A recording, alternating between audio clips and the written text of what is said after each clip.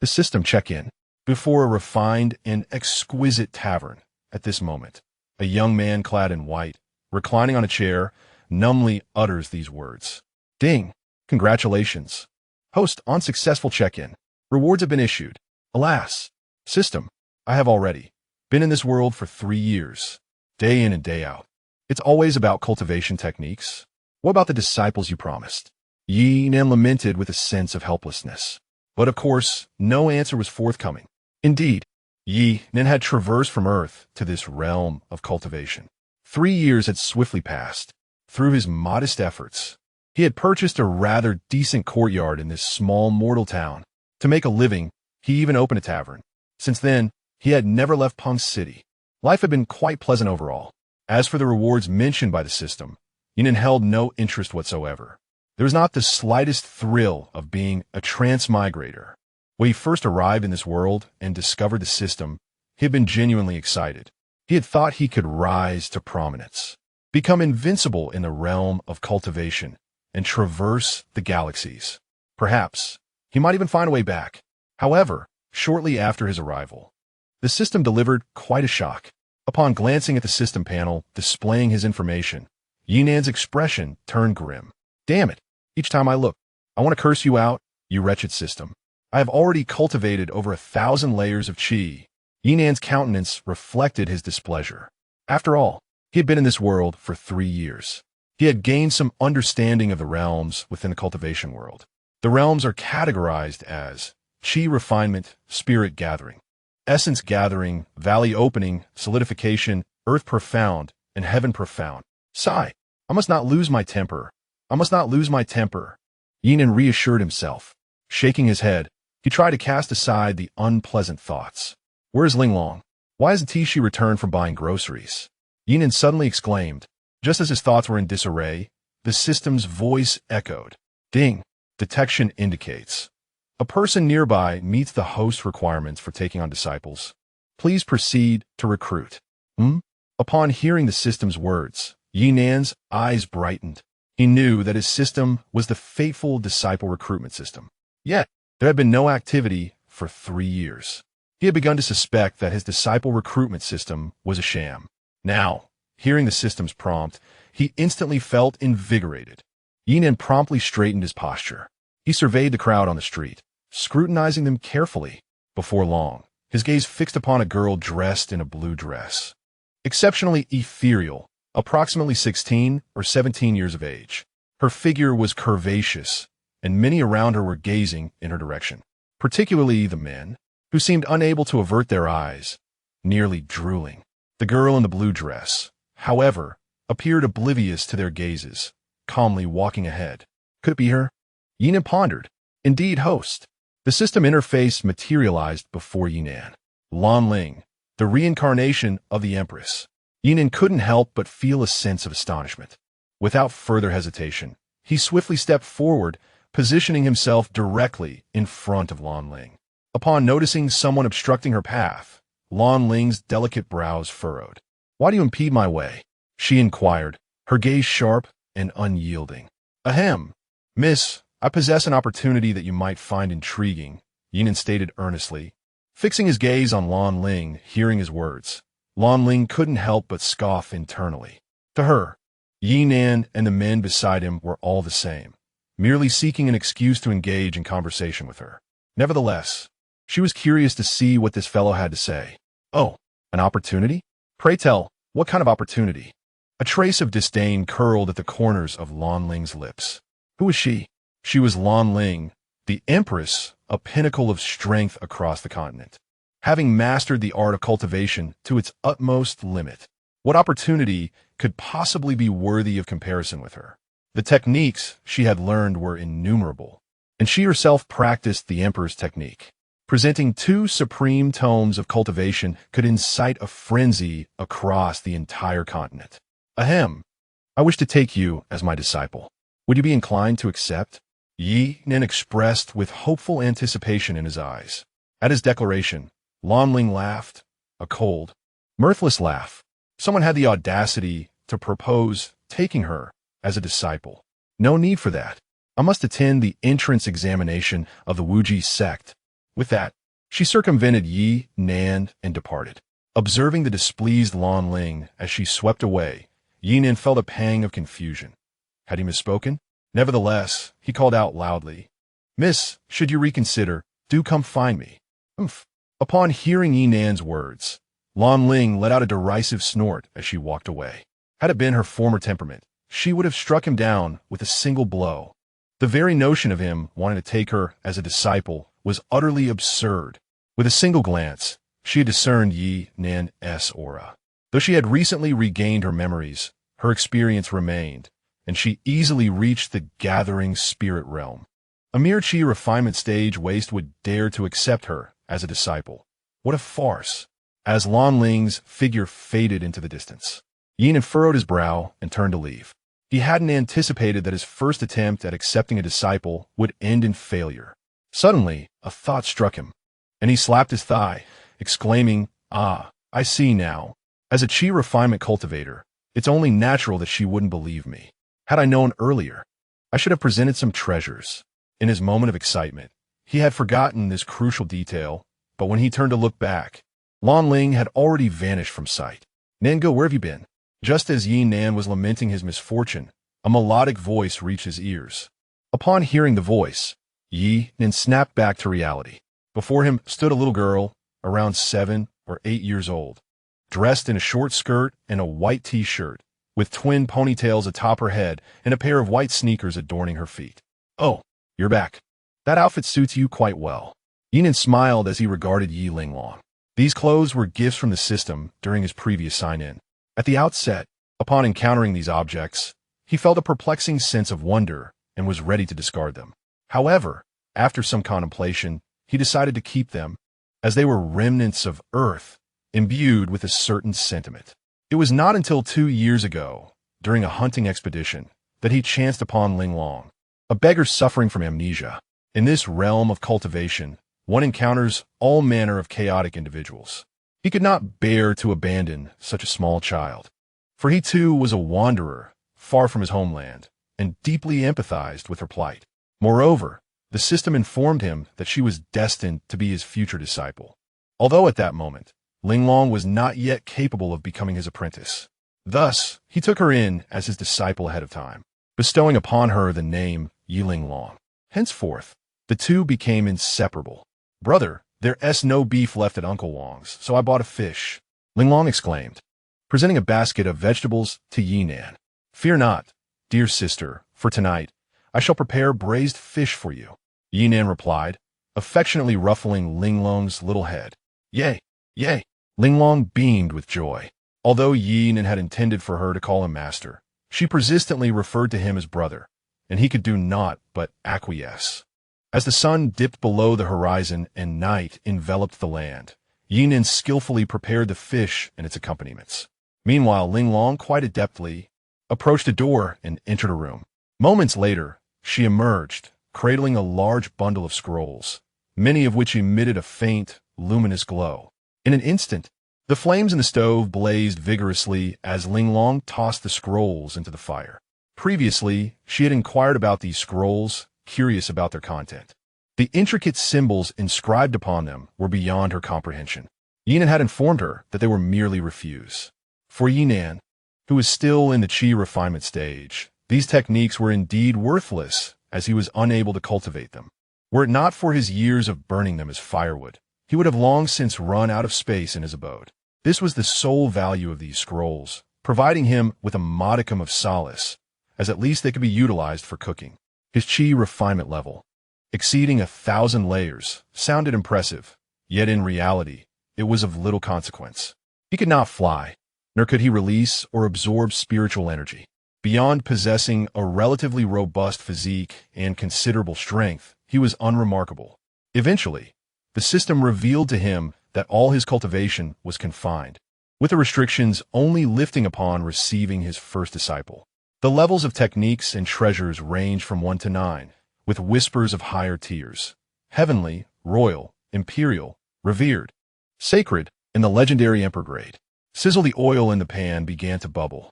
Ye Nan then placed the fish into the hot oil, and immediately, an enticing aroma filled the air. "How delightful!"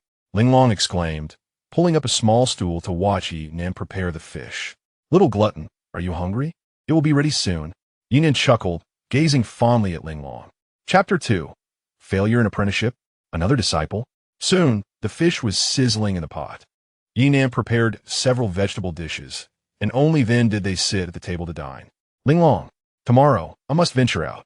You shall remain at home. Do you understand? Ye Nan said while serving the food. Brother Nan, can't I accompany you? Ling Long gazed at Ye Nan with her large, expressive eyes. Absolutely not. It's not merely a leisure trip. The journey is rather long, and I do not wish to tire you, Ye Nan replied. Brother Nan, I am not afraid of fatigue, Ling Long insisted earnestly.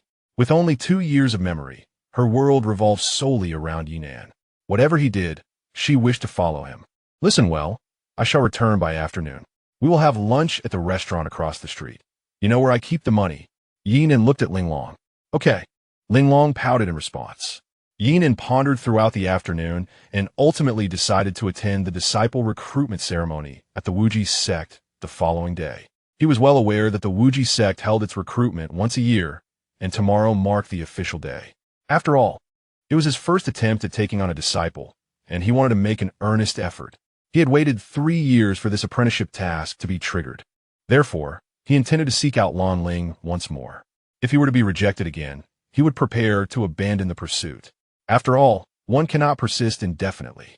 He had already traveled such a distance for this opportunity. If Lan Ling remained uninterested, he would not force the matter.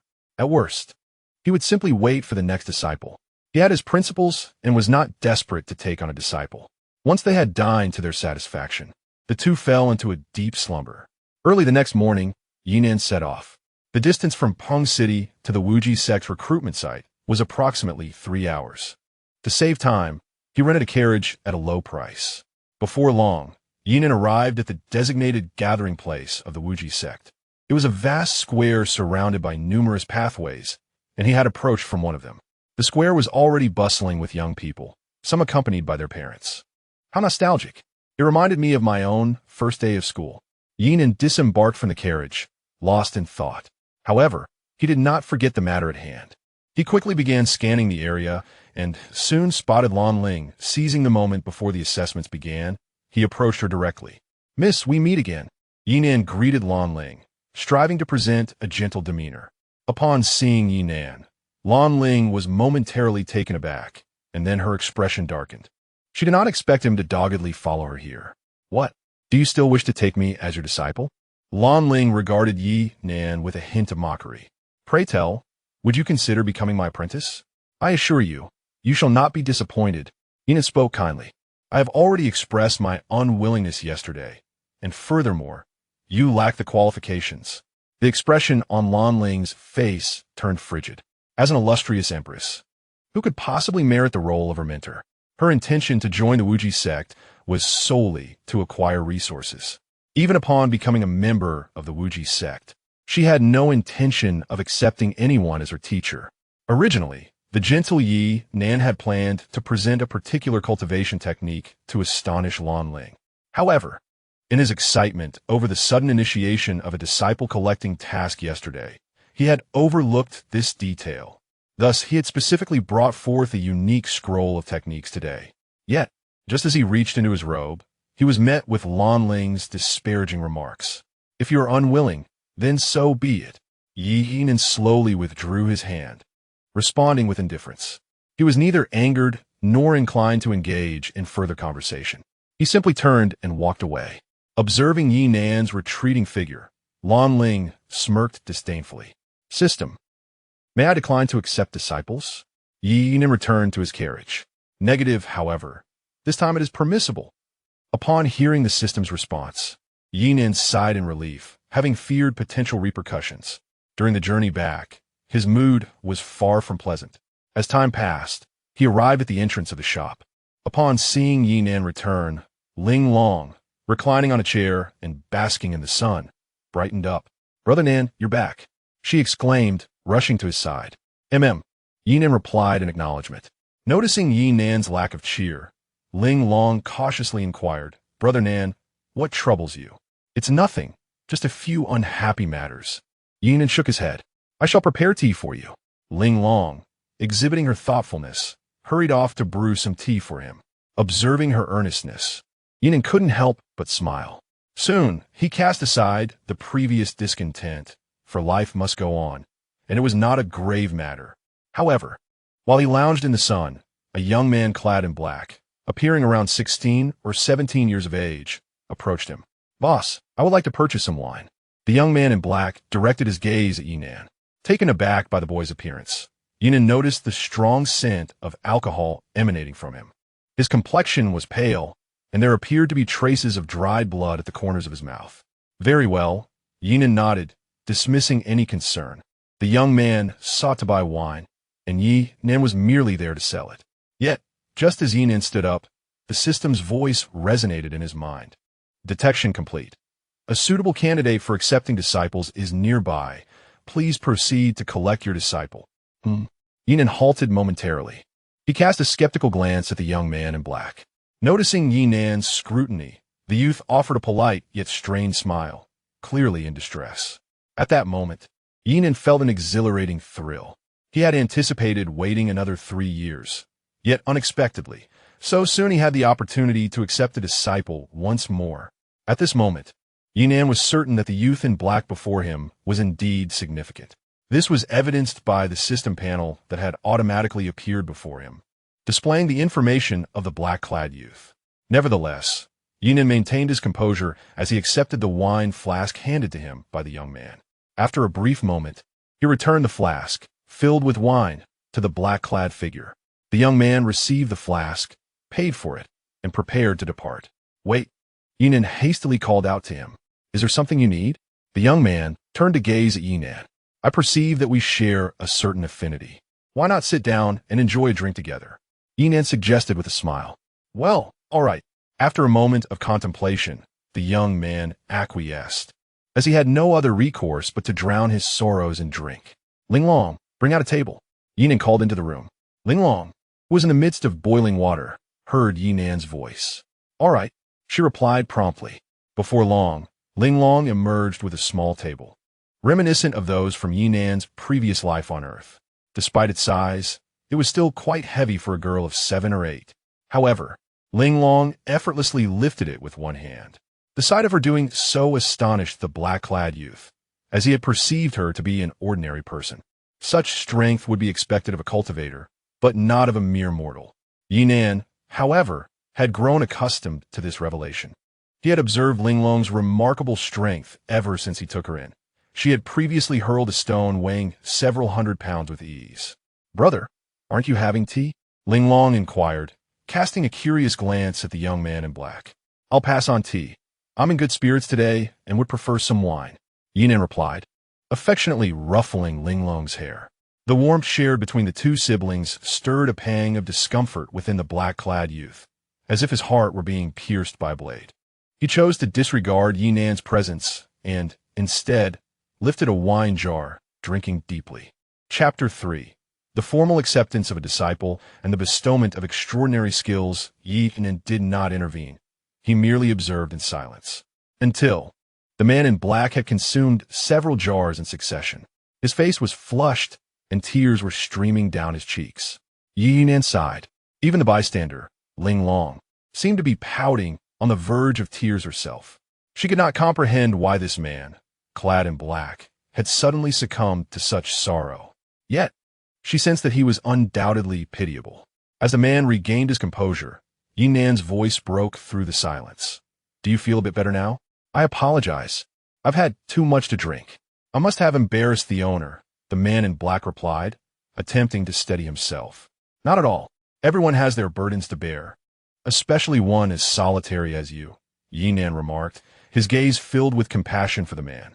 Initially, the intoxicated man paid little heed to Ye Nan's words. However, moments later, he abruptly rose, his demeanor shifting to one of caution as he scrutinized Ye Nan and demanded, "Who are you?" The sound of his wine jar shattering on the ground echoed through the air. Ye Nan had been the one to offer him drinks. They were strangers, and in his inebriated state, he had not given it much thought.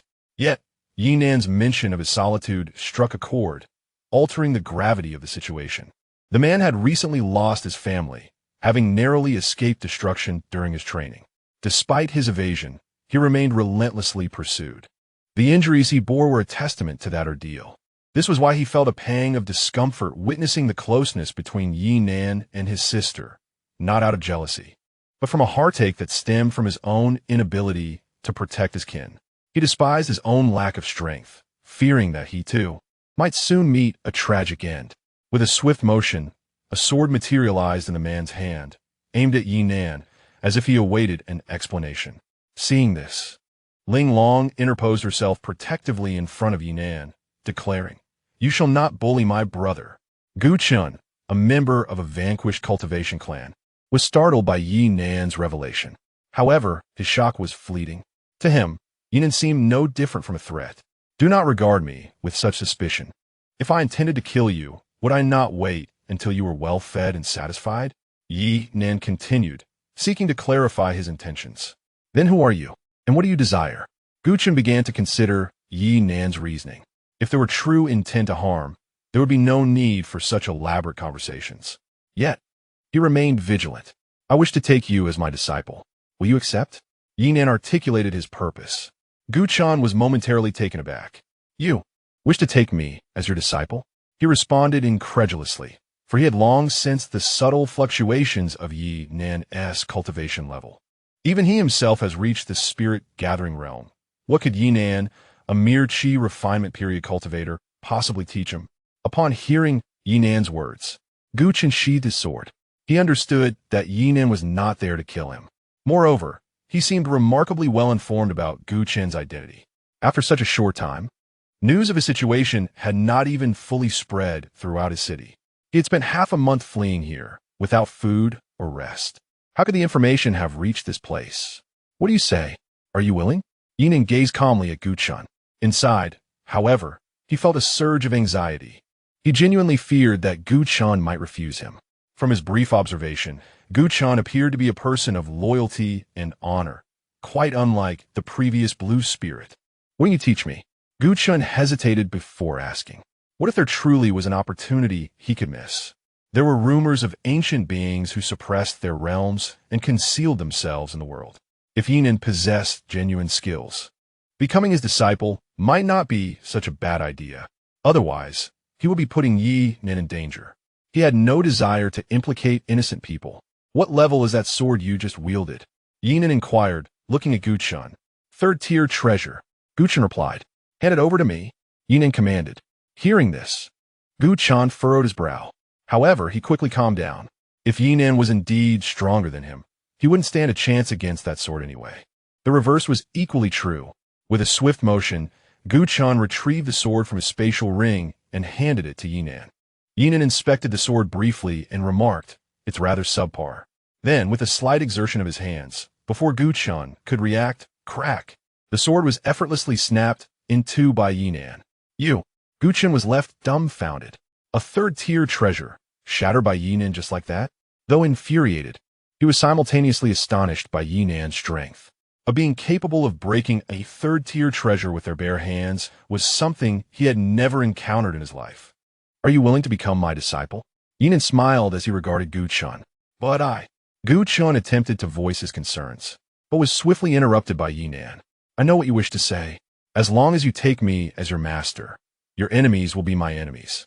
A true man should not be timid. Upon hearing Ye Nan's words, Gu Chun felt a tremor in his heart. Thud! Disciple Gu Chun pays respects to master. Gu Chun immediately knelt and bowed his head several times. "Ha ha ha! Good disciple, rise quickly." Ye Nan felt a wave of relief wash over him. He was genuinely elated at that moment. Beep! Congratulations to the host for successfully accepting a disciple. Reward: 10,000 levels of chi refinement and removal of host restrictions. Beep! Congratulations to the host for unlocking the extraordinary skill, Eye of Illusion, and activating the disciple Gu Chun's special physique, Diamond Body, as well as unlocking the extraordinary skill 123 Wooden Man. Beep! Due to the host's first successful disciple acceptance, all disciples' cultivation speed is doubled. Currently, at 200 times. Upon hearing the system's words, Ye Nan's expression darkened, and he thought to himself, well, this is truly outrageous. It has just added another 10,000 layers. A special physique, I can comprehend, but what on earth is this 1, 2, 3 wooden man nonsense? Ye Nan mentally inquired of the system. To the host, as long as you shout the slogan and remain motionless, you will enter a state impervious to any attacks. What? Is it really that remarkable? System, you are showing favoritism. Hurry, hurry and grant me one as well. Ye Nan's excitement was palpable. However, after shouting for a considerable time, the system remained unresponsive. Noticing the system's silence, Ye Nan could only curse inwardly. Damn system, puffed. Yet, in the next moment, Ye Nan felt a slight pressure in his eyes, though it lasted merely an instant. Observing the myriad expressions on Ye Nan's face, Linglong was somewhat accustomed to it. On the other hand, Guchun appeared increasingly perplexed. Master, what is the matter? Guchun waved his hand in front of Ye Nan's face. Ah, it's nothing, just pondering a few matters. As you are my second disciple, I do not possess anything to gift you, so go ahead and select some techniques and weapons for yourself. Ye Nan promptly shifted the topic. This is your senior sister, named Yi Linglong. Ye Nan then looked at Linglong beside him and said, Linglong, please take your junior brother to have a look. Upon hearing Ye Nan mention techniques and weapons, Guchun felt a flicker of excitement. However, upon encountering the exceedingly ordinary dwelling before him, his enthusiasm waned. In his understanding, valuable items would always be kept on one's person. Moreover, techniques and weapons casually placed in a residence of mere mortals could not possibly be of good quality. Nevertheless, he did not dwell on it further. Now that he had become a disciple, he could only accept it. Oh, hearing Ye Nan's words, Linglong reluctantly led Guchun inside. She was well aware that the individual before her had just pointed a sword at her brother Nan. Wait a moment, I almost forgot. I shall teach you a secret. Ye Nan mysteriously approached Guchun. Please instruct me, master. Guchun listened respectfully. In the future, if you encounter an insurmountable opponent, simply shout 1, 2, 3 wooden man and then remain stationary. Ye Nan elaborated on the extraordinary skill. Chapter 4. The astonished Guchun. What on earth? Guchun was utterly bewildered. He had anticipated that Ye Nan would impart some profound wisdom. Yet this was the outcome? A mere game of 1, 2, 3 wooden man? Instantly, his expression darkened. He began to suspect that his master might not be entirely right in the head. Nevertheless, he refrained from voicing his doubts and respectfully uttered, Thank you, master, for your teachings. Now, go and select your martial arts techniques and weapons. Ye Nan nodded in satisfaction and returned to his reclined position at the entrance of the shop. Subsequently, Linglong led Guchun towards the chamber where martial arts techniques were stored. As they stepped inside the tavern, Guchun, seemingly by chance, cast a glance at the stove where water was boiling. He paused, approaching the stove. His attention was drawn not to the stove itself, but to the object engulfed in flames. It was a scroll radiating a mesmerizing glow. Guchun frowned, recognizing the scroll as familiar, and slowly drew closer. Upon inspection, he understood why it seemed so recognizable. This was a scroll utilized by cultivators to store martial arts techniques. Moreover, the scroll that was currently burning and the luminous aura emanating from it left him in shock. For techniques that possessed such a glow were undoubtedly formidable. Even his former family had never possessed scrolls of this caliber. In the past, he had been fortunate enough to witness a royal-level technique, yet it lacked any such glow. Oh no, how could it be burning? Guchun hastily reached beneath the kettle, extracting the scroll that was now reduced to a charred remnant. His hand was burned, but he paid it no mind. He carefully laid the scroll on a nearby table. Linglong, observing him, wore a puzzled expression. What a waste. Guchun's face was a portrait of displeasure. However, when he unfurled the remaining half of the scroll, he was rendered speechless. What he saw were the words saint-level technique. There seemed to be a name following it, but it was charred beyond recognition. This was a saint-level technique. A saint-level technique. Alas, what a pity. Guchun sank to the ground, his complexion pale, consumed by rage. A saint-level technique used to boil water? What sort of person could conceive such an atrocity? In the outside world, a saint-level technique would incite a bloody storm. Moreover, Acquiring one was no simple task. He felt an urge to curse and even to commit violence. Yet, after a long while, he merely sighed. The technique did not belong to him, and he had no authority over its fate. However, he could not quell his indignation. He believed that Ye Nan, in his ignorance, had stumbled upon a saint-level technique. After all, how exalted and unattainable such techniques were. Each one that appeared would spark bloodshed. "What are you doing?" Linglong frowned at Guchun. "Nothing. Please continue leading the way, senior sister," Guchun replied weakly. Soon, the two arrived before a door. "Just go inside and pick for yourself."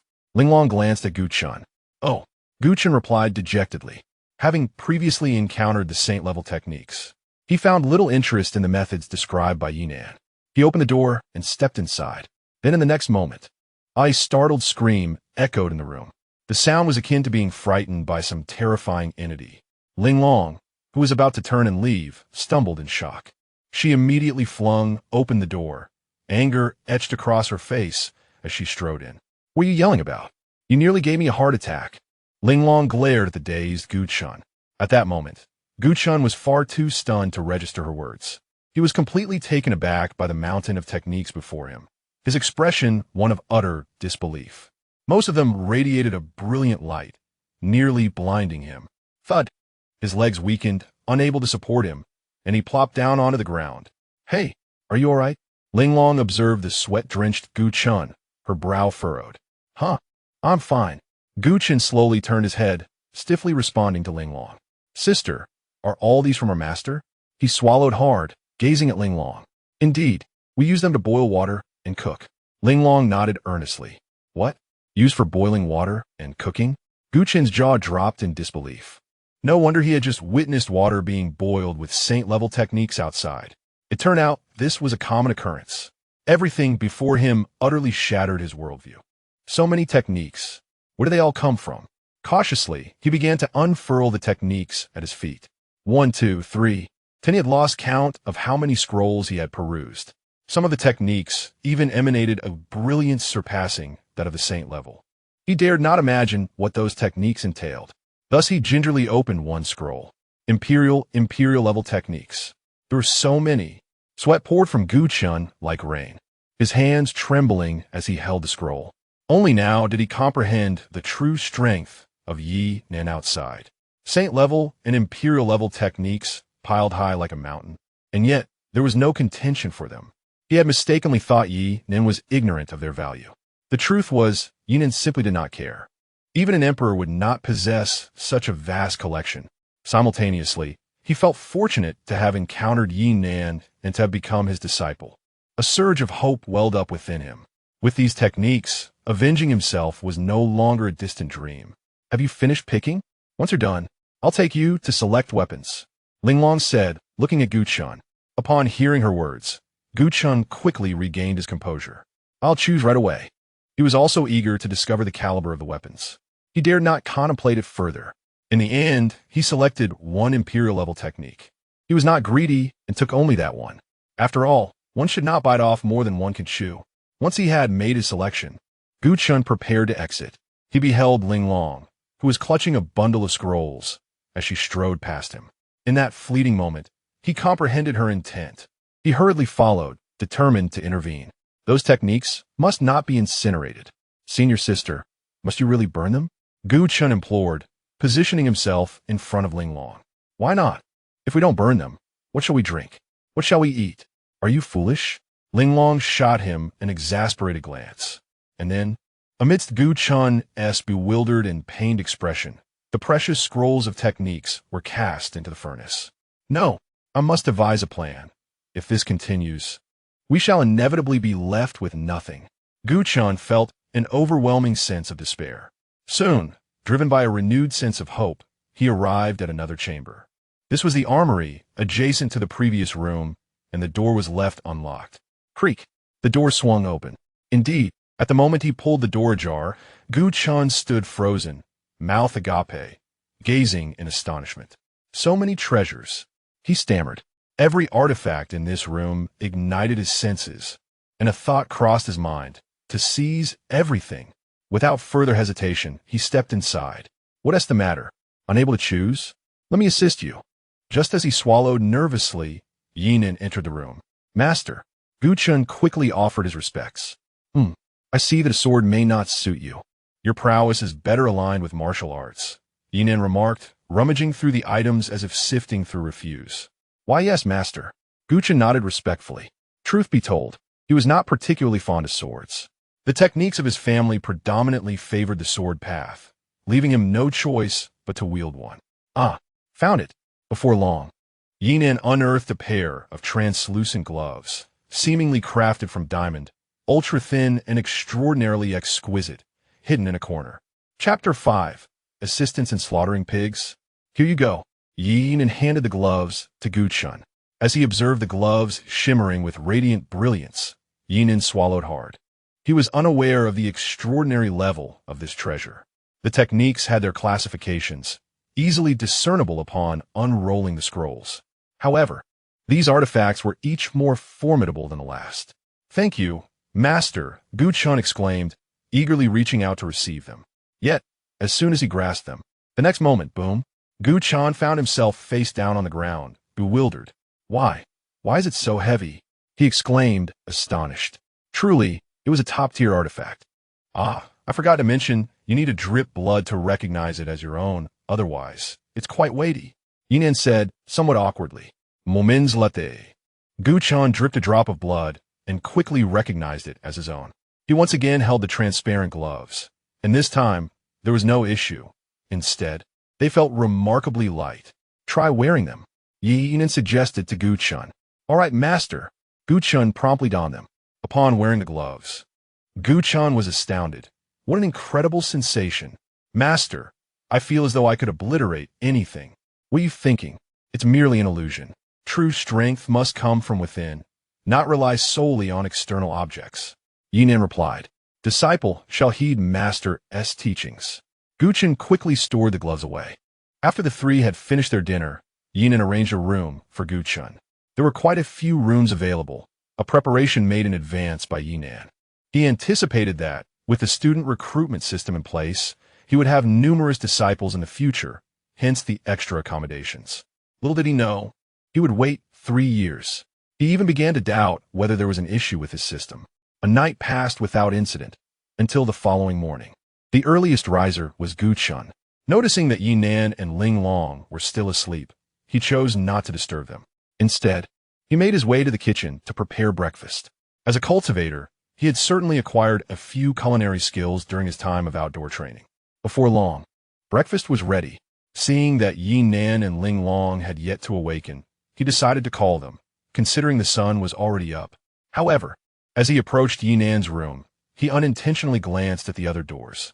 Initially, it was just a casual look, but unexpectedly, Gu Chun's footsteps halted. He stared at the room adjacent to the weapons and techniques chamber. There was nothing particularly remarkable about it.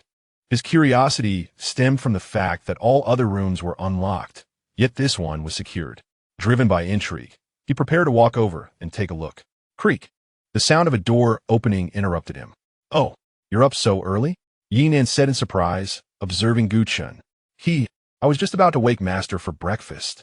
Gu Chun replied with a cheerful smile. You can cook? Now I am quite curious to taste it. Ye Nan remarked, even more astonished to learn that Gu Chun had prepared breakfast. I shall fetch the bowls and chopsticks right away.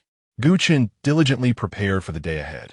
Ye Nan, without hesitation, made his way to Ling Long's room, lifting this little sloth out of bed. However, Ling Long wore a reluctant expression, still yearning for the natural awakening of slumber. The three companions gathered around a table to partake in breakfast. It was acceptable, yet there remained ample room for improvement in culinary skills. Ye Nan took a few bites, nodding appreciatively. Thank you for the praise, Master. Gu Chun replied, somewhat taken aback by the compliment. Master, I have a matter I wish to inquire about, Gu Chun eventually voiced. Feel free to ask, Ye Nan replied nonchalantly as he continued to eat. Gu Chun recounted his experience from the previous night's training, expressing his astonishment at the remarkable acceleration in his cultivation speed compared to before. Just a few days prior, he had only ascended to the gathering spirit realm, and now, after merely an hour of practice last night, He had directly reached the third level of gathering spirit. He understood that such rapid progress was indeed abnormal. Cultivation, akin to drinking or eating, required gradual effort. Typically, a practitioner of the gathering spirit realm would need several months, even with considerable talent, to achieve such progress, some even longer. Do not worry. Focus on your cultivation. You possess innate talent, and I have modified your physique, allowing your cultivation speed to increase slightly, Ye Nan reassured him. What? Modified? Guchen was taken aback. When had Ye Nan made such alterations? He had felt nothing. Simultaneously, he was awestruck by Ye Nan's formidable strength. No wonder his cultivation speed felt so extraordinary. Who would believe such a tale? Master, what realm of strength do you possess? Guchen could not accept that Ye Nan was merely at the qi refining stage. Qi refining? What's it to you? Ye Nan replied with an indifferent tone. It's nothing. I was merely curious. Guchen chuckled awkwardly. He certainly did not believe Ye Nan's words. Could someone at the qi refining stage possess such abilities? When Ye Nan chose not to elaborate, Guchen dared not press further. Master, after we finish eating, I wish to venture into the Yao mountain range for some training, Guchen stated, looking at Ye Nan. He had not forgotten the deep-seated blood feud he carried. Remaining idle would not suffice. Very well. Just be cautious. Ye Nan nodded in agreement, understanding Guchen's concerns. While he could easily assist Guchen in avenging himself, he believed it best for Guchen to handle such matters personally. Mismanagement of such hatred could lead to lingering emotional scars. Thank you, Master. Guchen had anticipated Ye Nan's refusal. Return promptly. Ye Nan nodded. The Yao mountain range was not far from Peng City, merely about 100 miles away. However, the vastness of the mountain range concealed formidable beasts at its core.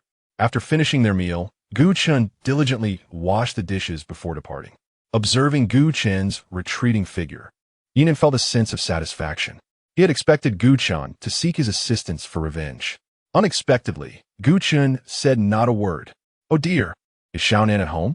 At that moment, a woman approached him. Aunt Wang, are you here to buy some wine? Ye Nan inquired with a smile. Indeed, I am here to purchase some wine. And by the way, my family is butchering a pig. Could you lend a hand? Aunt Wang spoke with a familiarity that made her seem quite at ease. Oh, butchering a pig? Sure. Ye Nan did not decline. After all, they were neighbors. And when he first arrived in this world, these neighbors had been quite helpful to him. Linglong, keep an eye on the shop. I'm stepping out to assist.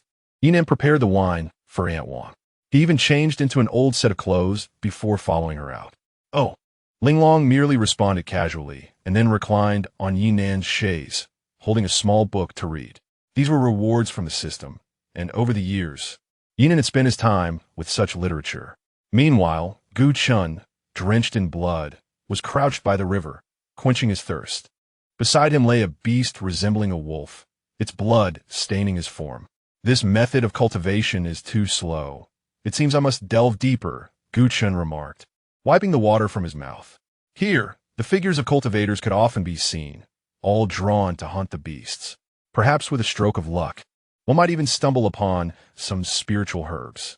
These could be sold for a measure of spirit stones. Chapter 6. Bully my brother Nan? I shall vanquish you. Spiritual stones are not only excellent resources for cultivators, but also serve as the currency of this world. The grades of spiritual stones are classified as superior, intermediate, and inferior. The higher the grade, the more effective the cultivation. Without further hesitation, Guchen grasped the sword in his hand and ventured deep into the mountains. This sword was also selected from his warehouse, for his current cultivation level was rather low. The gauntlets he possessed were too formidable to be used casually. Otherwise, at his current level, he might fare well against cultivators of the same realm. But should he encounter those greedy and powerful cultivators, he would find himself in dire straits, alone and vulnerable. Nevertheless, the sword he wielded was extraordinary. It was a black longsword, marred by patches of rust. At first glance, it appeared to be forged from ordinary steel, yet its sharpness was truly fearsome. Evidence of this could be seen in the beast on the ground, cleaved in two by a single strike, showcasing the sword's lethal edge. This was precisely why Guchen had chosen it. It would spare him considerable trouble. He planned to commence his training in martial arts upon his return. Just as Gu Qin departed, two young individuals arrived at the scene. A beast from the gathering spirit realm lay slain. The young man gazed at the beast's corpse, sensing the presence of a formidable expert. This beast was dispatched with a single strike. He remarked, continuing, "Let us leave. There is nothing more to see." At that moment, the young woman spoke up. If Ye Nan were present, he would surely recognize her. She was none other than Lan Ling, the girl whom Ye Nan had failed to recruit as a disciple. "Very well, junior sister." The male cultivator nodded respectfully at Lan Ling's words. However, when he looked at her, a flicker of ardor glimmered in his eyes, though it vanished as swiftly as it appeared. Lan Ling, around 16 years of age and already in the gathering spirit realm, had once astonished the sect leader during her assessment. The sect leader had wished to take her as a disciple, but she had declined. Despite this, the Wuji sect continued to nurture her talents. Among the two, while the male cultivator had the highest cultivation level, he was already in his 20s, and thus could not compare to Lan Ling in status. They had come for training, particularly Lan Ling, who understood that only through combat could she rapidly enhance her skills. Whoosh! Two figures swiftly vanished into the depths of the mountains, heading in the same direction as Gu Qin. Meanwhile, on the other side, Ye Nan was at Aunt Wang's home, enjoying a communal feast. Several others were present, assisting in the pig slaughter. Ling Long was also there, for she would not miss the opportunity for a grand feast. The table was filled with laughter and conversation. "Xuanan, you're getting older. Why not find a partner? Shall I introduce someone to you? I think the girl from Old Chin's family would be a fine match," Aunt Wang said with a warm smile directed at Ye Nan.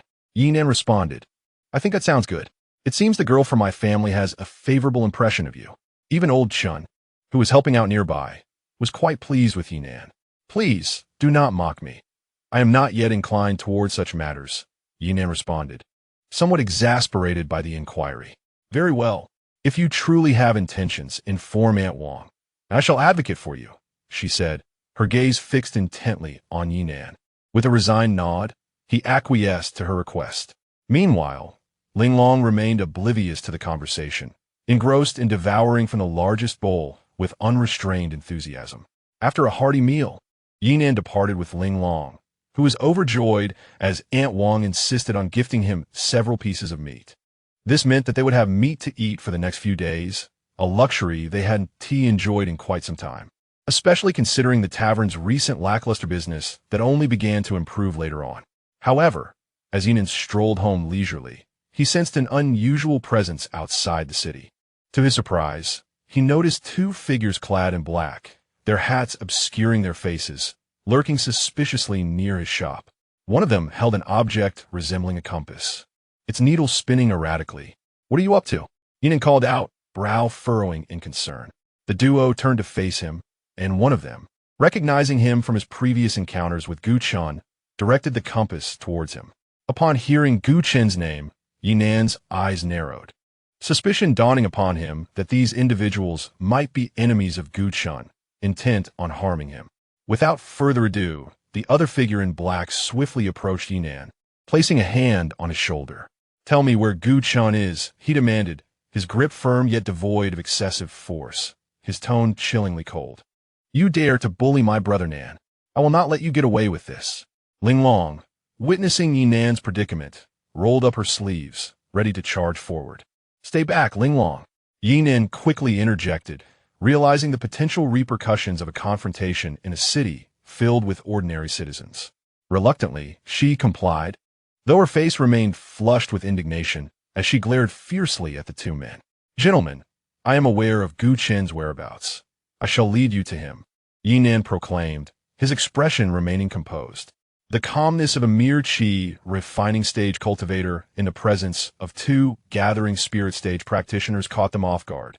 Yet they dismissed it, underestimating his capabilities.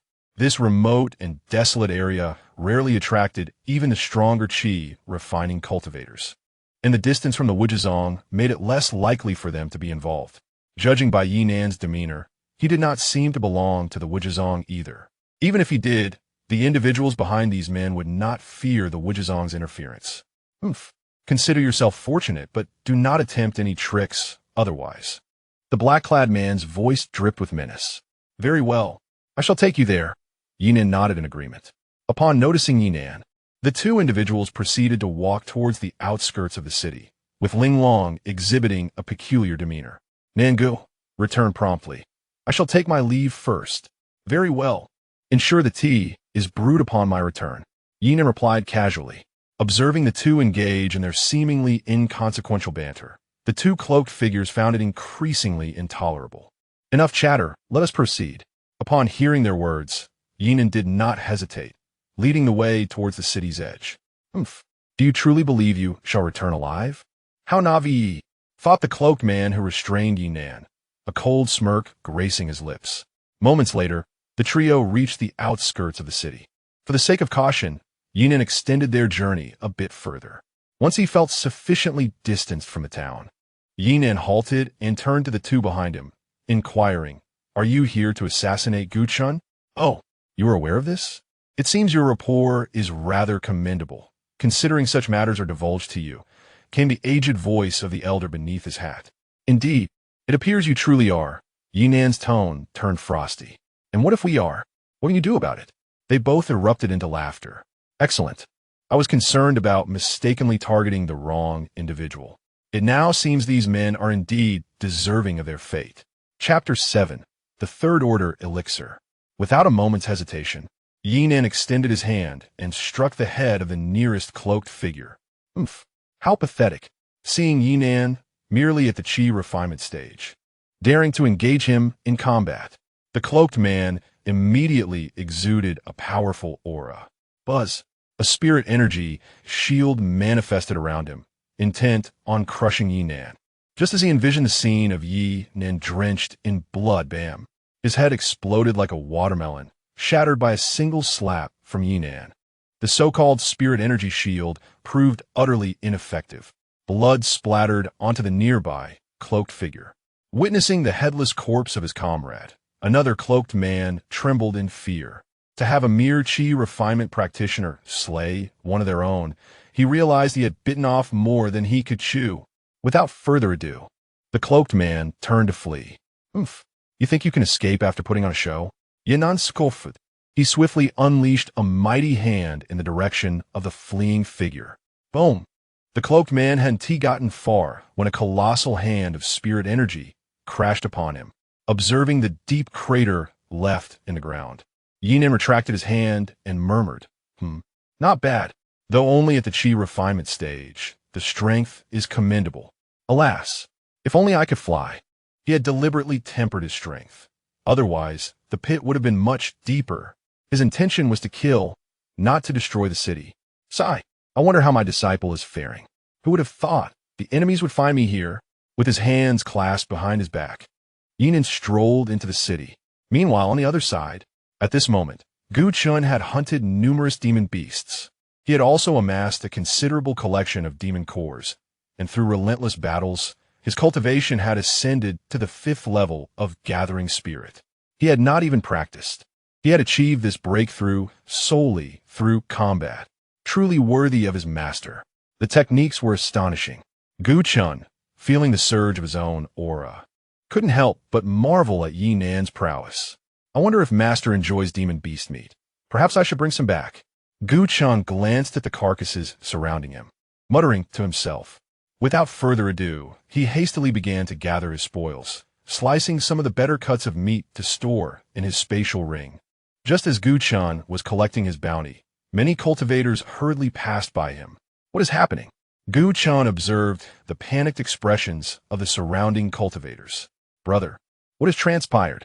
Gu Chun quickly grabbed the arm of a chi refinement practitioner and inquired. I heard there is a third order elixir not far ahead. We are all going to witness the commotion.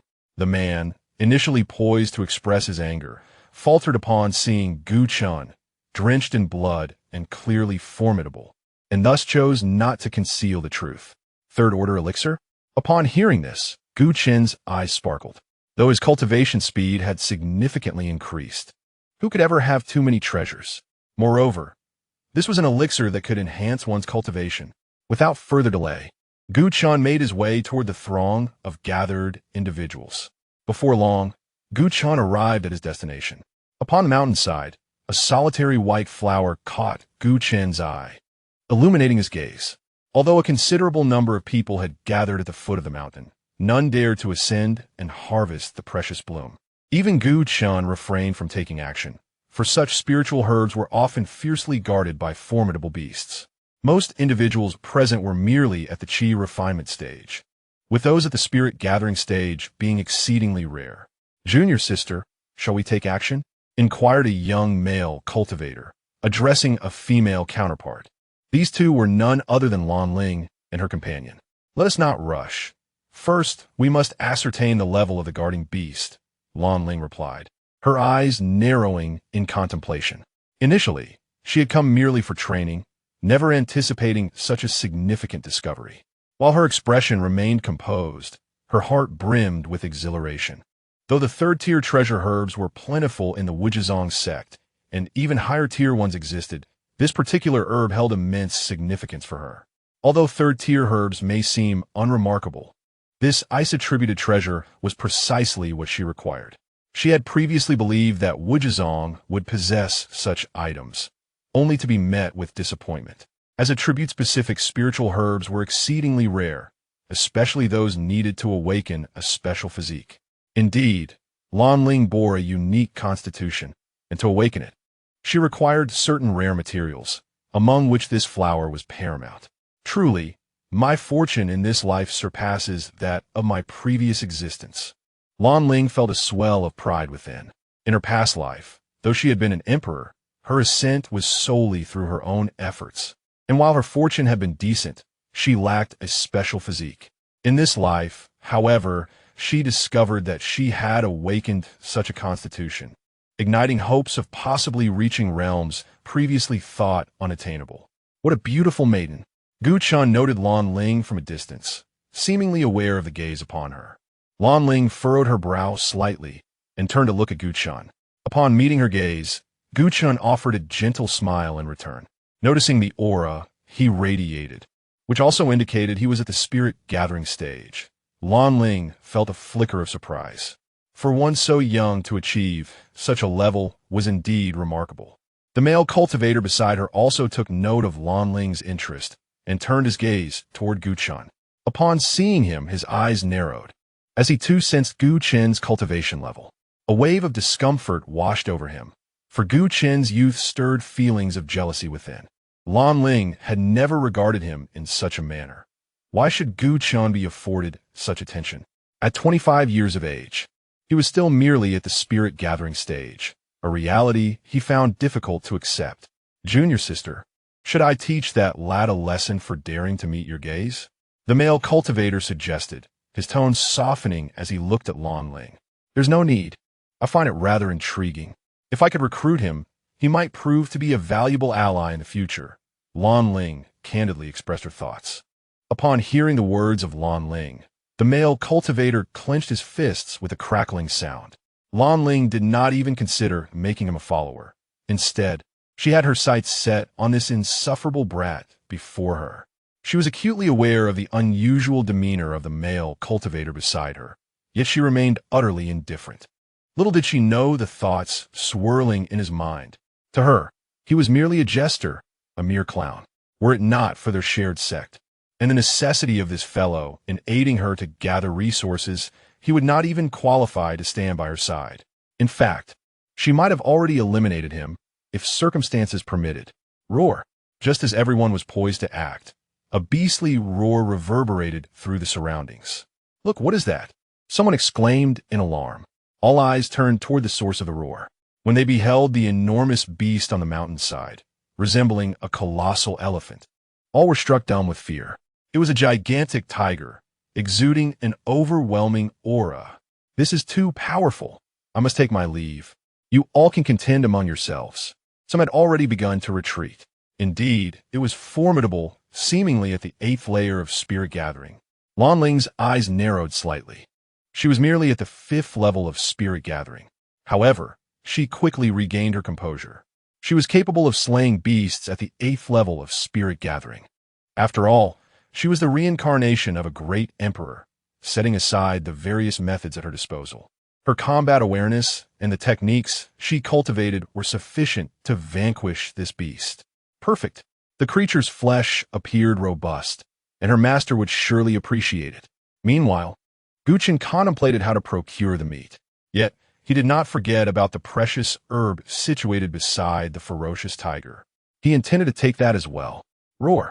The fierce tiger let out another roar towards the crowd below, seemingly attempting to intimidate them into fleeing. It had long set its eyes on this herb, which had only recently blossomed. It would not allow anyone to take it. Although there were some at the spirit gathering realm nearby, their levels were too low, and they dared not compete for it. Sister, I shall assist you in obtaining it, a confident male cultivator declared. He saw this as an opportunity to impress Lanling. He was well aware of the tiger's might, but considered himself a genius from the Wuji sect, capable of fighting above his level. Previously, he had defeated an adversary 2 levels higher than himself. Being at the 7th level of spirit gathering, he felt assured of victory. Then I shall rely on you. Senior brother, Lanling replied, her expression devoid of emotion. And no problem. It is my pleasure to help. The male cultivator was overjoyed to receive her gratitude. Without further ado, he drew his sword and, fueled by fervent passion, charged directly at the tiger, as if invigorated by an elixir. Why does that person seem so familiar? Someone pondered, gazing at the male cultivator with curiosity. Don't you know? He is a genius from the Wuji sect, came the response. Upon hearing this, everyone appeared enlightened. Guchen remained still, observing intently. I have a feeling this fellow is outmatched, Guchen remarked with a peculiar expression. Boom! As the crowd below watched, the battle halfway up the mountain erupted. The onlookers grew increasingly perplexed, for the male cultivator was being pushed back relentlessly, sustaining numerous injuries. Even he was bewildered. How could he not be holding his ground? This mighty tiger was effortlessly repelling him. Unforgivable! I will fight you! The male cultivator roared in fury, especially since Lanling was watching from below. However, the next moment, a scream echoed from the mountainside. Sister, save me. Ah! His cries were pitiful, as even his trousers were shredded by the tiger's claws. Upon hearing his desperate pleas, Lanling remained expressionless, showing no intention of aiding him. Everyone stared at Lanling in astonishment, including Guchen, who furrowed his brow at her. No one stepped forward to assist. Such was the cruelty of the cultivation world. Until the battle ceased, the male cultivator's cries fell silent, leaving only the great tiger to feast voraciously. Sigh, this is the fate of a sycophant. A male cultivator beside, Guchen lamented. Guchen glanced at Lanling again, his brows furrowing even deeper. Just moments ago, he had praised her beauty, yet now. Upon further inspection, a look of disgust marred his features. The callousness displayed by his companion, so readily abandoning their own, even neglecting the corpse, was truly chilling. In stark contrast, Lanling remained expressionless amidst the gazes surrounding her. To her, these individuals were mere ants, unworthy of comparison to someone of her reincarnated stature as a great emperor. Roaring, as if savoring the taste of flesh, the fierce tiger charged towards the crowd below. Panic ensued, and everyone scrambled to escape. With the tiger's formidable strength, a single bite would surely leave them bruised and battered. All fled in terror, save for 2 individuals who stood their ground, Lanling and Guchen. In a swift motion, they both sprang into action, not towards the menacing tiger, but towards the precious herb situated halfway up the mountain. Remarkable speed. Lanling was taken aback by Guchen's agility. However, as a reincarnated emperor, her capabilities were far from mediocre. Soon, both revealed their skills, racing towards the coveted herb. Meanwhile, the rampaging tiger had taken notice of their movements. With a deafening roar, it disregarded its prey and sprinted back towards them. Just as their hands were about to grasp the herb, a colossal figure loomed behind them. Instantly, they withdrew and turned to defend themselves. Boom! The force erupted, sending clouds of dust spiraling into the air. Even the trees bowed under the pressure.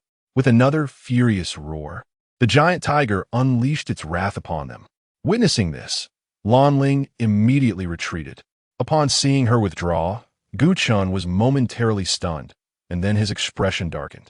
Lan Ling intended to reap the benefits of their struggle. Noticing Gu Chan's grim countenance, Lan Ling couldn't help but smirk disdainfully. Despite her youth, her mind was that of an ancient being. How could Gu Chan's adolescent intellect possibly compare to hers? Her intentions were transparent. She sought to benefit from the conflict, waiting for them to weaken each other before stepping in to claim victory. Even if Gu Chan were to falter, she would leverage her assistance as a means to subjugate him, confident he would choose life over submission. In her eyes, while Gu Chen's talent paled in comparison to her own, with proper guidance, he could still achieve remarkable feats. The thought of him serving her in the future brought her immense satisfaction. She even believed herself to be a child of destiny, reveling in her own cleverness and wisdom.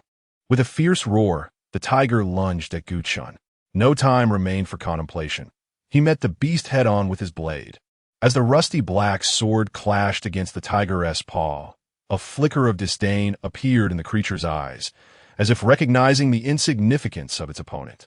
With a decisive strike, Gu Chen's blade met the tiger's paw with a resounding clash. Crack!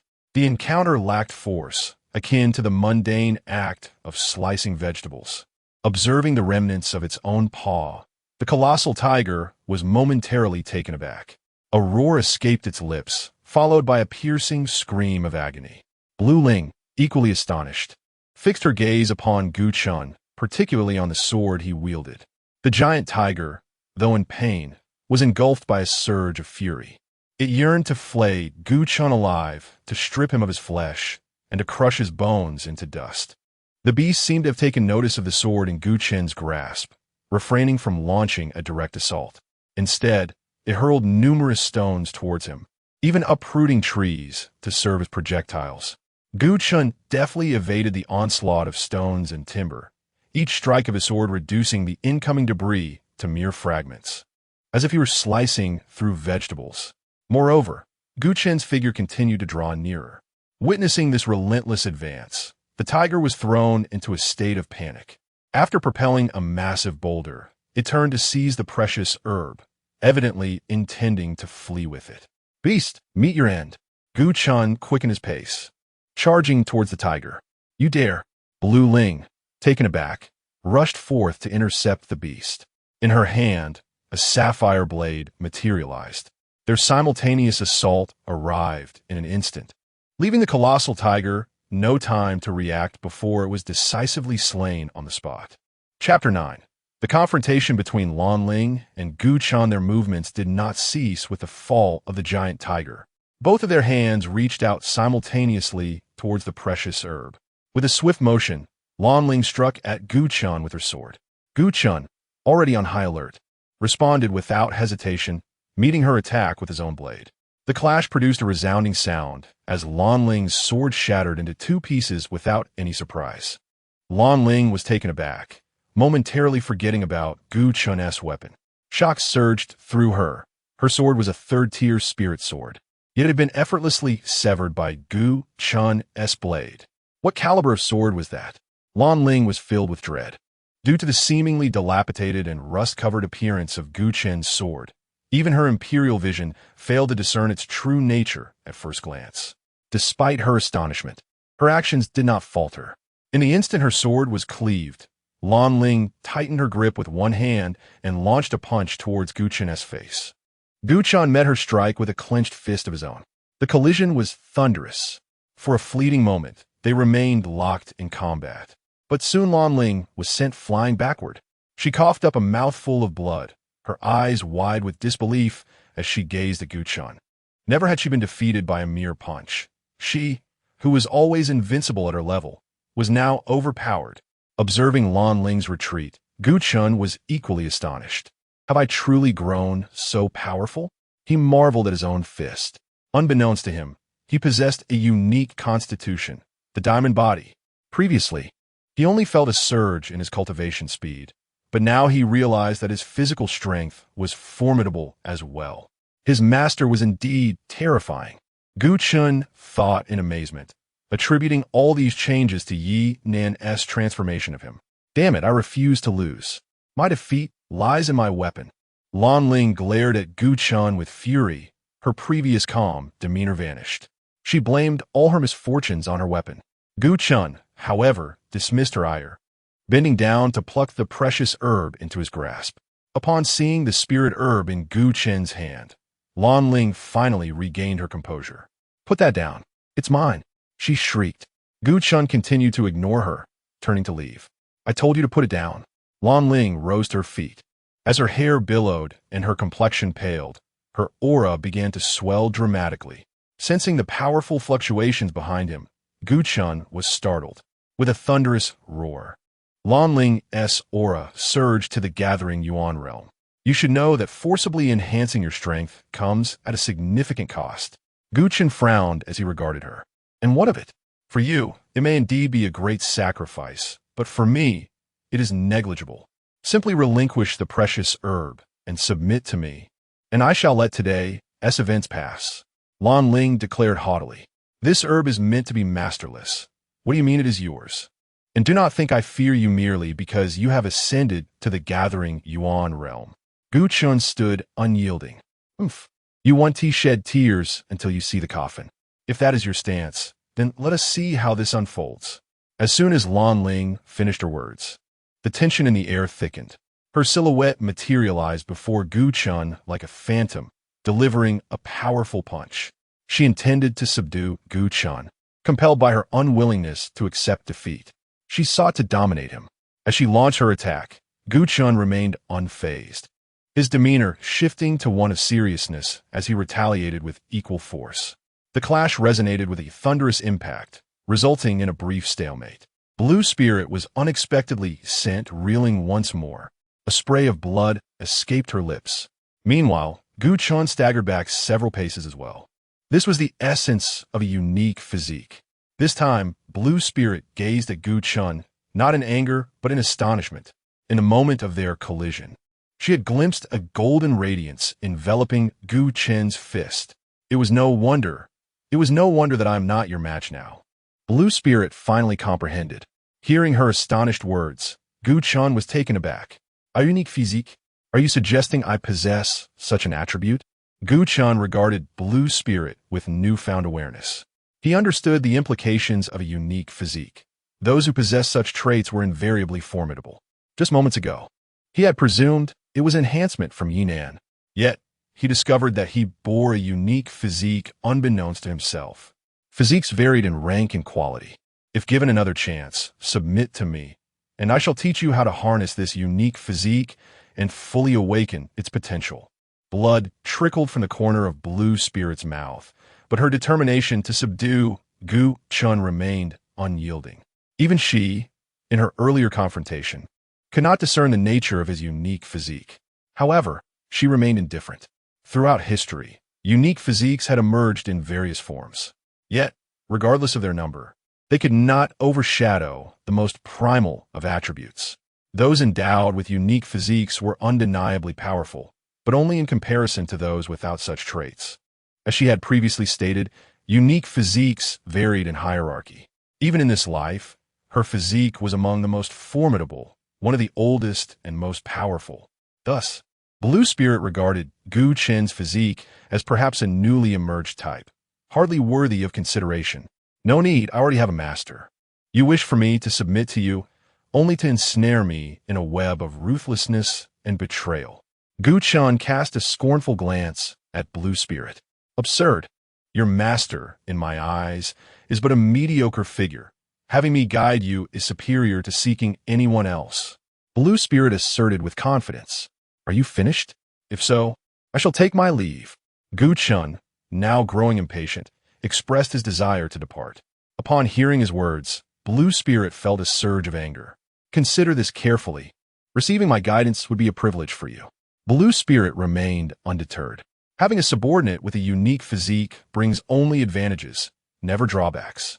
Observing Gu Chun prepare to leave with the precious elixir, still ignoring her, Blue Spirit could no longer restrain herself. She implored, "Can you spare the elixir? I am in dire need." "Absolutely not."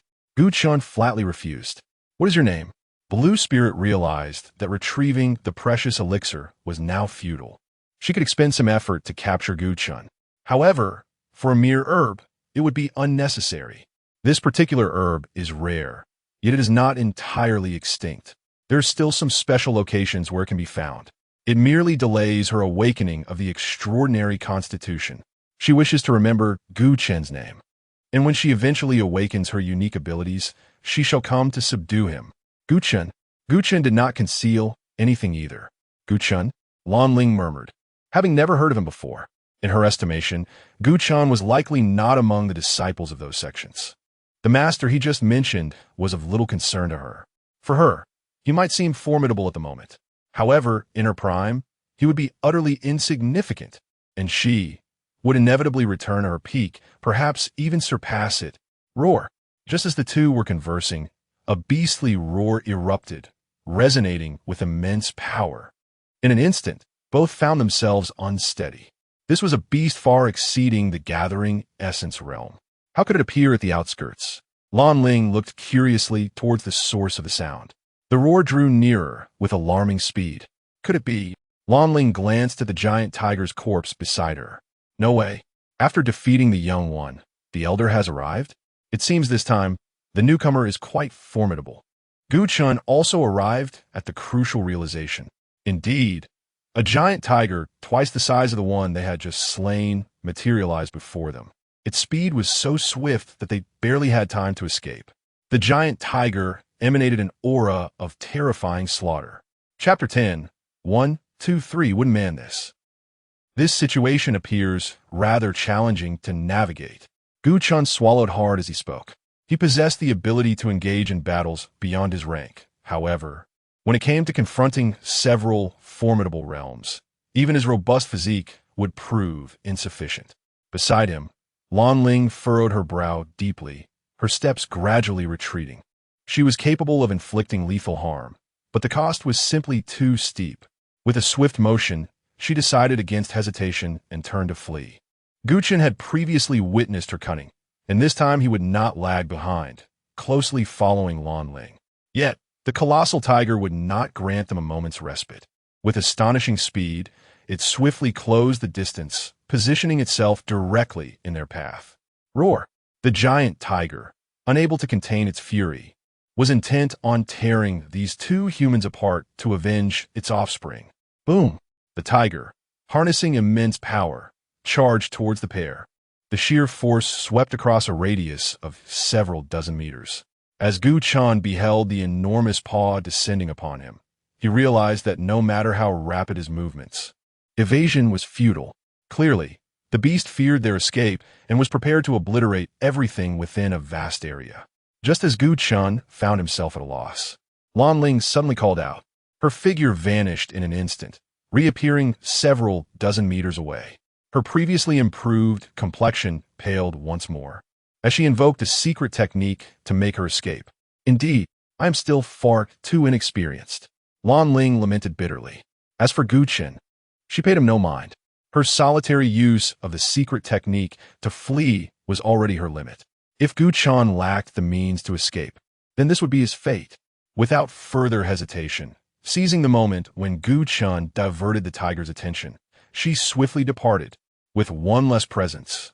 The tiger roared in rage, its aura growing even more tempestuous. However, the tiger's paw had already descended. One less target mattered not. It would first crush the one remaining. The overwhelming force bore down upon them, causing Gu Chen's body to stoop under the pressure. Damn it! Gu Chen's eyes were bloodshot as he summoned all his strength to withstand the onslaught. Yet, it was futile. Even blood began to trickle from the corner of his mouth. I cannot perish here. I have yet to exact my vengeance. Gu Chun howled in desperation. Just as he felt he could hold on no longer, a fleeting image of Ye Nan flashed through his mind. Damn it! I'll go all out. After all, we are bound for death. Gu Chun snarled ferociously. No longer resisting, he let his arms fall to his sides. In that very instant, he shouted, 1, 2, 3. What man? His body became still, devoid of any resistance. The tiger's paw descended in an instant. Boom! A thunderous explosion echoed. Gu Chun glanced to the side of a small grove that had been utterly decimated, swallowing hard. At this moment, the giant tiger was momentarily taken aback. Did it miss? However, it paid little heed, raising its paw once more to deliver another strike. In that moment, it finally saw clearly. As the tiger's paw approached Gu Chun, it instinctively changed direction. Even the power within the paw seemed to veer away from him. Gu Chun was utterly astonished. He had never heard of such an outrageous secret technique before. Roaring in frustration, the gigantic tiger unleashed its full might in an attempt to strike Gu Chun, with explosive sounds echoing as trees crashed down around them. Moments later, the immense creature's legs trembled with exhaustion, glaring furiously at the unharmed human before it. It was enraged and baffled, unable to comprehend why it could not land a blow on this elusive figure. Seeing that the tiger had ceased its assault, Gu Chun breathed a sigh of relief and remarked, "You're not attacking anymore? If that is the case, I shall take my leave." With that, he darted a few steps away. However, the tiger swiftly retaliated, bringing down its paw once more. 1, 2, 3, wooden man. Gu Chun froze in place again. Another explosion rang out as yet another cluster of trees fell nearby. Realizing that the tiger had no intention of letting him escape, Gu Chun's expression turned grim. He could not remain in this standoff indefinitely. The tiger seemed to recognize its inability to harm Gu Chun, choosing instead to fixate on him without further aggression. Damn it! Is it going to guard me forever? Gu Chun thought, feeling a sense of frustration. Just moments ago, he was impressed by the secret technique his master had imparted, but now he discovered a critical flaw. He had no means of escape. Thus, they remained locked in a tense gaze, neither daring to blink, one fearful of death, the other fearful of flight. The standoff extended into the following day, both parties exhibiting bloodshot eyes from the strain. Gu Chun felt utterly miserable. "Are you out of your mind? It was your child that attacked me first. Must I allow it to devour me?" He scowled at the tiger, unsure if it could comprehend his words. His grievances spilled forth as he recalled the woman, Lan Ling, who had put him in this predicament. "Damn that woman, just wait." Gu Chun seethed, cursing under his breath. He vented his frustrations, yet the tiger remained unresponsive.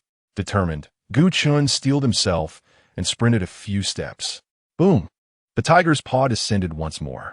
1, 2, 3, wooden man, he shouted. Indeed, the paw once again veered away absurdly. Witnessing this, Gu Chun felt a glimmer of hope, having forgotten this tactic in his fright the previous night. He dashed forward once more, and the tiger's paw continued to strike down. 1, 2, 3, wooden man. Gu Chun repeated his chant. Thus, amidst the furious onslaught of the giant tiger, he methodically made his way towards the mountain's edge. Uncertain of how much time had passed, Gu Chun finally arrived at the edge of the mountains.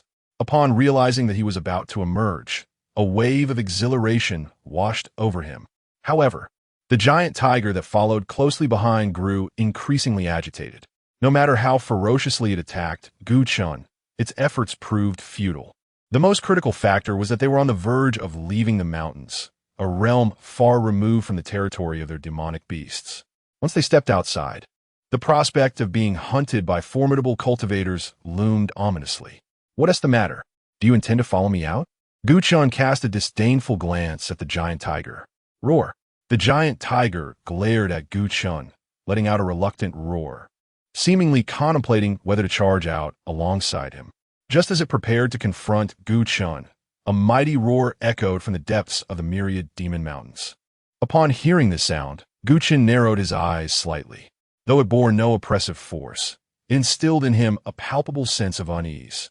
Faced with the beast's roar, the giant tiger could only retreat, albeit begrudgingly, casting lingering glances back, still harboring a desire to eliminate Gu Chun.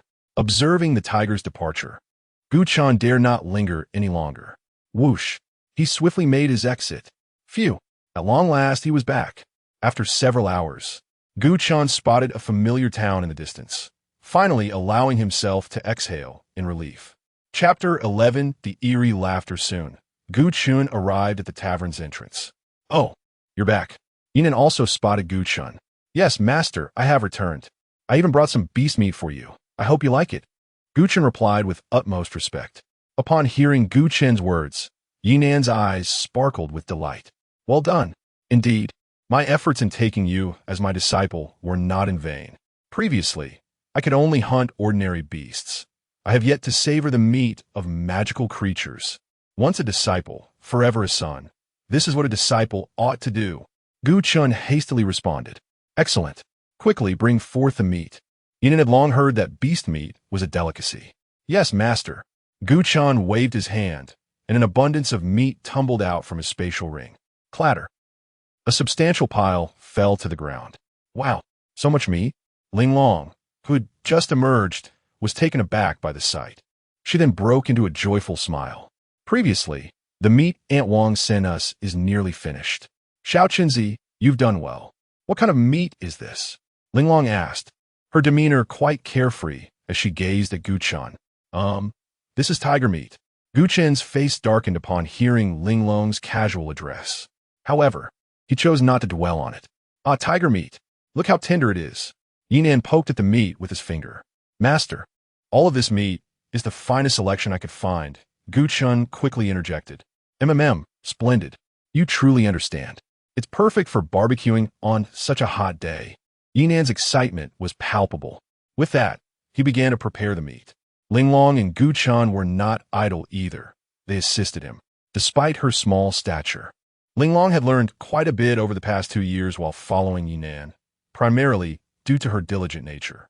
Ling Long, go fetch the grill. I will prepare the seasonings. Ye Nan instructed. Oh, Ling Long obediently went to retrieve the grill.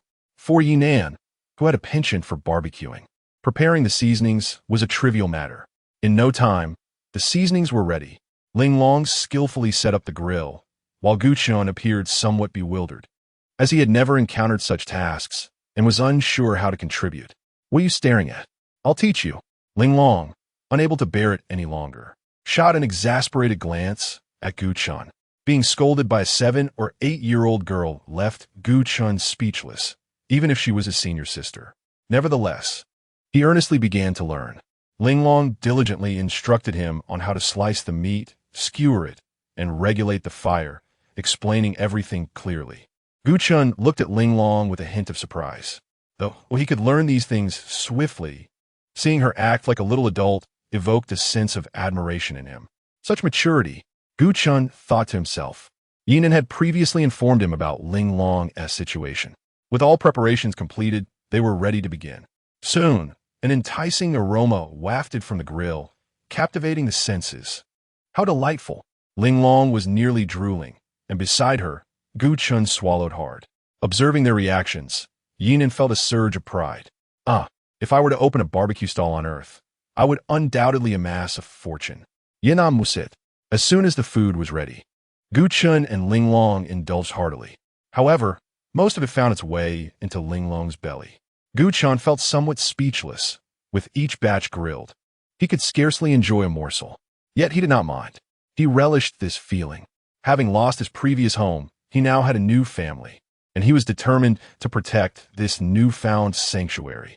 After a delightful feast, the group retired for the night, with only Gu Chun remaining awake to cultivate. As time passed, his cultivation level ascended rapidly, swiftly progressing from the 5th to the 8th stage of spirit gathering.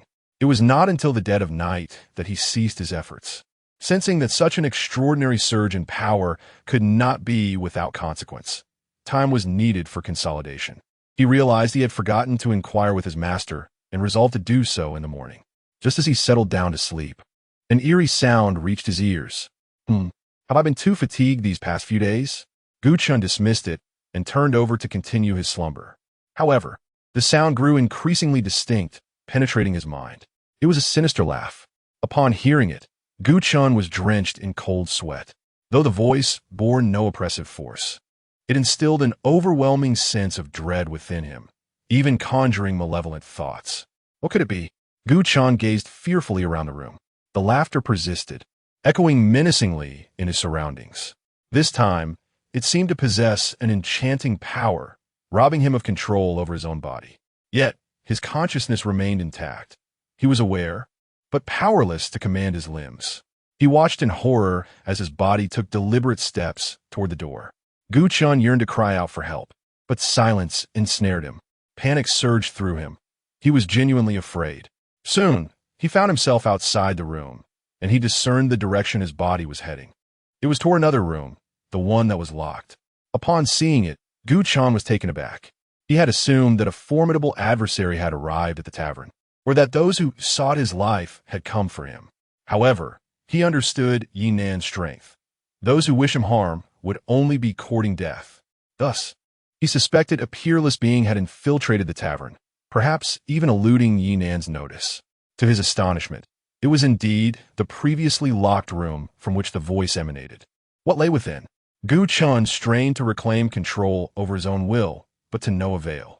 Meanwhile, in the other room, Ye Nan remained blissfully asleep, sprawled out in a deep slumber. Still laughing mischievously, it seemed as though she was immersed in an indescribable dream. Meanwhile, in another room, Ling Long curled up beneath the blankets, trembling with fear. Aside from Ye Nan, who was sleeping like a log, both Ling Long and Gu Chun heard that terrifying cry. It seemed to resonate with sheer dread. Without hesitation, Ling Long sprang out of bed and dashed to Ye Nan's room. "Brother Nan, something's wrong. That dreadful thing is laughing again." Ignoring how soundly Ye Nan was sleeping, she grabbed his hand and shook him awake. Ye Nan, lost in a spring dream, was ruthlessly roused by Ling Long. "Huh, Ling Long? Why aren't you asleep at this hour? What's going on?" He mumbled, groggy and displeased as he looked at her. "Brother Nan, that ghostly creature is laughing again." Ling Long's face was pale as she gazed at Ye Nan. Upon hearing her words, Ye Nan rubbed his eyes and finally noticed her frightened expression. "What is it that S laughing?" Ye Nan inquired with genuine concern, still trying to grasp the situation. "That room you locked up. Listen closely," Ling Long urged quickly. "What on earth?"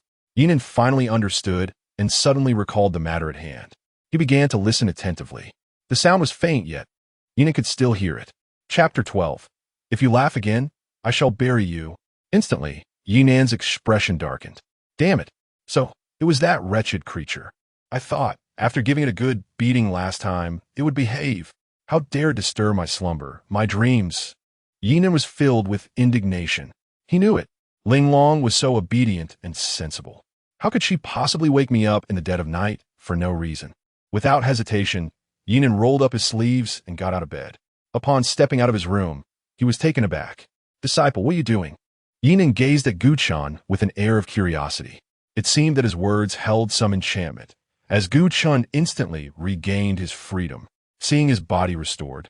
Gu Chun hurriedly approached Ye Nan. "Master, what on earth is locked inside? It's terrifying. I just lost control of my body." Gu Chun recounted the frightening experience to Ye Nan, still shaken. "What? How dare you lay a hand on my disciple?"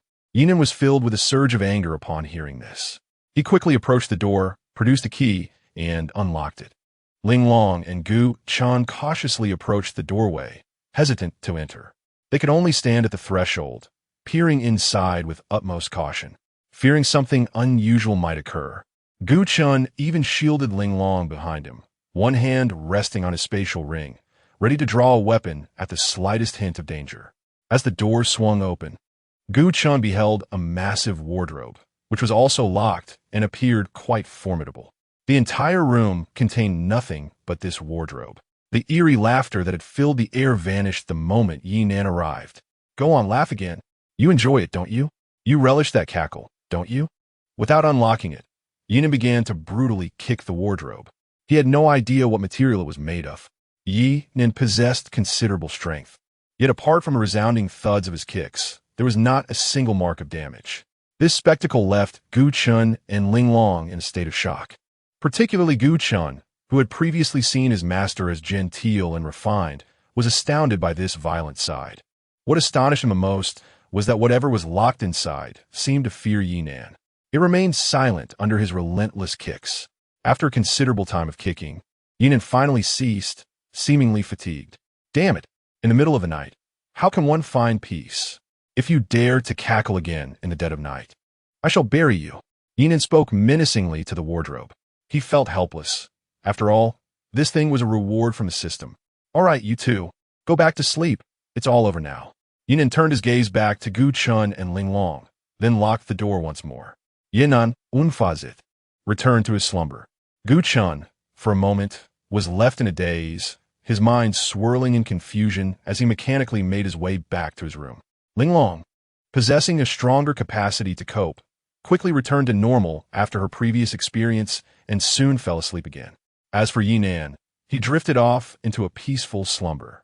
However, the expression on his face resembled that of one who had consumed excrement. His teeth clenched in an unsettling manner. His hands occasionally trembled, and he muttered incoherently, "I will crush you, you wretched creature." It was unclear what dreams had plagued him.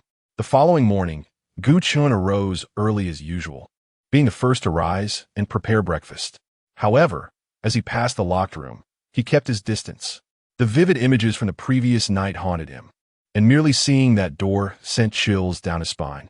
He had intended to inquire with Ye Nan about the mysterious contents within, yet he ultimately refrained. He understood that when the time was right, Ye Nan would divulge the truth. As breakfast neared completion, Ye Nan and Ling Long stirred from their slumber. Though they appeared to have had a restless night, particularly Ling Long, who bore dark circles under her eyes, a testament to her fright from the previous evening.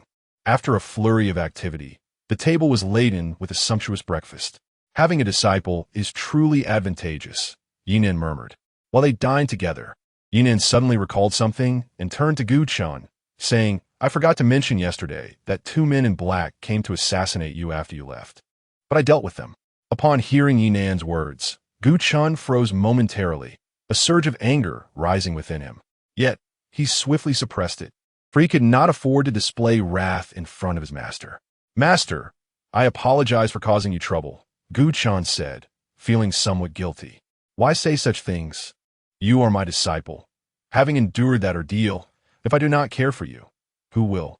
Ye Nan responded nonchalantly. Gu Chun felt a lump in his throat at Ye Nan's words, unsure how to reply, for any response seemed futile. He would forever engrave Ye Nan's kindness in his heart. "By the way, master, do I possess a special constitution? Also, will my rapid cultivation speed lead to any repercussions?" Gu Chun took a moment to collect his thoughts before voicing his concerns. "Yes, you possess a certain Vajra body, which I neglected to mention earlier. As for your cultivation, pursue it freely. There are no adverse effects. However, combat experience is paramount. Merely enhancing your strength is not sufficient," Ye Nan elucidated. Comforted by Ye Nan's affirmation, Gu Chun felt a sense of relief. With his current pace of cultivation, vengeance would soon be within reach. "By the way, master, I found a rare medicinal herb in the mountains yesterday. This is for you." Gu Chun presented the third-tier herb he had acquired to Ye Nan. "There's no need. Keep it for yourself. Such things hold no value for me," Ye Nan replied, shaking his head. The system had already informed him that only rewards from the system were beneficial. He neither needed to cultivate nor consume rare materials. "Ah, very well then." Gu Chun sheepishly retracted the herb, understanding that Ye Nan had no use for such third-tier medicines. Nevertheless, out of filial piety, he felt compelled to inquire. After the three had finished their meal, Gu Chun diligently began to clear the dishes. Ling Long stood before the locked door, hands on her hips, swaying back and forth as if lost in thought. Witnessing her audacious behavior, Gu Chun couldn't help but raise an eyebrow. He had personally experienced that terrifying sensation and had no desire to undergo it a second time. Meanwhile, Ye Nan continued to recline lazily on the chair at the entrance. Occasionally, patrons would arrive to purchase liquor, all of whom Gu Chun attended to. Having a disciple certainly had its advantages. At least he was spared the chore of washing dishes and serving customers himself. Ye Nan looked on with satisfaction at the bustling Gu Chun. As the afternoon slipped away, while Ye Nan reveled in his leisurely repose, the system's voice resonated once more. "Ding! Detection indicates individuals meeting the host criteria for discipleship are nearby. Please proceed to recruit." Here we go again. Ye Nan's eyes sparkled at the system's announcement. He straightened up and surveyed the street. However, dusk was approaching, and there were few souls to be seen. Glancing around, he noted that aside from some familiar residents, there were no other remarkable figures in sight. "System, are you playing tricks on me? Where are my potential disciples?" Ye Nan pondered skeptically. Chapter 13. Successfully taking on a disciple again. Come and strike me. Just as he questioned the system, a tremendous crash reverberated through the air, creating a deep pit right before Ye Nan. "What on earth is that?" Ye Nan exclaimed in astonishment. Hearing the commotion, Ling Long and Gu Chun rushed out. Upon witnessing the gaping hole at the entrance, the three stood in utter disbelief. In the depths of the pit lay a ragged young woman, around 16 or 17 years of age, gravely injured and sprawled on the ground. No wonder I couldn't find anyone. She must have fallen from above. Yet, how unfortunate her predicament is, Ye Nan thought. Who is she? Gu Chen pondered as she scrutinized the woman in the pit. Coughing painfully, the woman managed to lift her head, only to find three curious faces peering down at her. What do you want? She gasped, startled.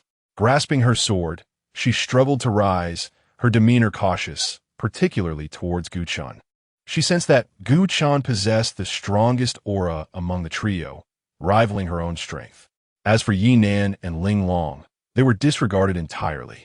Given her current state, she knew she would not stand a chance against Gu Chen. Disciple, fetch me a glass of water, Ye Nan instructed Gu Chen. Yes, master. Gu Chen nodded in compliance. The woman's eyes widened at their exchange. Could it be that I misjudged the situation?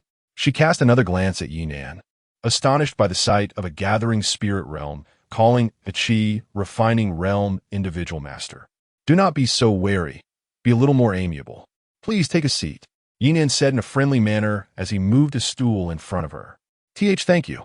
The woman hesitated for a moment, but managed to express her gratitude. Yet, her grip on the sword remained tight. In the realm of cultivation, treachery lurked in every corner. She could not be swayed by Ye Nan's outward demeanor.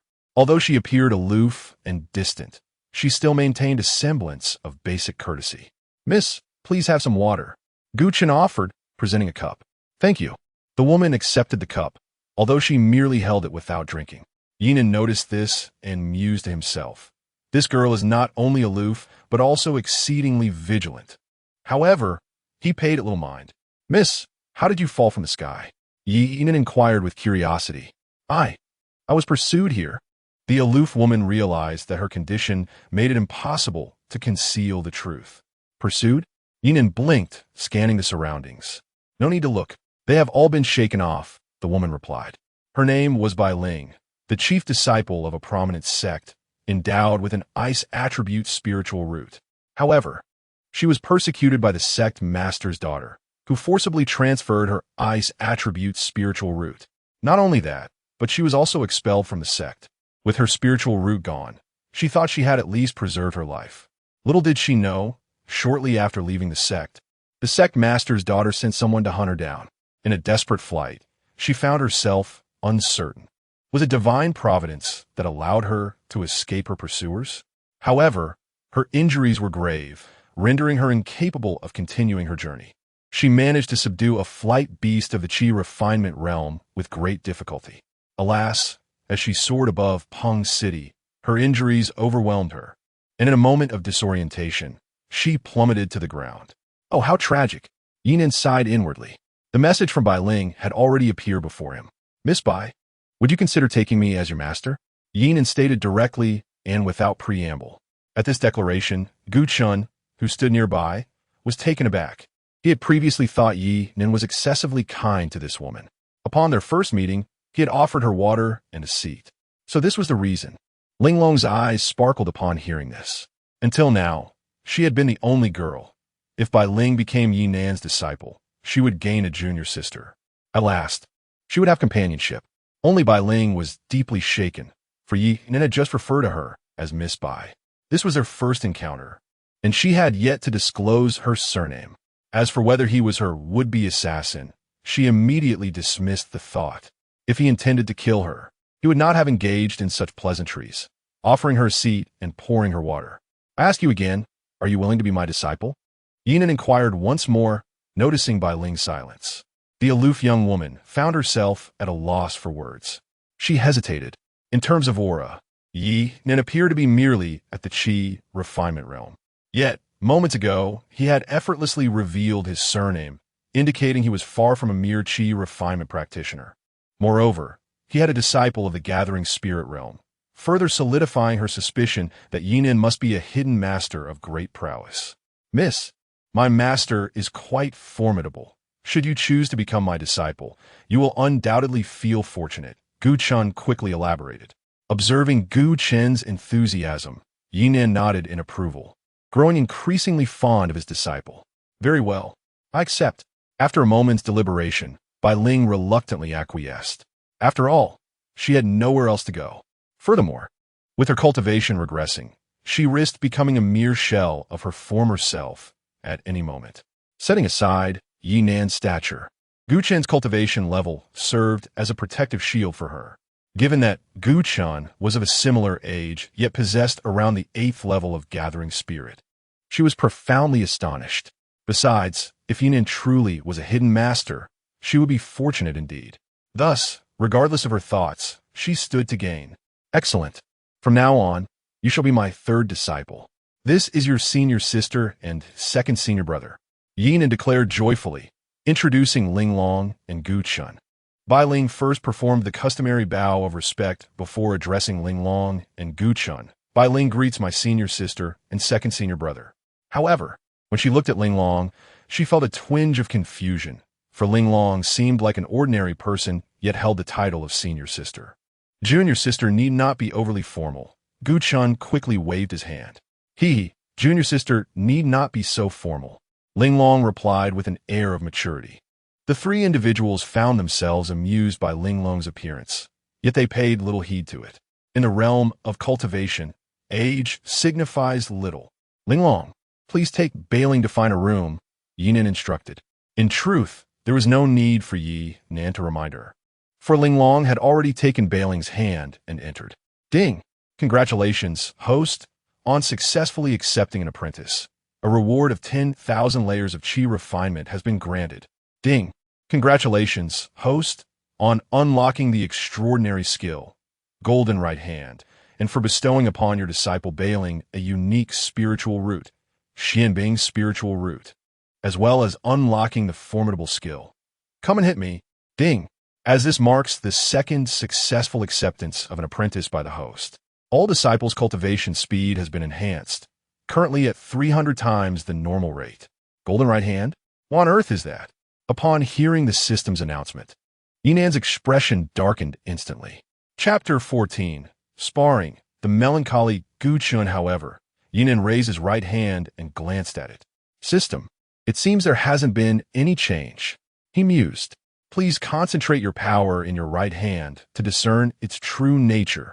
Upon hearing the system's words, Ye Nan promptly gathered his strength into his right hand. Indeed, as he concentrated his power, his right hand transformed, shimmering like gold, as if forged from the most precious metal. System, what is the purpose of this golden hand? Ye Nan inquired with an odd expression. Beep. The golden hand restrains all malevolent entities. Oh, is that so? Then what about Bai Ling's ability? Come and fight me. Ye Nan found the system's tone rather unserious. As for the additional reward of 10,000 layers of qi refinement, he couldn't be bothered to ask. After all, it would be futile to inquire. Beep. Simply exclaiming, "Come and strike me," will result in a 100 rebound of the attack to the assailant. That's astonishing. System, grant me one as well. Ye Nan was taken aback. However, his question was destined to go unanswered by the system. In light of this golden hand, I shall refrain from chastising you this time. Ye Nan thought to himself. Before long, Bai Ling emerged, having changed her attire. Upon seeing her after her grooming, both Ye Nan and Gu Chen were taken aback.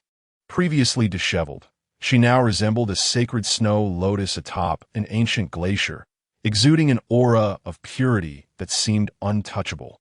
How does her body feel now? I have just made some modifications, Ye Nan remarked. Gazing at Bai Ling was momentarily taken aback, uncertain of Ye Nan's meaning. Observing her confusion, Gu Chen could hardly contain his excitement. He knew that Ye Nan's modifications would undoubtedly bestow some unique qualities, akin to his own wooden puppet abilities. Quickly, give it a try, Gu Chen urged, eager to uncover the effects of the secret Bai Ling had received. Despite her uncertainty, Bai Ling began to sense her body as the others encouraged her. What is happening? As she focused, she felt her physique subtly shift. She continued to explore this sensation, and in the next moment, she exclaimed, "My spiritual roots have been restored. They seem even more potent than before. Moreover, my cultivation has ceased its decline." Bai Ling was taken aback. "Master, what is happening to me?" She gazed at Ye Nan, alarmed. fully aware that this was undoubtedly linked to him. Did I not just mention? I have modified your constitution, Ye Nan explained. Modified? Bai Ling's eyes widened in disbelief. When did Ye Nan alter his own physique? Furthermore, can one's constitution be so easily transformed? This was utterly unprecedented. She felt she had encountered a hidden master. Thank you, master, Bai Ling exclaimed, overwhelmed with emotion, and knelt before him. Ah, please do not kneel so often. Rise quickly. Ye Nan hastily assisted Bai Ling to her feet. Furthermore, allow me to impart another secret. In the event that you encounter a formidable adversary, simply exclaim, "Come and strike me." Ye Nan continued to elaborate. What nonsense is this? Bai Ling was momentarily bewildered. However, she understood that Ye Nan would not utter frivolities. Since this was a secret, it must possess some significance. Master, may I, engage in a spar with my junior sister? Gu Chan could no longer contain his eagerness. He yearned to test the nature of Bai Ling's secret. Certainly, Ye Nan was intrigued as well. He had yet to witness such an unusual skill. To him, it could only be deemed peculiar. Excellent. Bai Ling was also eager to experiment with her recently restored body. Let us proceed to the courtyard. Ye Nan led the group to the back. However, as they passed the locked room, Bai Ling cast a curious glance, yet thought little of it. The group arrived at the courtyard. Very well. Begin. Simply showcase your secrets. Ye Nan instructed the two. Yes, master. Gu Chun responded first, addressing his junior sister. Allow me to demonstrate for you. Feel free to attack me. This. Bai Ling hesitated slightly. Do not worry. You may attack him. I shall observe from the side. Ye Nan reassured her. Hearing his words, Bai Ling nodded. She understood that with Ye Nan present, their modest strength would hardly stir any trouble. Senior brother, I apologize in advance. As soon as Bai Ling's words fell, she dashed toward Gu Chan like a wraith. She wielded no weapon, merely raising her palm to strike. After all, they were comrades. She did not wish to harm Gu Chun. Upon witnessing Bai Ling's advance, Gu Chun immediately assumed a stable stance, shouting, 1, 2, 3, wooden man. Bai Ling was momentarily taken aback by his words. Nevertheless, she pressed on. As her palm struck forth, just as it neared Gu Chun, she noted his lack of defense and prepared to retract her force. However, in the next instant, boom, her hand, approaching Gu Chun, was inexplicably deflected. Even the ground nearby was riddled with cracks. This, Bai Ling was left in awe. Narrowing her eyes, Bai Ling unleashed another palm strike. Boom! Once again, her attack was diverted. It could be said that both her hand and strength were peculiarly redirected. When the world is happening, Bai Ling gazed incredulously at Gu Chan, questioning her very existence as she examined her palm. If the first attempt could be attributed to an error, the second was undeniably impossible. Junior sister, how about it? Isn't this technique impressive? Gu Chan beamed with pride at Bai Ling. Even Ye Nan beside them was left marveling. Wow, is combat truly conducted in such a manner? Ling Long watched Gu Chan with wide eyes. Junior sister, allow me to try your secret. Gu Chan eagerly turned to Bai Ling. Upon hearing his words, Bai Ling was momentarily stunned. Ye Nan had just imparted to her a secret, albeit one that was rather difficult for her to articulate. After all, she considered herself a frigid beauty, and uttering such a vexing phrase was indeed a challenge.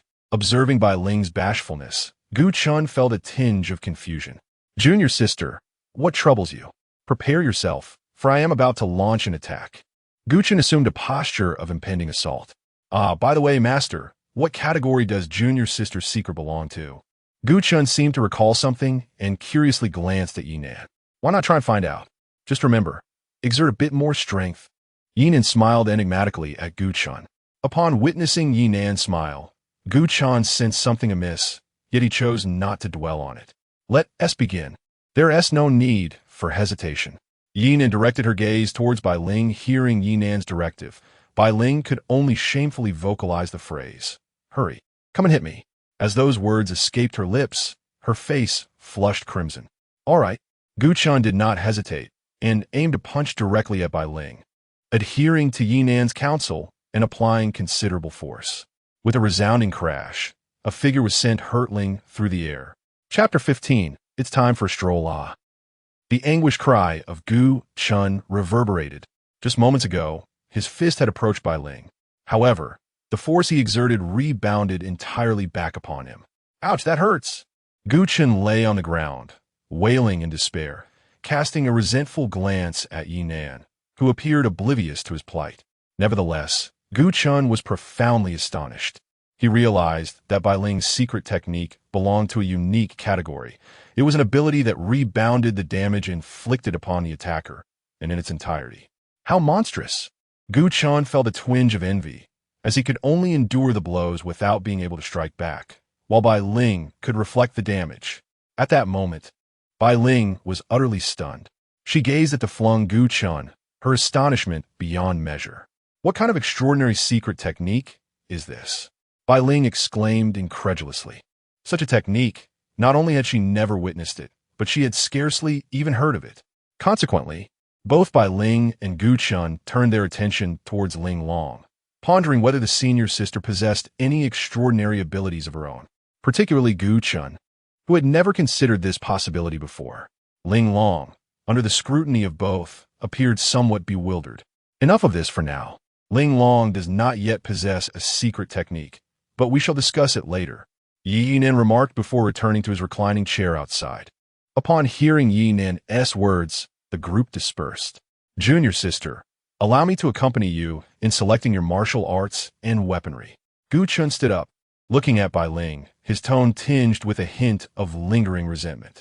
Bai Ling, however, remained unfazed, still enveloped in shock. Accompanying Gu Chen to her room, she was taken aback upon seeing it filled with various martial arts scrolls. Do not be astonished. These are all the treasures of our master. Quickly make your selection. The weapons are next door. You may explore those on your own later, Gu Chen stated before departing. Could it be that the pinnacle of martial arts from the entire continent resides here? What manner of person is our master? Bai Ling trembled as she held a scroll in her hands, her expression mirroring that of Gu Chen when he first arrived. After selecting an imperial technique suited to her, she proceeded to the armory. After a brief period of awe, she chose a white longsword. Thank you, master. After selecting her items, Bai Ling returned to Ye Nan and bowed once more. What are you doing? Quickly rise. You are my disciple, and these items are inherently meant for your use. Ye Nan helped her up. Moved by Ye Nan's words, Bai Ling felt a surge of gratitude. Without Ye Nan, she would not only have been unable to restore her spiritual roots, but might have completely lost her cultivation and perhaps even met her demise. Master, I wish to venture out for training. I still have a great vendetta to settle. Bai Ling respectfully addressed Ye Nan, a fleeting glimmer of coldness flickering in her eyes. Ah, very well. Take care on your journey. By the way, Xiao Chun, give that flower to your junior sister. Ye Nan suddenly recalled something and spoke to Gu Chen. Flower? Bai Ling inquired, somewhat perplexed. Understood, master. Gu Chen also took out the precious herb he had obtained and handed it to Bai Ling. Initially, he had intended to keep it for himself. However, this particular flower was more suited for Bai Ling. Upon seeing the ice-based precious herb that resonated so perfectly with her, Bai Ling finally came to her senses. Thank you, master. Thank you, senior brother. She expressed her gratitude hurriedly. Before long, Bai Ling slowly departed. Watching her retreating figure, Gu Chen's expression darkened. When will I have my revenge? He murmured to himself. With his current strength, he was still no match for those adversaries. Although he possessed the astounding secret taught by his master, it merely allowed him to evade attacks without the ability to counter. At that moment, if others discovered his vulnerabilities, they could easily confine him using their physical prowess or special artifacts, leaving him in dire straits. He had narrowly escaped previously, not due to his own cunning, but because the tiger he encountered lacked intelligence. Do not be anxious. All things in this world are governed by cause and effect. It is simply not yet the right time. Ye Nan observed Gu Chen's troubled thoughts. Indeed, master, it is my lack of resolve. Gu Chen quickly bowed in acknowledgement. Seeing him reflect on his shortcomings, Ye Nan nodded in satisfaction. Alas, Bai Ling has departed, leaving me all alone. Ling Long, nearby, had somehow produced a small reclining chair and imitated Ye Nan, lying back and mumbling to herself while holding a cup of tea. Observing Ling Long's demeanor, Ye Nan's expression darkened. Thus, several leisurely days passed. Gu Qin's cultivation reached the pinnacle of the 9th layer of gathering spirit. While a 200-fold speed might seem swift, each realm required the accumulation of time. Gu Qin and the others had merely reduced their time spent within the passage of years. The further they progressed, the more daunting the time required became. One morning, Ye Nan noticed Gu Qin's distracted demeanor and inquired, "Disciple, you seem preoccupied. Are you still contemplating revenge?" "Master, while I was out buying vegetables, I heard that several major sects in Yin City are hosting a martial arts competition for the younger generation. I wish to attend." Gu Qin revealed his thoughts. "Oh, a martial arts competition? Why do you wish to go? Can you participate?" Ye Nan regarded Gu Qin with curiosity.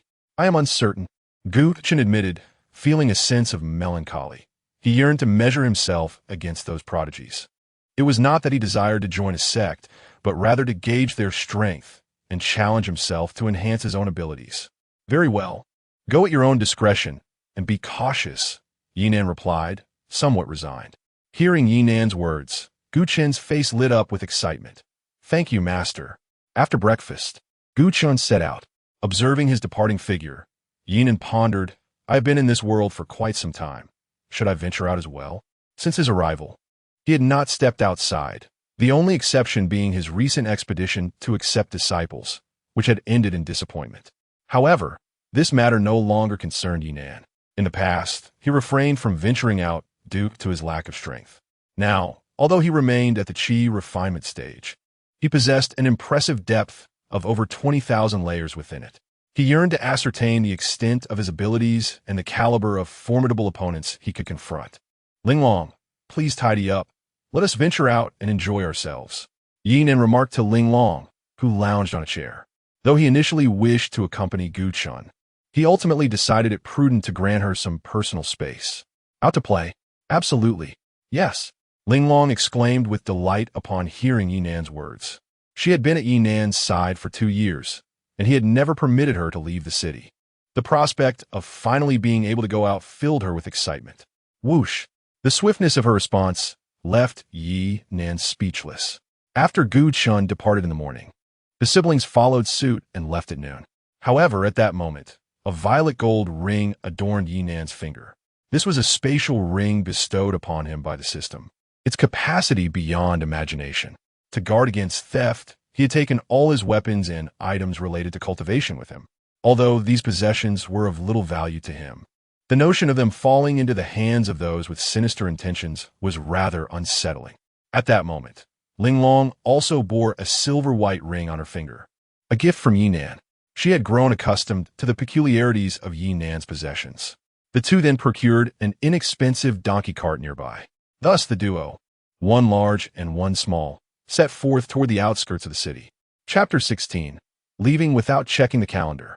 Not long after Ye Nan and his companion departed, an unexpected visitor arrived at Ye Nan's residence. Cloaked in black attire and donning a mask, the figure held a compass in hand. Was this the place where the two had last vanished? The masked man surveyed his surroundings. The other houses appeared ordinary, devoid of any spiritual energy fluctuations, occupied solely by mere mortals. Yet, Ye Nan's abode piqued his interest. After scrutinizing the exterior for a moment, he deduced that it was likely uninhabited. The man in black then slowly approached the entrance. With a resounding bang, he struck the door with little hesitation, effortlessly forcing it open. As he stepped inside, he was met with an unremarkable interior, leaving him somewhat perplexed. While he sensed faint traces of spiritual energy within the house, it was notably weak. He proceeded to inspect each room meticulously until his gaze fell upon a locked door. Without a moment's hesitation, he approached and found the door yielded easily to his touch. Inside, he discovered what seemed to be an ordinary wardrobe. The man in black cautiously sensed his surroundings, aware that anyone capable of vanquishing 2 formidable practitioners of the gathering spirit realm would undoubtedly possess considerable strength. Just as he was about to place his hand on the lock of the wardrobe, a surge of black mist unexpectedly erupted from within. The sudden turn of events startled him. Before he could react, the dark mist enveloped him completely. A cacophony of sinister laughter echoed from within the wardrobe.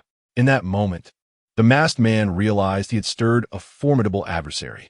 Despite his frantic attempts to unleash his powers, he found himself unable to dispel the swirling black energy. His voice silenced, his body grew increasingly rigid, and terror filled his eyes. In the blink of an eye, he was doomed, reduced to mere dust within the inky haze. With the demise of the man in black, the dark mist retreated back into the wardrobe, and even the previously shattered door seamlessly closed as if nothing had occurred. The tranquility of the surroundings was restored. Meanwhile, Ye Nan and Ling Long were obliviously enjoying their hard, stale pancakes on a donkey cart. "Brother Nan, this pancake is rather tough," Ling Long remarked, though her delighted demeanor belied her words. Having experienced the hardships of begging, she understood the value of food. Even cold and hard fare was not wasted. Ye Nan, however, was less forgiving, gazing at the pancake in his hand with dismay. Why does it taste so dreadful when it's cold? With that, he unceremoniously fed the pancake to the donkey. The donkey, unfazed, devoured it eagerly. "Sigh, it's almost mealtime. We need to find a place to eat. Or perhaps hunt for some game." Ye Nan lamented, surveying the desolate surroundings devoid of anything but a narrow path. It seemed he had not given it much thought when they left. Moreover, there was little food at home to take along. Most importantly, this was his genuine first venture beyond the confines of Peng City. The outside world remained an enigma to him, compounded by the fact that he had an abysmal sense of direction. At this moment, they had already traversed quite a distance, at least 100 miles away from Peng City. Yet, no signs of habitation or towns had come into view. "Alas, Ling Long, it seems we shall have to endure a night under the open sky." Ye Nan gazed at the dimming sky and let out a sigh. As long as Brother Nan is here, any place will do. Ling Long was indeed considerate. Ye Nan, however, paid no heed to Ling Long's flattery. He pulled the donkey cart to the roadside, gathered some dry twigs, and built a fire right there. The sky quickly darkened, leaving only a flickering flame in the shadows. Gurgle, lying beside the fire, Ye Nan suddenly sat up and exclaimed, "I can't bear it anymore. I must go catch some game." He had thought that once asleep, hunger would evade him. However, his stomach had other plans. "Ling Long, stay here. I will return shortly," Ye Nan instructed Ling Long. He was not concerned for her safety. This girl was quite capable. "Go on, go on." Ling Long casually waved her hand, not even sparing him a glance. She remained by the fire, engrossed in a novel, one that Ye Nan had penned during his moments of boredom. Ling Long was thoroughly captivated. With her response in mind, Ye Nan set off. Surrounded by forest, finding some game should not pose a challenge. Upon entering the woods, Ye Nan surveyed the enveloping darkness, remaining unperturbed. It was the perfect opportunity to utilize his broken illusion eye. Ye Nan narrowed his eyes, and a flash of golden light flickered in his gaze, transforming the encroaching darkness into a clearer vision. Goodness, isn't this akin to thermal imaging from Earth? Ye Nan pondered, albeit with a tinge of peculiarity. However, it felt somewhat different. As he gazed at the trees and flora before him, it seemed he could dissect the very essence of the plants and trees. He could perceive every structure they possessed, yet the disassembled elements were incomprehensible to him. "Oh my, this is astonishing." Ye Nan was taken aback. "Never mind, I shall delve into this later. For now, my priority is to satiate my hunger." The gnawing sensation of hunger swiftly pulled Ye Nan back to reality. After searching for a considerable time, he found no trace of wild beasts.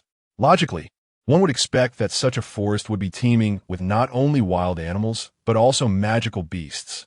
"What's going on? Did I forget to check the calendar before venturing out today?" Ye Nan muttered, pulling out a small notebook to peruse. This was a trivial gift from the system during his sign-in, perhaps to alleviate his boredom. I should have known better. Had I realized, I would have delayed my departure by a day. Ye Nan's face turned ashen as he glanced at today's date on the calendar, which ominously read, "Avoid going out." Just as he was about to turn back and resign himself to hunger, he suddenly heard something charging towards him with great urgency, accompanied by a considerable commotion. Could it be that a monstrous beast was approaching? Ye Nan's eyes instantly sparkled with excitement. He hastily tucked away his notebook and eagerly awaited the arrival. Roar! Indeed, in the next moment, a wild boar, roughly the size of a bull, came barreling in his direction. Oh my, how plump it appeared! Ye Nan could hardly contain his drool. The wild boar was also covered in wounds, its body drenched in blood, as though it were being pursued by some unseen entity. However, Ye Nan had neither the time nor inclination to ponder such matters. Upon sighting the wild boar, various strategies flashed through his mind. Noticing a feeble human attempting to obstruct its path, the wild boar surged forward, intent on turning this human into mere pulp. Closer and closer it came. With its massive tusks, the boar charged directly at Ye Nan. Without hesitation, he raised a hand, channeling his strength. With a simple yet forceful slap, he struck the wild boar. Smack! And then there was silence. Gazing down at the lifeless boar, Ye Nan wore a triumphant expression. Just as he was preparing to carry the beast away, two figures swiftly appeared before him. Chapter 17. Come, allow me to treat you to a feast. Before Ye Nan lay the lifeless body of a wild boar demon beast, and two youths, a boy and a girl. Both around the age of 16 or 17, were momentarily taken aback. However, they soon reconciled with the sight. Though this beast was at the spirit-gathering realm, it was clearly at the brink of demise, grievously wounded. Its death was merely a matter of time. The aura emanating from Ye Nan readily revealed his cultivation level, unmistakably indicative of his qi refinement stage. In their eyes, Ye Nan was merely fortunate to have stumbled upon a weakened prey. Upon noticing their presence, Ye Nan was initially startled, but quickly adopted a posture of vigilance. This boar had been his sustenance for the past few days, and he was apprehensive about them contesting his claim. That heavily injured demon beast is our target, one that a mere qi refinement cultivator like you should not meddle with. The young man regarded Ye Nan with disdain. Upon hearing his words, Ye Nan's expression darkened. Even if you have wounded it, it ultimately succumbed to my hand. What? Do you intend to be unreasonable? He retorted, his demeanor equally unfriendly. Impudent. The young man, enraged by Ye Nan's response, moved forward to teach him a lesson. Lan Feng, stand down. The girl admonished sharply. Xianger, this fool lacks awareness of his own insignificance. Lan Feng replied, his displeasure evident. Ye Nan, overhearing Lan Feng's remark, was not inclined to show any courtesy in return. With an air of provocation, he challenged, if you're unconvinced, then come and strike me. Lan Feng and Xiang were taken aback, seeing Ye Nan's brazen defiance. Xiang furrowed her brow, contemplating how a qi refinement cultivator dared to provoke two spirit-gathering practitioners. She wondered how someone like Ye Nan had managed to survive until now. Lan Feng, brimming with murderous intent, suppressed his anger due to Xiang's reprimand. This demon beast is indeed injured by us. We merely desire its tusks and demon core. The rest is of no interest to us, Xiang declared. Wishing to end the altercation with Ye Nan, she harbored no fondness for him, believing that individuals like him would eventually meet their demise due to their arrogance. Unbeknownst to them, it was they who were initially presumptuous, perhaps reveling in a misplaced sense of superiority over someone they perceived as weaker. At Xiang's words, Ye Nan's eyes brightened. While he had no use for the demon core, he was solely interested in the meat of the boar. Very well, help yourselves. Ye Nan casually waved his hand. Lan Feng and Xiang exchanged surprised glances, initially thinking he truly dared to court danger. However, they dismissed the idea. After all, how could a mere qi refinement cultivator contest with them? At least you possess some sense. Lan Feng scoffed at Ye Nan. Is that meant to flatter you? Ye Nan's temper flared, and he rolled up his sleeves, ready to confront them. Yet, as his gaze fell upon the wild boar, his expression soured. Hey, don't touch my pig's trotters. If you take them now, they won't be fresh later. Ye Nan looked at Xiang in exasperation. Upon hearing Ye Nan's words, Lan Xiang furrowed her brows. However, she paid no heed to his remarks and continued her dissection. While she claimed that only the fangs and the inner core were needed, she had removed many significant parts from the beast's body. Witnessing this scene, Ye Nan felt increasingly displeased with the two. They were being excessively greedy, slicing the meat into pieces, and their words lacked integrity. Nevertheless, considering that the creature had indeed heavily injured them, he chose to endure the situation. Although the flesh was cut into portions, it did not impede his ability to consume it. All right, let's depart, Lan Xiang declared, her satisfaction evident as she examined her spoils. Very well, Lan Feng nodded, casting a glare at Ye Nan as they left.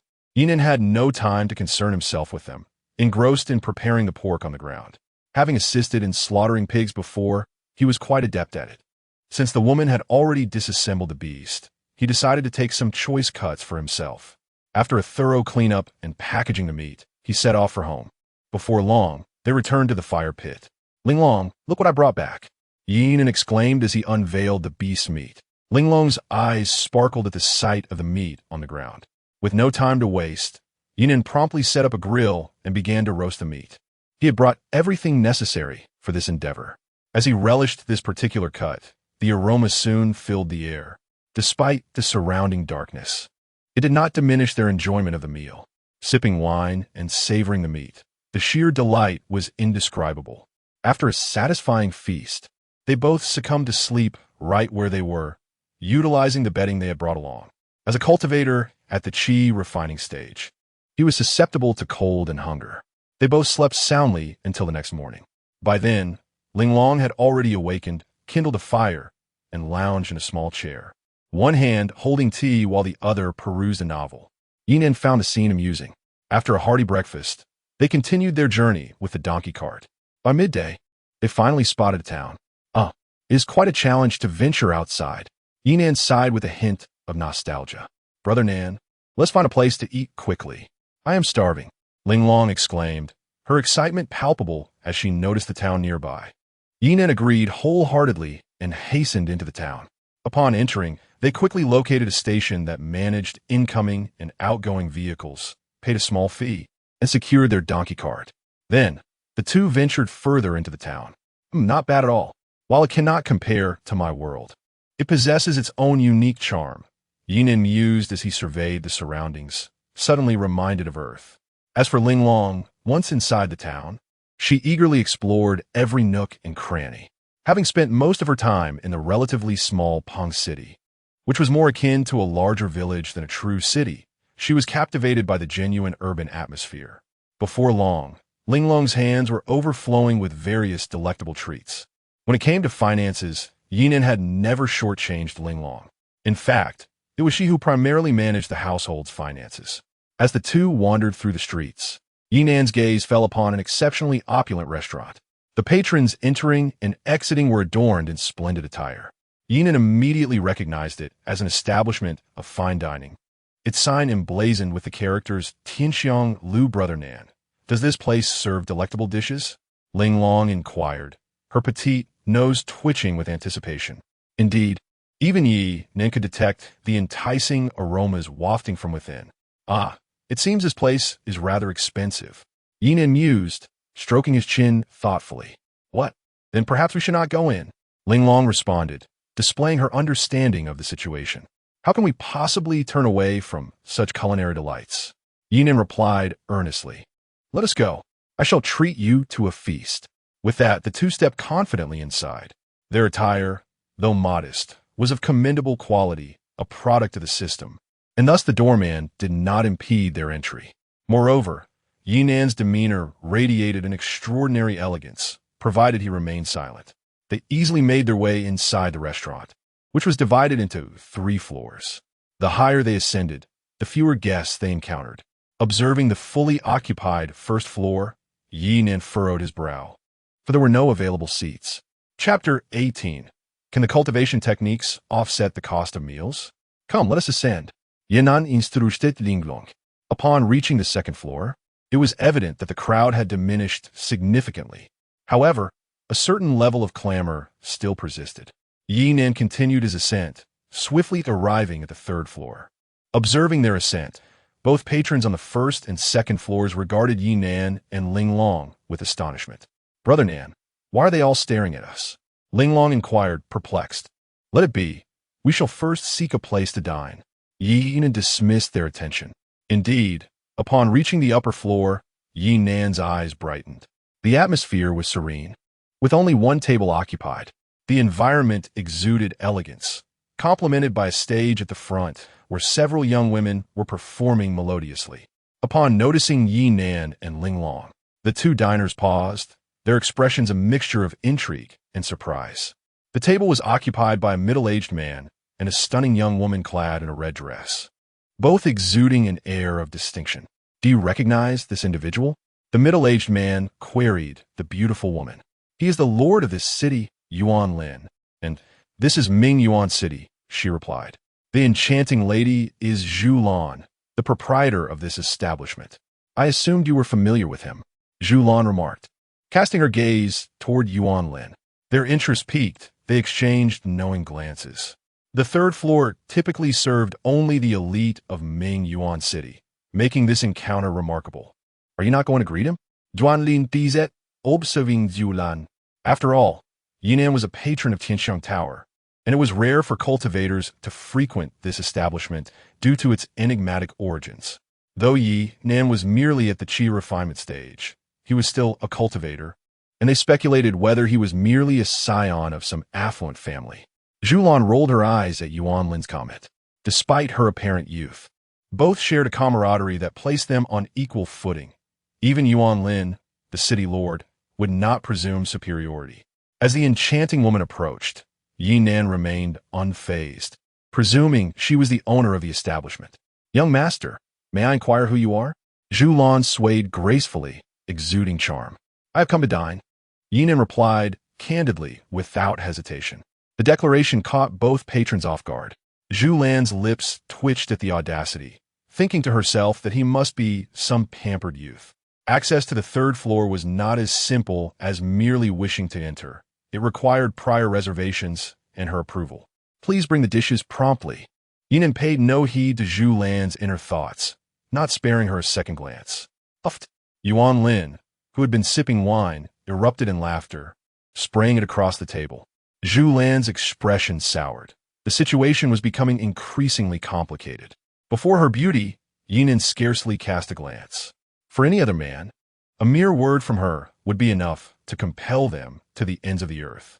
Young master, dining on the third floor here is rather expensive. Zhu Lan managed to suppress her rising ire, forcing a professional smile as she addressed Ye Nan. Expensive? Just how costly is it? Ye Nan inquired, then turned to Ling Long. Ling Long, how much do we have left? At the sound of Ye Nan's question, Ling Long pondered for a moment, scratching her head, seemingly uncertain of their remaining funds. She waved her small hand, and several pouches of coins appeared on the table. Zhu Lan and her companion exchanged glances of mild astonishment. It was uncommon for cultivators of the qi refinement stage to possess spatial rings. Moreover, both Ye Nan and his companion bore them. Yet, their surprise was fleeting, for spatial rings were not particularly rare. While Ling Long's spatial ring was unremarkable, the sight of Ye Nan's purple-golden ring was something Zhu Lan had never encountered before. Beyond its aesthetic appeal, they paid little heed to it. As they contemplated this, the unfolding scene left them utterly flabbergasted. They watched as Ling Long and Ye Nan counted the copper coins within the pouches. Zhu Lan could no longer contain herself, and her lips twitched. Young master, dining here requires spirit stones, not mere mortal coins, she exclaimed, her voice strained with restraint. Spirit stones? Ye Nan and Ling Long reacted as though the sky had fallen upon them. What spirit stones did they possess? Their daily sign-ins yielded nothing but inexplicable items and some martial techniques. I do have martial techniques. I wonder if they could cover the meal. Ye Nan thought to himself. Having already entered, it would be embarrassing to leave without partaking in a meal. I don't have spirit stones. Can I use martial techniques to settle the bill? He asked Zhu Lan earnestly. At this, Zhu Lan's patience waned, and her expression darkened. However, she held no interest in the martial techniques Ye Nan mentioned. What worth were martial techniques that could be bartered for a meal? To her, Ye Nan appeared to be attempting to dine without paying. In all her time managing the establishment, no one had dared to dine and dash. Just as she was about to eject Ye Nan, a voice interrupted her thoughts. Ha! It's just a meal. Today I am in good spirits.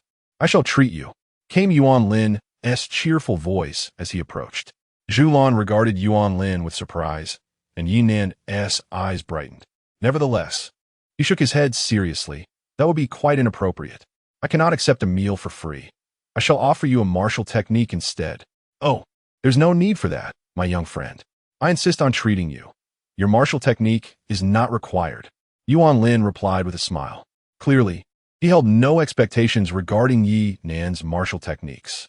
Today marked Yuan Lin's first day as the city lord, and he had come to Tianxiang Tower to celebrate. He enjoyed great affection from the townsfolk. While Yuan Lin spoke casually, Ye Nan swiftly produced a scroll, an esteemed fourth-tier martial technique. Although Ye Nan was indifferent to these cultivation techniques, he believed that a fourth-tier technique could easily be exchanged for a meal. Upon revealing the technique, Ye Nan felt a surge of emotion at Yuan Lin's words. Really? That would be quite embarrassing. Seeing Yuan Lin's unwavering conviction, Ye Nan was compelled to retract the technique. However, he remained oblivious to the gleam in Yuan Lin and his companion's eyes and their increasingly rapid breaths. They had instantly recognized the extraordinary nature of this technique. Their instincts could not be mistaken. As Ye Nan prepared to withdraw the technique, Yuan Lin and Zhu Lan simultaneously exclaimed, "Wait!" Taken aback by their exclamations, Ye Nan looked at them in confusion. What's wrong? Yet, upon witnessing their fervent gazes, he comprehended the situation. While these techniques seemed trivial to him, they held immense value for them. I believe I should graciously accept the gift from my young friend, as it signifies our fateful connection, Yuan Lin declared earnestly, though his fidgeting hands nearly betrayed his eagerness to snatch the technique from Ye Nan. Chapter 19. The Art of Selling Skills. In my perspective, it is quite the contrary. The fact that the young master chose to dine at our Tianxiang Tower signifies a special connection. Thus, this meal should be on us. Zhu Lan was not one to lag behind. To her, a fourth-grade skill was nothing remarkable, yet it could fetch a considerable price at auction, surely far more valuable than a mere meal. As fate would have it, Tianxiang Tower has an auction organization under its wing. Yuan Lin held a different view. He had only just begun practicing a third-grade skill himself. A fourth-grade skill would significantly enhance his combat prowess. Zhu Lan, you already possess ample fourth-grade skills. Why must you compete with me? Yuan Lin's expression darkened as he voiced his thoughts candidly. At that moment, his demeanor was a far cry from the previous gentleness he exhibited. Zhu Lan appeared to have heard nothing, her gaze still warmly fixed on Ye Nan. No need to dispute. Let each have one, and bring forth the dishes quickly. My sister is nearly starving, Ye Nan exclaimed, displaying a hint of impatience while gesturing toward Ling Long, who was observing the commotion. Upon being pointed at, Ling Long wore a speechless expression, silently lamenting that it was she who was truly famished, not him. Whoosh! Before either could react, another fourth-grade skill materialized in Ye Nan's hands. He casually tossed it to the two. The sight of Ye Nan so nonchalantly giving away two fourth-grade skills left Yuan Lin and Zhu Lan momentarily dumbfounded. Despite their astonishment, their joy remained undiminished. Simultaneously, they were intrigued by Ye Nan's background. What grand power did he belong to that he could afford such generosity? Zhu Lan was also taken aback. Although she had no shortage of fourth-grade skills, parting with two so easily was still a challenge for her. At that moment, a thought blossomed in both their minds. Ye Nan must be from a powerful lineage. Yet, his cultivation level struck them as peculiar. Could someone in the Qi refinement realm truly carry such significant items around so casually? They glanced around, suspecting Ye Nan had a protector accompanying him. However, after surveying their surroundings, they found no evidence to support their suspicion. What are you dawdling for? Hurry and serve the dishes. Ye Nan expressed his discontent at their lingering hesitation. All right. Zhu Lan was the first to regain her composure and quickly called for the servants. Young friend, may I ask if I could take a seat? Yuan Lin inquired cautiously, eyeing Ye Nan. Please feel free to sit. Ye Nan replied without concern. Thank you. Yuan Lin quickly took a seat, and Zhu Lan promptly joined him beside Ye Nan. Before long, the food and drinks were served, and they exchanged names. Zhu Lan even personally poured wine, occasionally brushing against Ye Nan intentionally. Ye Nan remained unfazed by her actions. Meanwhile, Ling Long observed with a look of exasperation. Though young, she was quite perceptive. Yuan Lin, too, watched with a twitch at the corner of his mouth. May I inquire from which power lord he hails? Zhu Lan asked with a cheerful smile, gazing at Ye Nan. I belong to no power, just my sister and I. Oh, and I have two disciples. Ye Nan replied, indulging in his food and drink as he spoke. Zhu Lan and Yuan Lin, however, were not entirely convinced by Ye Nan's words. As for the disciple, how formidable could a mere qi refinement realm apprentice truly be? A single meal left Ye Nan feeling quite satisfied. Beside him, Linglong also contentedly patted her small belly. Observing their manner of eating, one would hardly believe they hailed from a prominent family, leaving Zhu Lan and her companion somewhat perplexed. Could it be that they were fortunate individuals who had encountered some fortuitous opportunity? Such thoughts crossed Zhu Lan's mind. For while individuals blessed with great fortune were not unheard of, they were exceedingly rare, a 1 in 10,000 occurrence. She was more inclined to believe that Ye Nan had a powerful backing or a formidable force behind him. After all, how could a mere qi refinement realm practitioner embody such extraordinary fortune? Yuan Lin shared this sentiment. Might you possess any more techniques, young master? I could assist you in auctioning them off, taking merely a 10% commission. What do you think? Zhu Lan's tone shifted as she gazed at Ye Nan with alluring charm. Indeed, why didn't I think of that? Ye Nan exclaimed, slapping the table. He understood that the currency of mortals held little value in the eyes of cultivators, much like the meal before them. Upon hearing Ye Nan's words, Zhu Lan thought to herself, as expected, this handsome young man must have more than just these two techniques. Young friend, there is no need for an auction. Simply name your price, and I shall pay you directly. Yuan Lin interjected hastily. Upon hearing his words, Zhu Lan's eyes narrowed, casting a disapproving glare at Yuan Lin. Yet Yuan Lin paid her no mind. Young Master Yi, do not heed his words. If you choose to auction it, there will be a fierce competition, and you would surely lose out if sold directly. Zhu Lan quickly intervened. Ye Nan nodded in agreement, recognizing the validity of Zhu Lan's point. He was indeed in need of spirit stones, making an auction the more appropriate choice. Very well, I shall entrust you with the auction, Ye Nan declared, producing another technique, this time a 5th-tier one. He had contemplated offering higher-tier techniques, but deemed it unnecessary trouble. Moreover, the spirit stones garnered from a 5th-tier technique should suffice for a considerable time. Should he deplete them, he could always sell another, for he was not lacking in techniques. Both Zhu Lan and Yuan Lin gasped in astonishment at this spectacle. Yuan Lin wished to speak again, but restrained himself. Having already received one technique from Ye Nan, he understood the importance of moderation and not being overly greedy. As for seizing the opportunity, setting aside Ye Nan's identity, such actions were beneath him. If it came to that, he would simply exhaust his resources to acquire it. Young friend, I have matters to attend to and must take my leave. Should you require anything, do not hesitate to reach out. I will not be remiss in my assistance, Yuan Lin stated earnestly. Very well. Ye Nan did not refuse. From their earlier conversation, he had gleaned that Yuan Lin was the lord of the city. In the future, he might indeed find use for such connections. Moments later, Yuan Lin departed, intent on preparing spirit stones, determined to acquire the 5th-tier technique Ye Nan intended to auction. At the same time, he prepared to ingratiate himself with Ye Nan. For the mere fact that Ye Nan could so casually present a 5th-tier technique for auction suggested that his status was anything but ordinary. Even Zhu Lan, who stood beside him, shared this sentiment. Her own identity was somewhat extraordinary, yet that was merely a relic of the past. Burp, I'm full. Has Linglong had her fill? If so, let us depart.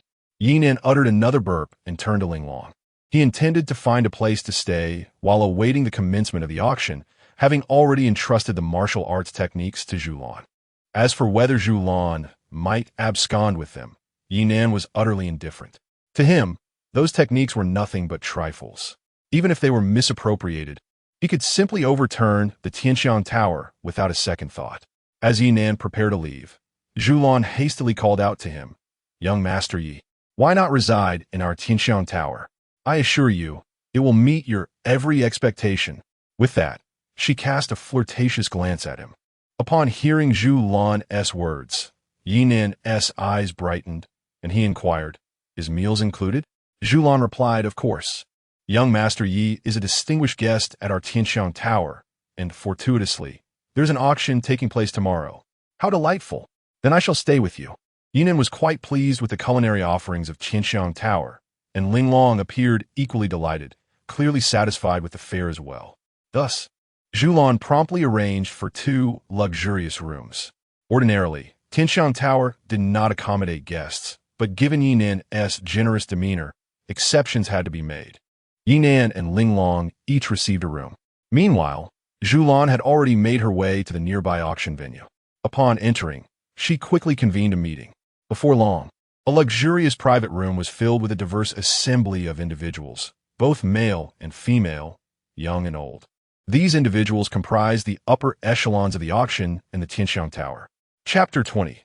The inducement of snacks. Ling Long, being one of Zhu Lan's trusted confidants, was present, while some others who had not yet garnered her full trust were excluded from the gathering. Second miss, may I inquire about the purpose of our summons? An elder in the forefront spoke up. Esteemed guests, I have convened you here today because I have encountered an individual of seemingly extraordinary origins, who may very well present us with an opportunity for resurgence, Xuan declared with gravity as she regarded her audience. Upon hearing her words, the assembly fell into a momentary silence before their expressions shifted to one of solemnity. Second miss, who is this person? The elder queried once more. He was Zhu Lan's most trusted aide and the most esteemed among the group, known as Xuanbing Hai. To be frank, I'm uncertain of his true identity. However, the generosity he displayed is unparalleled in my experience. Xuan recounted the events leading up to their meeting, producing several scrolls of techniques from her possession and presenting them to Xuanbing Hai. As he unfurled the scrolls, Xuanbing Hai's astonishment grew with each passing moment. These techniques are exceptional, far surpassing those of comparable rank, he remarked. After perusing the scrolls, he proceeded to pass them around, leaving the others equally astounded. Thus, I assert that this person's background is undoubtedly remarkable. Even my previous Zhu family could not afford such extravagance. Zulan zet ponde. Indeed, should he truly be indifferent to these techniques, his connections must surpass even those of the Zhu family. This might indeed be our chance for a turnaround. Xuanbing Hai's spirits lifted. However, a frown creased Zhu Lan's brow as she pondered. Yet, I find myself troubled about how to solicit his assistance. Did you not mention that there were 2 of them? We could first secure the young girl.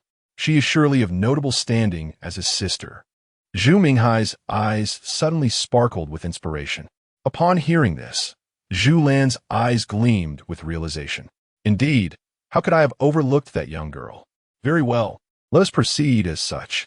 Prepare for tomorrow's auction, while I attend to other matters, Xuan declared, rising to leave without hesitation. In truth, her errand was not of great import. She merely intended to procure snacks, particularly those favored by young girls. From their previous meal, she discerned that the siblings, Ye Nan and Ling Long, were indeed culinary enthusiasts. While Ye Nan had seemed too shy to express her desires, Ling Long was much more communicative. Moreover, Xuan had attempted to catch Ye Nan's attention with flirtatious glances, only to be met with apparent oblivion. She even harbored suspicions that Ye Nan might not be fond of women.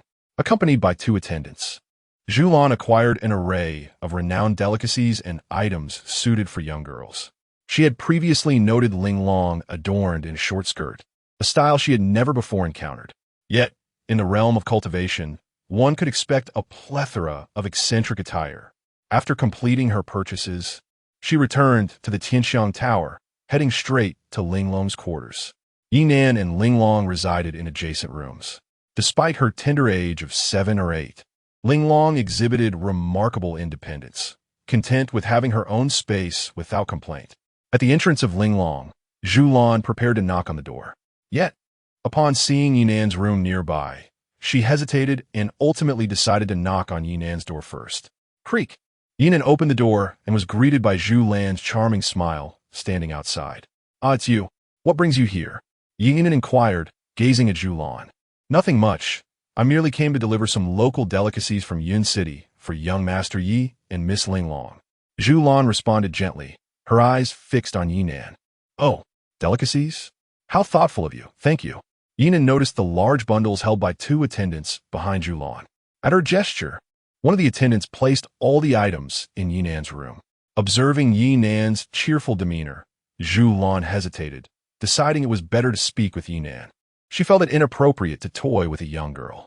Seeing that Zhu Lan showed no intention of leaving, Ye Nan asked curiously, "Miss Zhu Lan, do you have something else to discuss?" "Young Master Yi, I have a favor to ask." Zhu Lan Baoet Zet Pet Fun. Although she was a few years older than Ye Nan, their appearances were quite similar. Zhu Lan was simply more voluptuous, lacking the delicate bloom of youth. Noticing Zhu Lan's seriousness piqued Ye Nan's interest. "Don't linger outside. Come in and chat."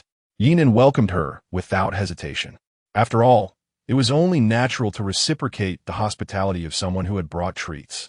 Delighted by Ye Nan's invitation, Zhu Lan eagerly accepted the items from her attendant and stepped into Ye Nan's room. After conversation, Ye Nan learned the reason behind Zhu Lan's request for assistance. It turned out that Zhu Lan was once the second miss of a powerful family. However, some family members and her siblings conspired against her, leading to her expulsion from the clan, primarily due to her poor cultivation talent, which left her lagging far behind her siblings.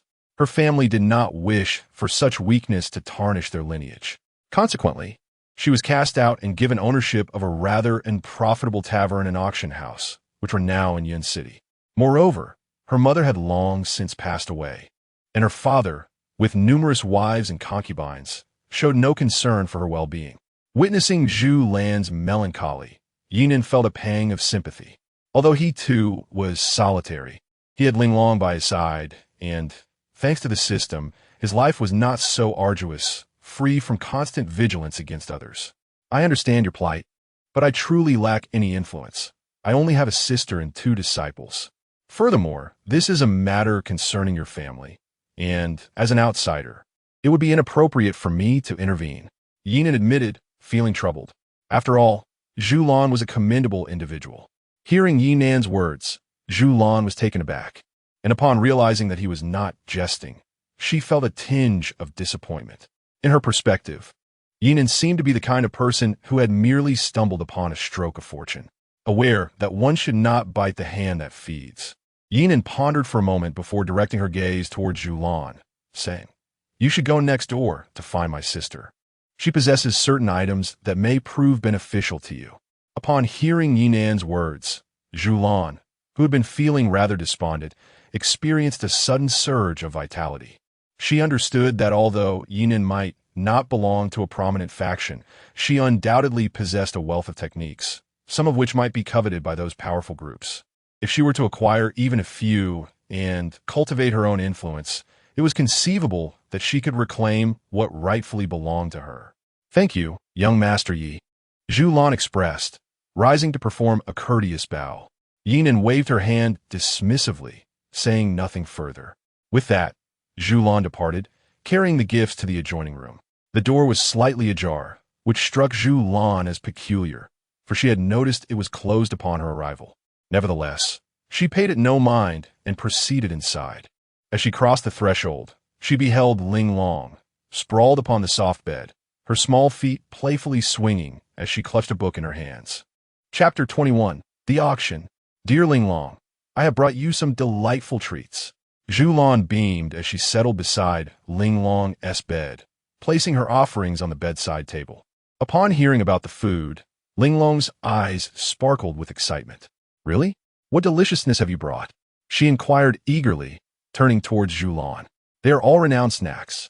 I also picked out some lovely clothes for you," Zhu Lan replied, unwrapping the packages one by one. As she revealed the contents, Ling Long's eyes widened with delight. Without hesitation, she perched herself on the edge of the bed and began to indulge in the treats, momentarily disregarding the clothes.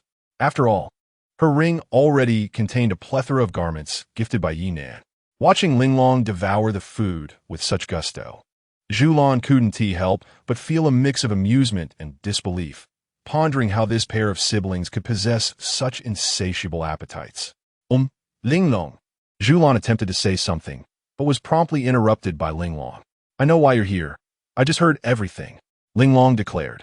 A tinge of embarrassment washed over Zhu Lan upon hearing Ling Long's words. Nevertheless, she chose to remain silent, patiently waiting for Ling Long to finish her meal. Zhu Lan attentively handed her a towel and a glass of water. About half an hour later, Ling Long had devoured all the treats. As Zhu Lan prepared to speak, Ling Long waved her hand, saying, "Wait a moment, let me find something." She tossed aside a jumble of items that had accumulated on the bed. Zhu Lan felt a pang of disappointment as she surveyed the contents, realizing they held no martial arts techniques, only a collection of wooden carvings, an assortment of rather perplexing trinkets. The real techniques were with Ye Nan. "Here, take this." Ling Long handed Zhu Lan a wooden sculpture. It depicted a bald figure cloaked in a cape. These carvings had been stored away by Ye Nan, and one day, Ling Long had found them visually appealing, selecting a few for herself.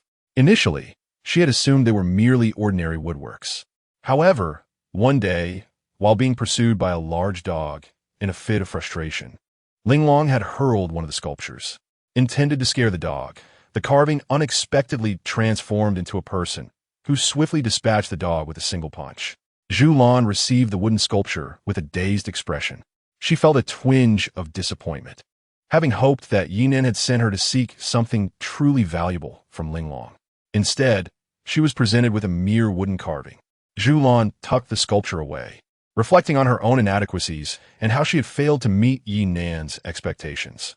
Noticing Ling Long busying herself with the clutter on the bed, Zhu Lan lost her motivation to linger. After exchanging a few more words, she took her leave. Time swiftly passed, and before long, the next day arrived. Early in the morning, Ye Nan and Ling Long were escorted by a servant to the auction. As for Zhu Lan's absence, she was occupied with the demands of the auction, which required her attention. Under the guidance of the servant, Ye Nan and Ling Long arrived at the bustling auction venue, which was already filled with a crowd of attendees entering in an orderly fashion. Zhu Lan had made prior arrangements for them. He was directly escorted to the luxurious private room located in the top-floor loft. Ye Nan did not intend to purchase anything. He merely wished to broaden his horizons. After all, he had been cooped up in Pengcheng, a rather secluded corner, and felt somewhat isolated. Soon, the auction commenced, and Ye Nan found himself dazzled, marveling at the opulence of the wealthy. As time progressed, the event approached its climax. Ladies and gentlemen, we now present the final item of the day, the physique de assistance, a fifth-tier cultivation technique. The starting bid is 10,000 low-grade spirit stones, with each increment not to be less than 1,000 low-grade spirit stones. Zhu Lan announced in a resounding voice. Unlike previous auctions where others held the gavel, today she presided over the proceedings personally, primarily to honor Ye Nan. The attendees understood that having Zhu Lan herself at the helm indicated that today's grand finale would be extraordinary. To their astonishment, it was indeed a fifth-tier cultivation technique. At that moment, the atmosphere in the hall erupted with excitement. "I bid 20,000. A middle-aged man's voice rang out from a private room. Upon hearing that familiar voice, Ye Nan felt a peculiar sensation. However, due to the ceiling formations in the private rooms, those inside could see outside, while those outside were blind to the inner happenings. It was none other than the city lord, Xuanbing. Nonetheless, the crowd paid little heed, while the identities of those in the box were undoubtedly impressive. The auction was still governed by the principle of the highest bidder. In an instant, the sounds of bidding filled the air, escalating rapidly to 30,000 low-grade spirit stones. Meanwhile, in another private room, three figures were equally exhilarated. "Elder, should we also place a bid? It's a fifth-tier cultivation technique." Lan Feng anxiously gazed at the elder before him. Indeed, it was the trio from the Lan family, including Lan Feng and Lan Xiang. 30,000 low-grade spirit stones was no trifling sum. The elder furrowed his brow and spoke. "Moreover, Xuanbing is participating in the bidding. As one of the major powers in Yin City, I recognize his voice. Elder, while we can earn spirit stones, acquiring a fifth-tier cultivation technique is not so easily attained." Lan Xiang interjected, equally distressed. "Very well," the elder conceded. 40,000 low-grade spirit stones, he declared decisively, aiming to suppress all competition with such a high offer. Indeed, his bid had an immediate effect. Many in the audience fell silent, and even factions comparable to the Lan family ceased to bid. It had reached an exorbitant amount. 50,000. At that moment, Xuanbing's voice cut through the tension, tinged with a hint of barely contained frustration. The crowd gasped collectively upon hearing the figure of 50,000. The fifth-tier cultivation technique was indeed extraordinary, yet such a price was sufficient for certain sects to acquire it, provided they had the spirit stones. However, the cost was exorbitant. Upon hearing the figure of 50,000, the members of the Lan family felt their lips twitch. They realized it was time to withdraw. Was Yuan Lin truly out of his mind? The elder of the Lan family frowned slightly.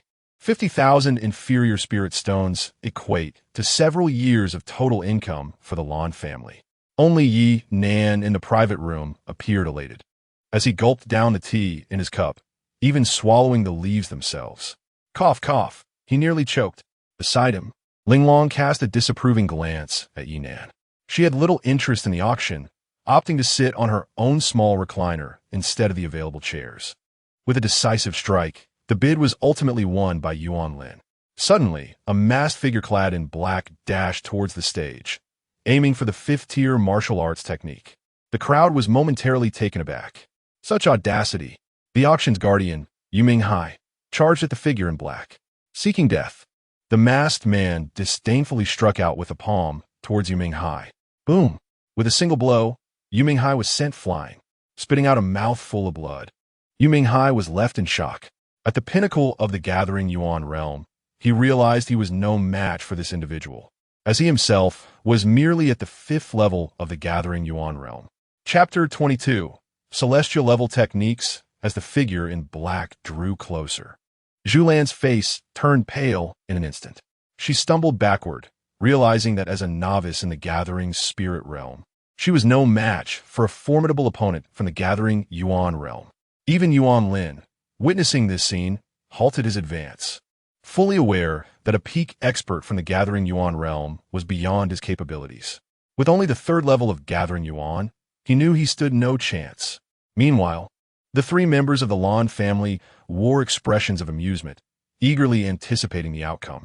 If this dark-clad individual were to seize the scroll of techniques, Yuan Lin would pose a lesser threat to their clan, a prospect they welcomed with delight. How dare he attempt to steal my belongings? Is he not aware he is jeopardizing my livelihood? Only Ye Nan, secluded in a private booth, seethed with indignation.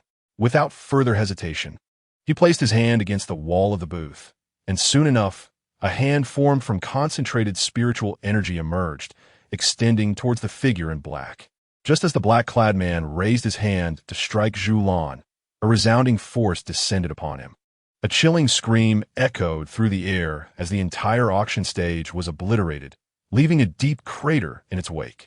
The man was instantly reduced to a mere puddle of mud. A profound silence enveloped the crowd.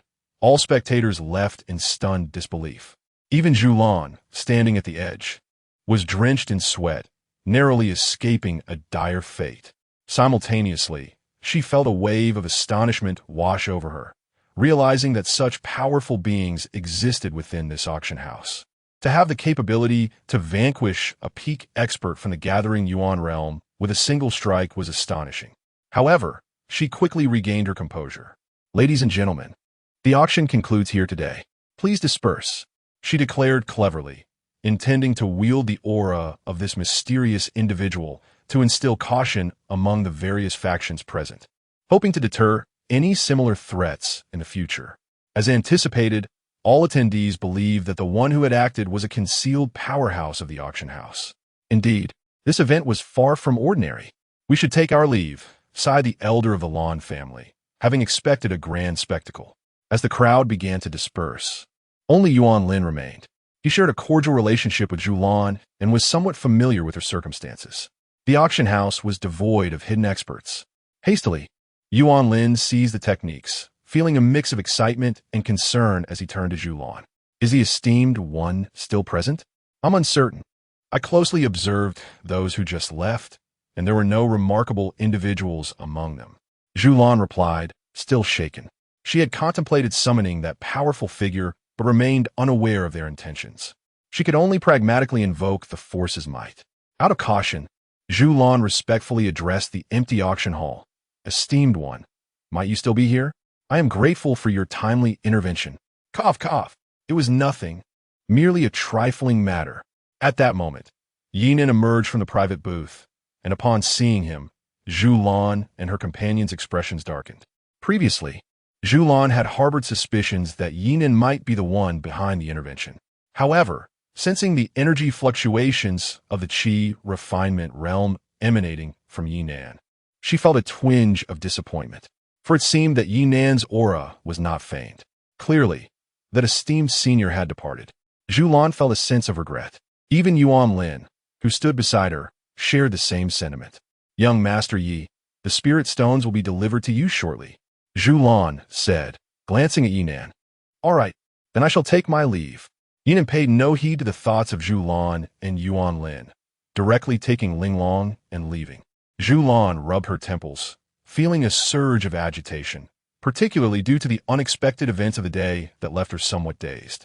After delivering the spirit stones to Yuan Lin, they parted ways. Especially for Zhu Lan, the fright she experienced today was considerable, and she needed a good rest. The following morning, Ye Nan's door was knocked upon. Upon opening it, he found Zhu Lan standing outside with a smile. So early? Are you here to deliver the spirit stones? Ye Nan asked eagerly, looking at Yuan. Hearing his words, Zhu Lan's mouth twitched slightly, yet she maintained her smile. Indeed, young Master Yi, I have come to deliver the spirit stones. Then please come in. Ye Nan quickly stepped aside. Ling Long, hearing the commotion next door, also approached. Zhu Lan was not empty-handed. She brought along some food. Ye Nan and Ling Long did not hold back, chatting while they ate. Young Master Yi, all the spirit stones are inside. Zhu Lan handed Ye Nan a spatial ring. Great. Thank you. Ye Nan accepted it without hesitation. By the way, do you know the way to Yin City? Ye Nan decided he would visit Guchun, as he had nothing pressing to attend to. Yin City? I'm not sure. What business do you have there, young Master Yi? Zhu Lan asked, puzzled. I have a disciple who has gone to Yin City, and I wish to see him. Ye Nan replied candidly. I see. It's quite a distance to Yin City. Even by carriage, it would take several days. Zhu Lan explained. Is that so? Ye Nan felt a bit troubled, pondering how long it would take with his donkey cart.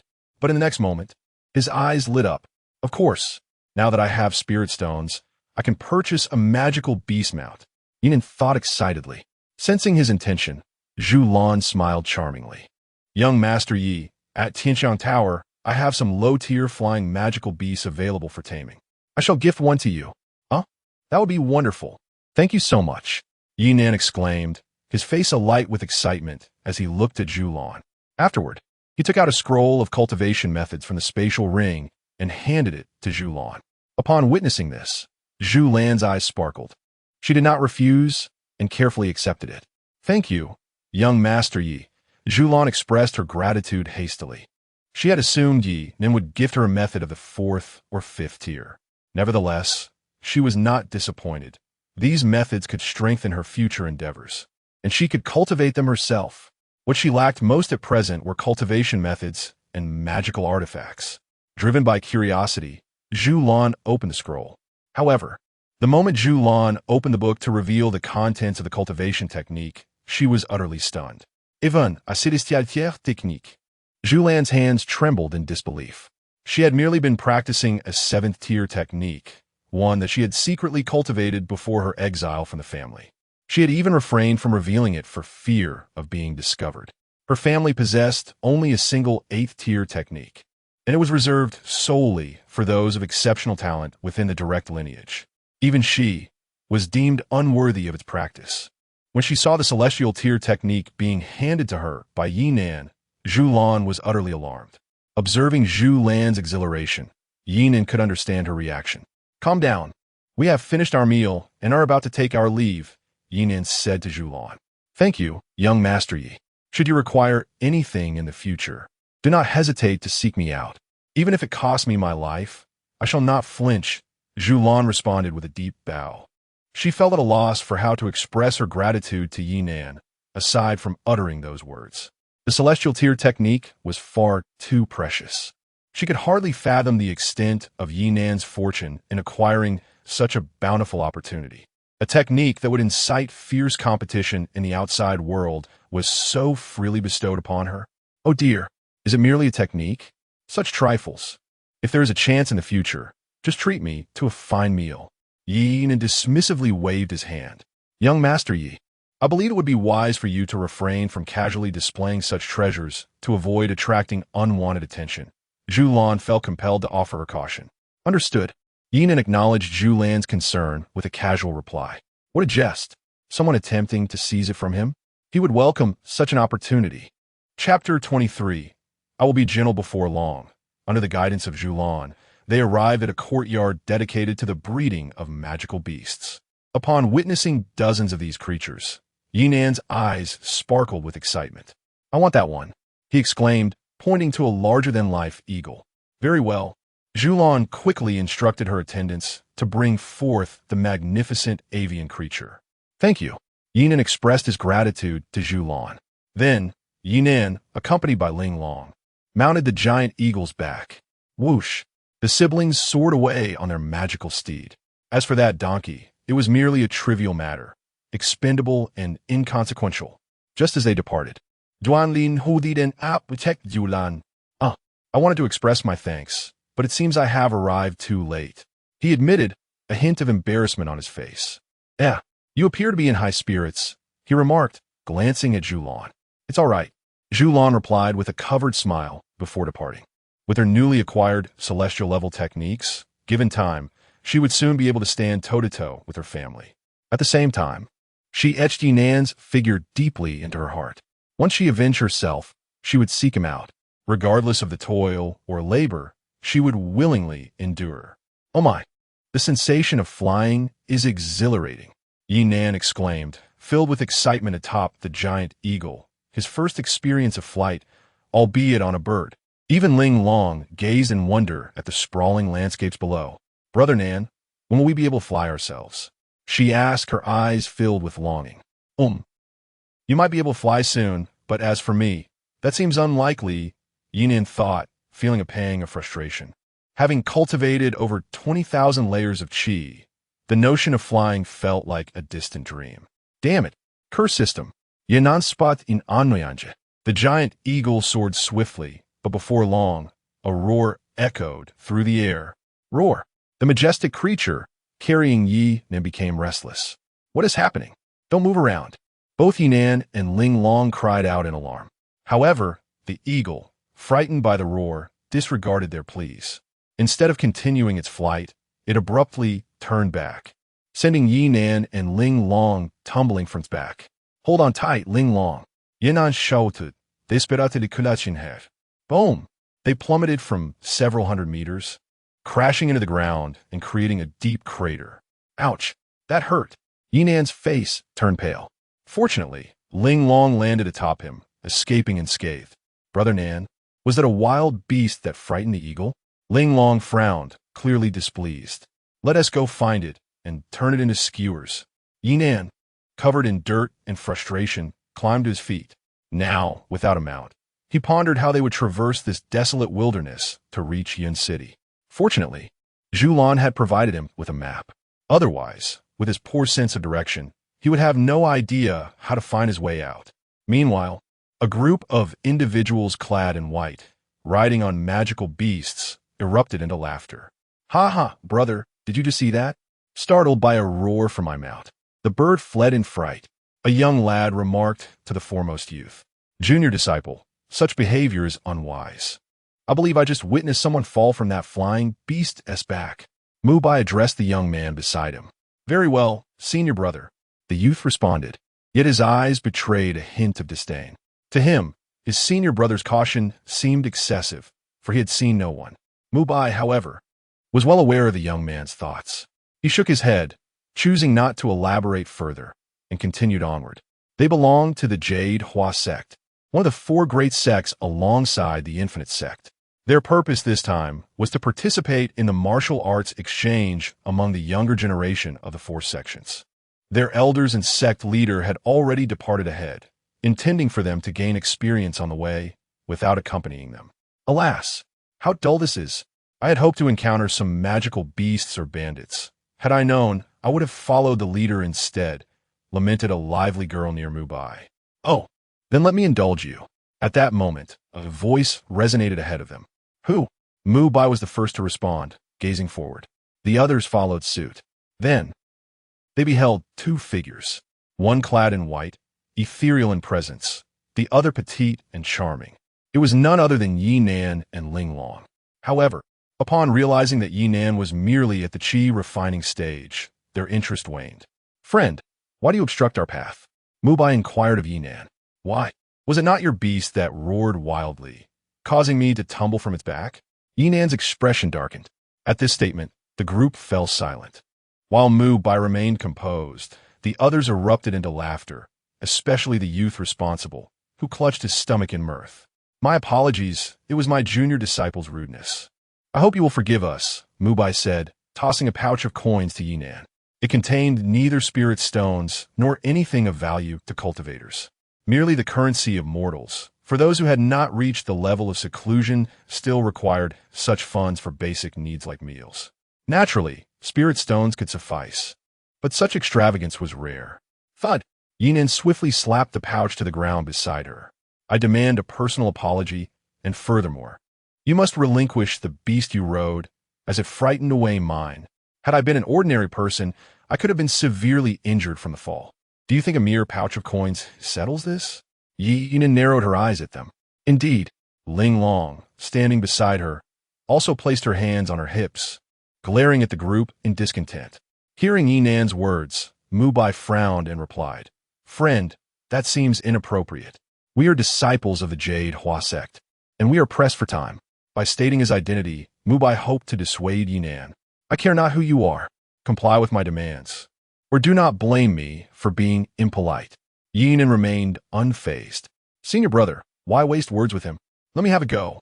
The playful woman beside Mubai remarked, "Such trivial trash. How could it warrant my senior sister's involvement? Allow me, your junior brother, to administer a lesson." The young man beside her clenched his fist, casting a disdainful glance at Ye Nan. "Very well. Remember, do not take a life. We must conclude this swiftly." Mubai nodded in agreement. Upon overhearing their exchange, a smirk crept onto Ye Nan's lips. "Young man, I merely intended to frighten you. Now you come closer to receive a beating. What is the necessity of that?" The young man sneered at Ye Nan. With a swift motion, he charged toward Ye Nan at an astonishing speed. Noticing that Ye Nan remained still, he assumed his intimidation had succeeded. "Fear not, I shall be gentle." The young man scoffed. "Very well, then I too shall be gentle," Ye Nan retorted, raising a hand and striking toward the young man. With a resounding slap, the young man was sent flying, crashing into the nearby mountainside. Chapter 24. A itch for action, a piercing scream echoed from within the mountains, leaving the onlookers in stunned silence. In that moment, Mubai and his companions realized that Ye Nan was not to be trifled with. With a single slap, he had sent a fifth-level gathering spirit realm practitioner flying. It was no wonder Ye Nan dared to block their path. "Sir, this is excessive," Mubai shouted at Ye Nan. "Excessive? I can be even more so," Ye Nan retorted, sweeping his hand once more. In an instant, a tempest of sand and stone erupted, immense spiritual energy swirling around them. Mubai and his companions found themselves utterly defenseless, weightless, struggling to maintain their balance. As Ye Nan waved his hand in various directions, they were relentlessly thrown against their surroundings. Screams filled the air. "Senior, please cease. We acknowledge our wrongs," Mubai hastily pleaded. He had not anticipated that Ye Nan, who appeared to be merely at the qi refining stage, was in fact a hidden powerhouse. Seeing the others battered and bruised, Ye Nan finally relented. With a swift motion, he summoned the playful girl who had sought to reprimand him, the young man with her, and Mubai, bringing them directly before him. The remaining onlookers trembled in fear, too intimidated to utter a word. "Do you still wish to teach me a lesson?" Ye Nan inquired, eyeing the three with their bruised faces. "Senior, you are bullying the weak," the playful girl attempted to retort, but she barely got the words out before, boom, Ye Nan unleashed a wave of pressure, causing the ground beneath the trio to explode. Thud! 3 bodies fell to their knees. The scene terrified the playful girl. "Senior, it was our rudeness. Please do not hold it against us," Mubai quickly sought to explain. Were it not for your lack of murderous intent, I would have already dealt with you." Ye Nan scoffed, regarding Mubai with disdain. Upon hearing Ye Nan's intention to dispose of them, the playful girl and the young man trembled uncontrollably. Only Mu Bai managed to maintain a semblance of composure, albeit with a hint of fear. Are you not heading to Yun City for that martial arts competition among sects? Ye Nan had overheard Mu Bai's earlier words. Indeed, senior. Mu Bai nodded vigorously. Excellent. I shall accompany you, Ye Nan declared, turning his gaze to the three. Upon hearing this, the trio trembled. They were at a loss, never expecting to encounter such trouble on their journey. Very well, senior. Mu Bai dare not say more, resigned to the fate that awaited them at the hands of their sect as higher-ups. As they passed the previously arrogant young man, Ye Nan shot him a sidelong glance. Smack! Without hesitation, Ye Nan delivered a sharp slap, sending the young man staggering, his face instantly transforming into a grotesque visage. Even Mu Bai and the playful girl flinched at the sight. Senior, why do you strike me again? The young man whimpered, his previous bravado vanishing entirely. With an itch for mischief, Ye Nan turned his back and, accompanied by Ling Long, approached the steed of a young man. The duo, one large and one small, promptly seated themselves upon it. Witnessing the loss of his own mount, the young man felt a wave of indignation wash over him. Left with no alternative, he resigned himself to squeezing in beside others. Thus, the group, with Ye Nan at the forefront, gradually made their way toward Yun City. Along the journey, the companions spoke in hushed tones, wary of inciting Ye Nan's wrath. Nevertheless, the steeds possessed remarkable speed. Yet, as they were not flying beasts, progress was inevitably slower, and soon darkness enveloped the land. The group halted for rest, and Ye Nan seized the opportunity to set up a grill and prepare the meat he had brought along. Igniting a barbecue, this spectacle left onlookers momentarily speechless. Moments later, the air was filled with an enticing aroma, stirring even the mounts into a restless state. The others could only swallow hard, envious of Ye Nan's feast, as they munched on their own provisions. However, witnessing the delectable skewers sizzling on Ye Nan's grill rendered their rations rather unappetizing. As Ye Nan cooked, Ling Long indulged, often casting furtive glances at Mu Bai and the others. Brother Nan, should we share some with them? Ling Long whispered in Ye Nan's ear. He glanced over at Mu Bai's group, ultimately tossing aside some raw meat and a few grills. You may cook for yourselves, Ye Nan instructed the assembly.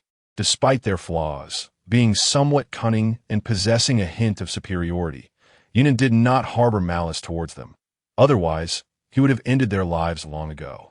Upon hearing Ye Nan's words, Mu Bai and his companions promptly approached to claim the raw meat and grills.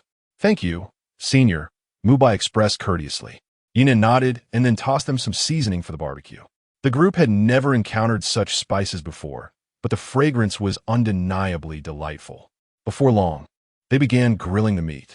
Though their skills paled in comparison to Ye Nan's, the addition of the seasoning rendered their meal far more palatable than their previous rations. Soon night fell. With a grand gesture, Ye Nan conjured a bed, and even Ling Long was included in this unexpected luxury. The sight left the others dumbfounded. Had it not been for the dense forest, they might have thought Ye Nan and Ling Long were on a leisurely holiday. Nonetheless, their astonishment lingered. For the ability to produce a bed, an abundance of meat, and multiple grills indicated that the spatial rings of Ye Nan and Ling Long must be exceptionally vast. Even their sect leader likely did not possess such expansive storage. They had never witnessed anything like it. Senior brother, who exactly is this person? Inquired a curious young girl, enjoying the roasted meat. She was Mu Shui, a direct disciple of Yu Hua sect's leader, Yu Xian, alongside Mu Bai. The other young man was merely a close acquaintance of theirs, yet he too was a disciple of an elder. I am uncertain. This individual does not seem to belong to any other sect, as I have never encountered him before. He might very well be a formidable figure from afar. Mu Bai also felt a sense of perplexity. However, upon closer inspection, it was evident that he was merely at the qi refinement stage. The young man beside him wore a look of frustration. If word got out that he was bested by someone at the qi refinement level, it would be utterly humiliating. Mu Bai shared his confusion.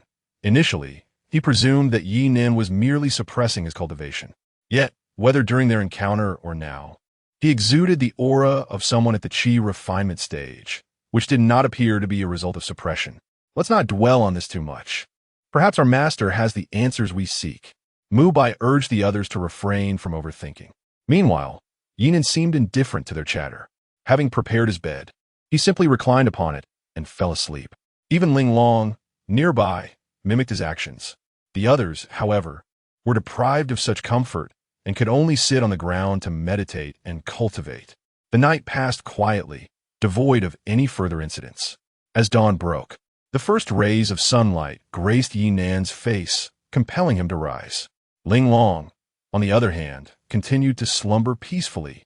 Ye Nan chose not to disturb her, instead attending to his own routine, taking his toothbrush and cup to freshen up. In truth, cultivators benefit from the nourishment of spiritual energy, causing the impurities within their bodies to gradually dissipate as their realms advance, rendering the need for brushing one's teeth almost obsolete. Nevertheless, this ritual had become Ye Nan's habit, the sole connection to his memories of Earth. Thus, he was reluctant to abandon it. He harbored a genuine fear that one day he might forget he was once a denizen of Earth. Chapter 25. Do you also wish to strike me?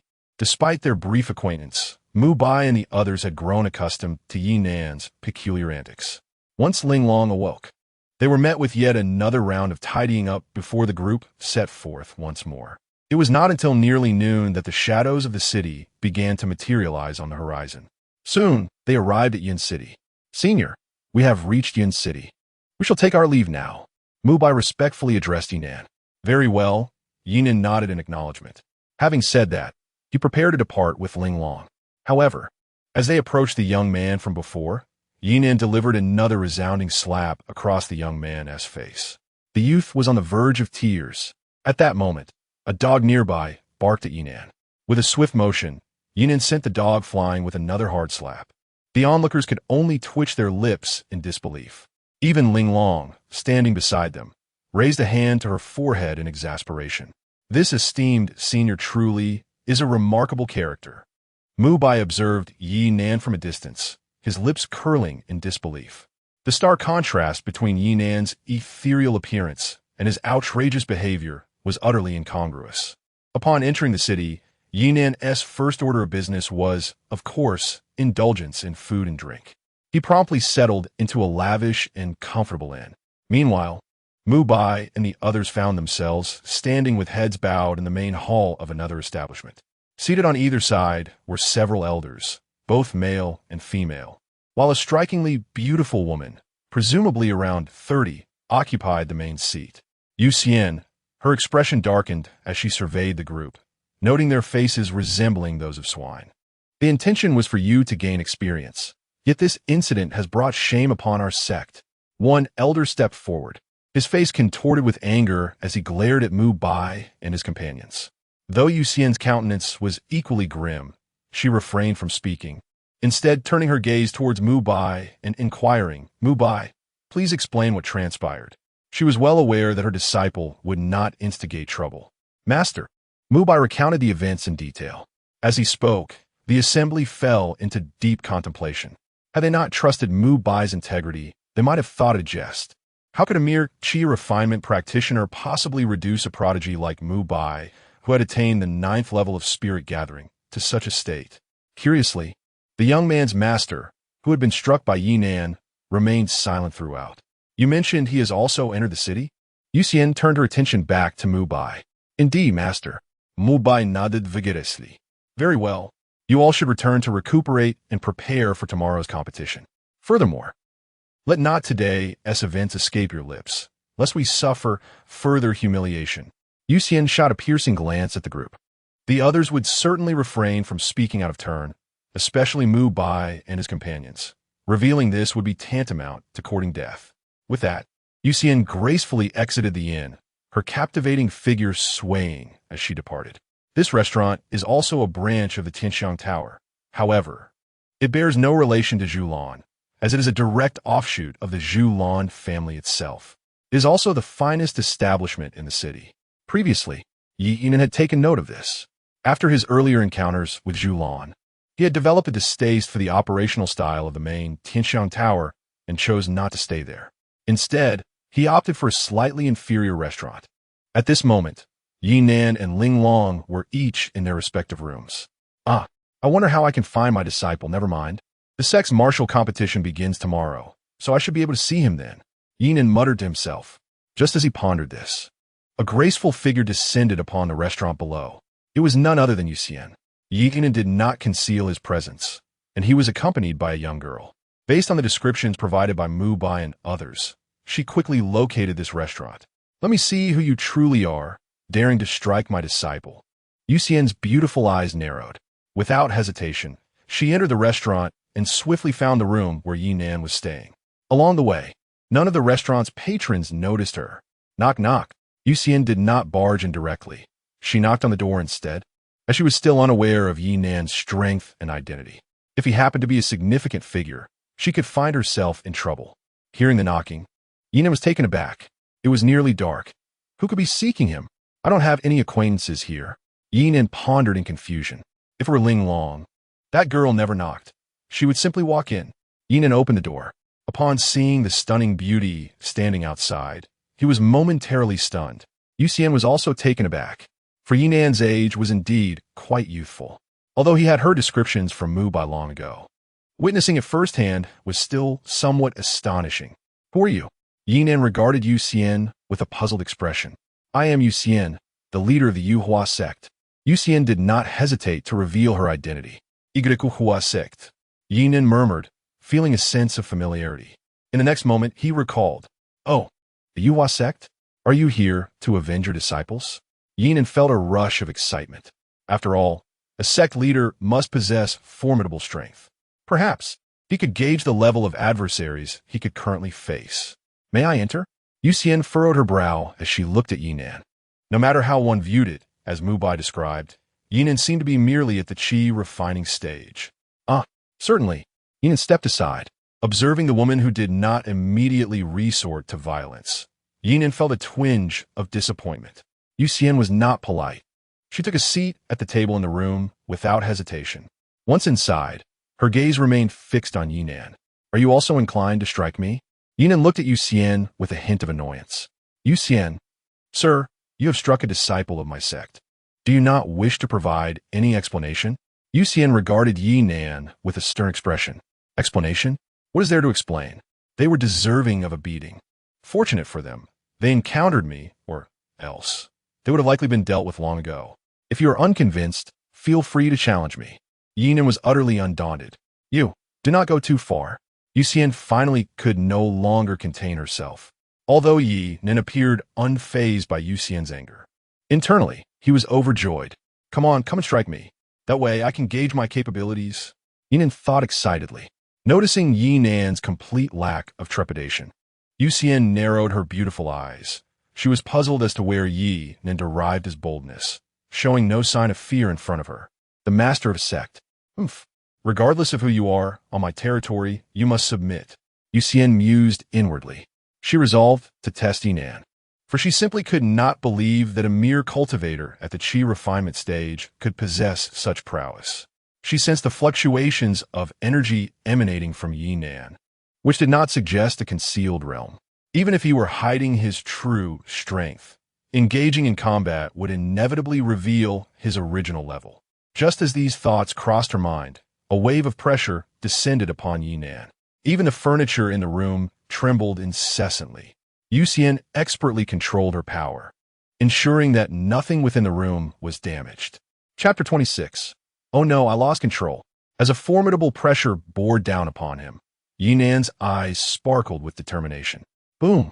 He unleashed his full power, convinced that a Grand Master must possess immense strength, compelling him to give his all. In that instant, Ye Nan adopted a serious demeanor, ready to release his own oppressive aura without reservation. Boom! However, at the moment he gathered his strength, Yuxian's expression changed drastically. In that fleeting moment, she held nothing back, exerting all her might. Yet, it proved utterly futile. Boom! She fell to her knees. Not only that, but Ye Nan, who had been on the second floor, suddenly plummeted to the first, the very structure collapsing beneath him. The overwhelming force rendered Yuxian utterly immobile, as she descended from the second floor to the first. Rumbling, in that moment, the entire inn crumbled. Yuxian spat out a mouthful of blood, the ground beneath her knees forming a crater. Blood oozed from her knees as she disregarded the dust covering her, staring in shock at Ye Nan before her. Cough, cough. I haven't even begun, and how did it come to this? Ye Nan, equally disheveled, felt a pang of guilt. After all, the entire inn lay in ruins. How much would this cost to repair? Damn it, who could be so heartless? The previous patrons of the inn began to grumble. Fortunately, most of the guests were cultivators. Had they been ordinary folk, the consequences would have been dire. Indeed, who did this? Step forward if you dare. Ye Nan's gaze darted around, joining in the outcry. Yet, not far from him, a dirt-smeared little girl glared at Ye Nan with gritted teeth. Brother Nan, Ling Long shouted in anger. Aware that this was not the time to speak recklessly, so she merely called out. I couldn't control it. I couldn't control it. Ye Nan hurried to Ling Long's side and whispered. He then glanced at the kneeling Yuxian. Alas, I thought you were strong. So weak? Ye Nan felt a wave of disinterest wash over him. Yuxian. Ye Nan had assumed this woman was formidable, prompting him to channel all his strength. Elder. At that moment, Yuxian had shed her previous grace and poise, left speechless, her face a canvas of shock and terror. She never imagined that as a powerful practitioner of the void refinement realm, she would lack even the qualification to resist. Ye Nan had subdued her solely with his oppressive aura. Had she known that he had merely gathered his strength and had yet to truly strike, it would surely have terrified her beyond measure. Enough, enough. I see you harbor no ill intentions, merely concerned about your dignity. So I shall not make things difficult for you. Ye Nan waved his hand dismissively. He was eager to depart, fearing that the owner of the establishment would come seeking compensation. Although the inn had collapsed in an instant, no one could trace it back to him. But what if? Thus, making a hasty exit was imperative. However, as he emerged from the ruins of the tavern, he was struck dumb. Before him lay a scene of chaos, with houses leaning precariously in disarray. Even the ground bore various fissures. It was over, truly over. He had gone too far this time. A sense of panic surged within Ye Nan. He understood that it must have been his lack of restraint that caused such devastation around him. In his eagerness to spar with Yuxian, he had been oblivious to the extent of his own power. The thought of innocent lives possibly lost due to his actions weighed heavily on him. Such a transgression would be unforgivable. Though the town was not large, it was populated with many souls. If one were to gaze down upon Yin City from above, they would notice that everything within the affected area had sunk ever so slightly. Yet, curiously, no one seemed to take heed of this detail. They merely felt a tremor, and aside from a few collapsed buildings, nothing else appeared to have occurred. The primary reason was that Ye Nan's strength had yet to fully manifest. He had only just begun to gather his energy when he lost his balance and fell to the first floor, a scenario fraught with dire consequences had he not. Ye Nan quickly surveyed his immediate surroundings and found that there were no casualties, merely some structures that had crumbled. Thank goodness, thank goodness. No significant disasters had occurred. Ye Nan finally exhaled a sigh of relief. The most critical factor was that there were numerous cultivators in this city. What the predicament? How much would this cost him? Ye Nan slumped down onto a nearby stone, gazing at the toppled buildings around him. He could flee, but such an act would weigh heavily on his conscience. If he ran now, he would forever be haunted by guilt. Just as he pondered finding a place to sell his techniques, Yuxian's voice broke through his thoughts. Senior, I can send someone to provide them with some monetary compensation. That should suffice. At that moment, Yuxian struggled to her feet. Upon hearing her words, Ye Nan's eyes lit up. Really? You aren't jesting with me, are you? He quickly turned his gaze to Yuxian. Senior jokes. Such a trivial sum of money is hardly worth mentioning. I hope you will not hold it against me for my impudence today. Yuxian replied with trepidation. If it involved spirit stones, they would indeed have to part with a considerable amount. However, providing additional funds to ordinary folk could resolve the matter. For the Yuhua sect, the wealth of commoners was merely a number of little consequence. Even a formidable practitioner at the 5th level of the bigger realm like her could be easily overwhelmed. It was likely that even the solid realm ancestors of her sect would not stand as a match. The overwhelming aura Ye Nan had just exuded was a testament to this. Seeing Yuxian's sincerity, Ye Nan could only nod in agreement. After all, This incident was precipitated by the Yuhua sect. He felt justified in accepting her offer. Very well then, I shall thank you for your assistance. With that, Ye Nan prepared to leave with Ling Long in tow. Senior, Yu Xian, after a moment's contemplation, called out to him once more. Is there something else? Ye Nan turned to her. May I inquire if you have any particular business in Yin City? If there is a need, perhaps I could be of assistance? Given the circumstances, Yu Xian was eager not to miss this opportunity. Ye Nan might be of the same caliber as her sex ancestor, and she wished to test the waters for potential alliances. Even if she did not succeed in forming a bond, becoming acquainted with him would still serve as a means of establishing some form of connection.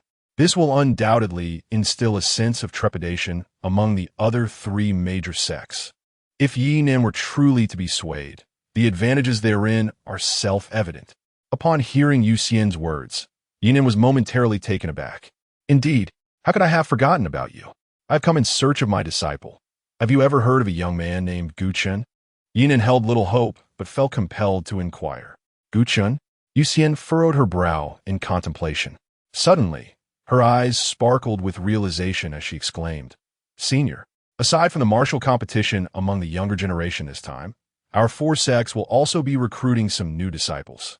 I believe I saw a name on the newcomer list, Gu Chun, but I cannot ascertain if he is the disciple you mentioned. Upon hearing Yu Xian's words, Ye Nan's eyes also brightened. He had indeed not been mistaken. During the sect competition, he would have the opportunity to see Gu Chun. Senior, as the tavern here is no longer available, might I suggest we take lodging at my place instead? Noticing Ye Nan's expression, Yu Xian realized she had stumbled upon a fortunate coincidence. Very well, Ye Nan conceded, resigned to the situation. Delighted by Ye Nan's agreement, Yu Xian promptly led the way with utmost respect. Before long, the three arrived at the Heavenly Fragrance Pavilion. Observing the tavern still standing intact, Ye Nan was somewhat astonished. Truly, this is a place of great influence, he mused. Ah, are there not four sects? Why has only your Yuhua sect come? Ye Nan inquired with curiosity directed at Yu Xian. In response, Yu Xian earnestly replied, Senior, we arrived a day early to train our disciples. The remaining sects will be arriving directly tomorrow. Chapter 27, The Gathering of the Sect. Upon hearing these words, Ye Nan nodded in acknowledgement. His curiosity had prompted a casual inquiry. Soon, Yu Xian arranged for Ye Nan to have a room adjacent to her own. The remaining elders and disciples were unaware of Ye Nan's arrival, and had they known, Mu Bai and the others would likely have been mortified. After settling Ye Nan, Yu Xian returned to her chamber. Once inside, she immediately shattered a piece of jade slip. Master, is there something you wish to discuss with your disciple? Upon receiving the message, Mu Bai hurried over, oblivious to any unusual demeanor from his master. After Yu Xian returned, she swiftly changed her attire and took a moment to tend to her injuries. Inquire about a young cultivator named Gu Chun. He is also participating in this newcomer competition. If possible, we should recruit him into our Yuhua sect, regardless of the conditions he may demand, Yu Xian said earnestly, fixing her gaze upon Mu Bai. Understood, master. Mu Bai did not question further and promptly departed. Internally, however, he was quite taken aback. This was the first time his master had shown such significant regard for a newcomer. He was eager to discover what made this newcomer so extraordinary. Although Mu Bai was typically grounded, he too harbored the competitive spirit of youth. He was determined to see what merits someone could possess to earn such esteem from his master. In Yu Xian's perspective, even if they could not recruit Ye Nan, securing Gu Chun for the sect would equate to having Ye Nan join as well. Time flew by, and soon the next day arrived. All the disciples and elders of Yuhua sect were gathered downstairs, awaiting Yu Xian. Their curiosity was piqued, as their sect leader was not known to be one who lingered in bed, especially a cultivator in the realm of qi condensation, who seemingly required no sleep. What they did not realize was that it was not Yu Xian who was lazy, but rather Ye Nan and Ling Long who were indulging in slumber. At that moment, Yu Xian was not in her own room at all. She had long since positioned herself outside Ye Nan's door, patiently waiting for him to awaken without disturbing him. After approximately half an hour had passed, the crowd downstairs grew increasingly anxious, for the time for the sect competition was fast approaching. Only Yu Xian stood at Ye Nan's door, her expression impassive, exuding her usual calmness. In the past, she would not have behaved this way for such a significant event as the sect competition. However, the value of Ye Nan far surpassed that of the day's contest. Creak. The door to Ye Nan's room swung open. As he stepped out, he was momentarily taken aback. "My apologies. I overslept a bit," he said, feeling somewhat embarrassed as he looked at Xuan. He was well aware that today marked the grand competition among several major sections. He hastily tidied himself and roused Ling Long from her slumber. Moments later, Ye Nan and Ling Long, under Xuan's respectful guidance, descended to the lower level. Upon seeing Ye Nan and Ling Long following Xuan, all the members of Yuhua sect were momentarily stunned. The elders exchanged puzzled glances, wondering how it was that in just one night, it seemed they had become a family of three. Meanwhile, the expressions of the disciples were akin to having ingested something distasteful, particularly that one youth who had been repeatedly bested by Ye Nan. She directly covered her face. The elders were eager to inquire about the identities of Xuan and Ye Nan, yet Xuan offered them no opportunity for questions. Instead, she promptly declared, "Let us depart." Following her words, she quickly made way, respectfully gesturing to Ye Nan, "Senior, please." Witnessing this scene, everyone was taken aback. The disciples recognized Ye Nan's formidable strength, but they had never anticipated that even their own sect leader seemed to be at a loss against him. "Never mind. I prefer to avoid drawing attention, especially since today is your domain. I am merely here to observe," Ye Nan remarked with a hint of resignation. Upon hearing his words, Xuan understood that she would need to take the lead.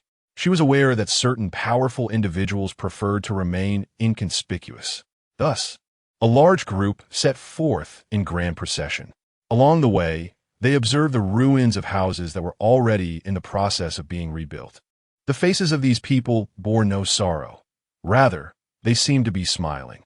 Ye Nan nodded in satisfaction, knowing that Xuan had indeed taken care of these issues. His thoughts were correct.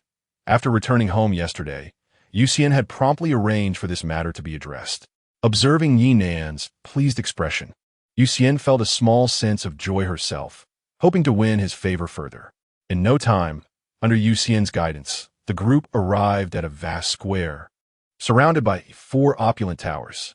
At that moment, 3 of the towers were already filled with people, while the direction Xuan and her companions were headed was the only one that remained vacant. In Yun City, there was no singular city lord. The governance was shared among the 4 sections. In essence, it served as a convenient location for recruiting disciples. Within the other 3 towers, the leaders of the remaining sects sat in the forefront, all men, their expressions solemn and contemplative, brows furrowed in deep thought. Even the late arrivals from Yuhua sect went unnoticed by them. "My lord, please take the esteemed seat." Xuan promptly offered the primary seat to Ye Nan. "I said it's unnecessary. You may sit," Ye Nan replied. Hearing this, Xuan had no choice but to occupy the primary seat, albeit feeling somewhat restless. For the illustrious Ye Nan was seated beside her. Suddenly, a resounding drumbeat echoed through the air, jolting the pondering sect leaders back to reality. "Master Yu, why are you so late today?" inquired a dignified middle-aged man from the left tower, smiling as he regarded Xuan. He was Yushan, the leader of the Jiandao sect. "Indeed, typically, your Yuhua sect is the most proactive. What is the matter this time?" Another stern middle-aged man from the right tower chimed in, identifying himself as Han Tan, the leader of the Han Shan sect. Xuan, undeterred by the inquiries from the 2 sect leaders, calmly replied, "I was delayed by some matters. I apologize for keeping you waiting." The 3 sects engaged in mutual pleasantries. Only the master of the Wuji sect, Qin Wudao, remained silent in the face of the scene before him. The other 2 sects were accustomed to this spectacle, well aware of the long-standing discord between the Wuji sect and the Yuhua sect. "Is it him?" A stunning woman clad in blue, standing beside Qin Wudao, spoke in astonishment. "Linger, what troubles you?"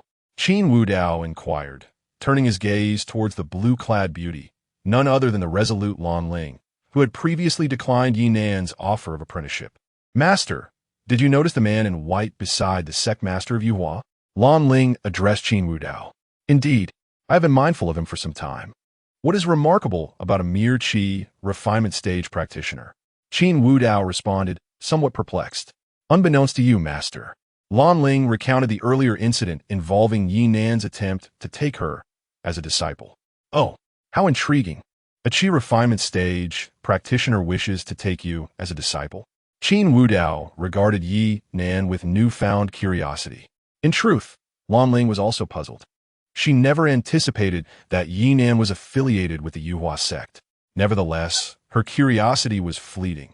He was merely an insignificant ant at the Qi refinement stage. The other two sects had indeed taken notice of Ye Nan, for anyone seated beside the esteemed Yuxian undoubtedly bore some connection to him. However, upon sensing Ye Nan's cultivation level, their interest waned. In fact, many began to speculate whether Ye Nan was merely Yuxian's pretty boy, as he was undeniably handsome. In the realm of cultivation, such occurrences were hardly surprising. Chapter 28. The dazzling Gu Chen. Now that everyone is gathered, let us proceed to recruit disciples first. The martial competition can wait. Qin Wudao spoke up, and there were no objections from the crowd. Bang! The sound of the gong reverberated once more. Outside the square, a considerable number of people had already assembled. Some came to spectate, while others were young aspirants eager to join the sect. Under the arrangement of the four sects, many young individuals had already taken their positions within the arena, all fitting the age criteria for the trials. Among them stood a young man clad in black. It was none other than Gu Chun. However, he appeared to be lost in thought. For, in order to spar with these sect disciples, he must first join a sect. Yet, he had merely come for the competition and had no desire to join a sect. The martial contest was merely a pretext. He was primarily intent on confronting that woman, Lan Ling, for their previous grievances, which Gu Chun still vividly remembered. Through his inquiries, he had learned that Lan Ling would also be participating in the competition. Thus, he lifted his head, beginning to scrutinize the four towering pavilions, seemingly contemplating a way to slip through unnoticed. As he examined each one, suddenly, Gu Chun was taken aback. He thought he was seeing things and hurriedly rubbed his eyes with his sleeve. When he glanced again towards the direction of Yuhua sect, a smile broke across his face. His joy was palpable, for he had spotted Ye Nan. Why had his master come? And why was he with Yuhua sect? Gu Chun felt a surge of happiness. Without further hesitation, he dashed towards the recruitment area of Yuhua sect. Meanwhile, Ye Nan atop the pavilion of Yuhua sect also brightened upon seeing Gu Chun. Yu Xian had been attentively observing Ye Nan's every move, anxious about not attending to him properly. When she noticed Ye Nan's excitement as he gazed towards the square, her curiosity led her to look as well. She then saw a young man in black sprinting out from the testing team of Wu Ji sect, heading directly towards her Yuhua sect's recruitment area. In an instant, she understood. This black-clad youth must be Ye Nan's disciple. Last night, she had sent Mu Bai to locate Ye Nan's disciple, yet he returned empty-handed, which had irritated her. However now, a smile graced her lips. Yet, there were too many people milling about, and aside from the observant and focused Yu Xian, the other sects had not noticed Gu Chen's actions. Nevertheless, the disciple testing required some time. Master of Yu sect, are you aware of the disturbance from yesterday? I suspect. A powerful outsider has arrived at our four sects domain. Yushan spoke gravely. Even the representatives of the other two sects perked up their ears to listen. They had some influence and spies in Yin City and had received reports about the anomalies that occurred yesterday. They had even taken a special trip to investigate this morning. This had been a matter of deep contemplation for them. Upon hearing this, Yu Xian discreetly glanced at Ye Nan. Yet she remained unperturbed, replying nonchalantly, I am not certain. After all, nothing significant has transpired. What they were merely passing through. Passing through? Who wanders about here, causing disturbances without reason? Han Tan interjected, somewhat incredulous. Upon the utterance of those words, a profound silence enveloped the crowd. Indeed, who would casually pass by while orchestrating a demolition? Nonetheless, no significant turmoil ensued, and, subsequently, the matter faded into quietude. To them, it seemed likely that the powerful figure who had traversed their path had merely indulged in a sense of malicious amusement. The primary solace lay in the absence of any injuries. This was their principal comfort, for they feared the presence of truly vicious beings. Formidable foes they could not contend with. Only Ye Nan maintained an air of indifference, observing with a composed demeanor. As the various sects engaged in conversation, a sudden flash surged skyward with the velocity of light. All eyes turned toward the source of the luminescence. It was the talent stone used to assess the aptitude of new disciples. The levels were categorized into red, orange, yellow, green, blue, indigo, and violet.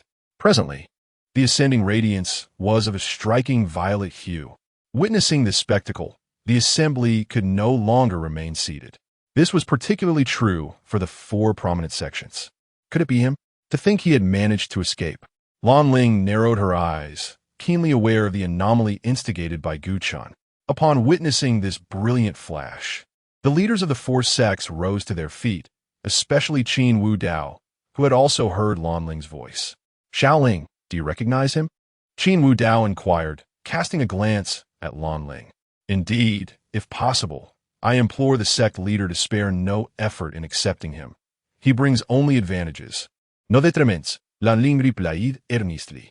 She refrained from disclosing the peculiar constitution that Gu Chen possessed, and even kept her own abilities a closely guarded secret. In Lan Ling's eyes, Gu Chen's unique constitution was not to be feared. However, leading the Wu Ji sect into the ranks of the powerful was no mere boast. If Gu Chen were to join Wu Ji sect, then she would have greater opportunities to secure him. Upon hearing Lan Ling's words, Qin Wu Dao furrowed his brow, placing his faith in her insights. He was well aware of her capabilities. Despite her youth, her perception and intellect were unparalleled in his experience. Is it truly possible to achieve such a feat without the enhancement of a special constitution? Gu Chen thought, feeling a mixture of despair and disbelief. He had only wished to join discreetly, yet his situation had become so absurd. Alas, the transformation wrought by his master was indeed formidable, and he silently marveled at it. At that moment, Gu Chen became the center of attention. Violet. It had been years since a disciple with violet talent had emerged. Yushan exclaimed loudly. Just as he voiced this, a figure leaped from a great height, hurtling toward Gu Chen. Witnessing this, Yushan was momentarily stunned, his words caught in his throat. Then, his expression darkened, and he erupted in fury. Han Tan, you scoundrel! How dare you disregard the martial code? With that, without a moment's hesitation, he too leaped from the building. Even Qin Wu Dao hurriedly followed suit. Only Yu Xian remained composed. Sect leader, we must hasten. If we delay, the other sects will snatch him away. A few elders from Yu Hua sect, noticing Yu Xian's lack of action, expressed their urgency. What is the rush? That young man already has a master. How could he be taken? Yu Xian's calm remarks swiftly subdued the crowd. A master? Who is it? Some elders were left perplexed, seeking clarification. Ahem. His master is none other than myself. So rest assured, he shall not join any other sect. At this moment, Ye Nan spoke up. Upon hearing his words, the crowd was taken aback, turning their astonished gazes towards him. The disciples, having been well educated by Ye Nan, seemed unfazed. However, the elders appeared somewhat perplexed, yet they ultimately chose to trust Yu Xian. Anyone whom Yu Xian refers to as a senior must undoubtedly possess remarkable capabilities. Nevertheless, they had long seen through Ye Nan, who was merely at the Qi refinement stage. The most absurd part was, how could a mere Qi refinement practitioner take in a disciple with purple talent? Unbeknownst to the elders, Ye Nan had already demonstrated his prowess before their disciples. Yet, as he was always present, the disciples dared not report him. Thus, the elders remained oblivious to the fact that Ye Nan was the very one who had bested their disciples. Mu Bai and others had witnessed Ye Nan's might, and these elders were certainly no match for him. Should a confrontation arise, it would likely result in yet another round of slaps. The most terrifying prospect was that, by that time, even the elders would probably find themselves lining up to receive a reprimand from Ye Nan. Young man, would you be willing to join my Han Mountain sect? If you do, I will take you as my personal disciple. Han Tan was the first to rush to Gu Chen's side. Do not heed his words. If you join my blade sect, not only will I accept you as my personal disciple, but you may also select from the treasures and techniques within our vault. At this moment, Yushan also stepped forward. If you join my Wujizong, I shall offer you all that they provide, and moreover, I will immediately appoint you as the young sect master. Qin Wudao was equally unwilling to be left behind. Initially, he had intended for Lan Ling to take the helm of Wuzhizong. However, as time progressed, he realized that Lan Ling was no ordinary individual. The mere Wuzhizong could never retain her. Keeping her within Wuzhizong would only serve to constrain her. Previously, he had discreetly tested Lan Ling's talent, and the aptitude stone had shattered under her prowess. Meanwhile, Gu Chun was more fitting at such a young age. He had already reached the 9th level of spirit gathering and possessed a purple talent. Chapter 29. Have I misjudged? Upon hearing the words of the 3 sect leaders, Gu Chun felt a sense of helplessness. Nevertheless, he earnestly declared, "Esteemed seniors, I already have a master. I apologize." The 3 leaders were momentarily taken aback. Who dares to compete with us for a disciple? Han Tan's expression darkened. Gu Chun lifted his gaze towards the tower of the Yuhua sect. Following his line of sight, the 3 leaders also turned to look, and their expressions soured. No wonder. I was wondering why that woman, Yu Xian, was so late. It turns out she had already snatched him away from us. Han Tan's face turned a shade of iron. Gu Chun found himself at a loss for words. In truth, he was looking at Ye Nan, and he never anticipated that it would lead to misunderstandings with the other sections. However, he refrained from offering any explanations. Ignoring the 3 leaders, he strode directly towards the tower of the Yuxian sect. Undeterred, the 3 sect leaders followed closely behind. Upon arriving at the tower, the 3 leaders regarded Yu Xian with unfriendly expressions. Just as Gu Chun was about to bow to Ye Nan, Qin Wudao interjected, "Sect leader Yu, might I request that you allow him to join our sect? Name your price, and I shall meet it." A talent with a purple affinity. Even Lan Ling praised him highly. If he could recruit Gu Chun, he would be willing to pay a reasonable price.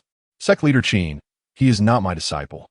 His master is someone else," Yu Xian replied coolly, her tone tinged with impatience. Upon hearing this, Qin Wudao and the others frowned. If you do not wish to part with him, why resort to such excuses? Qin Wudao's expression turned cold. "Sect leader Yu is not deceiving you. I am indeed his master." Ye Nan stepped forward at that moment. The 3 leaders were taken aback, their expressions shifting to one of displeasure. A mere Qi refinement realm practitioner could take in a 9th level gathering spirit realm genius, especially one with a purple affinity. As they pondered this, they witnessed Gu Chun bow deeply to Ye Nan, proclaiming, "Disciple pays respects to master." In that instant, silence enveloped the room. Even Qin Wudao and his companions wore grim faces. They had not anticipated the truth in Ye Nan's words. Would you reconsider? Following a mere Qi refinement practitioner, you will learn nothing and only bring harm upon yourself. It would be wiser to join my sect. Qin Wudao sensed an opportunity. The other 2 sect leaders also pressed forward. In an instant, the competition became fierce. The disciples present, observing the unfolding drama, were filled with envy. "Esteemed Signor, in this lifetime, I shall have but one master and will not seek another. I hope for your understanding," Gu Chun politely interjected, cutting through the fray. Upon hearing his words, the 3 leaders gritted their teeth in frustration. However, seeing Gu Chun's resolute stance, they had no choice but to temporarily concede, planning to devise another way later. They turned to leave, casting a disdainful glance at Ye Nan as they departed. Seeing Qin Wudao return with a furrowed brow, Lan Ling's expression also darkened. She had witnessed everything unfold and had not anticipated that Gu Chun was the disciple of the one who sought to take her as a student. Could it be that this person is different? Have I truly misjudged? Lan Ling suintet hereis, scrutinizing Ye Nan. Yet, regardless of how she perceived him, he remained merely a practitioner at the Qi refinement stage. Possessing extraordinary intellect, her thoughts wandered deeper than those of Qin Wudao and others. She understood that a prodigy like Gu Chun would not frivolously choose to take a Qi refinement stage master as his mentor. Shaking her head, she dismissed the thought. Even if she had misjudged, what of it? Could he truly compare to her? As time progressed, the recruitment of newcomers concluded, and the anticipated competition among the talented disciples of the 4 major sects was poised to commence. Each sect dispatched their most formidable genius to contend in a decisive battle. a custom upheld for many years. Originally, Yuhua sect intended to send Mu Bai to the arena, but in consideration of Ye Nan, they yielded the opportunity to Gu Chun. Moreover, Gu Chun's strength was on par with Mu Bai, being at the 9th level of spirit gathering. Thus he posed no less of a challenge. The members of Yuhua sect were eager to witness Gu Chun's prowess, especially since he was merely in his teens, yet could stand equal to the top talents of the 4 major sections. Go ahead, don't embarrass yourself. Ye Nan offered words of encouragement to Gu Chun. Rest assured, master, Gu Chun replied with a confident demeanor. Soon, 4 young talents ascended to the stage, each representing their respective sex, including Lan Ling. Upon seeing her, Gu Chun's expression darkened, and even Ye Nan raised an eyebrow in surprise, though he quickly brushed it aside. The higher-ups of his sex had not anticipated that Yuhua sect would send Gu Chun directly to the arena, especially with Mu by not participating. This demonstrated significant confidence in Gu Chun. Apart from Lan Ling, who was female, the others were all males. Naturally, Lan Ling regarded the other 2 with disdain, her attention drawn solely to Gu Chun. I didn't expect you to still be alive. I thought you perished beneath the giant tiger, she remarked. That's because I am formidable, Gu Chun retorted dismissively, casting a glance at Lan Ling unfazed by his words. Lan Ling continued, though our last encounter was unpleasant, I still hope you will consider my offer. Following me, you are destined for greatness. Learning from that refinement master will yield you nothing. Lan Ling still sought to recruit Gu Chun. You have no idea of my master's true strength. Furthermore, I truly dislike individuals as venomous as you. Gu Chun showed no deference. Strong? If you knew my identity, you would not hold your master in such high regard. In that situation, survival was paramount. I do not consider myself ruthless, Lan Ling proclaimed with pride. Enough. I have no desire to engage in your boasting. Gu Chun was disinclined to entertain her any longer. Moments later, the competition commenced, starting with Lan Ling from Wu Ji sect facing off against the top genius of Han Shan sect. The other 3 sects were aware that Wu Ji sect had recently recruited a remarkably gifted prodigy, yet they had never witnessed her abilities until now. As expected, Lan Ling swiftly defeated the genius from Han Shan sect in just a few exchanges. Although they were of the same realm, her combat experience and battlefield control utterly overwhelmed her opponent. This woman was indeed extraordinary. Han Tan gazed solemnly at Lan Ling. The next match would be between Gu Chun and the genius of the Sharp Blade sect. Without uttering a word, they charged at each other. The prodigy from the Sharp Blade sect wielded a formidable great sword, while Gu Chun approached unarmed, having forsaken weapons to devote himself to the mastery of martial arts. As Gu Chun faced the opponent's great sword, which was a 3rd-tier treasure, a voice from a high platform inquired with concern, Senior, does your disciple not utilize magical artifacts? Yuxian glanced anxiously at Ye Nan. No need. Just watch. Ye Nan replied nonchalantly, engrossed in a discussion with Ling Long about what to have for dinner that evening. The spectators were left speechless by Ye Nan's demeanor, and even members from other sects furrowed their brows in disbelief. They certainly did not perceive Gu Chun as a fool. Just as the onlookers braced for the inevitable severing of Gu Chun's hand, a resounding clash echoed through the arena. Gu Chun's fist collided directly with the opponent's great sword, resulting not in a gruesome spectacle, but in a dazzling shower of sparks. What? A mortal body confronting a 3rd-tier magical artifact? Han Tan rose abruptly from his seat. The remaining spectators, equally astounded, rose in shock as well. Chapter 30. The 3 major sects in distress, it is no wonder that the elder remains entirely unperturbed. Yuxian cautiously glanced at Ye Nan, realizing that he had grown even stronger. Lan Ling narrowed her eyes in response. Qin Wudao's expression darkened. It would have been one thing had Gu Chun chosen to join another sect, but his decision to align himself with the opposing Yuhua sect set his fists clenching with frustration. The more extraordinary Gu Chun became, the more anxious he felt. He even contemplated whether he should take decisive action and eliminate Gu Chun to prevent future complications. What manner of cultivation has led to such a formidable physique? Han Tan pondered, unaware that Gu Chun possessed a unique constitution. Moreover, such a special constitution was unattainable for them, only found in ancient texts. In their small dominion of the southern region, they appeared lofty and invincible. Yet, when confronted with truly great powers, they were nothing.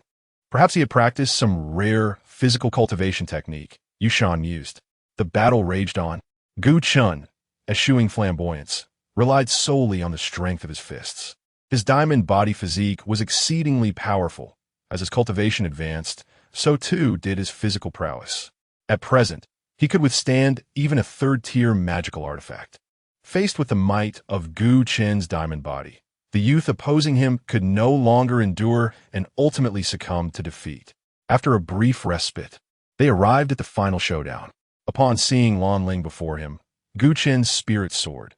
He was eager to avenge previous grievances and deliver a resounding blow to her.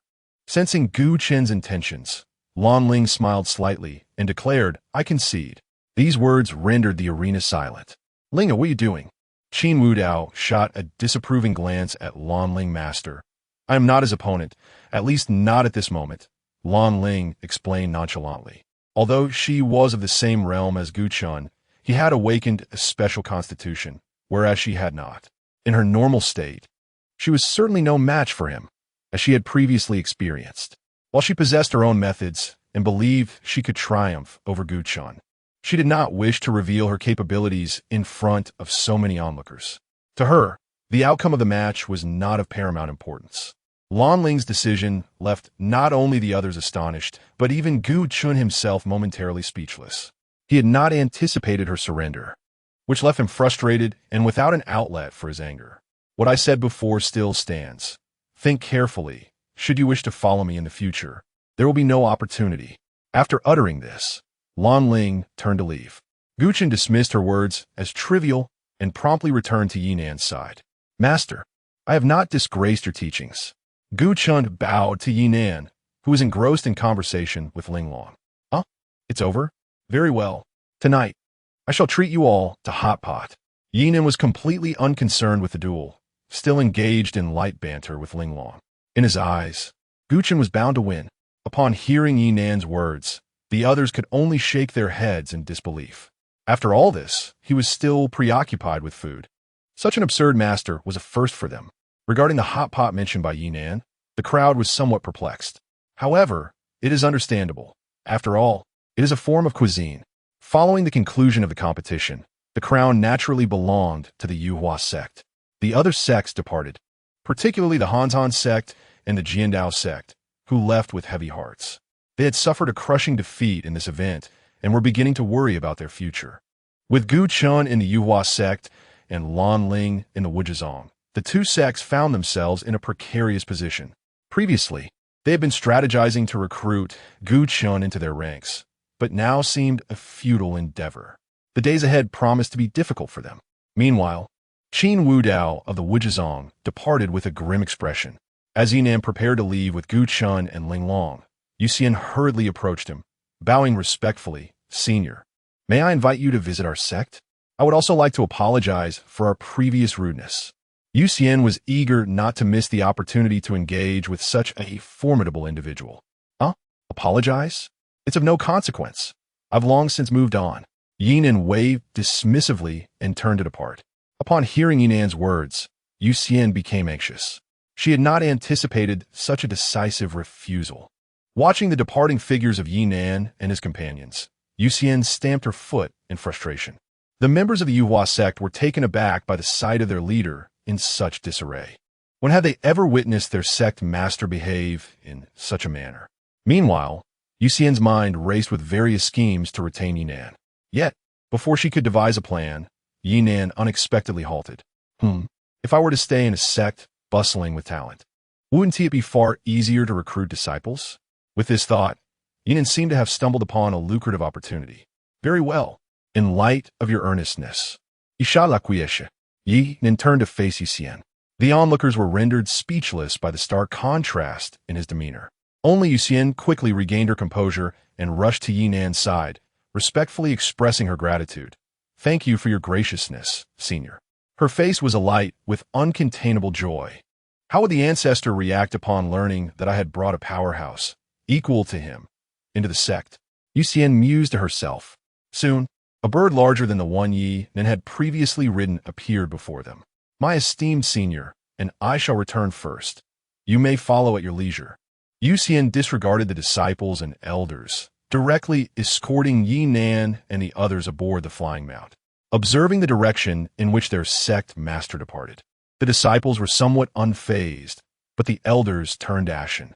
They had arrived together, yet now only Ye Nan and his companions were being taken, leaving them behind. In truth, it was not that Xuan neglected them. Rather, she feared that Ye Nan might change his mind. She was eager to bring him back to the sect and quell his free-spirited nature. It became clear to her that Ye Nan's greatest passion was, indeed, food. The journey was swift, taking merely 2 hours to reach the sect, illustrating Xuan's urgency. Throughout the trip, she was on edge, genuinely concerned that Ye Nan might declare, "I no longer wish to go." She had come to understand Ye Nan's character. While his strength was formidable, his demeanor was ethereal. However, it seems there is a lack of integrity. Fortunately, Ye Nan remains quite approachable in the realm of cultivation. Individuals of such formidable strength who are also so affable are exceedingly rare. Wow, how beautiful! Ling Long gazed at the enchanting scenery, filled with delightful birdsong and fragrant flowers. Before the grand sect, her eyes sparkling with wonder. Gu Chun, on the other hand, felt somewhat indifferent, lacking any particular sensation. "Indeed, it is impressive. My humble abode pales in comparison." Ye Nan nodded in satisfaction. This was undoubtedly the finest place he had encountered since arriving in this world. "Senior, I have prepared your accommodation. Please follow me." Xuan had already communicated with the sect while on their way. Ye Nan nodded and soon followed Xuan to a towering, majestic peak. To his astonishment, there was even a waterfall and several clean, tidy wooden cottages. The surroundings were filled with the melodious sounds of nature and fragrant blossoms. It resembled a celestial paradise, akin to a haven for reclusive powerhouses. Observing Ye Nan's satisfied expression, Xuan felt a surge of delight within her. She knew that these hidden masters favored a low-key, yet comfortable environment. However, some superficial pleasantries were still necessary. Xuan respectfully addressed Ye Nan. "Is this place to your satisfaction?" "Indeed, it is splendid. This place is exceptionally delightful." Ye Nan nodded repeatedly in affirmation. Chapter 31. Astonishing. The wardrobe has followed us. As several individuals engaged in conversation, a youthful figure swiftly ascended to the summit, presenting a spatial ring to Xuan with utmost reverence. Upon receiving the ring, Xuan gestured for the young man to withdraw. "Esteemed elder, this ring contains various beast meats and other ingredients. Should you require anything further, do not hesitate to seek me." Xuan promptly handed the spatial ring to Ye Nan. "Oh dear, why so formal?" Ye Nan accepted the ring, surprised by Xuan's thoughtful hospitality, even providing provisions. "It is my honor to assist you, esteemed elder." Xuan responded eagerly. While conversing with Ye Nan, her communication jade slip suddenly illuminated. Recognizing it was a message from her ancestor without needing to look, she swiftly retrieved it. Noticing Xuan appeared preoccupied, Ye Nan remarked, "If you have matters to attend to, please do so. I shall reach out if I need anything." "Very well. I shall take my leave." Xuan respectfully bowed to Ye Nan before hastening down mountain. After her departure, Ye Nan and the others began to survey their surroundings. Ling Long, enchanted by the beauty of the locale, flitted about like a jubilant bee. "Xiaochen, why not choose a room for yourself?" Ye Nan suggested to Gu Chun. "Certainly, master." Gu Chun complied obediently. Ye Nan naturally selected the largest room situated in the center, while Ling Long opted to share it with him. Unfazed, Ye Nan noted that the house contained several rooms, far more than he could occupy alone. As for his modest dwelling in Peng City, he decided to leave it for the time being. Suddenly, as Ye Nan was arranging the room, Gu Chen's terrified voice pierced through the air. "What is the matter?" Ye Nan was startled by Gu Chen's outcry. Ling Long quickly followed suit upon hearing the commotion. Upon arrival, they witnessed Gu Chun tumbling out of the newly chosen room in sheer panic. "Xiaochen, what are you doing?" Ling Long inquired, brow furrowed. "Master, that wardrobe has come as well," Gu Chun exclaimed, his complexion pale as he addressed Ye Nan. "Wardrobe? What wardrobe?" Ye Nan was momentarily taken aback, struggling to comprehend. Only Ling Long, who recognized the situation, gasped in shock, realizing Gu Chun referred to the very wardrobe that had been locked away in Peng City. That thing? Wasn't it in Peng City? How could it have followed us? Ye Nan rolled up his sleeves and stepped into Gu Chen's selected room, the one closest to him. Ling Long and Gu Chun cautiously trailed behind, maintaining a respectful distance. Indeed, upon entering, Ye Nan beheld a wardrobe placed prominently in the center of the hall. After a brief inspection, he confirmed it was indeed the very wardrobe he had locked away. However, it appeared to be remarkably subdued compared to its previous state. Now he appeared quite honest. Observing his demeanor, Ye Nan chose to disregard him and turned to Gu Chun. Disciple, select another house. For this wretched creature likely wishes to reside in this one. All right, fine. Gu Chun could only resign himself to his misfortune. This was merely a minor interlude. Ye Nan had not forgotten his intention to prepare hot pot. He approached the river beneath the waterfall. Previously, he had noticed an abundance of fish within, and their size was rather impressive. They were likely prepared in advance by Yu Xian. Tonight, they would feast on hot pot fish. Ye Nan rolled up his trousers and waded into the water to catch fish. Upon selecting a house, Gu Chun emerged to find Ye Nan fishing in the river. He hurriedly joined in to assist. As for Ling Long, she lay carefree on her small lounge chair, engrossed in a novel. With everything in place, Ye Nan began to set up the pot. Gu Chun assisted diligently. While they were both occupied, two figures arrived at the peak. They were none other than Yu Xian, accompanied by an elderly man exuding an aura of celestial grace. It was evident that this was the ancestral master of the Yu Hua sect. He had come out of curiosity to see what Yu Xian had mentioned. However, both were taken aback upon seeing Ye Nan, donned in an apron, resembling a professional chef. Nevertheless, the elder would not judge based on appearances. Ye Nan, busy with his preparations, noticed Yu Xian and the elder as well. Fellow cultivator, I am Yu Xianzi, the ancestral master of the Yu Hua sect. The elder introduced himself with a respectful nod. Esteemed senior, Yu Xian returned the gesture with deference. Yet, Ye Nan's youthful visage left Yu Xianzi in a state of perplexity. Additionally, the aura of the Qi refinement realm surrounding Ye Nan was intriguing. However, upon further contemplation, he realized that there were indeed secret methods for retaining youth. Although he had heard about it from Yu Xian, witnessing it firsthand was still quite astonishing. Greetings. It's a pleasure to meet you. Ye Nan promptly reciprocated the gesture. You've arrived just in time. I shall treat you to hot pot shortly. Excellent. Then I shall intrude. Yu Xianzi responded eagerly. It's just a minor affair, merely a meal. Please, step outside for a moment. The kitchen is filled with smoke. Ye Nan thoughtfully advised them. This individual is rather interesting, and his character seems pleasant. Yu Xianzi remarked with a smile as they sat in the courtyard by the stone table. Ancestral master, can you discern his cultivation level? Yu Xian inquired of Yu Xianzi. No, I just scrutinized him closely. He is merely a cultivator of the Qi refinement realm. Yu Xianzi expressed his confusion. What?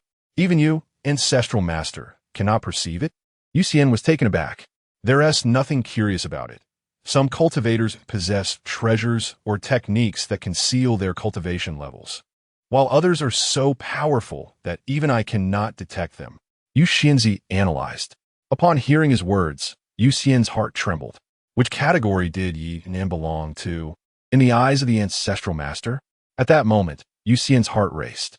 She truly hoped Ye Nan fell into the latter category. If Ye Nan surpassed even her ancestral master, he would be a formidable figure of the Earth's profound realm, a rarity indeed. If their sect had a formidable presence at the Earth's profound realm, she could scarcely fathom it, for the very thought stirred an exhilarating anticipation within her. I understand your thoughts, yet I believe the former may hold greater truth, for how could such a powerful being deign to grace our humble sect? What could they possibly seek? Yu Xianzi interrupted Yu Xian's daydreams. Ah, indeed, Yu Xian sighed, acknowledging the wisdom in her ancestors' words. The stronger the individual, the loftier their pursuits. Naturally, they would not descend upon a sect as modest as theirs. Just as their contemplations soared, a voice broke through the reverie. Dinner is served. Ye Nan promptly brought forth a pot of hot pot fish, indeed a whole pot, lovingly prepared by him. The sight of the generously filled pot of fish left Yu and Yu Xian momentarily speechless. However, the aroma was undeniably enticing. Upon hearing that the meal was ready, Linglong approached, displaying her decorum in the presence of others and refraining from diving into the feast. Gu Chan fetched additional bowls and chopsticks. Quickly, let us indulge while it is still warm. Once it cools, the flavors will dissipate. Ye Nan urged Yu and Yu Xian. After exchanging pleasantries, they too picked up their bowls and chopsticks. Though they had already undergone the process of abstaining from grains, they were still able to partake in food. As they savored the fish from the pot, both Yu and Yu Xian were utterly astonished, for the flavor was simply exquisite. Chapter 32. The Crisis of Tianxiang Tower. On the other side in Yuan City, at Tianxiang Tower, a considerable number of individuals had gathered, the atmosphere thick with the scent of gunpowder. Zhu Ming, I have already been expelled from the family. Why do you still pursue me? Zhu Lan glared furiously at the young man seated before her. Behind Zhu Ming stood several members of the Lan family, who, upon his arrival in Yuan City, had immediately sought him out, realizing the tower's significant background. Eager to curry favor with Zhu Ming, they recounted the techniques Zhu Lan had auctioned. Scattered around were many who had steadfastly followed Zhu Lan, some unconscious, others dead. At Zhu Ming's feet knelt a middle-aged man, none other than Yuan Lin, who now bore a bloodied lip and numerous injuries. The techniques he had acquired at the auction, alongside those given to him by Ye Nan, now lay in Zhu Ming's possession. Sister, I will not make it difficult for you. Simply reveal the source of this technique, and I shall leave you be. Zhu Ming Dan Tet Zhu Lan. Though merely 4th or 5th tier techniques, they were among the finest of their kind. The techniques he had previously encountered now seemed utterly inferior to him. Moreover, the mere act of auctioning these techniques indicated that the individual who had presented them possessed even greater treasures. When Ye Nan had dined on the 3rd floor previously, many, including members of the Lan family, had witnessed it.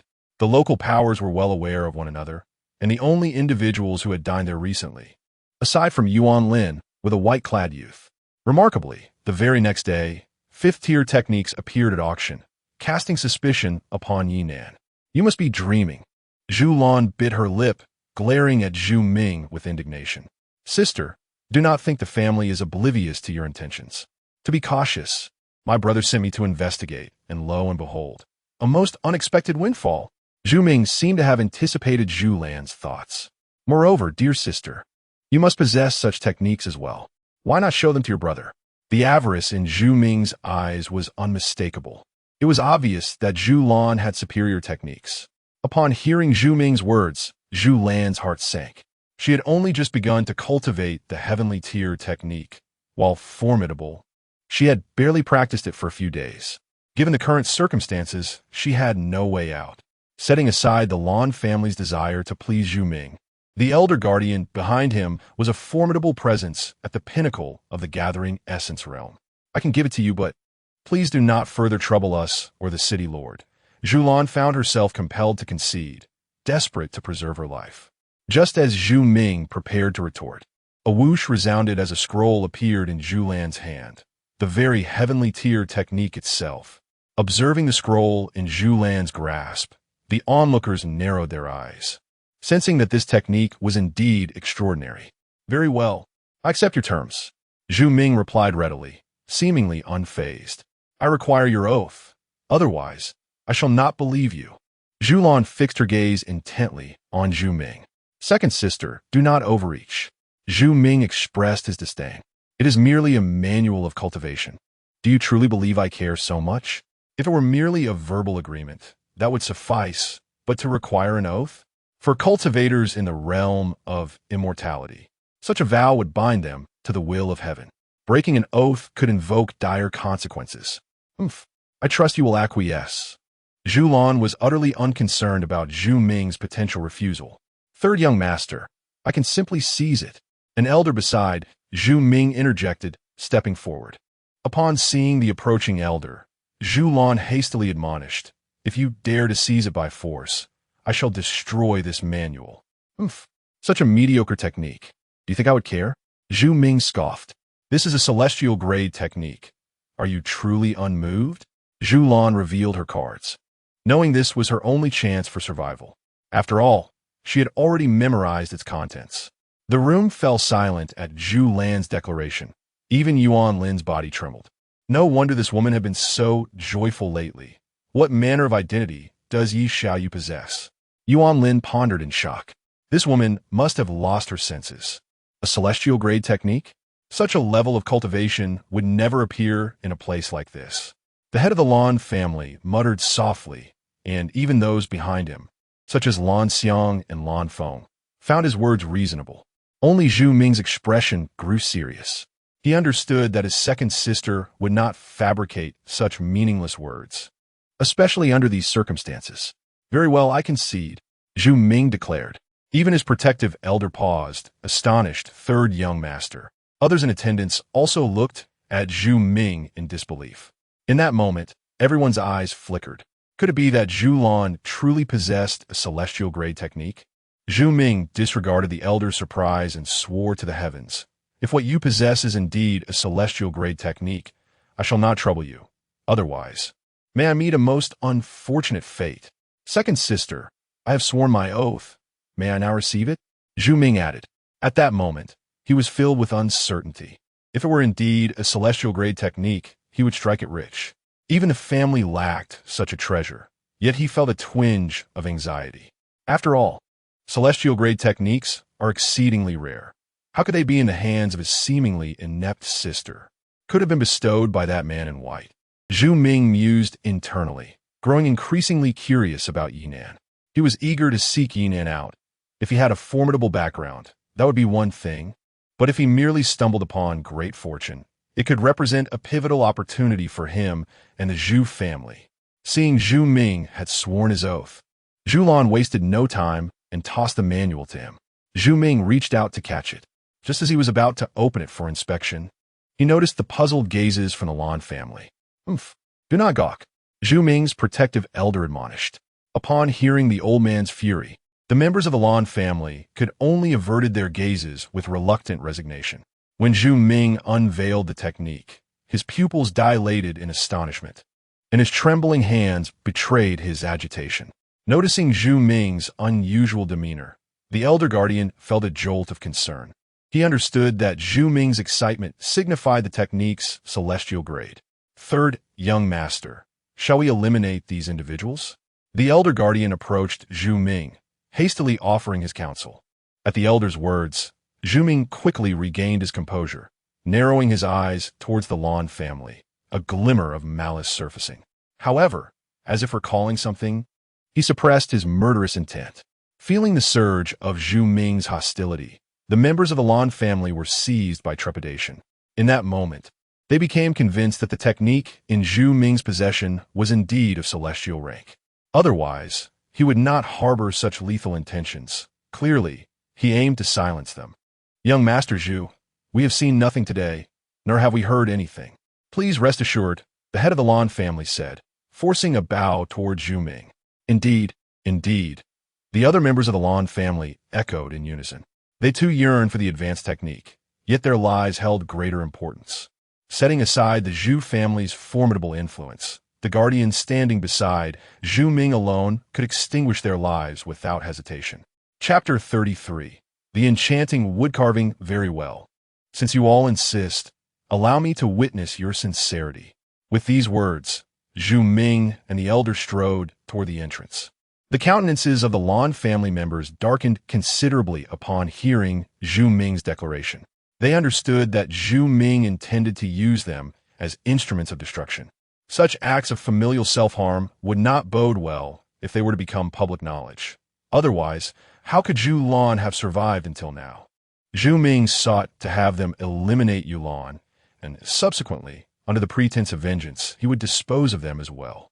In doing so, he would not only eliminate a persistent threat, but also cultivate a reputation for loyalty and righteousness. The primary objective, however, was to keep the matter of the celestial level martial arts concealed. The murderous intent that Zhu Ming had just exuded made this abundantly clear. At that moment, the members of the Lan family were drenched in perspiration, uncertain of how to respond. They could hardly contain their regret for having involved themselves in this affair in a bid to curry favor with the Lan family. Even Yuan Lin and Zhu Lan's expressions shifted dramatically as they grasped the gravity of the situation. Zhu Ming, you vow to spare us. You even swore an oath by the heavens. Zhu Lan's face contorted with anguish as she gazed at Zhu Ming's retreating figure. Hearing her desperate cry, Zhu Ming halted his steps. Indeed, I shall not impose difficulty upon you. However, it is not I who is bringing you distress at this moment. They are not my concern. The audacity of Zhu Ming's words left Zhu Lan and Yuan Lin's faces ashen. Moreover, if you perform admirably, perhaps I shall welcome you into my ranks. Zhu Ming called out once more to the members of the Lan family. His words sent ripples of uncertainty through them. Father, hesitate no longer. If we act, there remains a chance. If we do not, we are doomed. Lan Feng urged his father, the head of the Lan family. While Lan Xiang nodded in agreement, the family patriarch was evidently aware of the dire circumstances. They had no choice but to heed Zhu Ming's words. Once Zhu Ming approached the Lan family, evasion was no longer an option. Should Zhu Ming later reconsider, even if the Lan family could not be saved, perhaps by sacrificing Lan Xiang and Lan Feng, a flicker of hope might still remain. Miss Zhu Lan, I must apologize. The patriarch of the Lan family squinted at Zhu Lan. You must flee. I shall hold them back. The injured Yuan Lin interposed himself before Zhu Lan. No, I will not abandon you. Zhu Lan resolutely refused to leave. She could not forsake Yuan Lin, nor was escape feasible. Yuan Lin, had it been before, I might have regarded you with some trepidation, but in your current injured state, you cannot hinder me. The patriarch of the Lan family scoffed at Yuan Lin. Yuan Lin was acutely aware that in his present condition, he could not obstruct the members of the Lan family. Yet, for the sake of survival, even if the odds were slim, he was determined to fight for it. Onward, eliminate them. The patriarch of the Lan family bellowed. The crowd behind him surged forward, charging at Zhu Lan and Yuan Lin. Even in my wounded state, I am not to be compared with the likes of you wretches. Yuan Lin's body trembled as he met the oncoming onslaught of the Lan family members head-on. In an instant, the interior of the heavenly fragrance tower erupted with sounds of commotion. Indeed, the formidable members of the Lan family found themselves unable to subdue Yuan Lin, seemingly at a slight disadvantage. Most of the Lan family's elite were at the spirit gathering realm, with scarcely a few at the first level of the Yuan gathering realm. However, bolstered by his own prowess at the third level of Yuan gathering and the formidable techniques bestowed upon him by Ye Nan, Yuan Lin, despite his severe injuries, remained undaunted by this group. At the entrance, Zhu Ming, observing the scene with arms crossed, remarked in astonishment, "This technique is truly powerful." Third young master, it seems that the individual who provided them with this technique must possess even more treasures. The elder guardian beside him nodded in agreement, expressing his intrigue. Upon returning, we shall inform the family of this matter and let them decide. It is indeed fascinating that a mere qi refining realm individual possesses such an abundance of treasures. Zhu Ming felt a surge of interest as he witnessed the struggle of his family's warriors to subdue Yuan Lin and Zhu Lan. The head of the Lan family, being the strongest and a second-level Yuan gathering practitioner, soon joined the fray, only slightly weaker than Yuan Lin. His entry intensified the pressure on both Yuan Lin and Zhu Lan, and it wasn't long before they both collapsed to the ground. Upon seeing the severely injured Yuan Lin and Zhu Lan, the head of the Lan family wasted no time. He drew a long knife and struck first at Zhu Lan. It appeared that escape was futile that day. In despair, Zhu Lan closed her eyes, loathing her own weakness and resenting her family's ruthlessness. However, just as the blade was about to descend upon her, a golden light shield emerged around her, blocking the strike. Momentarily taken aback by the halted blade, the Lan family head was caught off guard. Yet, before he could fully comprehend the situation, the golden barrier trembled. With a thunderous roar, he was propelled backwards like a cannonball, crashing through the entire establishment. Witnessing this spectacle, the members of the Lan family were left in shock. Even Zhu Ming and his companion, who had initially been leisurely observing, narrowed their eyes at the radiant figure that stood protectively before Zhu Lan, a glowing wooden sculpture. What could that be? Both Zhu Ming and his companion were taken aback. They had not anticipated that Zhu Lan possessed such a remarkable treasure. As Yuan Lin gazed at the floating wooden sculpture before him, he was unaware, but Zhu Lan was acutely aware of its significance. This was... She was more astonished than anyone. Initially, she thought Ling Long was merely being dismissive, but unexpectedly, at this critical moment, it was this wooden figure that had saved her life. Just as everyone was captivated by the miraculous wooden sculpture, an even more astonishing event unfolded. The sculpture began to enlarge, rapidly transforming into a bald man clad in a cloak, his gaze vacant. Zhu Ming and his companion widened their eyes, staring at the figure that now stood before Zhu Lan. They had never before witnessed a treasure that could metamorphose from wood into a human. Yet, they failed to notice that the man standing before Zhu Lan emitted no aura whatsoever. He was as lifeless as an inanimate object, devoid of any signs of life or cultivation. In that moment, the closest members of the Lan family instinctively retreated from Zhu Lan and the others. Just moments ago, the master of the house was struck and sent flying. The suddenly appearing man must possess immense strength. Where did you acquire such a treasure? Yuan Lin gazed in astonishment at Zhu Lan. It was given to me by Ling Long, Zhu Lan replied, staring blankly at the dazed, bald man before her. Upon hearing Zhu Lan's words, Yuan Lin's eyelids twitched. He was well aware of who Ling Long was, the little girl accompanying Ye Nan. He had not anticipated that, aside from Ye Nan, this young girl beside him would also be so extraordinary. Initially, his attention had been solely on Ye Nan, neglecting Ling Long altogether. Alas, how careless of me! Had I known, Yuan Lin lamented, pounding his chest in frustration. What are you still waiting for? Do not hesitate. Subdue them, and I assure you that you will remain unharmed. Zhu Ming cast a glance at the direction of the master of the Lan family, who had just been knocked back. Yes, the head of the Lan family reluctantly stepped forward. That last blow had merely sent him flying without causing significant injury. And you all join in.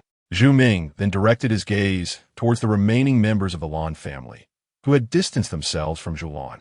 Chapter 34. The wood carving's unprecedented might. Upon hearing Zhu Ming's words, the members of the Lan family gritted their teeth and charged forward once more. Their objective was crystal clear: Zhu Lan. If they could eliminate Zhu Lan, all would come to an end. They were also taken aback by the sudden transformation of the wooden carving into a human form. It was a phenomenon they had never encountered before. Nevertheless, they faced no alternative but to take a gamble, for the wooden carving was merely a magical artifact. Capturing Zhu Lan was their only goal. However, to offend the Zhu family was to court certain death. As the atmosphere brimmed with murderous intent, Zhu Lan urgently called out to the bald, cloaked man, "Stop them." Yet, there was no need for Zhu Lan's reminder. The bald man sprang into action upon sensing the approaching crowd. With a swift motion, he appeared before a Lan family warrior and delivered a devastating punch. The force was so overwhelming that it obliterated the warrior instantly. Moreover, a powerful shock wave swept through the establishment, reducing half of the tavern to ruins. Silence enveloped the scene. "Fenger, Xianger, you must flee." The Lan family patriarch was the quickest to react, seizing both individuals and hurling them out of the tavern. "Father!" the siblings exclaimed in shock as they were unexpectedly thrown out. However, they hesitated not and quickly made their escape. Yet after the bald man dispatched his first victim, he wove seamlessly through the crowd, leaving behind a flurry of afterimages. His fists exhibited no visible power fluctuations, appearing to be ordinary strikes. Yet with every punch, a life was extinguished, regardless of whether the victim was in the gathering spirit realm or the gathering yuan realm. Within mere moments, every warrior of the Lan family, save for the fleeing siblings, had perished beneath the relentless onslaught of his iron fists. "Third young master, we must leave as well." An elder beside Zhu Ming gasped in astonishment, hastily attempting to lead him to safety. However, their speed paled in comparison to that of the bald man. In an instant, he materialized before them without hesitation, launching a punch. Alarmed, the elder realized the impending danger.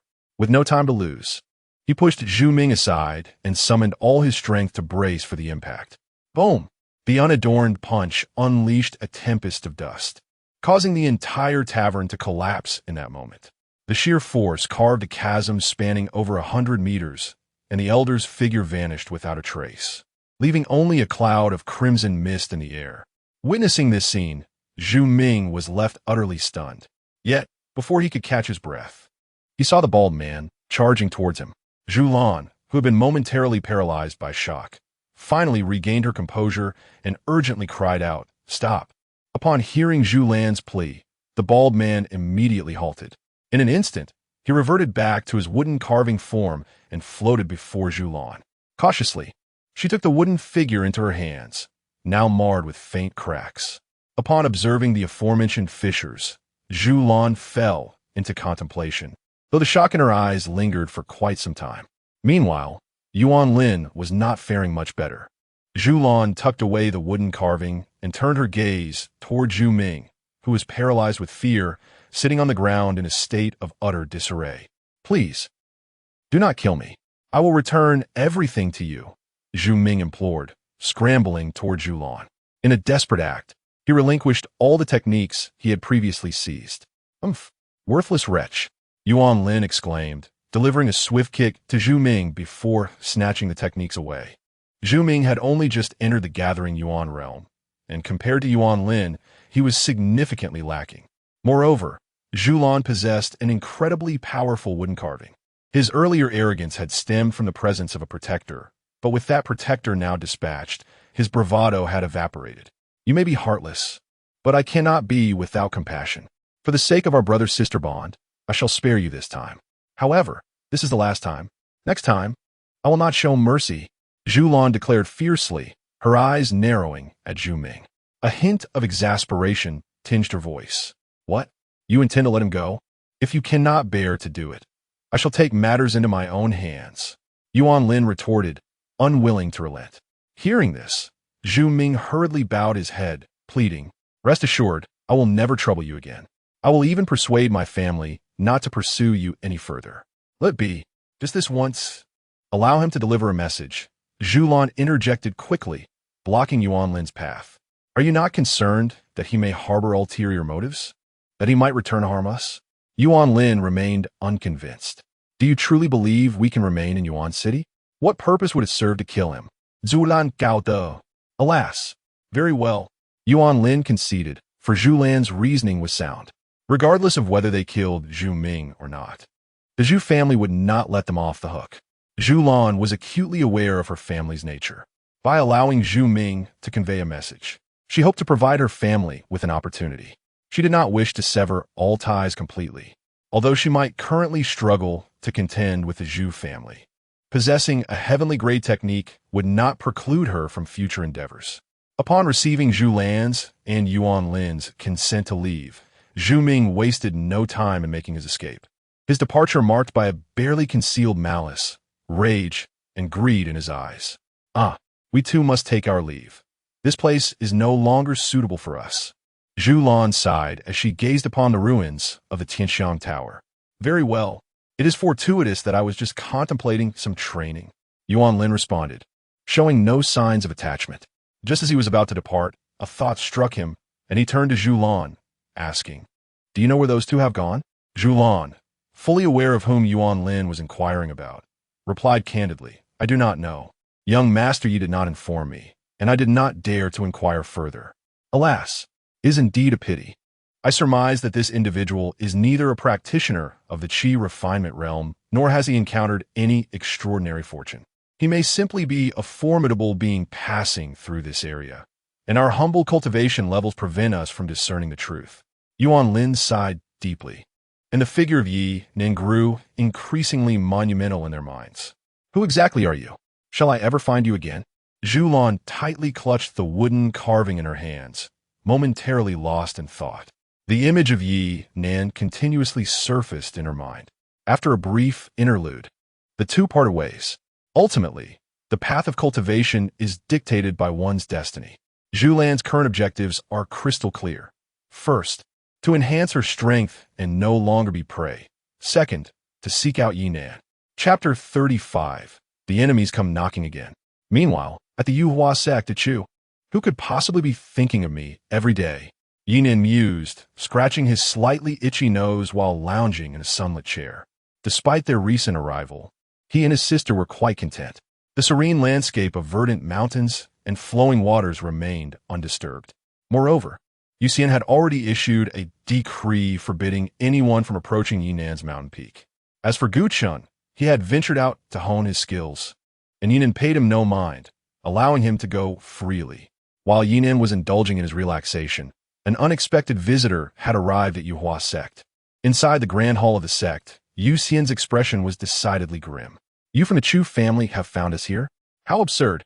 She addressed the two cloaked figures seated before her, one a middle-aged man, the other an elder. Master Yu, we from the Chu family do not wish to be enemies with your sect.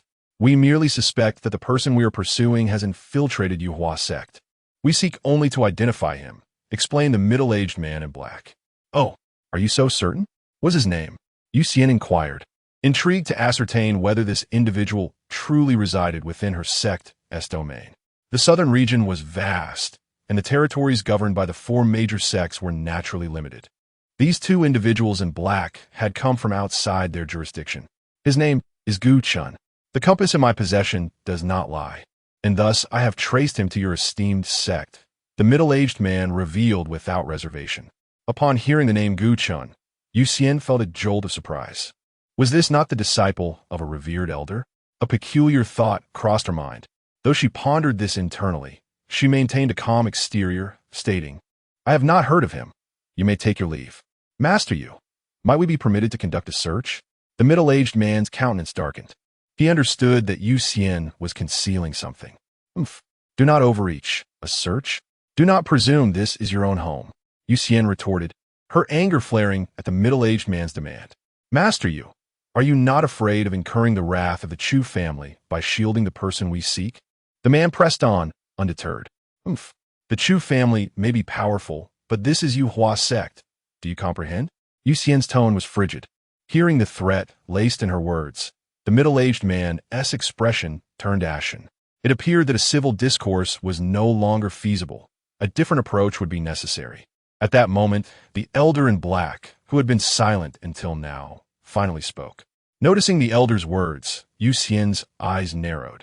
She had previously sensed an elusive aura of danger emanating from him.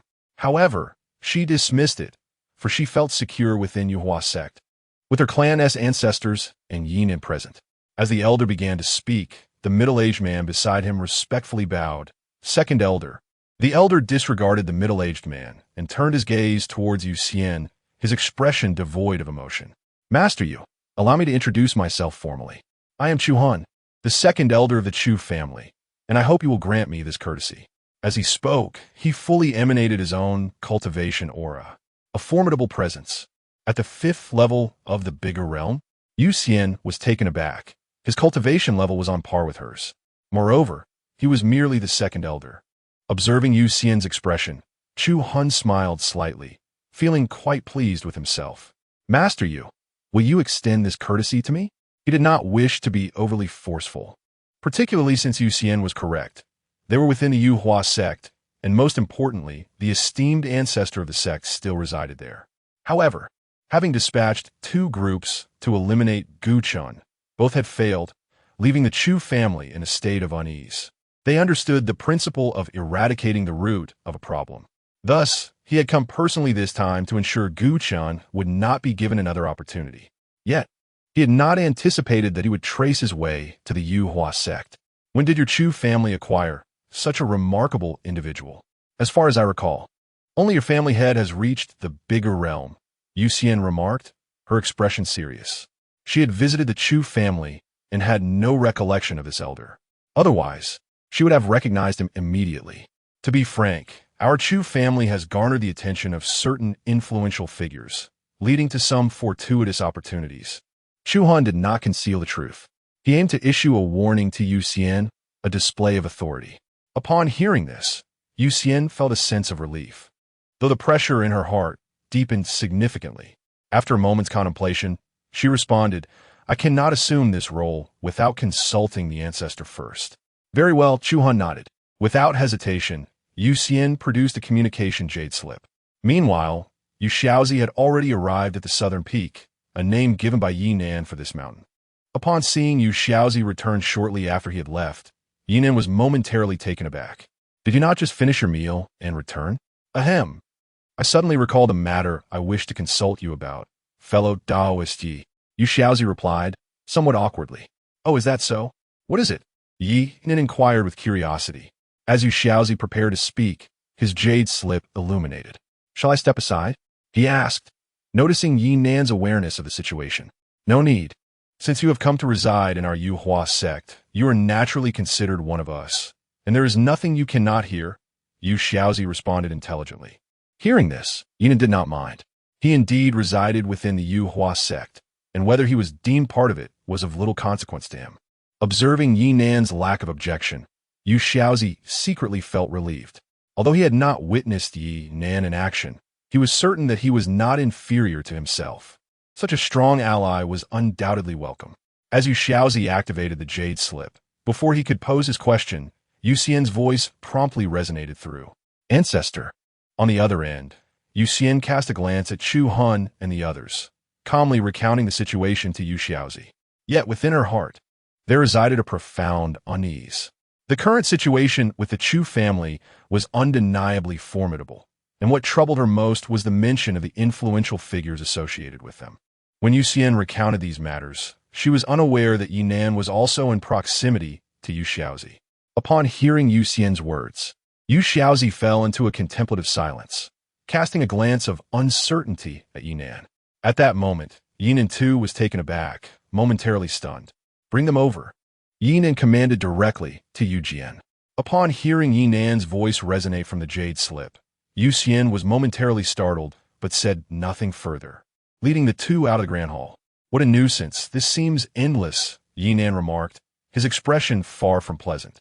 From Yu Xian's earlier words, he had discerned the identities of these individuals. They were the enemies of Gu Chun. Moreover, Gu Chun had only ventured out a few hours prior, and they had already come knocking. However, what Ye Nan was unaware of was that someone had sought him out before, only to be dealt with by the contents of the wardrobe. "Taoist Yi, how do you intend to handle this? The Chu family is not to be trifled with," Yu Xiaozi observed gravely, fixing his gaze upon Ye Nan. "If they comply and retreat obediently, I shall allow them to live a while longer, permitting my disciple to exact his revenge personally. Were it not for their disobedience, I would not hesitate to eliminate them myself," Ye Nan replied, his countenance revealing a glint of cold determination. Chapter 36. The arrogant duo of the Chu family. Upon hearing Ye Nan's words, Yu Xiaozi felt a wave of unease wash over him. If anything were to transpire, the Yu Hua sect would undoubtedly be implicated. However, the events had already unfolded within their own sect, leaving no room for detachment. The Chu brothers were not intimidated by Yu Xian's presence. They knew that should they encounter trouble, the Chu family would soon find out. They had faith in the Yu Hua sect and understood the gravity of the situation. Before long, the Chu brothers were escorted to Nan Feng by Yu Xian. "Elder, I have brought them," Yu Xian said with a respectful bow to Ye Nan. The Chu brothers recognized Ye Nan, and they were surprised to see Yu Xian bowing to someone at the Qi refinement stage, which struck them as peculiar. Yet they did not dwell on it. "You are the ones responsible for slaughtering my disciple's entire family?" Ye Nan inquired, his expression devoid of emotion as he regarded the Chu brothers. Upon hearing his words, the Chu brothers narrowed their eyes. No wonder. They had suspected as much. The people dispatched by the Chu family had gone silent, and it turned out to be the doing of the Yu Hua sect. Chu Hun glared at Yu Xian and Yu Xiaozi, his face a stormy shade of indigo. The previous two at the gathering spirit stage might have had a chance of turning the tide, but the later dispatch of a gathering essence stage expert was beyond Gu Chen's capability to handle. The unfortunate outcome was that they too had vanished without a trace. Though Ye Nan claimed to be Gu Chen's master, the Chu brothers did not believe such a thing. How much chaos could a mere Qi refinement practitioner incite? They firmly concluded that this was all a ruse orchestrated by the Yu Hua sect, a mere ploy to have a Qi refinement cultivator bear the blame. Moreover, they were convinced that Gu Chun had undoubtedly joined the Yu Hua sect. Especially upon seeing Yu Xiaozi, the Chu brothers' expressions darkened considerably. They sensed that Yu Xian had no intention of letting them off the hook, and had brought them here to allow Yu Xiaozi to take action against them. Upon hearing Chu Han's words, both Yu Xian and Yu Xiaozi were taken aback. They had not anticipated that merely observing the spectacle would lead to such backlash. However, they understood that no matter how they explained, it would be of little consequence now. As the silence lingered, Chu Han grew increasingly convinced of his suspicions. With a face full of fury, he glared at Yu Xiaozi and Yu Xian. Have I been exposed? Are you planning to silence me? Let me inform you. If anything happens to us, the Chu family will surely trace it back to you. As for Ye Nan, he dismissed the notion of a mere qi refinement practitioner with indifference. Upon hearing this, Yu Xian and Yu Xiaozi's faces darkened. How absurd! They had said nothing, yet he was engaging in wild conjecture. Enough! Stop your incessant babble and leave at once. Ye Nan had reached his limit and decided it was best to let his disciple handle matter. Hearing Ye Nan's words, Chu Han's expression soured.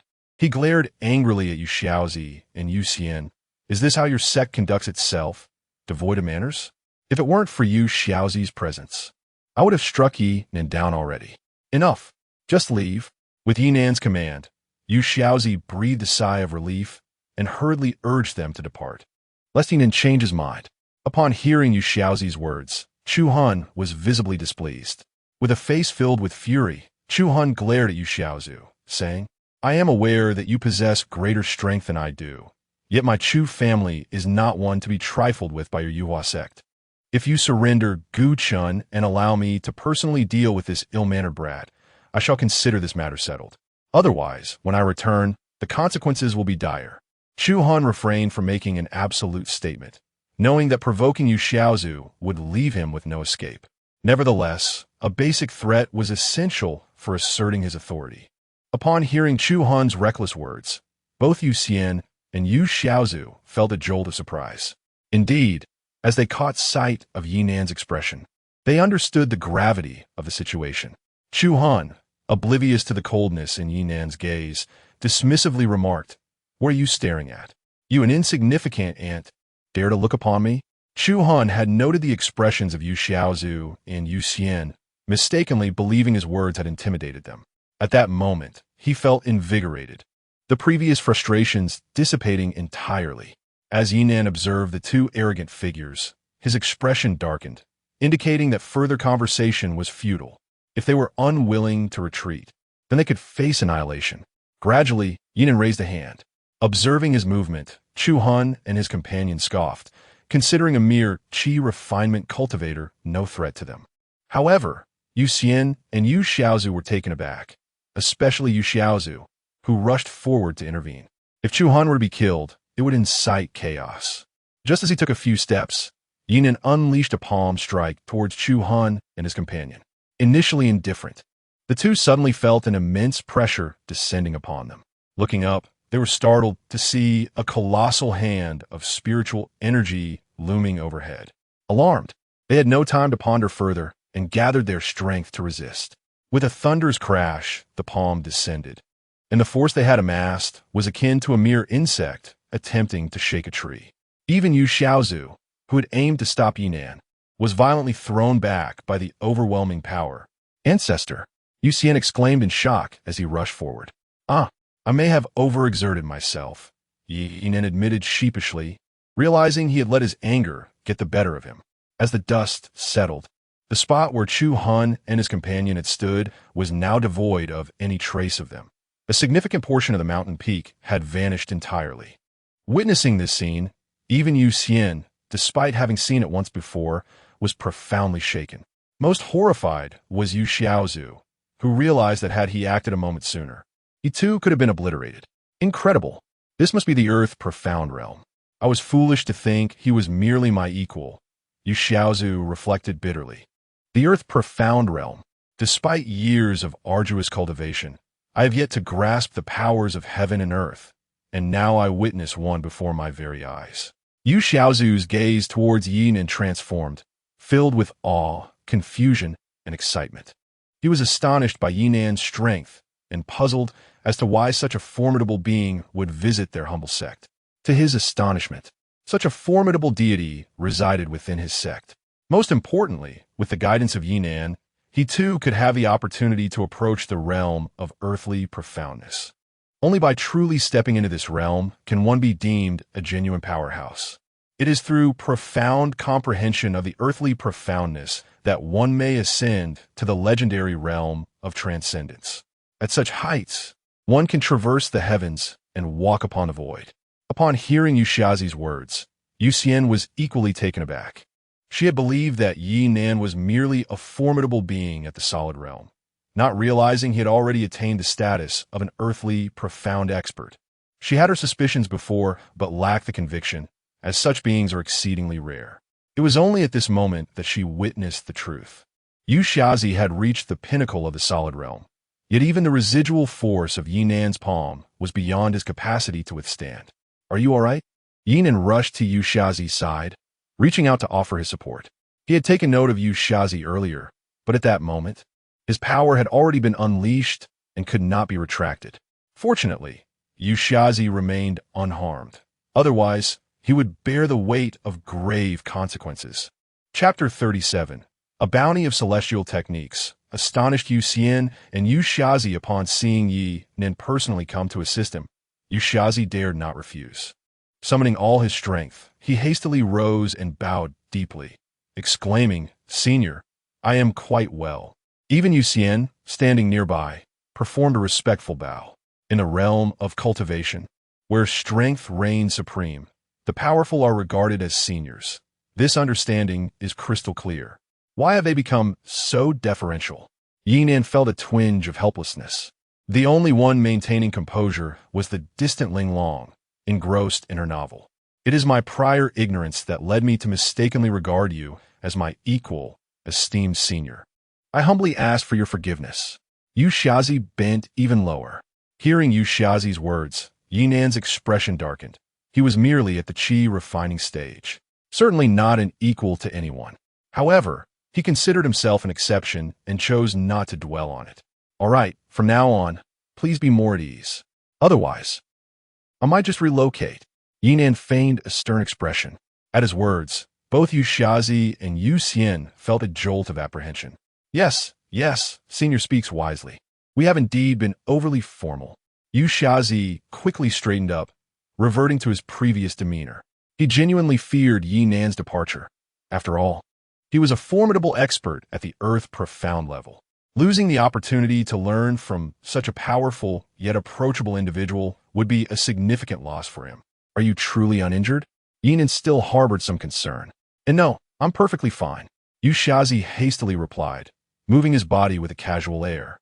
Seeing this, Ye Nan finally relaxed. "I have nothing of great value, but allow me to offer you some techniques as compensation." Before Yuxiazi and Yu Xian could respond, Ye Nan waved his hand dramatically. Whoosh! A multitude of scrolls containing techniques appeared before them. Both individuals gasped in astonishment at the sight of at least several dozen technique scrolls. "Senior, this..." Yuxiazi was momentarily at a loss for words. "Do not thank me. Examine them to see if they suit you. If they do not, I shall provide others." Ye Nan quickly interjected. Seeing the resolute expression on Ye Nan's face, Yuxiazi and Yu Xian had no choice but to crouch down, each picking up a scroll and inspecting it with utmost care. Upon closer examination, both of their pupils constricted in shock. "See celestial techniques?" Yu Xian exclaimed, unable to contain her excitement. Yuxiazi immediately crushed a piece of jade slip in his hand.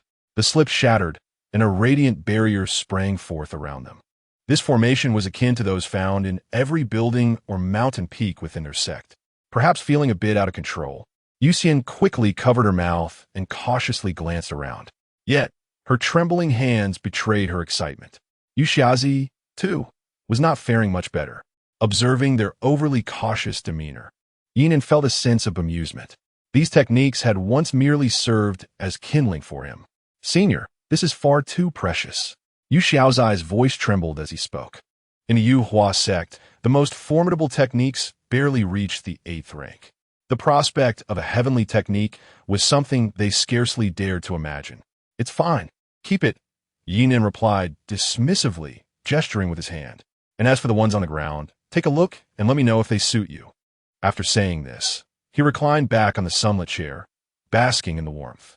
However, with the heavenly technique in hand, Yu Xiaozai found it impossible to focus on any other techniques, gripping it tightly as if it were an invaluable treasure, completely oblivious to the heavenly technique in Yu Xian's possession.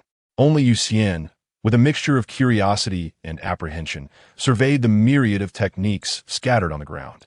With a nervous heart, she cautiously picked up a scroll. Yet, upon opening it, her pupils dilated in shock. She began to unroll scroll after scroll, her initial astonishment giving way to perspiration. Her hands, once trembling, now left her legs quaking. She found herself sitting on the ground, awestruck by the collection of techniques before her. Heavens! All heavenly techniques, Yu Xian murmured, clutching her heart. Beside her, Yu Xiaozai remained oblivious to Yu Xian's state, still captivated by the heavenly technique in his hands. Ancestor, ancestor, Yu Xian called out repeatedly, snapping him back to reality. Yu Xian, don't you also possess a heavenly technique? Show it to me, he exclaimed, finally realizing. Hearing her ancestor's words, Yu Xian felt speechless, but managed to respond. Ancestor, you should look at the other techniques on the ground. Noticing Yu Xian sitting on the floor, drenched in sweat, Yu Xiaozai's eyelids twitched in concern. He shakily glanced at the other techniques scattered about. He had been so entranced by the heavenly technique he held that he had forgotten about the others on the ground. It wasn't he that he noticed. Rather, the technique in his grasp was so profound and powerful that it seemed to possess some kind of irresistible allure. Only now did he regain his composure. With trembling hands, Yu Xiaozai picked up another scroll, his heart racing as he unrolled it. The moment he opened it, he was once again astonished. One by one, he examined the techniques, swallowing hard with a flushed face. Oh my, they are all heavenly techniques, he exclaimed. After scrutinizing each scroll, the depth of his shock was beyond mere words. Well, do they suit you? Ye Nan asked, his tone slightly irritable as he observed the two. They suit us perfectly. Thank you, senior. Yu Xiaozai immediately bowed in gratitude. What are you doing? If they suit you, just put them away. Ye Nan attempted to intervene, but Yu Xiaozai was swift, quickly gathering them all. He then cautiously surveyed the area around Nanfeng. Ancestor, rest assured, I've checked thoroughly. There is no one around. Yu Xian quickly reassured him. Upon hearing the words of Yu Xian, Yu Xiaozu let out a sigh of relief. Such profound techniques, if revealed to the outside world, would surely incite fierce competition. Moreover, possessing dozens of scrolls would undoubtedly cause a tumult within his Yuhua sect, if word spread. We are eternally grateful for your great kindness, esteemed senior. Yu Xiaozu bowed deeply once more. Did I not mention? There is no need for such formality. I reside here and partake of your hospitality, and I have inadvertently caused you harm. It is only natural to offer something in return. Ye Nan waved his hand impatiently. Indeed. Esteemed senior, I shall attend to some matters first and return later to pay my respects. Yu Xiaozu quickly bent his body in acknowledgement. Ye Nan, understanding Yu Xiaozu's intentions, nonchalantly replied, No worries, you may go about your business. As he observed the two preparing to depart, Ye Nan hastily called out, somewhat awkwardly, Could you possibly restore this mountain peak to its former state? That recent strike obliterated nearly half of it, making it quite uncomfortable to reside here. Rest assured, esteemed senior, I will arrange for it to be meticulously restored. Yu Xiaozu declared earnestly, his face aglow with enthusiasm, as if invigorated by a surge of vitality. Chapter 38. The beast tide, Yuxiatsi and Yu Xian swiftly departed as they were summoned for the sect conference. Celestial grade techniques, what an abundance. Ha! It is time for our sect to rise. The heavens have bestowed their favor. While hastening towards the grand hall of the sect, Yuxiatsi erupted in laughter. Beside him, Yu Xian felt similarly elated. Had she not been a woman of restraint, she too would have joined in the exuberant shouts. Soon, numerous individuals gathered within the grand hall of Yuhua sect. These were the backbone of the sect, with many elders present, despite not having been granted permission to attend. For Yuxiatsi and Yu Xian, this event was monumental. Only the core members of the sect were permitted to participate. Seated upon the high platform, Yuxiatsi and Yu Xian wore serious expressions as they surveyed the assembly. The elders seated below exchanged puzzled glances. Elder ancestor, sect leader, may we inquire the purpose of your summons? One elder finally spoke up. Today, I have a significant announcement to make. As you are the pillars of Yuhua sect, I implore you to keep today's matters confidential. Yuxiatsi stated solemnly, fixing his gaze on the elders below. The gravity of his demeanor prompted the elders to sense the extraordinary nature of the occasion. Rest assured, sect leader, elder ancestor, we would lay down our lives before betraying the sect. The elders responded in unison. Hearing their pledges, Yuxiatsi nodded in satisfaction. Sensing the atmosphere was ripe, he extended a hand. With a swift motion, a scroll of technique materialized before him. The assembly gazed at the scroll floating in Yuxiatsi's hand, their expressions tinged with confusion. Elder ancestor, what is this? Someone hastily inquired. This is a technique, Yuxiatsi declared, his tone grave as he surveyed the crowd. Upon hearing that it was merely a technique, the elders were left speechless. Elder ancestor, is it not just a technique? Each of us possesses at least two, one elder boldly remarked, observing the collective expressions of disbelief. Yuxiatsi revealed, what if this is a celestial grade technique? At this pronouncement, silence enveloped the hall. Recognizing that Yuxiatsi was not jesting, the assembly sat up in astonishment, their breaths quickening. This technique is entrusted to you for cultivation. Remember, unless absolutely necessary, do not disclose its existence, Yuxiatsi instructed, tossing the scroll to the assembly.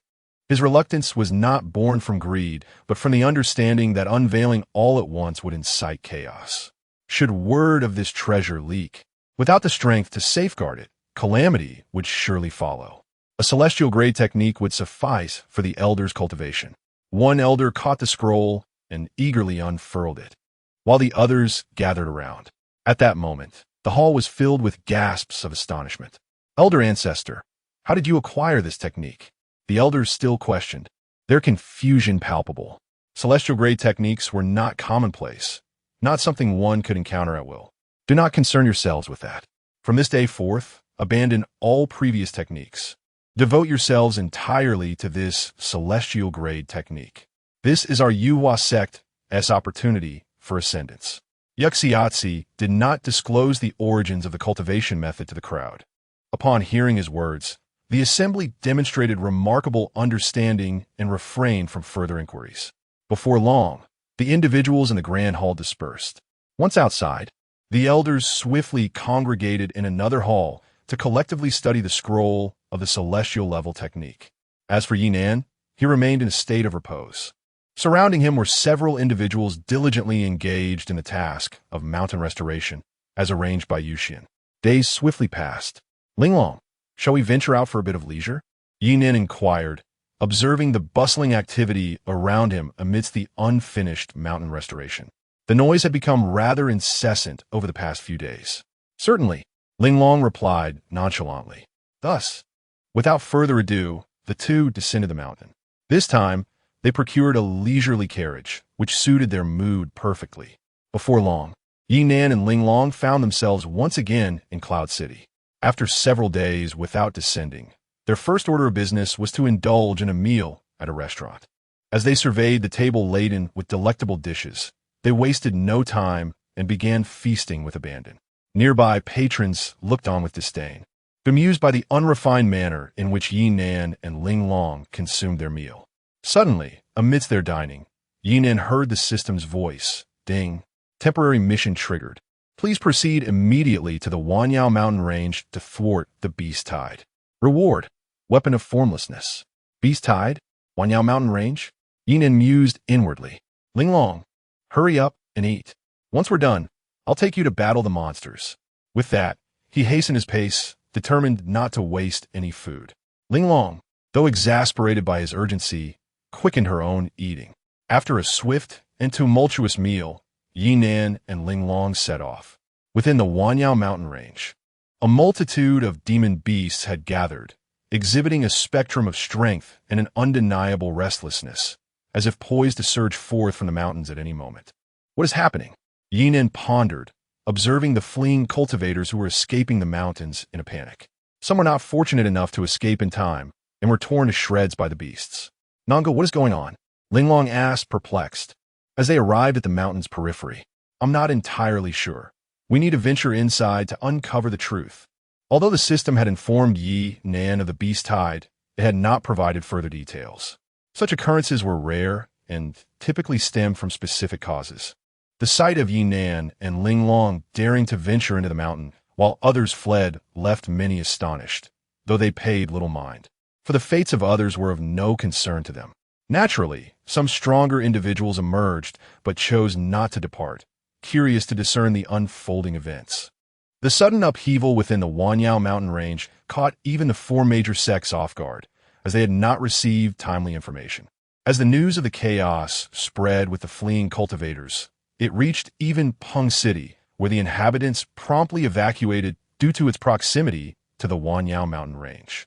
The rumors circulated rapidly, soon reaching the ears of the four major sections.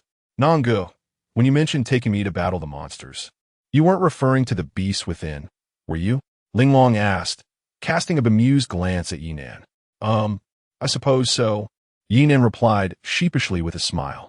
As Ye Nan engaged in conversation, a spirit beast from the gathering spirit realm lunged towards him.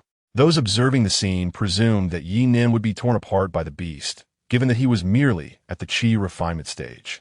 However, to their astonishment, both Ye Nan and Linglong remained remarkably composed in the face of the impending danger. Just as the onlookers were engulfed in confusion, they were rendered speechless moments later. With a swift motion, Ye Nan struck the beast's head, delivering a fatal blow that obliterated its skull, displaying a hint of disdain. He wiped his hands on a nearby stone. Yet, he did not let the carcass of the beast go to waste. He proceeded to carve the flesh right there, envisioning a delightful hot pot feast upon his return.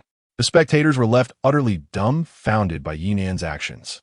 Nonetheless, he paid them no mind and continued deeper into the wilderness.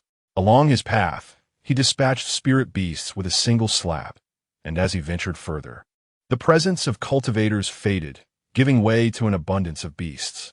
It was only upon reaching the heart of the mountain range that another group of individuals appeared at the periphery. Chapter 39. Gu Chen's fury. It was indeed the people from the four great sects. However, the atmosphere among them was somewhat delicate, likely due to the recent martial arts competition. What exactly was happening? Yuxian gazed solemnly at the rampaging beasts surrounding them. Her inquiry went unanswered, for no one possessed the knowledge to elucidate the situation. Senior Yu, you have arrived as well? At that moment, a youthful figure approached Yuxian. Upon recognizing the newcomer, Yuxian was momentarily taken aback. Ah, it is you. I wonder where Senior Yi is gone. Yuxian regarded Gu Chan with a gentle demeanor. Master? Isn't he at the sect? Gu Chan inquired, a hint of confusion in his voice. He had been out training these past few days and had come to investigate the disturbances in the Wanyao mountain range. Senior Yi is not at the sect. I sought him out when I left, but did not find him, Yuxian said, assuming Gu Chan was aware of the situation. When she received the news of the beast turmoil in the Wanyao mountain range, she and Yu Xiaozi had immediately gone in search of Ye Nan, but to no avail. Thus, Yuxian felt compelled to bring people to investigate. As for Yu Xiaozi, he remained behind to guard the sect. I cannot say for certain. Perhaps Master is off on an adventure. Gu Chun speculated, reflecting on Ye Nan's two known passions, gluttony and mischief. Yuxian pondered this as well. Shall we venture inside to ascertain the situation? Gu Chun proposed, glancing toward Yuxian. To investigate the circumstances, they could only proceed inward. Yet Yuxian hesitated, concerned for Gu Chen's safety. Your strength is still lacking. It may be wiser for you to remain outside. Do not worry, Senior Yu. I possess means of self-protection, and I wish to test the results of my recent training, Gu Chen replied, determination etched on his face. He vividly recalled the giant tiger that had once sought to crush him, and he was eager to confront it once more. Very well, but you must stay close to me. The dangers within are manifold. Yuxian relented, realizing that Gu Chun, being Ye Nan's disciple, might possess protective measures that surpassed her own. Understood. Gu Chun nodded in agreement. Everyone, as you can see, the situation is dire. We must enter to uncover the specifics. Failure to do so could lead to catastrophic consequences should a beast tide arise, Yu addressed the other 4 sections.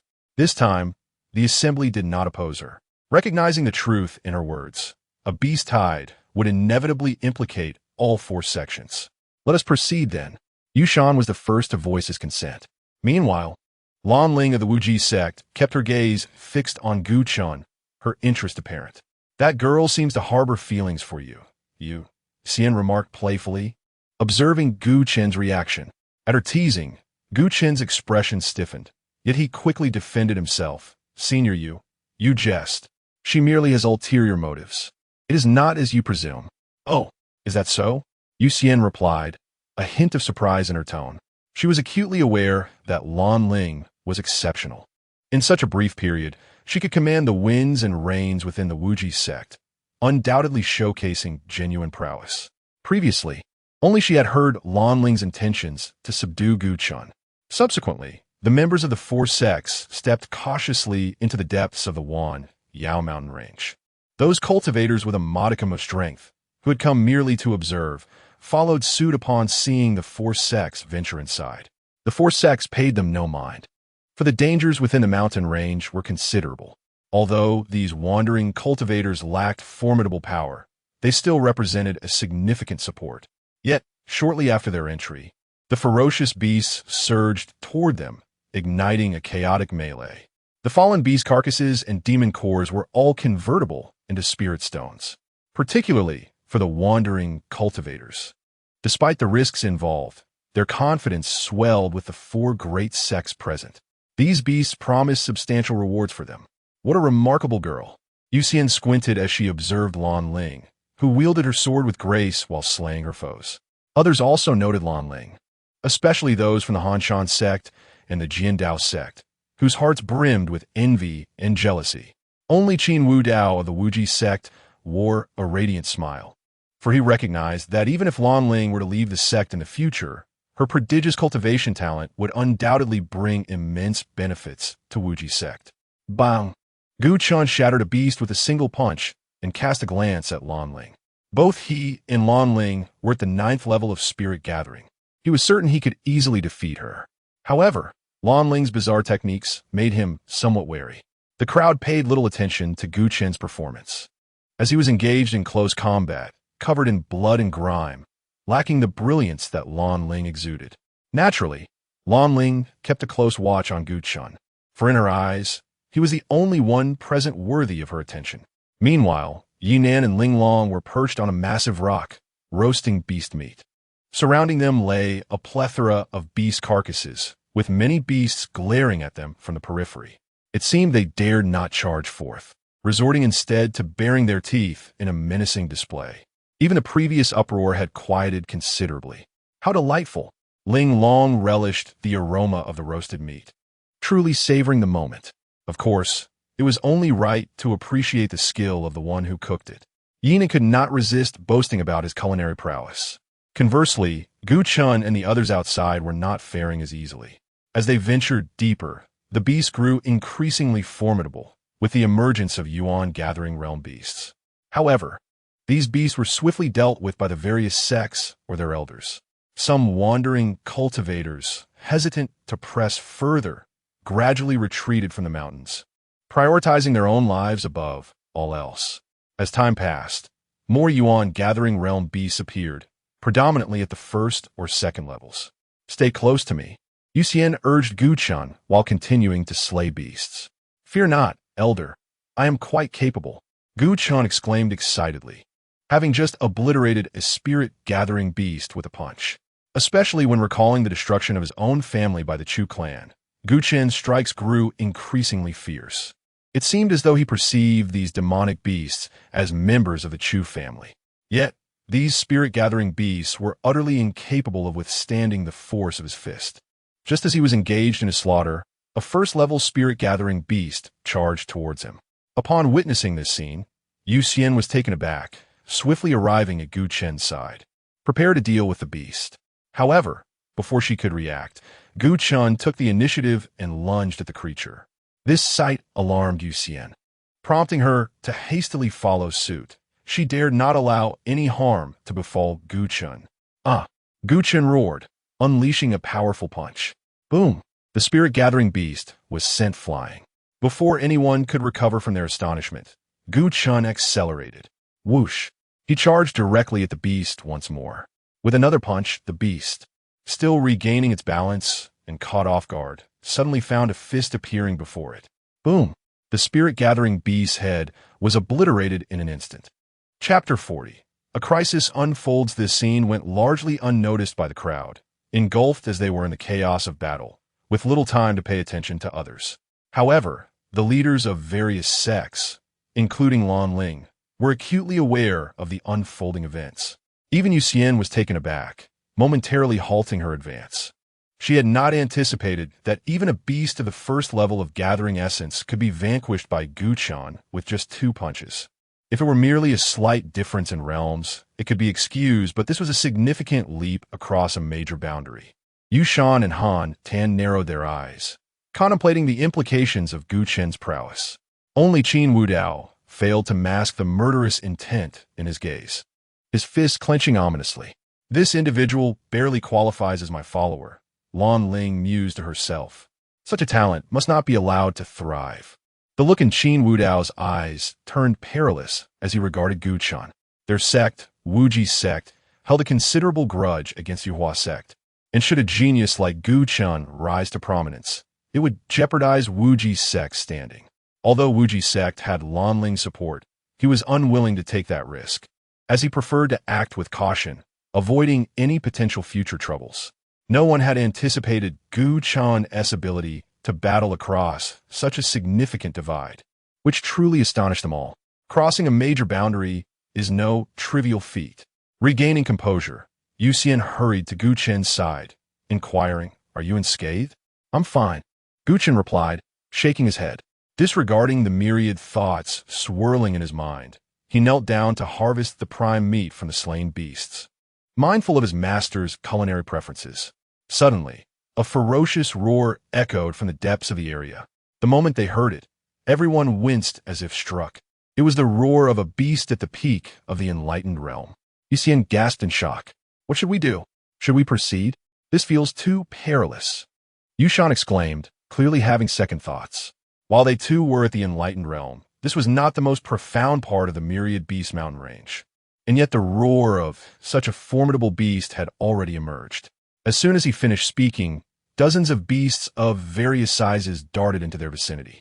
The sight left everyone with grim expressions. It seemed they were trapped. Yu Shan's face darkened. It wasn't he that these beasts were overwhelmingly powerful. They were merely above the 5th level of gathering essence. While not a threat to the sect leaders, the elders were another matter. Some elders had yet to reach the 5th level of gathering essence, and though a few surpassed that threshold, they were in the minority. "You must not stray. Stay close to me," Yu Xian urged Gu Chen gravely. "Understood." Gu Chen nodded solemnly. A few beasts were manageable, but facing so many formidable creatures above the 5th level of gathering essence left him feeling overwhelmed. Compounding the issue was the fact that his diamond body had not yet fully awakened, limiting the power he could wield. "Everyone, gather around me," Yu Xian instructed the elders of Yuhua sect. Without hesitation, the elders flocked to her side. The earlier roar resonated through the depths once more. Upon hearing the formidable roar of the beast, all the monstrous creatures surged forth once again. It became evident to Yu Xian that these beasts were summoned by that very roar. However, despite their strength, the presence of the esteemed sect leaders rendered these gathering Yuan realm creatures insufficiently formidable. Yet, the crowd remained vigilant. After all, lurking within the depths were the more formidable beasts of the Piga realm. These creatures appeared to possess a modicum of intelligence, recognizing the might of Yu Xian and the other sect leaders. Consequently, they refrained from attacking Yu Xian and her companions, instead turning their ferocity upon the scattered cultivators and the elders. In a chaotic flurry, cries of despair echoed as the previously reckless beasts charged towards the assembly. The tightly knit group soon found themselves dispersed as the relentless onslaught targeted the isolated individuals. Faced with this dire situation, the sect leaders, including Yu Xian, felt a sense of helplessness. The sheer number of beasts was overwhelming, rendering them incapable of slaying them all. Yuxian's priority shifted solely to protecting Guchun. We must unite our strength to locate and eliminate that Pigu realm beast. Otherwise, this nightmare will never cease. Han Tan's voice resounded in their ears.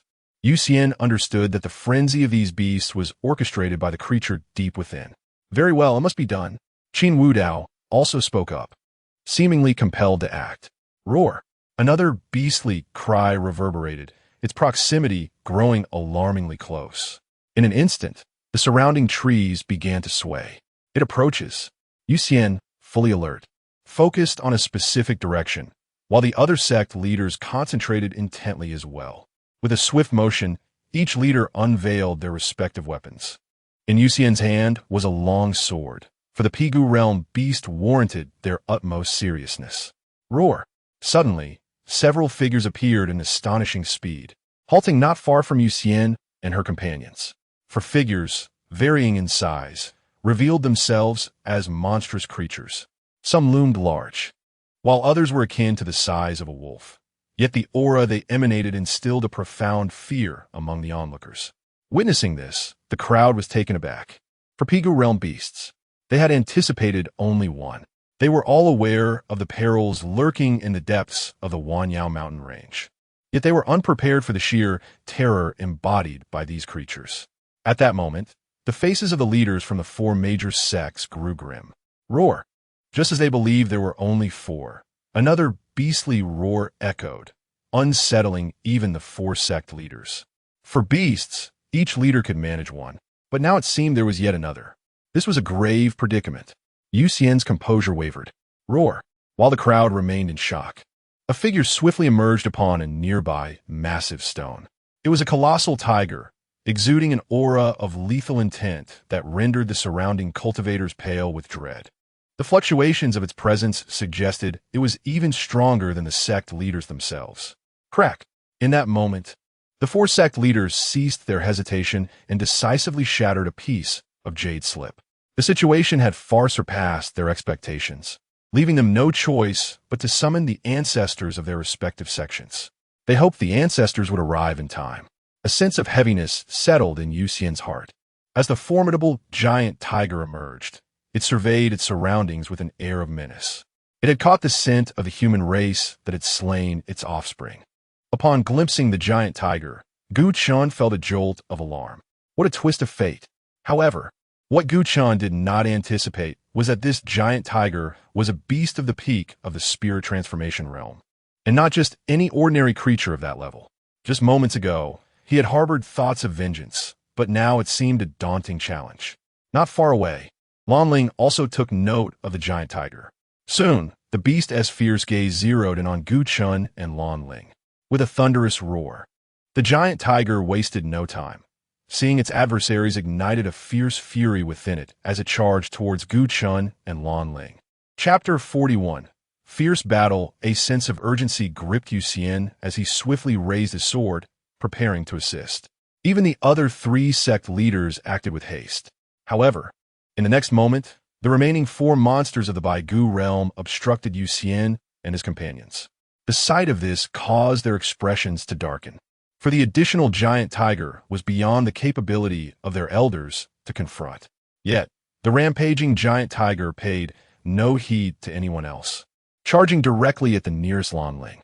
Everyone was momentarily stunned by this turn of events. Damn it, this is it. Gu Chen's face betrayed his unease. In an instant, a pair of crystalline gauntlets materialized upon his hands. Though he could only harness a fraction of their power at present, the quality of the materials was undeniably formidable. The crowd noticed Gu Chen's transformation, albeit with limited discernment. The aura emanating from the gauntlets was subtle, leaving them merely intrigued. Only Lan Ling, observing from a distance, narrowed her eyes slightly, sensing an unusual presence from the gauntlets. This fellow possesses quite an array of treasures, she mused, her curiosity piqued. Given her current limitations, even her keen perception could not discern the level of artifacts beyond her own strength, unless she were to handle them personally. For other cultivators, even if they acquired extraordinary treasures, they often lacked the fortune to fully harness them, merely feeling lucky to have stumbled upon something valuable. Some artifacts, appearing trivial, were in fact remarkable. The giant tiger lunged closer, leaving no time for further contemplation. Yu Xian and Qin Wudao attempted to thwart the tiger's advance, but found themselves powerless, as two Baigu realm beasts were already charging toward them. Damn it! Qin Wudao's eyes burned with rage. To him, Lan Ling represented the future of his Wuji sect. Even if all the elders perished, she could not be harmed. Hold it off for a moment. Once I slay this wretched beast, I shall come to your aid. Yu Xian shouted urgently to Gu Chun, fully aware that she could not afford to divide her focus on the Baigu beasts. As a massive paw descended toward her, Lan Ling chose not to conceal her intentions. Dodge! She called out. In a blink, her figure appeared beside Gu Chun, startling him momentarily. His expression soured as he questioned, "What do you mean? Are you trying to divert danger onto me?" The others were equally taken aback by Lan Ling's maneuver. What kind of movement technique is this? Yu Shan exclaimed, and even Qin Wudao was astonished, having never witnessed such a skill before. However, there was no time for further reflection. Dealing with the imminent threats of the beasts took precedence. Later, he would inquire further, and all would become clear. You see for yourself. The sect leaders are all occupied. Only you possess the ability to cooperate with me, and perhaps together we may have a chance to vanquish it, Lan Ling stated, her demeanor unusually serious. As for the elders, they were now in a precarious situation, with a giant tiger turning its wrath upon the two. The surrounding beasts scattered in fear. It appeared that the creature sought to exact vengeance upon us personally, continued Lan Ling. Why should I cooperate with you? Gu Chun harbored no fondness for Lan Ling amidst the chaos of battle. What perplexed everyone was why the mightiest beast would target two practitioners at the gathering spirit realm. Moreover, its murderous intent was palpable. Just as the two conversed, the giant tiger lunged forward once more, fueled by overwhelming power. Boom! The mountains trembled as trees collapsed, and even Gu Chun and Lan Ling were propelled backward by the force of the impact. Rumble! Both found themselves crashing through numerous trees before finally managing to halt their momentum. Fortunately, neither was an ordinary genius. They had merely sustained superficial injuries. Most importantly, they acted swiftly, retreating to the periphery of the impending strike just in time. Nevertheless, they felt their blood surge with indignation. Do you truly think I fear you? Gu Chun felt a surge of frustration and charged ahead. Witnessing this, Lan Ling was momentarily taken aback, yet she quickly followed suit, sword in hand. Only through proactive offense could they hope to slay this beast. Otherwise, they would be left to endure its assault. As the Empress, she was acutely aware of this truth. The giant tiger, upon seeing the two approach, became increasingly ferocious. It yearned to rend the two who dared to challenge it into pieces. Taste my fist. Gu Chun unleashed his full force, delivering a powerful punch. Freeze! Lan Ling sent forth a wave of sword energy. Her attack was swifter than Gu Chun's, effectively encasing the rampaging giant tiger's limbs in ice. Yet it proved futile. The tiger let out a deafening roar.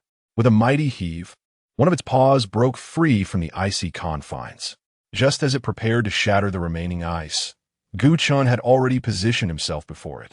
Left with no choice, the tiger raised its solitary paw and struck at Gu Chun. Boom! The collision of fist and paw reverberated with an explosive sound. A tremendous energy radiated outward, causing trees in the vicinity to topple and debris to scatter, clouds of dust rising around them. In an instant, a figure was sent hurtling from the haze, crashing against a massive boulder beside Lan Ling. Gu Chun spat out a mouthful of blood. How formidable! For the first time, he truly comprehended the might of the boundary-breaking realm. Yet, his eyes sparkled with exhilaration. Meanwhile, the giant tiger staggered backward, crushing the trees that stood in its path. One of its paws trembled violently, still dripping with blood.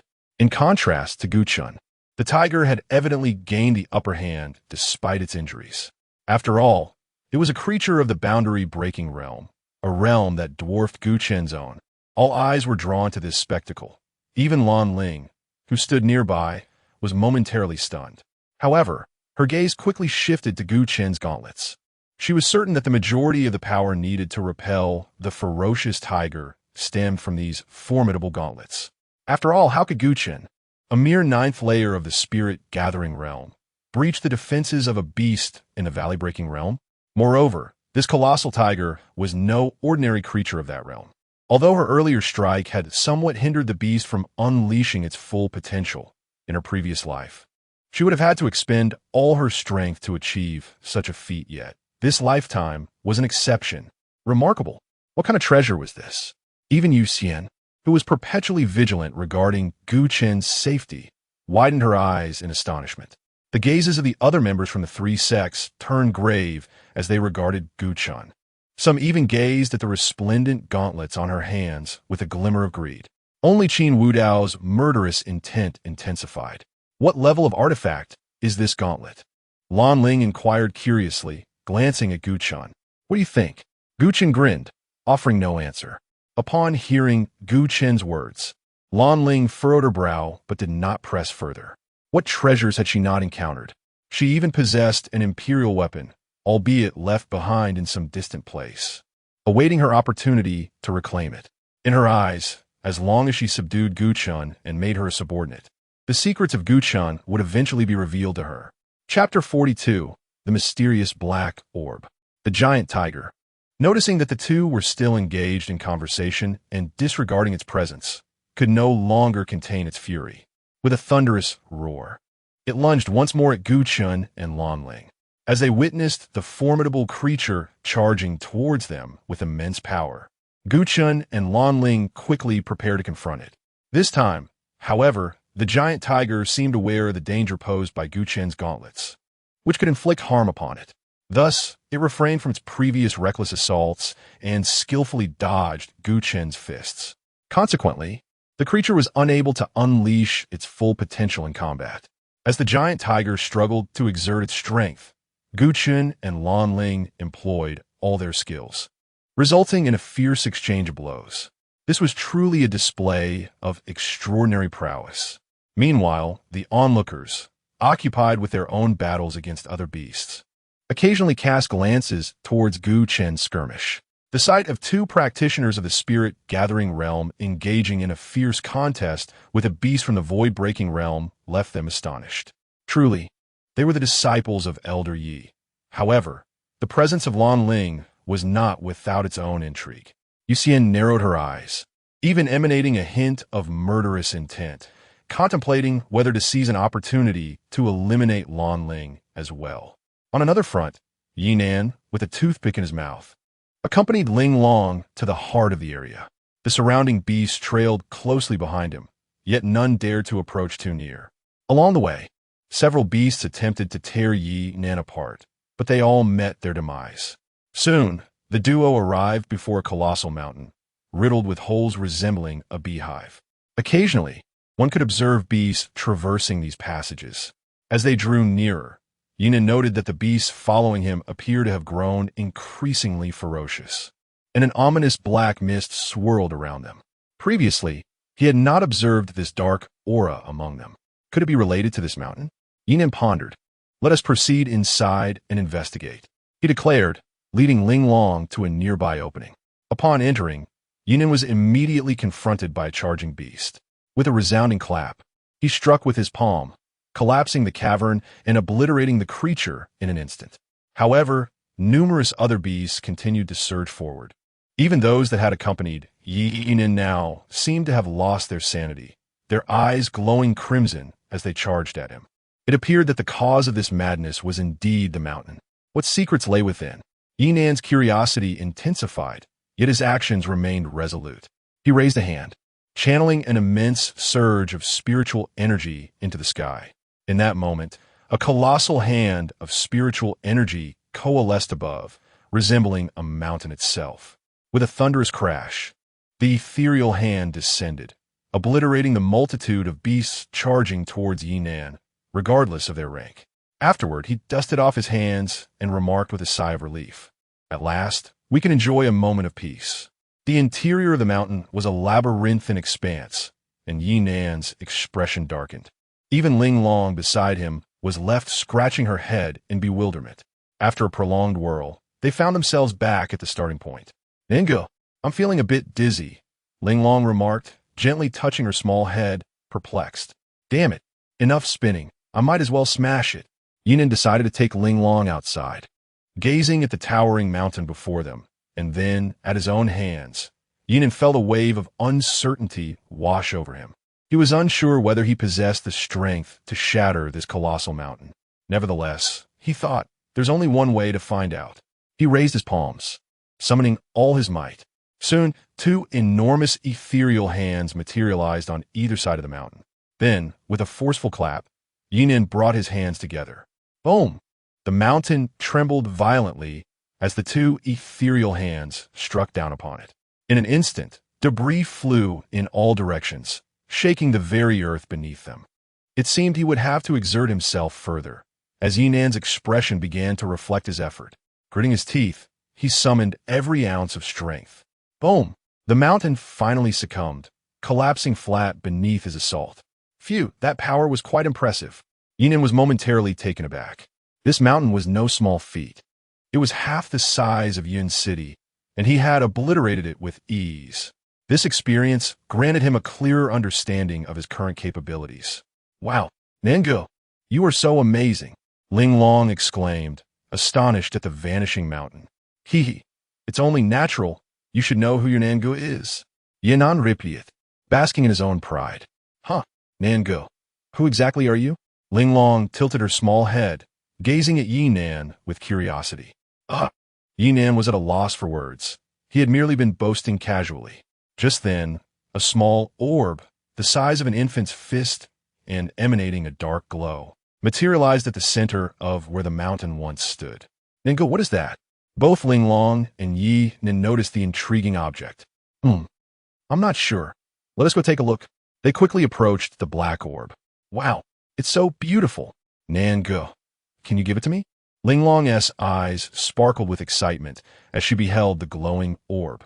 Well, it is indeed beautiful, but I can't shake the feeling that it's not something good. Ye Nan mused, stroking his chin thoughtfully. Suddenly, the orb shot away. The unexpected turn of events left both Linglong and Ye Nan momentarily stunned. Nangu, quickly, catch it. It's trying to escape. Linglong was the first to react, urgency in her voice. Trying to flee? Not on my watch. Ye Nan swung his hand, summoning an ethereal hand to grasp the orb. However, in the next moment, the black orb quivered, and a thick cloud of darkness surged toward Ye Nan's ethereal hand. Within the murky fog, countless skeletal figures could be seen wandering, gnawing at the ethereal hand. Before long, Ye Nan's created hand was completely devoured. Nangu, this orb is incredibly powerful, Linglong exclaimed, her face a mask of astonishment, utterly oblivious to the orb's menacing nature. Whoosh! As the black orb consumed Ye Nan's spiritual essence, it showed no signs of lingering, swiftly turning to flee into the distance. How audacious! Attempting to escape after such a display, Ye Nan bent his legs and leapt forward. With a thunderous crash, the ground beneath him shattered. Undeterred, he soared through the air towards the black orb. Though I may not possess the ability to fly, I can certainly leap. You cannot elude my grasp. A grin spread across Ye Nan's face. Noticing Ye Nan closely pursuing him, the black orb accelerated even further. Yet Ye Nan was relentless. Each landing created a deep crater, but he instantly propelled himself upwards again. Realizing it could not shake Ye Nan off, the black orb unleashed a torrent of dark mist, aiming to engulf him. Another trick? Perfect. I shall test my golden right hand. In an instant, Ye Nan's right hand glimmered with a golden hue. He thrust his hand forward, and as the dark mist made contact, it recoiled in terror, as if it had encountered the most fearsome of foes. How astonishing! This was Ye Nan's first occasion utilizing the power of his right hand. Observing the fleeing black orb, Ye Nan was determined to deprive it of any further chances. With a swish, he propelled himself to his utmost speed. In the blink of an eye, he positioned himself in front of the black orb, extending his right hand to grasp it. The orb seemed caught off guard, colliding directly into his grasp. Ye Nan clutched it firmly. The black orb struggled momentarily before falling silent, ceasing its ominous emissions. Ye Nan scrutinized the orb in his hand. Suddenly, a flash of golden light illuminated his eyes. What lay within this orb appeared to be a miniature black heart. Ye Nan was perplexed. He had just employed his broken illusion eye to thoroughly investigate the orb. Inside, nestled a shrunken black heart, from which the dark mist emanated. However, to him, it posed no threat or utility. Swiftly, Ye Nan returned to Linglong's side, holding the black orb. Here, for you. He extended the orb towards her, albeit with a note of caution. This trinket likely harbors no good intentions. Do you truly desire it? Ye Nan advised. Aren't you here, Brother Nan? Linglong replied with a playful smile. Indeed. With my presence, it shall create no turbulence. Ye Nan found great solace in Linglong's words. Chapter 43. The game of red light, green light astonished everyone. Meanwhile, Gu Chun and his companions were still engaged in a fierce battle. The various sects were suffering significant losses, with both Gu Chun and Lan Ling sustaining numerous injuries. The giant tiger was also battered, though its wounds were merely superficial. The sole piece of good news amidst the chaos was that the leaders of the sects had managed to subdue the beasts of the abyssal realm, and victory was merely a matter of time. Hold on a little longer. I will soon slay it. Yu Xian shouted to Gu Chun while fighting. Don't mind me. Just focus, senior. Gu Chun quickly replied. Observing that the giant tiger's injuries were primarily surface wounds, Lan Ling began to reconsider her approach. While she was capable of delivering a fatal blow, she deemed it unnecessary to exhaust herself when an escape was possible. Are you thinking of fleeing again? Gu Chun noticed Lan Ling's demeanor. Unfazed by his observation, she thought it to be a perfectly reasonable consideration. Right now, we cannot kill it, and it cannot kill us either. However, if we prolong this, it will ultimately be to our detriment. Its strength is at least at the 5th level of the abyssal realm. If it were only at the 1st or 2nd level, we could defeat it together. Lan Ling articulated her analysis. Can't you enhance your strength? Why not utilize it? Gu Chun shot a disapproving look at Lan Ling. He was well aware of the giant tiger's capabilities. Had it not been wary of his gauntlets, it would have unleashed its full power, and they would have already faced defeat.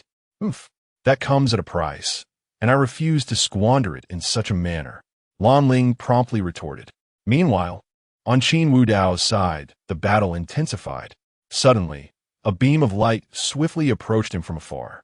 Everyone noticed this spectacle, but its speed was so great that no one could discern its form. Bang! The beam of light arrived in an instant, carrying immense power, and pierced through the abyssal realm beast before Qin Wudao, pinning it against a massive rock. It was then that the onlookers realized it was a spear. Its velocity and sudden appearance had obscured their view. Whoosh! Soon, on a branch of a colossal tree not far from them, stood a towering elder. Upon seeing this figure, the other sect members, aside from Qin Wudao, gazed intently. Ancestor! Qin Wudao quickly bowed in respect. Indeed, it was Qin Wuda, the venerable ancestor of the Wuji sect, and Qin Wudao bore his surname. Without acknowledging Qin Wudao, Qin Wuda turned to Lan Ling and beckoned. Come here. Upon witnessing Qin Wuda's arrival, Lan Ling swiftly retreated. The reason Qin Wuda had not directly annihilated all the beasts of the abyssal realm was clear to the members of the 4 major sections. The 4 sects were rife with intrigue. The fate of one another was of no concern. Seeing Lan Ling depart, Gu Chen's expression darkened, yet he remained silent. Understanding the rationale, the giant tiger, noticing Lan Ling's exit, made no attempt to pursue her. It seemed to sense the formidable presence of Qin Wuda. Consequently, it shifted its focus to Gu Chun. With Lan Ling's departure, Gu Chun was no longer a match for the formidable tiger, though his boxing gloves posed a threat.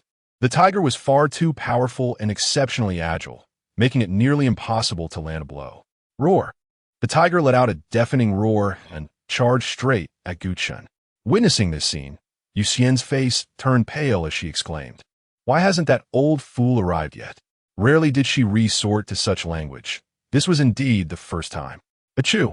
Meanwhile, Yu Xiaozi, hurrying to the scene, sneezed unexpectedly. Could I possibly be falling ill? Boom!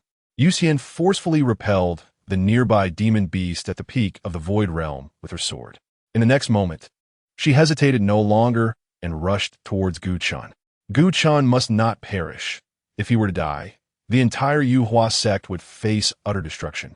She had witnessed Ye Nan's formidable strength firsthand. Swish! Yu Xian hurled her sword at the tiger. Quick dodge. She urgently called to Gu Chun. If the tiger were to pounce, Gu Chun would undoubtedly meet his demise. Qin Wu Dao and his companions, however, were rather pleased, even wearing faint smiles. Once Gu Chun was gone, their Wuji sect would be rid of a significant hidden threat. Only Lan Ling remained, narrowing her eyes at Gu Chun. She knew that he had previously escaped from this very tiger. Back then, Gu Chun was much weaker, and she did not believe he could evade such a powerful beast now. Let me see what secrets you possess. Lan Ling was intently focused on Gu Chun, fearing she might miss something. As the sword flew towards him, the tiger swiped it away with a powerful paw. Boom! Yu Xian's sword was sent flying back. At this sight, Yu Xian felt a chill of despair. It's over. Yet, she still clung to a glimmer of hope, for Gu Chun was Ye Nan's disciple. Surely, he must have some means of survival. Gu Chun heard Yu Xian's words, but the overwhelming presence of the tiger left no room for escape. Roar! The tiger exuded an aura of lethal intent, its immense power radiating as it charged forward, toppling trees in its wake. It aimed to shred Gu Chun to pieces. In an instant, the tiger was before Gu Chun. At that moment, the sounds of battle around them seemed to fade away, all eyes fixated on Gu Chun. Even the demon beasts were paralyzed by the tiger's murderous intent. Damn it, this is the only way. Gu Chun's expression darkened. Then, amidst the bewildered gazes of the onlookers, he shouted, 1, 2, 3, wooden man. No sooner had the words left his mouth than the tiger lunged at him with immense force. Rumble. The overwhelming power engulfed Gu Chun. Everything within a 100-meter radius was obliterated. Even Yu Xian, who had drawn near, was forced to stagger back from the impact, her internal energy surging chaotically. However, she paid no heed and charged once more into the swirling dust. She could only hope that Gu Chun truly possessed a means of survival. Otherwise, she dared not imagine the consequences. Her own complexion had turned pale, a reflection of her fear. Observing this scene, Qin Wu Dao and the others from various sects let out a collective sigh of relief. The growth of Gu Chun is truly formidable. Only Lan Ling remains fixated on the swirling dust, unwilling to believe that someone of Gu Chun's exceptional constitution and destiny could perish so easily. Yet, before the dust settles, the crowd hears a series of explosive sounds accompanied by the furious roars of a tiger. Observing this scene, Yu Xian promptly halts in her tracks, breathing a sigh of relief. Though she cannot discern the situation within, it appears that Gu Chun is still alive, as evidenced by the giant tiger's relentless assault and its enraged cries. Nonetheless, she remains anxious. After all, Gu Chun is merely at the gathering spirit realm. Crack! Yu Xian crushes another jade slip. Cursing in frustration, "You old fool, if you don't arrive soon, you'll have much to regret." After shattering the jade slip, she prepares to plunge back into the dust. But just as she takes a step forward, Gu Chun's voice rings out, "Stay back." Upon hearing his voice, the weight on Yu Xian's heart finally lifts, and she obeys his command, refraining from advancing. Indeed, this fellow is not so easily defeated. Lan Ling narrows her eyes at the dust, while even Qin Wu squints. With a wave of his hand, the dust disperses. When the crowd finally glimpses the scene within, they are left utterly astonished, their expressions a mixture of confusion and shock. Gu Chun stands resolutely in place, while the giant tiger continues to batter him with all its might. Yet, no matter the ferocity of the blows, Gu Chun remains unscathed. Even the previously composed Qin Wu is taken aback. He can clearly see each strike from the giant tiger, but as they approach Gu Chun, it seems as though their force is somehow redirected. This is impossible. How could such a phenomenon occur? Lan Ling's eyes widen in disbelief. In her past life, she had traversed realms, yet she had never encountered such an absurd situation. Could it be that he possesses some extraordinary treasure? Qin Wu Dao also narrows his eyes, convinced it cannot be a treasure. Only Lan Ling understands the truth. She has encountered countless artifacts, but has never heard of one that could redirect attacks. Even imperial weapons cannot achieve such feats. Furthermore, she has sensed Gu Chun and detected no aura of a treasure. Even Yu Xian's eyes widen, but she soon accepts the reality, recognizing their limited experience and believing that Gu Chun must possess a powerful artifact. Chapter 44. The struggle for Gu Chun's secret. The most frustrating being at present was undoubtedly the giant tiger.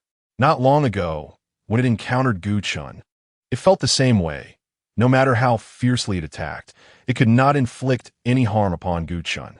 Once again, it found itself in a similar predicament, fueling its rage. Why was it so difficult to exact vengeance? The earth trembled as the giant tiger's assault persisted, yet it remained incapable of injuring Gu Chun. It appeared as if Gu Chun were immobilized. Qin Wudao focused intently, narrowing his eyes at Gu Chun. It must be so. And furthermore, he had previously uttered a phrase, 1, 2, 3, wooden man. Could this phrase be the secret to his current state? Qin Wuda furrowed his brow. Although he suspected Gu Chun possessed a treasure, he could not detect any aura of such a treasure emanating from him. The crux of the matter was that in the earlier scenario, Gu Chun had no opportunity to utilize any treasure. The scene that had just unfolded was too astonishing, prompting immediate thoughts of a hidden treasure. Upon closer inspection, there was no sign of any such artifact. Moreover, what kind of treasure would necessitate remaining utterly still? Only Lan Ling incessantly muttered, 1, 2, 3, wooden man, repeating the phrase in her mind. After finishing her incantation, she examined her own body, finding no remarkable changes. What could be the matter? Lan Ling felt perplexed, directing a piercing gaze back at Gu Chun as if hoping to glean some insight. This secret was terrifying. Her only uncertainty was how resilient it was against potent assaults. If there were no limitations, the implications were beyond her imagination. At this moment, all eyes turned toward Gu Chun, a blatant display of avarice evident among them. Whether Gu Chun's power stemmed from a treasure or an extraordinary secret technique, it represented a tremendous temptation for them all. Seeing the unabashed greed in everyone's eyes, Yuxian felt a sudden jolt in his heart. Young man, what secret technique is this? If you disclose it, I may be able to save your life. Look at how many are fixated on you, and remaining motionless is hardly a viable strategy. Qin Wudao coaxed gently.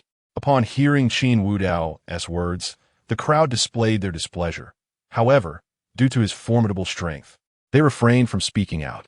Instead, they began to grumble about their sect's ancestors, who had yet to arrive. You must not reveal it.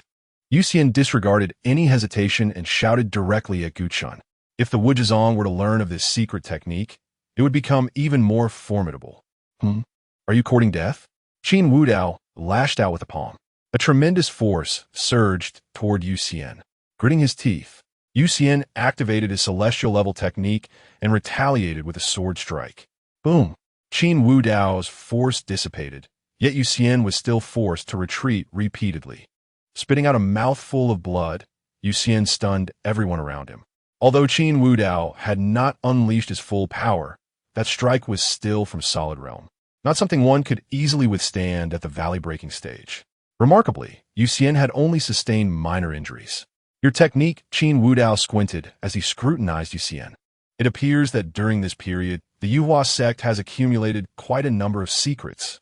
Qin Wuda remarked once more, his gaze toward Yuxian and Gu Chun brimming with avarice. Although he could not ascertain the level of the martial arts employed by Yuxian, the mere fact that she could withstand his strike, albeit sustaining injuries, was not to be dismissed. The other sect leaders exchanged glances, gradually realizing that this Yuhua sect, which had once stood on equal footing with them, had become somewhat inscrutable. Qin Wuda refrained from inquiring further about Yuxian's martial arts, for in his estimation, the secrets harbored by Gu Chun held far greater significance. After all, treasures or techniques capable of deflecting attacks were truly extraordinary. Should he acquire such a marvel, the Wujizong could undoubtedly dominate the remaining 3 sections. The other sects shared this sentiment, yet felt helpless in their anxious anticipation. Upon hearing Qin Wuda's words, Gu Chun scoffed disdainfully, "You think you're worthy?" However, his sudden surge of emotion caused him to shift his stance. In the next instant, the colossal tiger struck down again. 1, 2, 3, wooden man. Gu Chun quickly froze in place. Boom! A massive pit appeared beside him. Witnessing this spectacle, The onlookers gained a clearer understanding. The 1, 2, 3 wooden man technique was the secret, yet several had already attempted it to no avail. Even Qin Wuda had tried it. Could it be that something essential was still lacking? Having witnessed its ineffectiveness, the collective gaze of the crowd converged once more upon Gu Chun. Capturing you will surely compel you to speak. Qin Wuda lunged forward, directly reaching for Gu Chun. Observing this scene, Yu Xian wished to assist, yet the turbulent energy within her rendered her powerless. You dare! At that moment, an ancient voice resonated throughout the vicinity. Whoosh! In the next instant, an elder's figure materialized before Gu Chun, none other than the arriving Yu Zaiatzi. Without courtesy towards Qin Wuda, he unleashed a punch aimed at him. Boom! The collision of two formidable forces erupted. This strike far surpassed the power exhibited by the colossal tiger. It was quite simply incomparable. For hundreds of meters around, energy surged forth. All those from the other sex, unable to withstand the force, fled the vicinity. The colossal tiger, positioned closest, bore the brunt of the impact, utterly obliterated by the two raging forces. Only Gu Chun remained rooted in place. As the two powers approached him, they were swiftly diverted, leaving behind a shattered landscape. Witnessing this scene, Gu Chun, though frozen in place, could not help but swallow hard. Had it not been for his master's secret technique, he might have met his end with that blow. A sense of relief washed over him. Observing Gu Chun unscathed, the crowd collectively gasped in astonishment. Qin Wuda, too, swallowed audibly. He had not held back in a strike, and with Yu Zaiatzi's added strength, Gu Chun remained entirely unharmed. This secret technique shall be mine. Qin Wuda did not conceal his intentions. Initially somewhat embarrassed, Yu Zaiatzi had acted so suddenly that he forgot Gu Chun was still nearby, launching a punch without hesitation. Seeing their ancestor arrive, Yu Xian sighed in relief. However, upon hearing the brazen words of Qin Wuda, Yu Xiaozai found himself engulfed in a renewed fury. Qin Wuda, I advise you to cease your reckless schemes, or you may find yourself in a world of trouble. Yu Xiaozai warned. Unfazed by this caution, Qin Wuda retorted, Let's see whose fist is mightier. With a thunderous roar, the figures of Qin Wuda and Yu Xiaozai became mere phantoms, darting through the forest. Wherever they passed, remnants of shattered walls lay strewn about. Each strike unleashed a torrent of wild energy, leaving the onlookers from the four sects in awe. Truly, they are of the ancestral level, one exclaimed. Simultaneously, they hastily distanced themselves from the fray, fearing that they might suffer dire consequences should they be caught in the crossfire. Amidst their fierce battle, two more figures emerged, making a beeline for Gu Chun. These were also two elderly men. Gu Chun was momentarily taken aback upon the sudden appearance of these individuals at his sides. Before he could react, one of them seized his shoulder with a firm grip. The spectators from the four sects took note of this unusual occurrence. The two who had approached were none other than Han Tian, the patriarch of the Han Mountain sect, and Yu Buchuan, the patriarch of the Sharp Blade sect. What? Do you intend to contend with me? Yu Buchuan directed at Han Tian. You truly have no shame. Han Tian retorted, refusing to yield. The pressure exerted by the two on Gu Chen's shoulders intensified, as if they were unwilling to relinquish their hold on him. Yet, at that very moment, their hands, seemingly acting of their own accord, were forcefully dislodged from Gu Chen's form. Losing their grip, the two patriarchs found themselves tumbling to the ground in a most undignified manner. This spectacle drew peculiar glances from the onlookers, but none were as astonished as the two involved, Han Tian and Yu Buchuan. Having observed Gu Chen's peculiarities from the shadows, they were now even more astonished by the direct contact. Nevertheless, they quickly regained their composure and once again seized Gu Chun by the shoulders. This time, however, they refrained from applying any force, not daring to exert themselves. Gu Chun, too, remained motionless, though the fierce tiger had fallen, for even more formidable foes had arisen, leaving him feeling utterly powerless. Chapter 45. The secret method is simply the game of 1, 2, 3 wooden man. Yuxiatzi and Qin Wuda had also caught sight of the two who had just appeared. How dare these two old men challenge me? Qin Wuda swiftly withdrew from the fray. raising his spear to strike at Han Tian and Yu Buchuan, with Yuxiatsi hastily following suit. His sole intent was to escort Guchen away. A thunderous roar echoed as the four soon formed a cluster. The spectators retreated further back, including the sect leaders who promptly distanced themselves. The only exception was Guchen, who stood resolutely at the epicenter of the battlefield. Initially, Yuxiatsi was concerned about harming Guchen, but witnessing countless attacks land on him without inflicting any damage, he felt reassured. Unleashing his most formidable power, Yuxiatsi plunged into the fray. At first, chaos reigned. However, a single utterance from Qin Wuda shifted the atmosphere among them. How about we three sects join forces to eliminate this old fool, Yuxiatsi, first? Let's not forget that this lad is from the Yuhua sect. Qin Wuda directed a glance at Han Tian and Yu Buchuan. Upon hearing this, Yuxiatsi's countenance turned ashen. Han Tian and Yu Buchuan narrowed their eyes at Yuxiatsi. In that moment, the three reached an unspoken agreement and unleashed a barrage upon Yuxiatsi. The pressure on Yuxiatsi escalated dramatically. Yet he had no choice but to employ the heavenly level techniques he had honed during his training.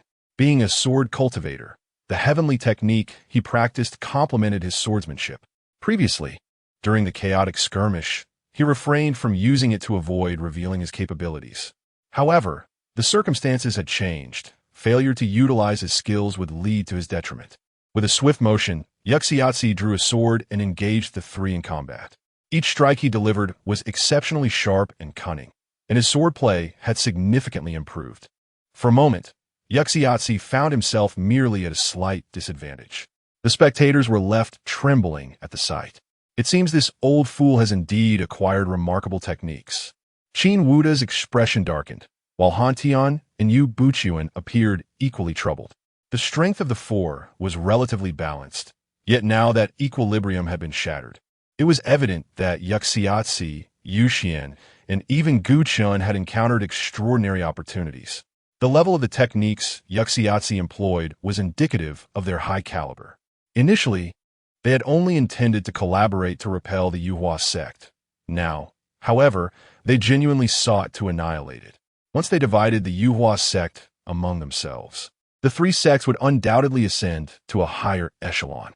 Even the members of the Yuhua sect, watching from outside, could sense the avaricious gazes of the other three sections. Witnessing this scene, Yuxian felt a heavy weight in her heart. "Take him down," Qin Wuda commanded, directly addressing the crowd. His words acted as a spark, igniting the collective aggression of the three sects towards Yuxian and her companions. With no other recourse, Yuxian resolved to fight back with all her might. Utilizing the celestial level techniques, they directly engaged in combat with the three grandmasters. Fortunately, Yuxian possessed exceptional talent and was endowed with celestial grade skills. For a fleeting moment, he surprisingly matched the three in a fierce struggle. This spectacle intensified the desire among the other three sects to acquire the fortunes of the Yuhua sect. The Hanshan sect and the Jiandao sect, previously without enmity towards the Yuhua sect, found themselves compelled by opportunity, rendering all previous grievances insignificant. Furthermore, should the Yuhua sect rise in power, it would pose a significant threat to their sections. Another reason for their actions loomed larger. Should the Yuhua sect fall into the clutches of the Wuji sect, their own sects would be in peril. Renowned for its tyrannical nature, neither the Wuji sect nor the Yuhua sect could be allowed to flourish unchallenged. In a tumultuous scene, demonic beasts and the various sects became embroiled in chaos. Amidst the fierce battle, the movements of Lan Ling went unnoticed. "I can assist you in your escape, but you must agree to a condition," Lan Ling communicated to the distant Gu Chun using a secret transmission method. This method of communication was not accessible to the average individual. Of course, once one reached a certain level of prowess, they could convey messages freely without such techniques. Upon hearing Lan Ling's voice resonate in his mind, Gu Chun, still at the heart of the battlefield, was taken aback. He had not anticipated that Lan Ling was of such extraordinary caliber. It seemed he would need to seek out his master for a technique of this nature upon his return. While contemplating this, he responded, "What condition?" He was currently the target of contention among the crowd. If he were to leave, no one could hinder Yu Xian and Yu Xiaozi. making the continuation of the battle unnecessary. Once I assist you in leaving, you must divulge the secret technique that has brought you to your current state. How does that sound? Lan Ling continued her telepathic communication. Agreed, Gu Chen replied without a moment's hesitation. His prompt acceptance left Lan Ling momentarily stunned, followed by a furrowed brow. She felt his agreement was too readily given. It would be wise for you to establish a heavenly oath, lest you deceive me. Lan Ling expressed her lingering doubts. Very well.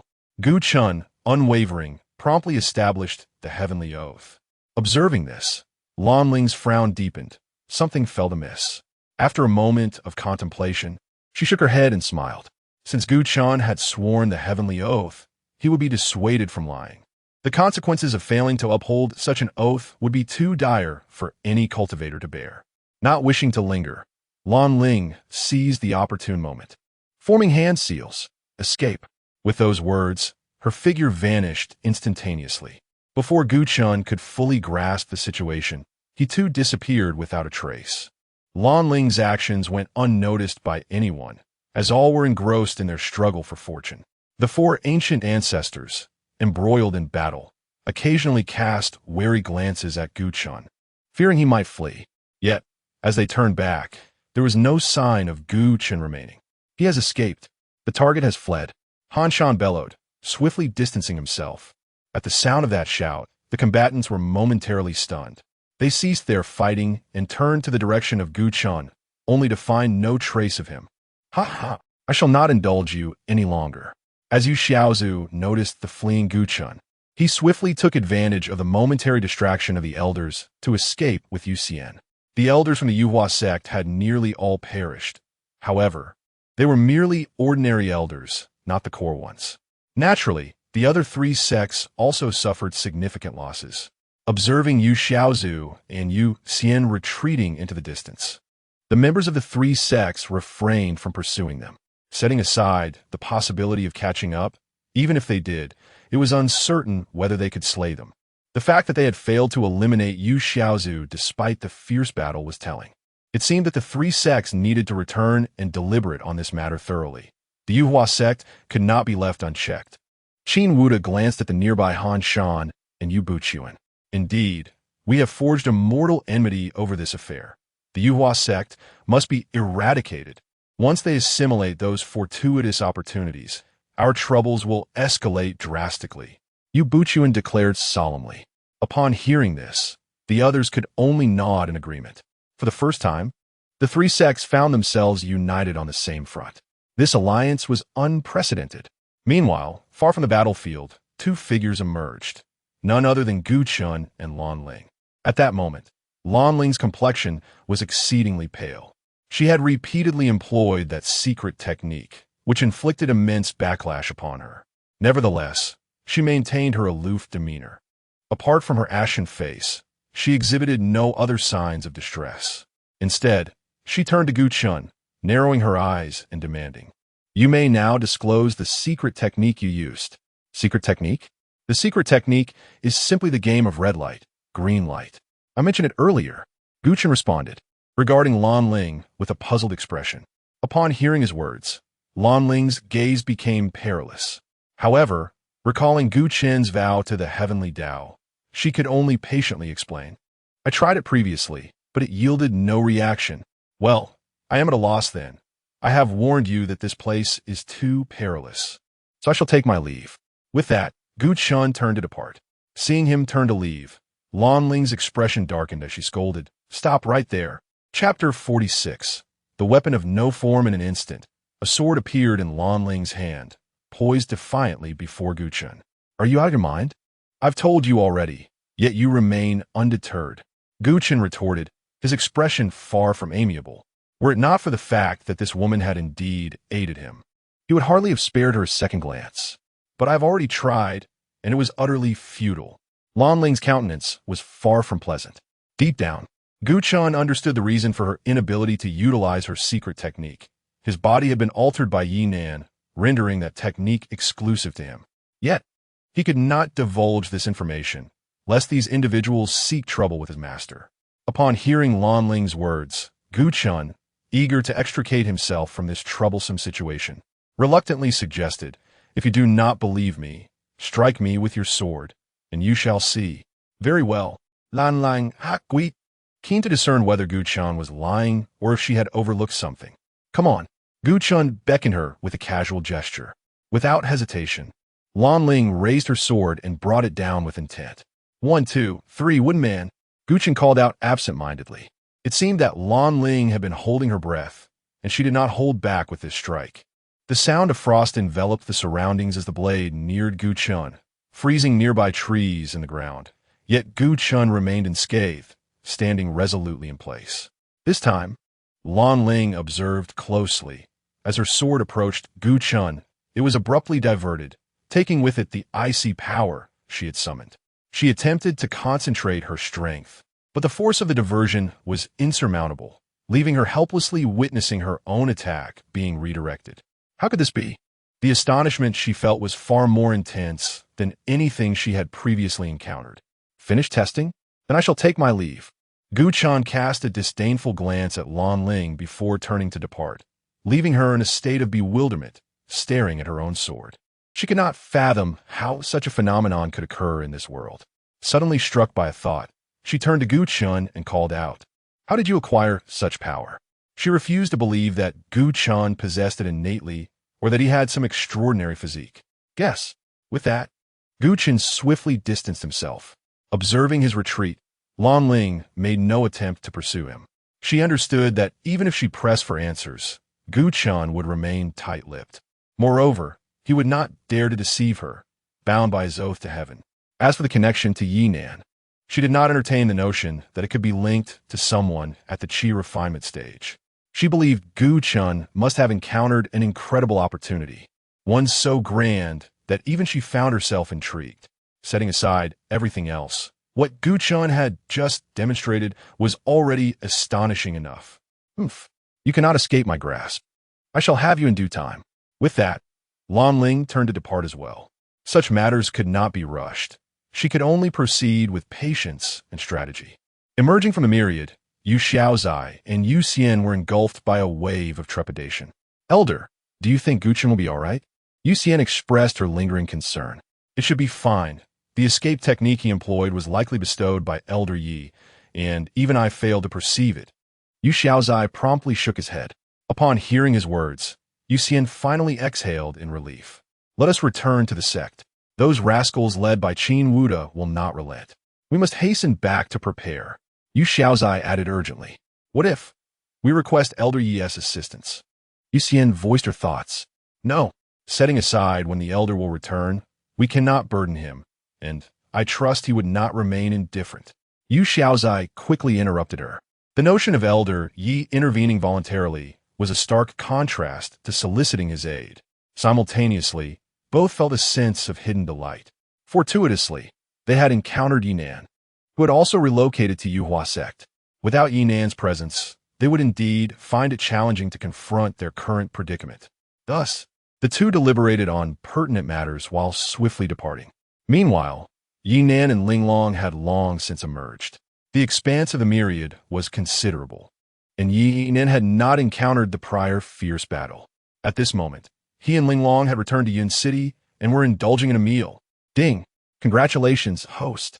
You have completed the task. The weapon wuxiang has been distributed." The sound from the system startled Ye Nan, who was thoroughly enjoying his meal. This was, after all, a task reward specifically issued by the system. With a flourish, Ye Nan opened his hand to reveal the awarded weapon. However, upon extraction, he found himself momentarily stunned. Even Linglong, who was savoring her food, curiously glanced over. "Brother Nan, what is this? It looks stunning." Ye Nan remained silent, instead inquiring with curiosity within his mind. "System, is this the weapon you mentioned? It seems rather dubious to me." In his hand lay a golden orb, roughly the size of an infant's fist. "Ding! This weapon is named wuxiang. It can change its form at the host's will," the system explained, instantly piquing Ye Nan's interest. He focused his thoughts. In an instant, the golden orb transformed into a chicken leg. "Ah, it truly works." Ye Nan's eyes sparkled with excitement. Observing the golden orb morph into a chicken leg, Linglong eagerly asked again, Brother Nan, what is this exactly? Ah, this is a weapon that can change forms at will. Ye Nan finally regained his senses upon hearing Linglong's voice. Then why did you turn it into a chicken leg? Linglong inquired with curiosity directed at Ye Nan. Ye Nan. Could he confess that it was merely a whimsical thought? After an enjoyable meal, the two settled into their previous carriage, leisurely making their way back to Yuhua sect. Just a few hours later, Ye Nan and Linglong returned to Nan Peak. Upon witnessing the newly renovated southern peak, which appeared to have expanded slightly, Ye Nan felt a profound sense of satisfaction. This was indeed a monumental undertaking. Had it not been for the skilled practitioners of the Yuhua sect, it would have been utterly impossible for ordinary craftsmen to accomplish. Upon returning, Ye Nan promptly reclined on a chaise lounge in the courtyard, relishing the moment. Ah, another splendid day. Such was Ye Nan's indulgence. Meanwhile, Linglong had mysteriously produced a small stove and a petite teapot, busily brewing tea. Just as Ye Nan was immersed in his enjoyment, a figure materialized at the entrance of his courtyard. It's you. Come in and take a seat. Ye Nan greeted jovially. The visitor was none other than Yu Xiaozi, who had been attentively monitoring the developments on Southern Peak. As soon as Ye Nan returned, they had rushed over. As for Yu Xian, he was occupied with preparations for the impending assault from the three sections. Elder, you have returned, Yu Xiaozi exclaimed with a warm smile, stepping forward respectfully. Chapter 47, at worst, just a lackey. After taking a stroll, Ye Nan turned to Yu Xiaozu. Do you have something to discuss with me? Nothing much. I just wanted to see if you needed anything, senior. Yu Xiaozu pondered for a moment, but hesitated to ask Ye Nan for assistance. Well, I don't really lack anything at the moment. Ye Nan contemplated and found himself devoid of any needs. The two engaged in conversation for a while longer before Yu Xiaozu took his leave. Yu Xiaozu concealed his thoughts well, and Ye Nan failed to notice anything amiss. Primarily because Ye Nan was preoccupied with indulgence. He had no interest in deciphering others' intentions. As night fell, both Ye Nan and Linglong returned to their respective rooms to sleep. In Linglong's chamber, on the table beside her pillow, a black orb slowly began to rise. In an instant, a dark radiance filled the room, yet Linglong remained blissfully unaware, lost in deep slumber. The entire space was suffused with a black mist, and even the orb transformed into this dark vapor, leaving only a black heart suspended in midair. However, in the next moment, all the black mist within the room began to converge towards the black heart. Soon, a towering shadowy figure coalesced around it, possessing limbs but lacking facial features. Save for a singular horn formed from the swirling black mist atop its head, a most peculiar sight. At that moment, it made no excessive movements, simply gazing quietly at the sleeping Linglong. After a brief pause, it turned its attention towards Ye Nan's room. Who on earth is that individual? The aura emanating from him makes me reluctant to approach. A hoarse and eerie voice emanated from the imposing shadow. The reason it did not act immediately was due to its wariness of Ye Nan. Otherwise, it would have long since revealed itself. Previously, when Ye Nan had seized it, even the slightest movement had been impossible. With a whoosh, the towering shadow transformed into black mist and slipped out through the crack of the door. Upon reaching outside, it reformed into a human shape. Having slumbered for far too long, just as it prepared to ascertain its surroundings, it suddenly detected a locked door. Strange, why do I sense a faint trace of kinship emanating from within? The shadow's voice carried a hint of surprise. Thus, driven by curiosity, it approached. Whoosh! It transformed once more into black mist and entered the locked room. Inside, it beheld a wardrobe. What is this? The shadow circled the wardrobe, inspecting it. Just as it was about to unlock it, a laugh even more bizarre than its own echoed from within. Hee. Upon hearing the eerie laughter emanating from the wardrobe, the shadow momentarily froze, as if time itself had halted. Whoosh! Instantly, the shadow retreated, no longer hesitating. It transformed into black mist and fled outside. Terrifying, merely the sound of that eerie laughter nearly caused its form to shatter. Even its own dark heart seemed on the verge of shattering, fully aware that it had provoked a great terror. Just as it prepared to flee, The black mist it had transformed into was forcibly coalesced by an invisible force. In an instant, it reformed into a humanoid shape, yet its entire body remained immobile. Whoosh, whoosh, whoosh. An even purer black mist emerged from the wardrobe, coalescing into another humanoid shadow right before the first. This newly formed shadow stood at a modest height of approximately 5 feet, a stark contrast to the towering figure of the black orb's manifestation. It was akin to the disparity between a towering giant and a petite child. The shadow of the black orb emanated a sinister aura, reminiscent of a villainous sorcerer or a malevolent overlord. Conversely, the figure emerging from the wardrobe, though formed from black mist and infused with various ominous energies, exuded an unparalleled sense of supremacy despite its own wickedness. This marked the most significant distinction between the two. At that moment, the immobilized, towering shadow appeared to tremble with fear. It had approached out of curiosity, yet now found itself unable to retreat. Such was the consequence of its overconfidence, believing its power could withstand any unforeseen circumstance. Cackling, the figure from the wardrobe darted playfully around the towering shadow, inspecting it from various angles. The towering shadow, paralyzed by trepidation, was at a loss for how to react. "Master, I did not intend to intrude.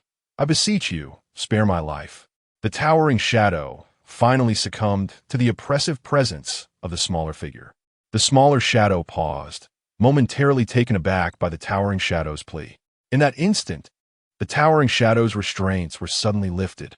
Rather than fleeing immediately, it bent its knees before the smaller shadow, falling prostrate.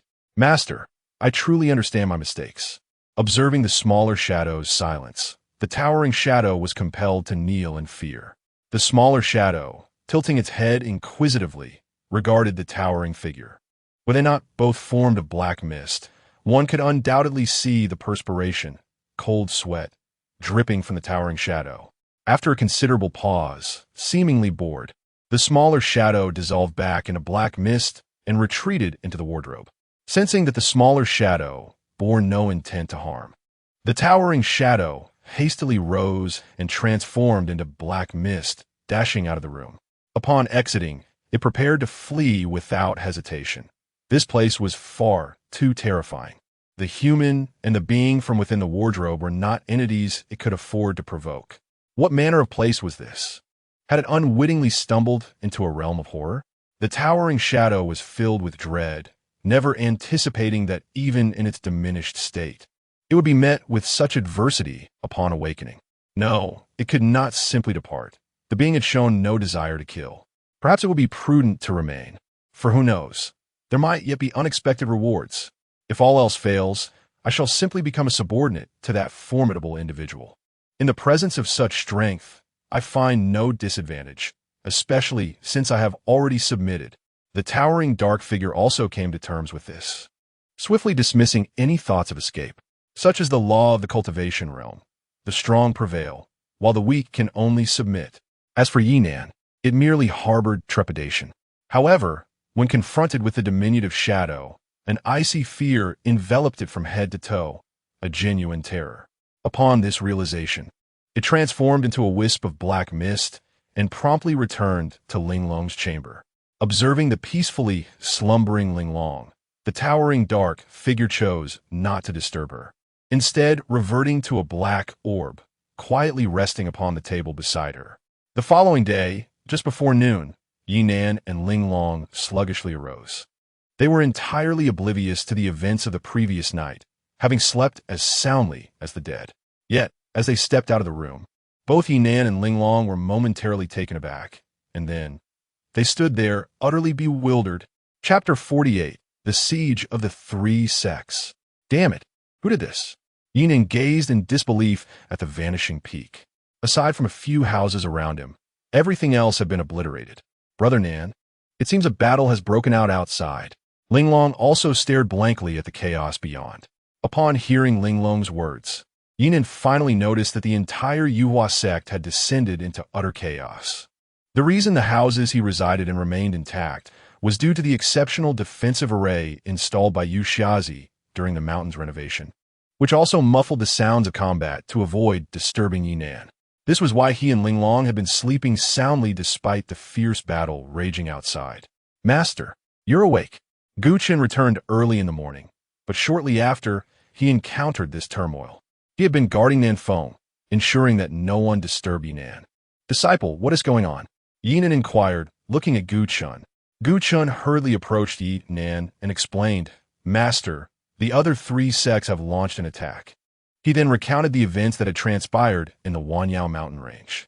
Upon hearing Gu Chen's words, Ye Nan's expression turned icy.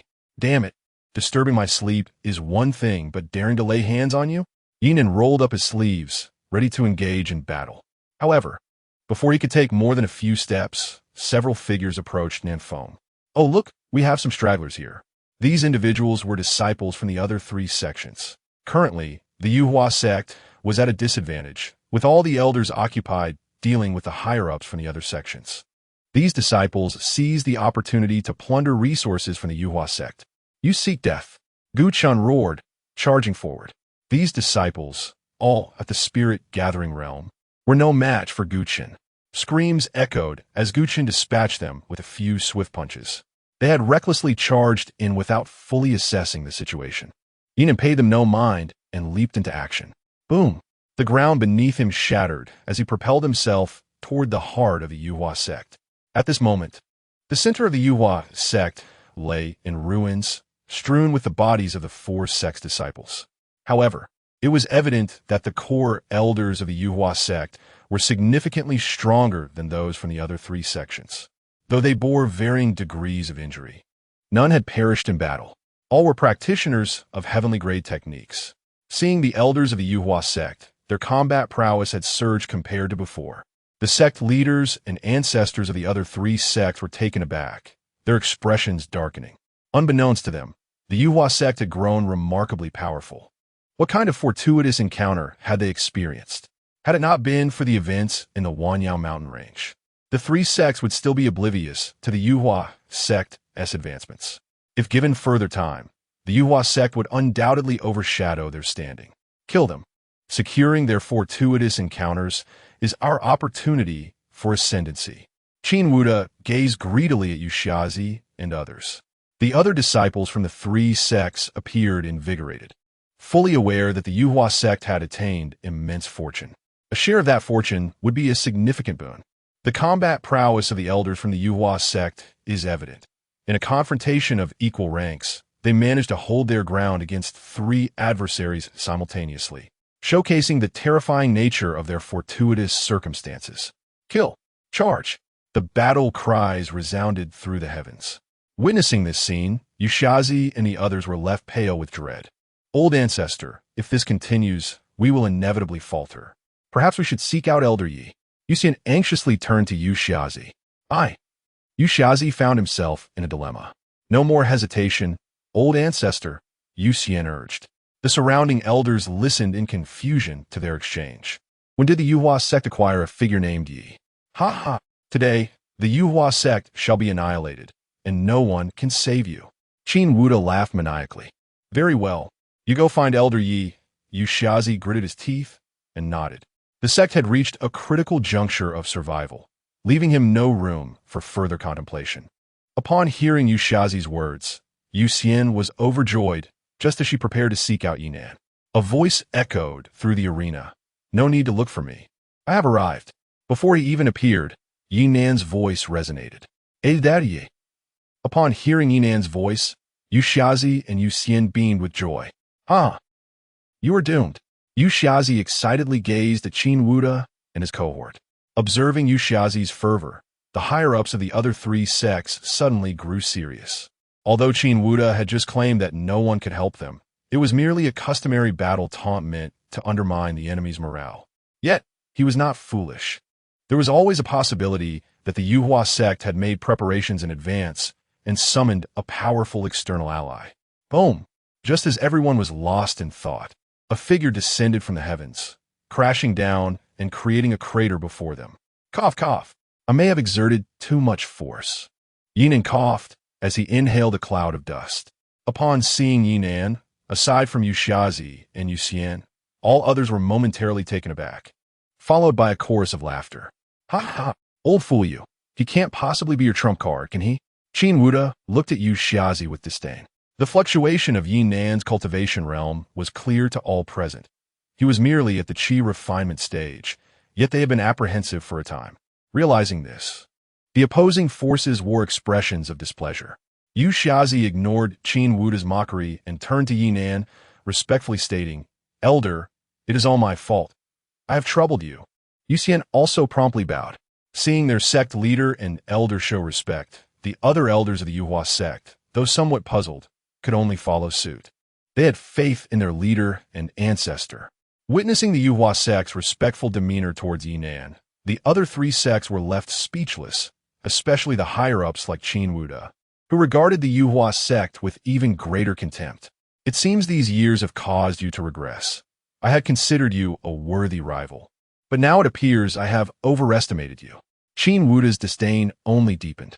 As soon as I arrived, you began your incessant prattling. Why such a torrent of meaningless words? Ye Nan cast an irritated glance at Qin Wuda. You, a mere cultivator of the qi refinement realm, dare to speak to me in such a manner? Were it not for your status as this young man's master, I would have surely dispatched you on the spot. Qin Wuda glared angrily at Ye Nan, casting a sidelong glance at Gu Chun. What does this have to do with me? Gu Chun inquired, somewhat perplexed. Were it not for Linger insisting that I should not harm you and take you back, do you truly believe you would have the privilege to engage in such prolonged conversation with me? Qin Wuda did not hold back, stating his thoughts plainly. Upon hearing the mention of Linger, Gu Chun instantly comprehended the situation. Consequently, he surveyed the surroundings but found no sign of Lan Ling. He had assumed that during the joint assault on Yuhua sect by the three sects, Lan Ling would also make an appearance. This woman remains undeterred in her pursuit of my secrets, Gu Chun thought with a hint of exasperation. Chapter 49. The Knife That Can Curve?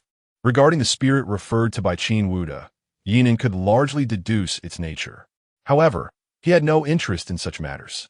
At present, his sole desire was to live a tranquil existence, akin to a languid fish, yet trouble seemed to perpetually seek him out. Having already repaired the southern peak once, it appeared he would need to change mountains, as the task was becoming rather arduous, much to Ye Nan's discontent. I have no intention of killing anyone. If you possess any sense, leave your belongings and you may depart, Ye Nan remarked impatiently, casting a glance at the individuals from the three sections. Upon hearing Ye Nan's words, the group erupted in incredulous laughter. They had come to annihilate a sect, only to be threatened by someone in the qi refinement stage. They were to be robbed as well. Enough of this idle chatter. Let us swiftly eradicate the Yuhua sect to avoid prolonged complications. Yu Bichuan interjected, halting Qin Wuda's further discourse. At Yu Bichuan's command, Qin Wuda fell silent. Kill them, Yu Bichuan bellowed, charging ahead. Stubborn fools. Observing Yu Bichuan's advance, Ye Nan resolved to forego further dialogue. He extended his palm and swept it toward Yu Bichuan with a decisive motion. Just as Yu Bichuan had taken a few steps, he felt himself ensnared by an overwhelming force. Turning to the side, he beheld an invisible hand formed from sheer power hurtling toward him. Witnessing this, Yu Bichuan's expression shifted dramatically, and he hurriedly gathered his strength to defend himself. Alas, Ye Nan's might was formidable beyond his capacity to withstand. Boom! One grand hall after another crumbled at the hands of Ye Nan. Within the core of the devastation, Yu Bichuan initially let out a scream, but soon fell silent. By heavens, I may have overexerted, Ye Nan mused, glancing at the ruins with a tinge of embarrassment. The atmosphere fell into an eerie stillness. Even the disciples and elders of the Sharp Blade sect momentarily forgot to search the rubble for their ancestors. The expressions of the higher-ups, including Qin Wuda, transitioned from disdain to shock, with fear creeping into the hearts of all present. That single palm strike had been nothing short of a visual spectacle. Even the solid realm ancestors could not withstand its force. Moreover, Ye Nan appeared entirely unfazed, as though he had exerted minimal effort. Disregarding the situation, Qin Wuda turned and fled. Witnessing his retreat, the remaining members of the sects dared not linger. If a single palm could obliterate a solid realm practitioner, They too were vulnerable to a similar fate. Damn it! How could the Yuhua sect possess such a powerhouse? I should have anticipated this. The fortunes of the Yuhua sect must be tied to this individual. Qin Wuda lamented as he fled, regret gnawing at him. But it was too late for such reflections. He needed to escape. As for the elders and disciples of the Wuzhizong, he cared little for as long as he survived. The sect would endure. As they scattered in panic, the Yuhua sect was left in a state of profound shock, particularly the elders. They had only now grasped the existence of such a formidable deity within their ranks. Was this the true power of the earthly profound realm? Yuxiatsi gazed in astonishment at the ruins left behind by Ye Nan's formidable assault. The buildings were manageable. Given some time, he could replicate such destruction. However, the small hills and the very ground itself had been scraped bare. Such power was beyond his capabilities. Just moments ago, he had commanded them to leave. And now they sought to escape? Not a chance. Ye Nan cast a scornful glance at the panicking crowd. Ah, everyone, crouch down. I fear I may accidentally harm you. With a sudden thought, Ye Nan turned his attention back to Yuxiatsi and the others. Upon hearing his words, the group snapped out of their stupor. Without hesitation, they all crouched together. For added safety, Yuxiatsi lay flat on the ground. The male elders followed suit, imitating him, having witnessed Ye Nan's overwhelming strength and fearing the repercussions. However, Yu Xian and the female elders found themselves in an awkward position. They ultimately did not lie down, but endeavored to crouch as low as possible. All right, time to get to work. Ye Nan rubbed his hands together. With a swift motion, a golden orb materialized in his grasp. As he focused his mind, the orb rapidly transformed and expanded. In an instant, it morphed into an enormous blade, several meters wide and 100 meters long.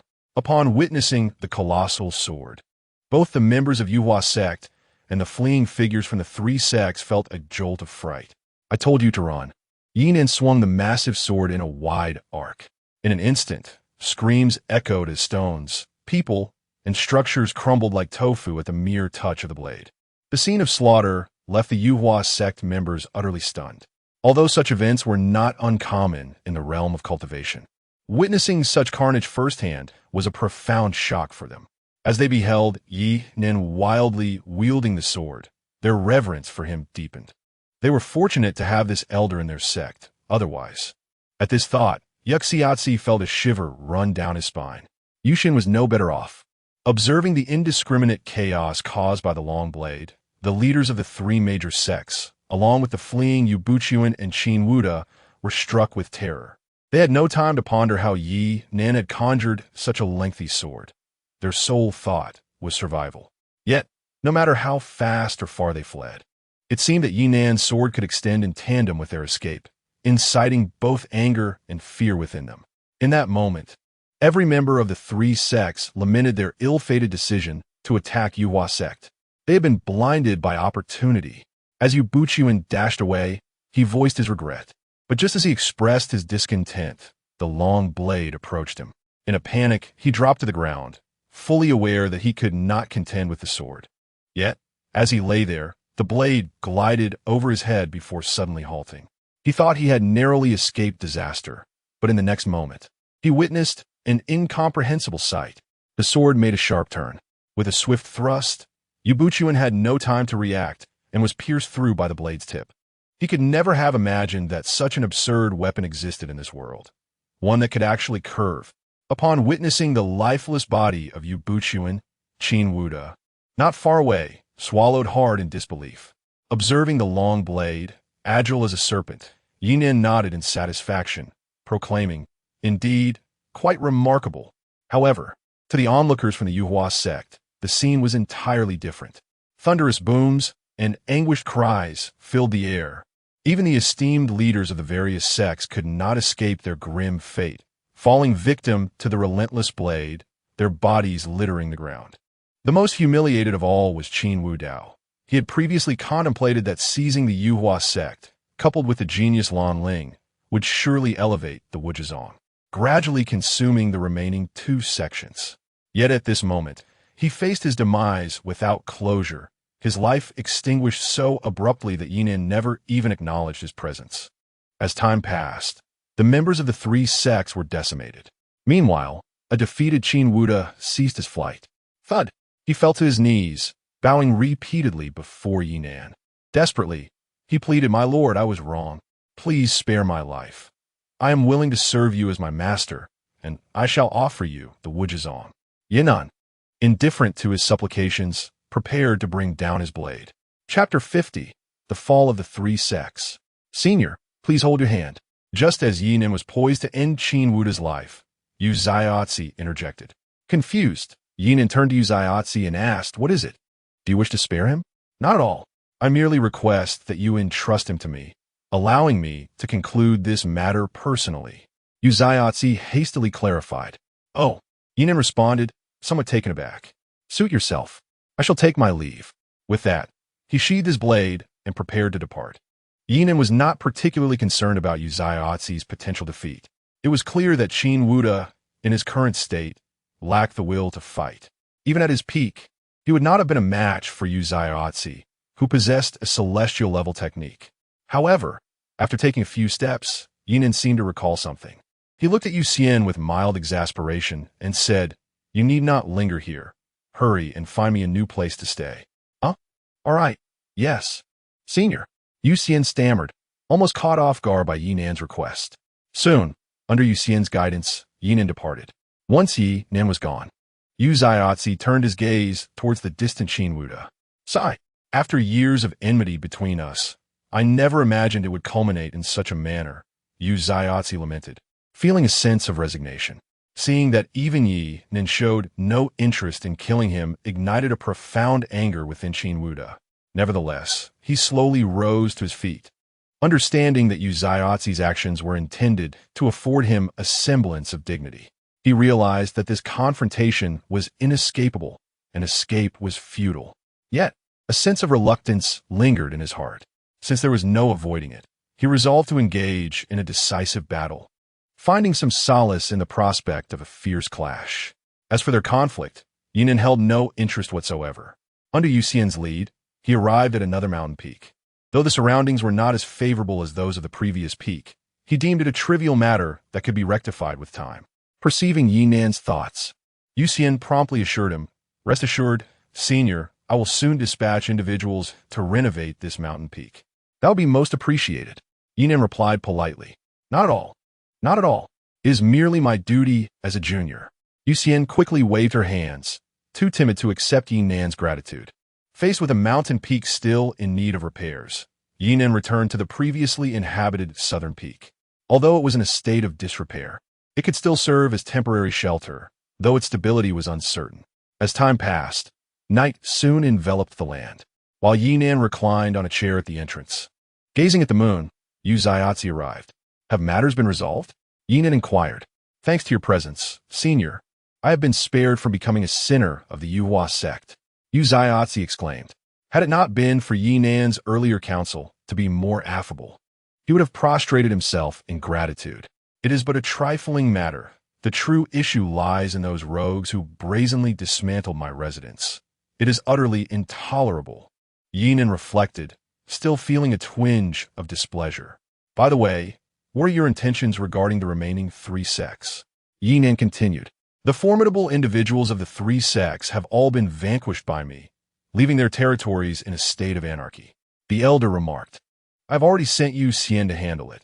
From now on, only my Yuhua sect remains." Yu Xiaozi expressed a profound sentiment. At that moment, the grand sect was plunged into chaos, with those remnants being ruthlessly annihilated by the members of Yuhua sect. Far away, atop a mountain peak, Lan Ling observed the unfolding events with an impassive expression. To her, Wu Ji's sect was merely a stepping stone. Yet, even she had not anticipated that the combined assault of the three sects on Yuhua sect would be met with complete retaliation. What transpired within Yuhua sect? Lan Ling pondered in confusion. She had taken all the resources from Wu Ji's sect, leaving behind only items of no use to her. Glancing at the spatial ring in her hand, Lan Ling turned to depart. Days passed, and Ye Nan's new chosen mountain peak had been arranged by Yu Xian. It was even broader and more exquisite than the previous one, with the construction of houses and other structures mirroring that of the former Nan peak. Observing the fragrant and lively mountain, Ye Nan felt quite content. You've put in considerable effort. It seems you've gone to great lengths. Ye Nan remarked, looking at Xuan beside him. It is my honor to do something for the elder. Xuan responded graciously. Over time, Ye Nan had become somewhat immune to the flattery from both Xiaozi and Xuan. Nevertheless, their exchanges had become more amicable, less constrained than before, especially with Xuan frequently visiting him for various reasons. Now that Yuhua sect stood unrivaled, devoid of the previous constraints and the constant vigilance against the other three sects, Xuan found herself considerably relieved, delegating most of her responsibilities to her subordinates. Gu Chun and Ling Long promptly moved in as well. However, just as the group arrived at the door of their residence, they heard a loud thud from an adjacent room, as if something had fallen. Upon hearing that familiar sound, Ye Nan, Gu Chun, and Ling Long's expressions darkened. There was no need for guessing. It was that cursed wardrobe again. What is that noise? Xuan inquired, her brows furrowing. She initially thought it was a sign of shoddy work from the sect, concerned that it might leave a poor impression on Ye Nan. She was about to investigate when a small hand grasped hers. Feeling the soft, delicate hand, Xuan paused. Sister Xuan, you really shouldn't go in there. It's quite terrifying. The one holding Xuan was none other than Ling Long. It's all right. I'm not afraid, Xuan replied, her spirits lifted at Ling Long's address. However, she dismissed Ling Long's warning, thinking the girl was merely joking. Observing Xuan's apparent indifference, the now grim-faced Ye Nan interjected, you should heed her words, otherwise you may be left with a lifelong shadow. Ye Nan was not jesting. He had been thoroughly frightened the first time he encountered it. Ling Long had even fallen ill for over half a month afterward. Gu Chun, while perhaps slightly better off, had also been sufficiently terrified. Upon hearing Ye Nan's words, Xuan finally noticed Gu Chun and Ye Nan, whose faces were shrouded in darkness. All right. Very well, senior. For a moment, Xuan felt somewhat dazed. However, with Ye Nan having spoken, she naturally refrained from further inquiries. Yet, a flicker of curiosity lingered. What did Ye Nan's words truly signify? Meanwhile, the mountain peak retained its name, South Peak. At the moment when Ye Nan and company were relocating, in a grand tavern situated 1,000 miles away from Yuhua sect, a poised young woman, with an air of aloofness, raised her wine glass, gazing at a magnificent and expansive structure in the heart of the city. Bing Ling's sect, I have returned. Bai Ling observed the central edifice with an expressionless demeanor. Her tone remained calm, devoid of any hint of anger. She lifted her glass, drained it in one gulp, and rose to depart slowly. Chapter 51. The Oppressed Black Flame Demon Lord and the Ethereal Maiden. After Bai Ling's departure, a woman seated a short distance away gazed in astonishment at the direction she had taken. However, her surprise was fleeting. She soon lowered her head, continuing to caress a slightly damaged wooden sculpture in her hands. I wonder if you're still here, Zhulan murmured to herself. She speculated that Ye Nan had merely passed by her vicinity, contemplating that such a place could hardly harbor a figure of his caliber. Thus, she found herself here almost unconsciously, momentarily setting aside her grievances. Her intention was to locate Ye Nan and devise ways to remain by his side. Being in the presence of such a formidable individual was far more beneficial than any training she could undertake elsewhere. Little did she know, the Bai Ling who had just departed was, in fact, Ye Nan's disciple. Meanwhile, in a grand hall at the center of the city, a bald middle-aged man and a young girl sat across from each other, a chessboard positioned between them. The girl, clad in white, resembled a snow-capped mountain beauty, while the middle-aged man, exuding an air of authority, was none other than the sect leader of the Iceling sect, Bing Tai. Shinner, how progresses your cultivation? And how is your spiritual root integration coming along? Bing Tai inquired with concern, directing his gaze toward Bing Xian. Father, rest assured, I have already integrated a portion. Complete integration is merely a matter of time. Bing Xian replied confidently. Ha ha, splendid, truly worthy of being my daughter. Bing Tai expressed his satisfaction. However, after a moment's reflection, he grew somewhat troubled. Shinner, it worries me that Bai Ling has yet to be found. If, seemingly anticipating her father's concerns, Bing Xian promptly interjected, her pride evident. "Father, you need not fret. Even if she remains alive, she is now a mere cripple, devoid of her cultivation. What significance does she hold? Indeed, perhaps I am overthinking it," Bing Tai conceded, finding reason in her words. Without extraordinary fortune, regaining one's cultivation would be an arduous endeavor, and restoring a spiritual root was nothing short of a fantasy. Such roots are innate. Once lost, unless a celestial being graced the world, the notion was absurd. Nevertheless, the pursuit must persist. Her mere existence was a thorn in my heart, regardless of her current state as a cripple. Bing Xian's tone shifted, her eyes brimming with a fierce killing intent. "Fear not. I have already dispatched additional personnel," Bing Tai assured, fully grasping the gravity of the situation. Unbeknownst to them, the Bai Ling they dismissed had already taken the initiative to seek them out. Shifting focus, we returned to the Yu Hua sect. Alas, I wonder how my third disciple is faring. Ye Nan reclined on a lounge chair, basking in the sun and speaking softly to himself. "Master, fret not. June, your sister, possesses considerable strength, and with your secret techniques, she should encounter no peril," Gu Chun promptly interjected. Gu Chun, wielding a hoe, was busy cultivating the land nearby. Ye Nan wished to grow some vegetables, weary of consuming only beast meat daily, and thus Gu Chun had become his laborer. Yet Gu Chun toiled diligently, harboring no complaints whatsoever.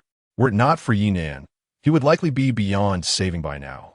It was not merely a matter of tilling the land. He could have easily taken his own life on the spot. Of course, this was contingent upon one crucial prerequisite. He must first exact his revenge. As for Linglong, her greatest pastime was boiling water for Ye Nan while idly toying with a black orb in her hand. She harbored an unsettling feeling about this orb, as during the past few nights, she felt as though something unseen was watching her from within her room, which contained little more than this peculiar black sphere. The materials used for boiling water remained the same, those ancient scrolls of technique. In recent times, Gu Chun had come to terms with the situation, appearing rather numb. He observed Linglong casually tossing the scrolls into the fire. Though his heart ached, he could only grit his teeth and endure. Fortunately, Yu Xian and others were not present at that moment, or else they would have been in for quite a fright. Upon hearing Gu Chen's words, Ye Nan nodded in agreement, realizing that his worries were indeed somewhat unwarranted. Soon, night descended, and yet another idle day slipped away. The trio engaged in their respective practices or succumbed to slumber. However, Linglong was not among those asleep. She sat upon her bed, scrutinizing the black orb in her grasp. "Hey, black orb, can you understand what I'm saying? Are you the one staring at me during the night?" Linglong furrowed her brow, directing her inquiries toward the orb. Previously, this orb had not only been able to fly, but also emitted a cloud of black mist. Thus, to Linglong, it was evident that the black orb was up to no good. After all, having accompanied Ye Nan for several years, she had encountered her fair share of the bizarre, an array of peculiarities almost daily. Indeed, upon hearing Linglong's words, the black orb trembled ever so slightly. "Hee. You can truly understand me?" Linglong exclaimed, her eyes sparkling with the thrill of discovery. "How about I give you a name? If you remain silent, it means you agree," she declared whimsically. The black orb, had it not been for its fear of the terrifying entity lurking within the wardrobe, it would have voiced its dissent. However, in a show of its discontent, the black orb could only continue to tremble. Upon witnessing the orb's incessant shuddering, Linglong's eyes brightened. "You agree, then? From now on, your name shall be Little Black, the black orb."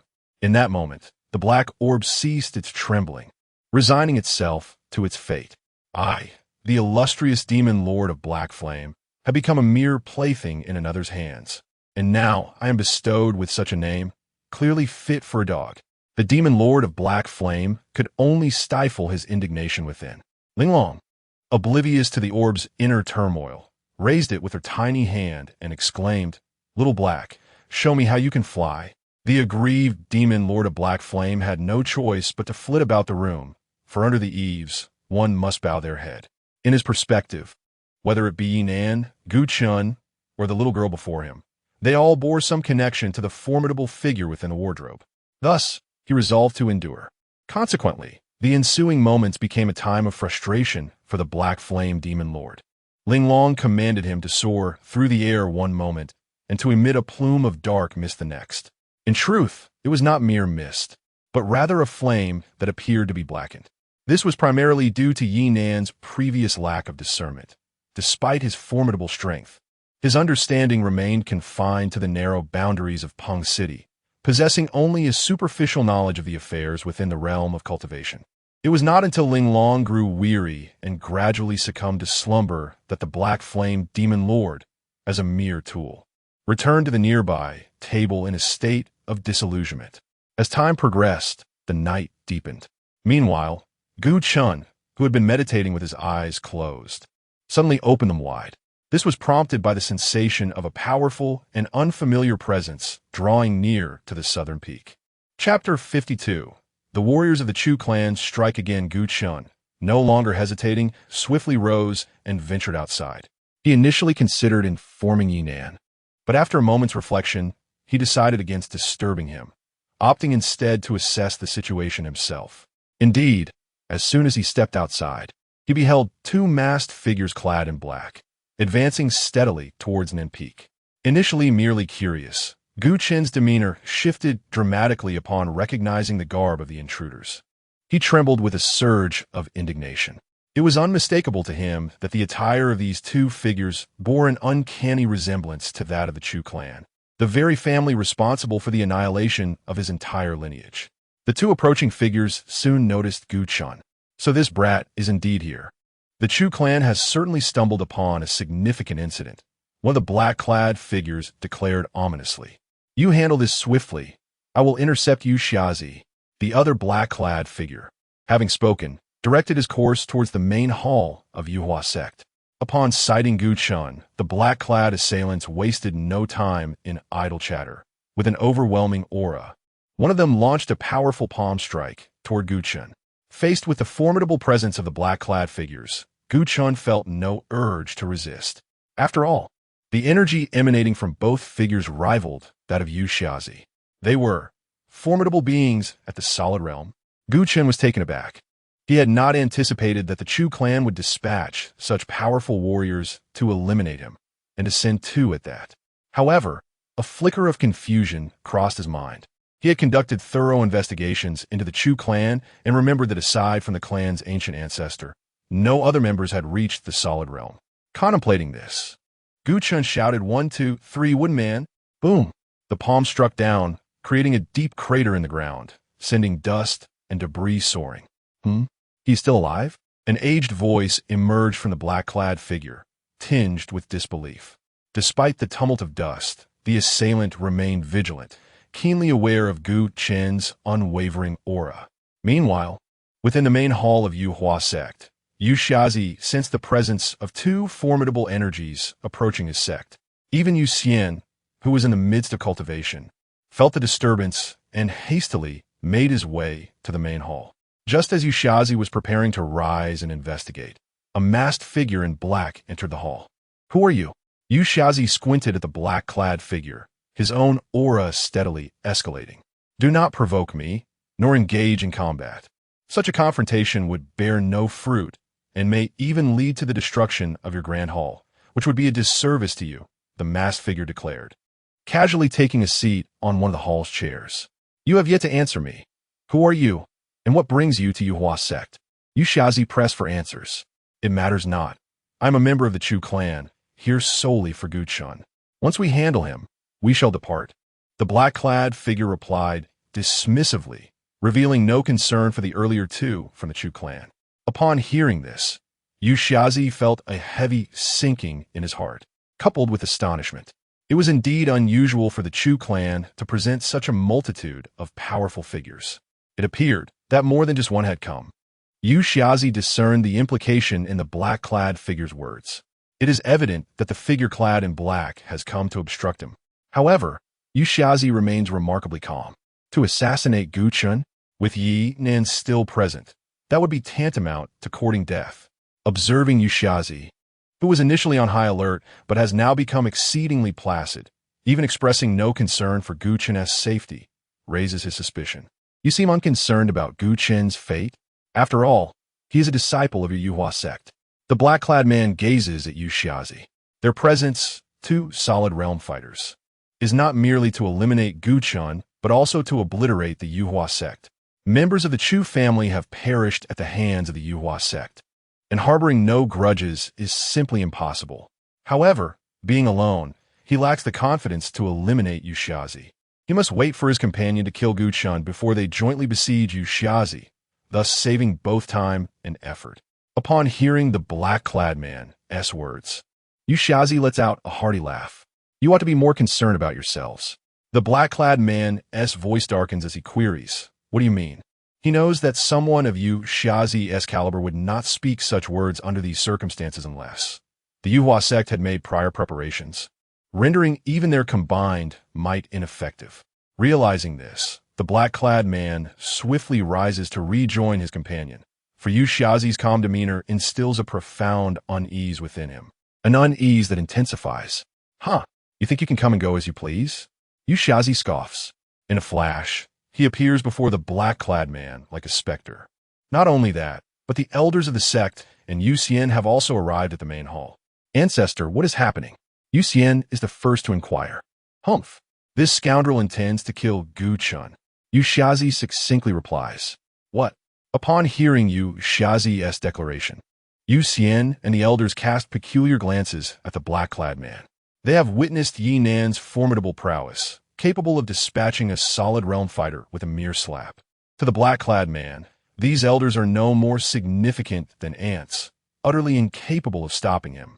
Yet with Yu Xiaozi present, whose strength is not inferior to his own, coupled with the scrutinizing gazes of the others, he feels increasingly unsettled.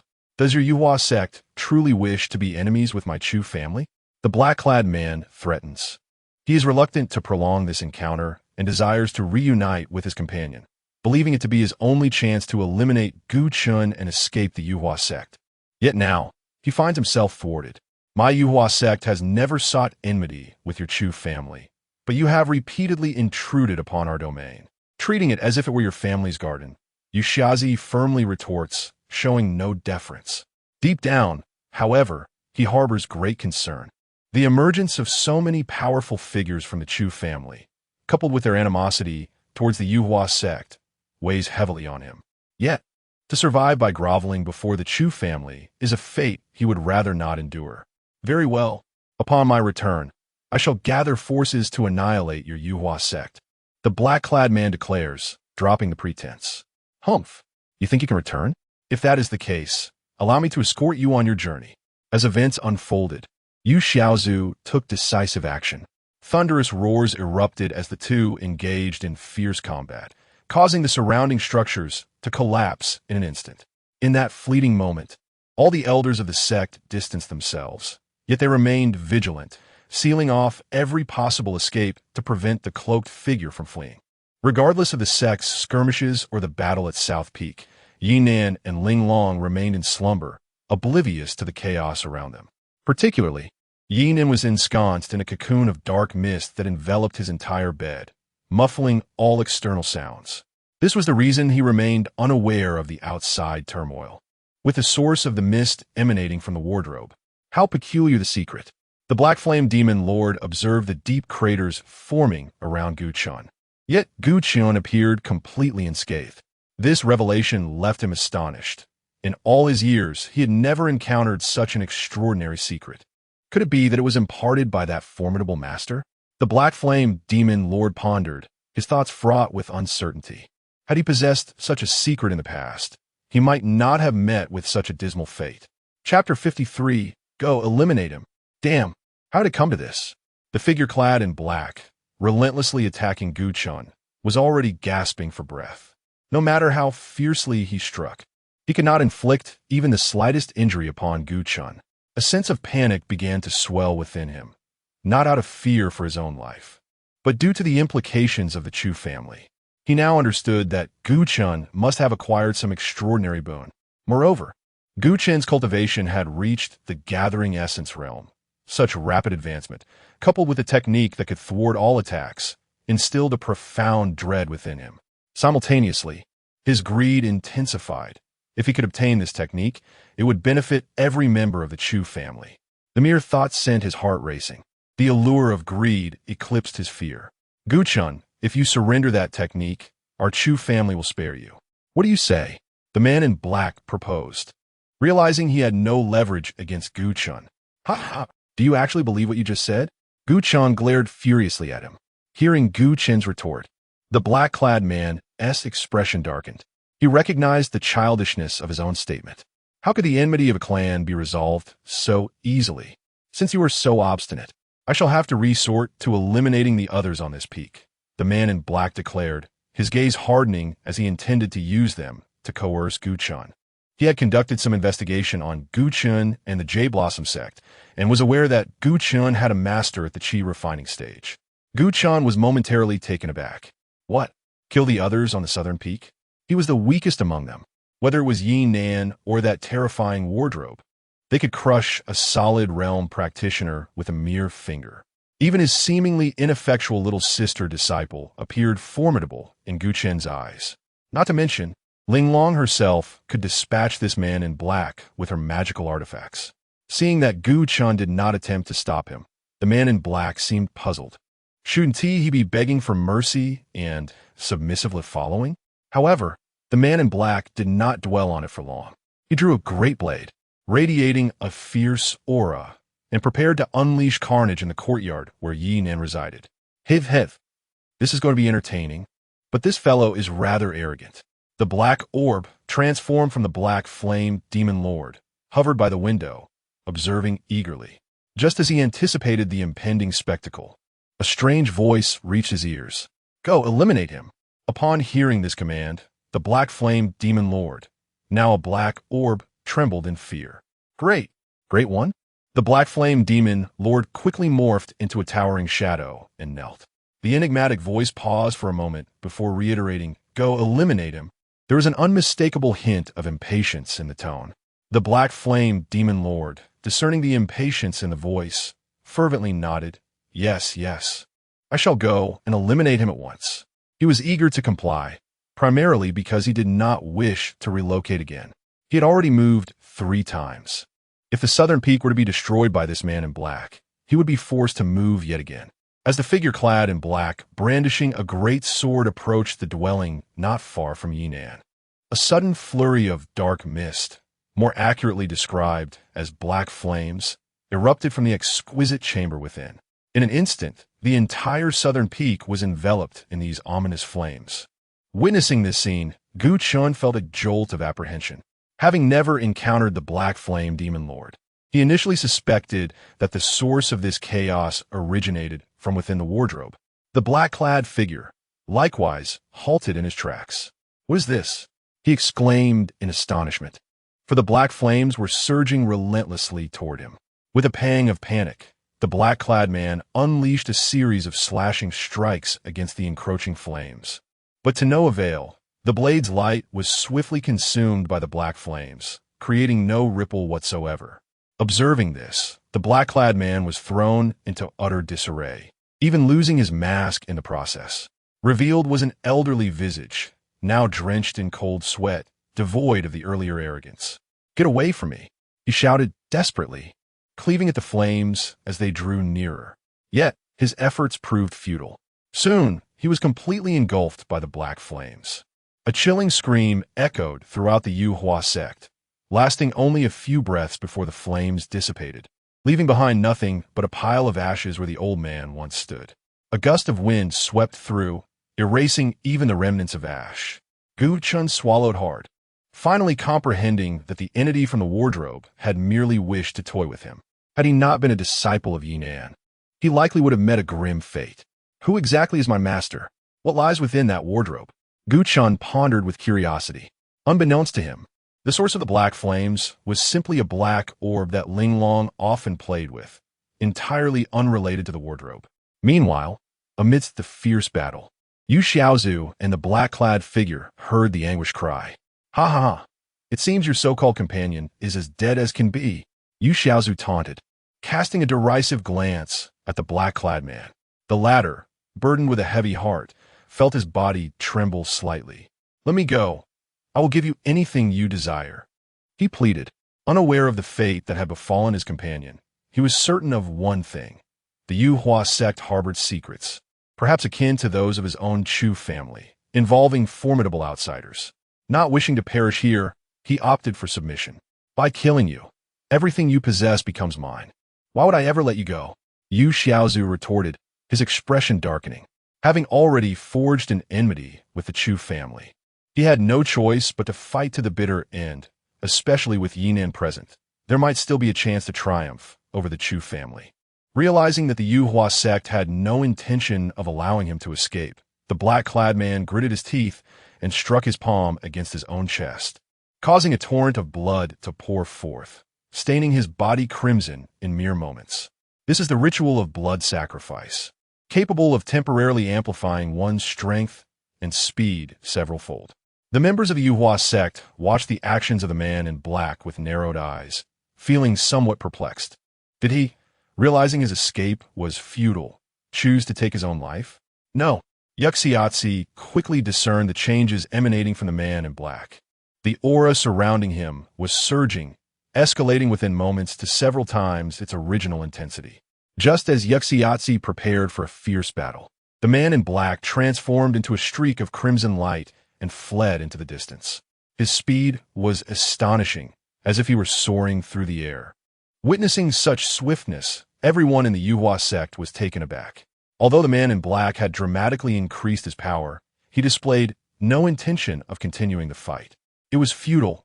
If there were truly formidable outsiders, he might not stand a chance, and thus chose to retreat, intending to relay the information back to his clan. Elder, what shall we do? Should he return, our position in the Yu Hua sect will become even more precarious. Yu Xin's expression was grave. However, the speed exhibited by the man in black was such that, at least for the time being, Yuxiatsi could not hope to catch up. Just as Yuxiatsi pondered his strategy, a flurry of black flames swept overhead. Their trajectory was precisely aligned with the direction of the man in black's escape. Elder, what is happening? Yu Xin exclaimed in alarm, and even the surrounding elders recoiled in fear.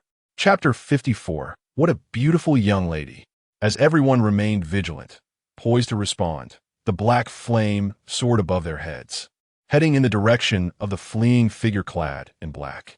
The rapidly retreating individual became acutely aware of the pursuing flame behind him.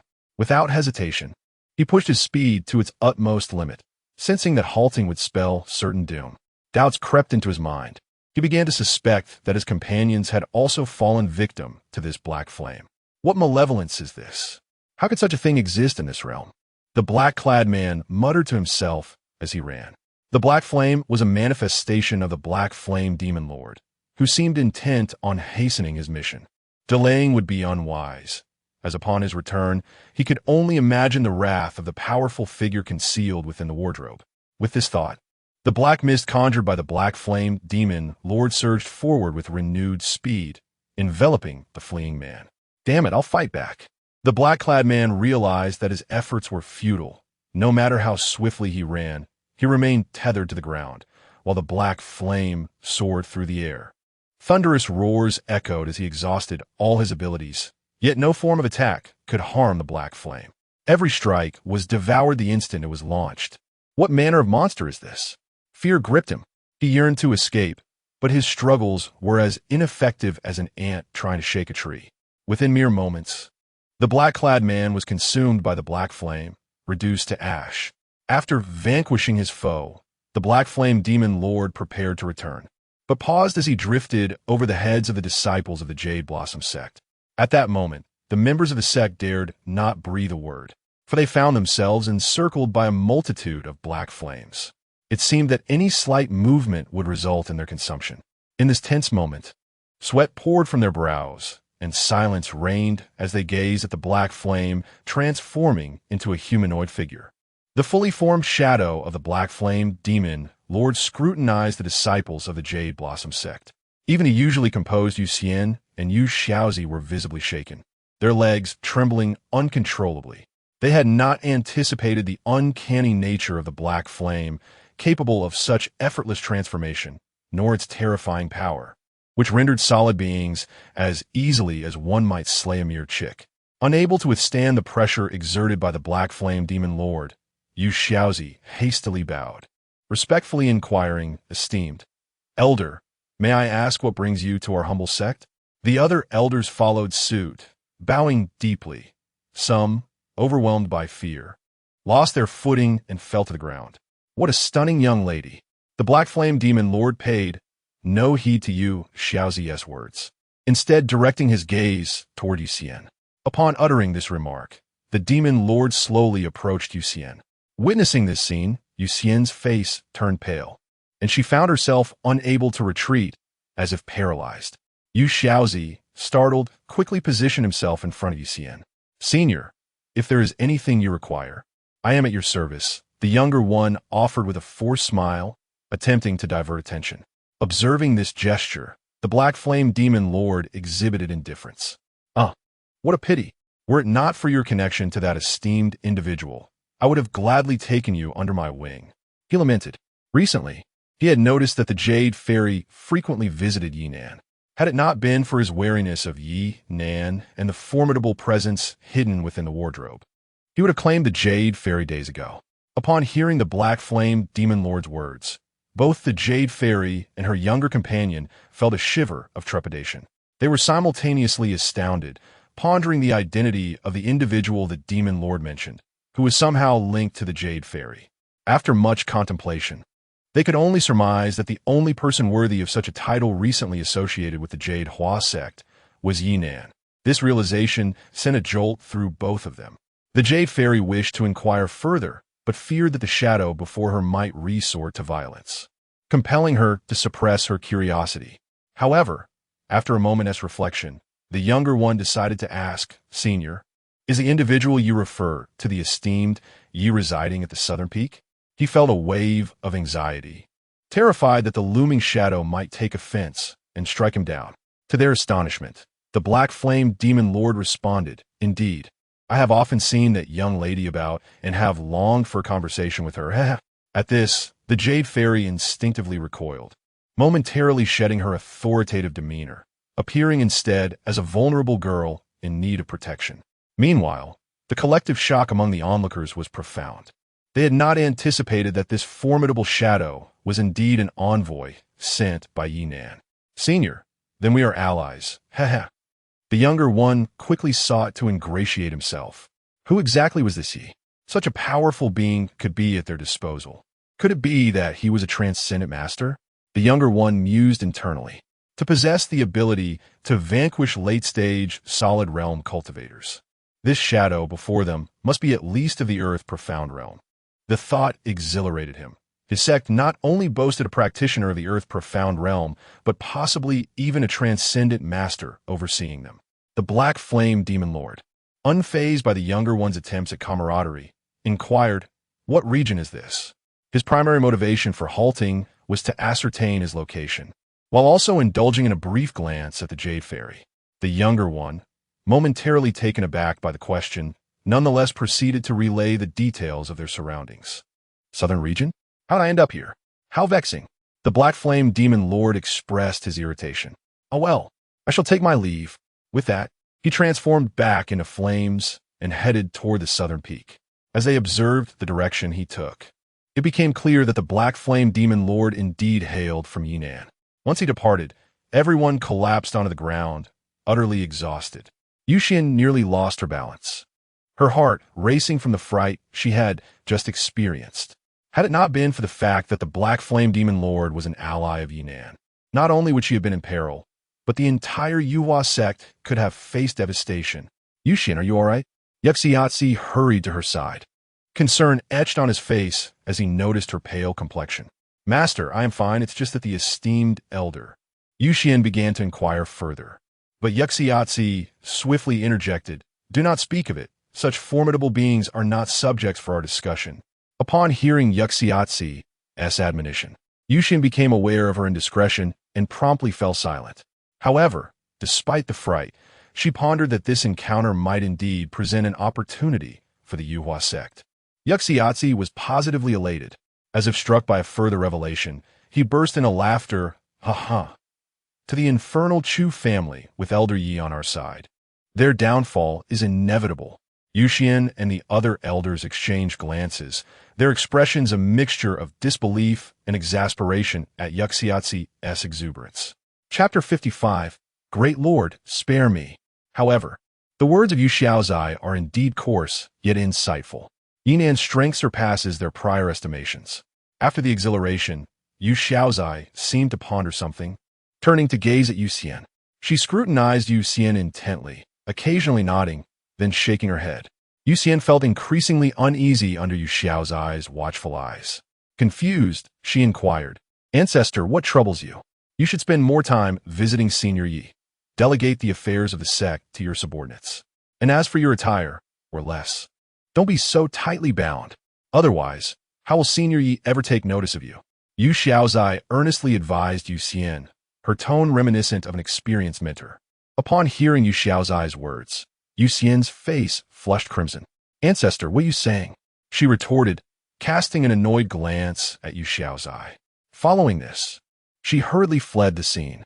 "Hey, Yu Xian, I speak only the truth. You must consider this carefully. Such opportunities are rare." Yu Xiaozai called out as Yu Xian departed. The shout rendered the surrounding elders speechless. Yu Xian quickly returned to her quarters, slamming the door shut. She seated herself on the edge of her bed, her delicate hands caressing her flushed cheeks. At that moment, she resembled a naive young girl. "Ancestor is utterly frivolous," Yu Xian muttered with irritation. Yet, despite her words, her body betrayed her. Rising, she approached a wardrobe adjacent to her room. Upon opening it, she discovered an array of garments, most similar to what she was currently wearing. With one exception, a striking red dress, tucked away in the back, seemingly untouched for quite some time. This dress was unlike any other, and she wondered if Senior Yi would appreciate it. As Yu Xian caressed the red gown, she contemplated trying it on. Moments later, gazing into the mirror, she felt a twinge of discomfort, yet her eyes reflected satisfaction. At that moment, Yu Xian was no longer the imposing sect leader. She appeared more akin to a seductive vixen. The alluring dress accentuated her curves, her long legs tantalizingly visible, poised to entice a throng of admirers. Meanwhile, atop Numb Peak, the Black Flame Demon Lord, having just landed, respectfully bowed towards the room housing the wardrobe, declaring, "Great Lord, I have completed my task.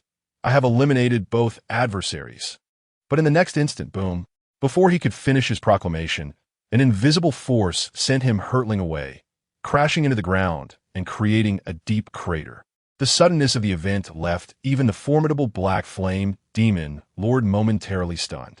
This blow nearly caused his heart to rupture, yet he disregarded his injuries. Swiftly rising to his feet, thud, the Black Flame Demon Lord fell to his knees. "The esteemed master, I have erred. I beseech your mercy." The Dark Flame Demon Lord trembled in trepidation. He was at a loss as to why the wardrobe master had chosen to act against him. Nevertheless, regardless of the circumstances, it was prudent to acknowledge his mistakes and plead for forgiveness.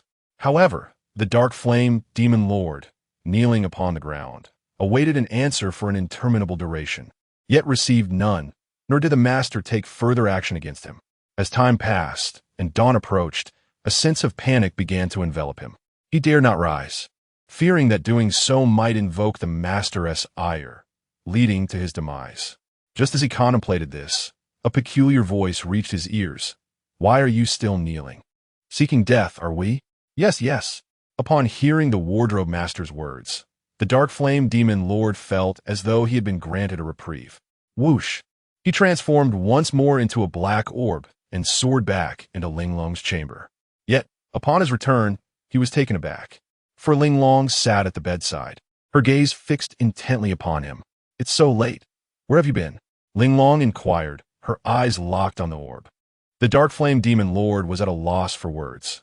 Without the wardrobe master's consent, he dared not voice a reply or manifest his form. Consequently, he could only tremble incessantly. Observing the quivering black orb, Linglong grasped it in her hand. Mimicking Ye Nan's demeanor, she stroked her chin, scrutinizing the orb. "Oh dear, if only you could speak. What if you tremble so much that you break?" After a prolonged examination, she managed to utter this sentiment. The Dark Flame Demon Lord was utterly speechless. Before long, dawn broke. Ye Nan, for reasons unknown, rose unusually early. Upon opening the door, he was met with disbelief. What the hell? Who dares to come and wreak havoc upon my home again? Ye Nan's expression darkened as he surveyed the numerous craters scattered before his abode. Upon hearing Ye Nan's voice, the two individuals privy to the situation, Nan Feng and another, lay still, feigning ignorance. Ling Long and Gu Chun emerged as well.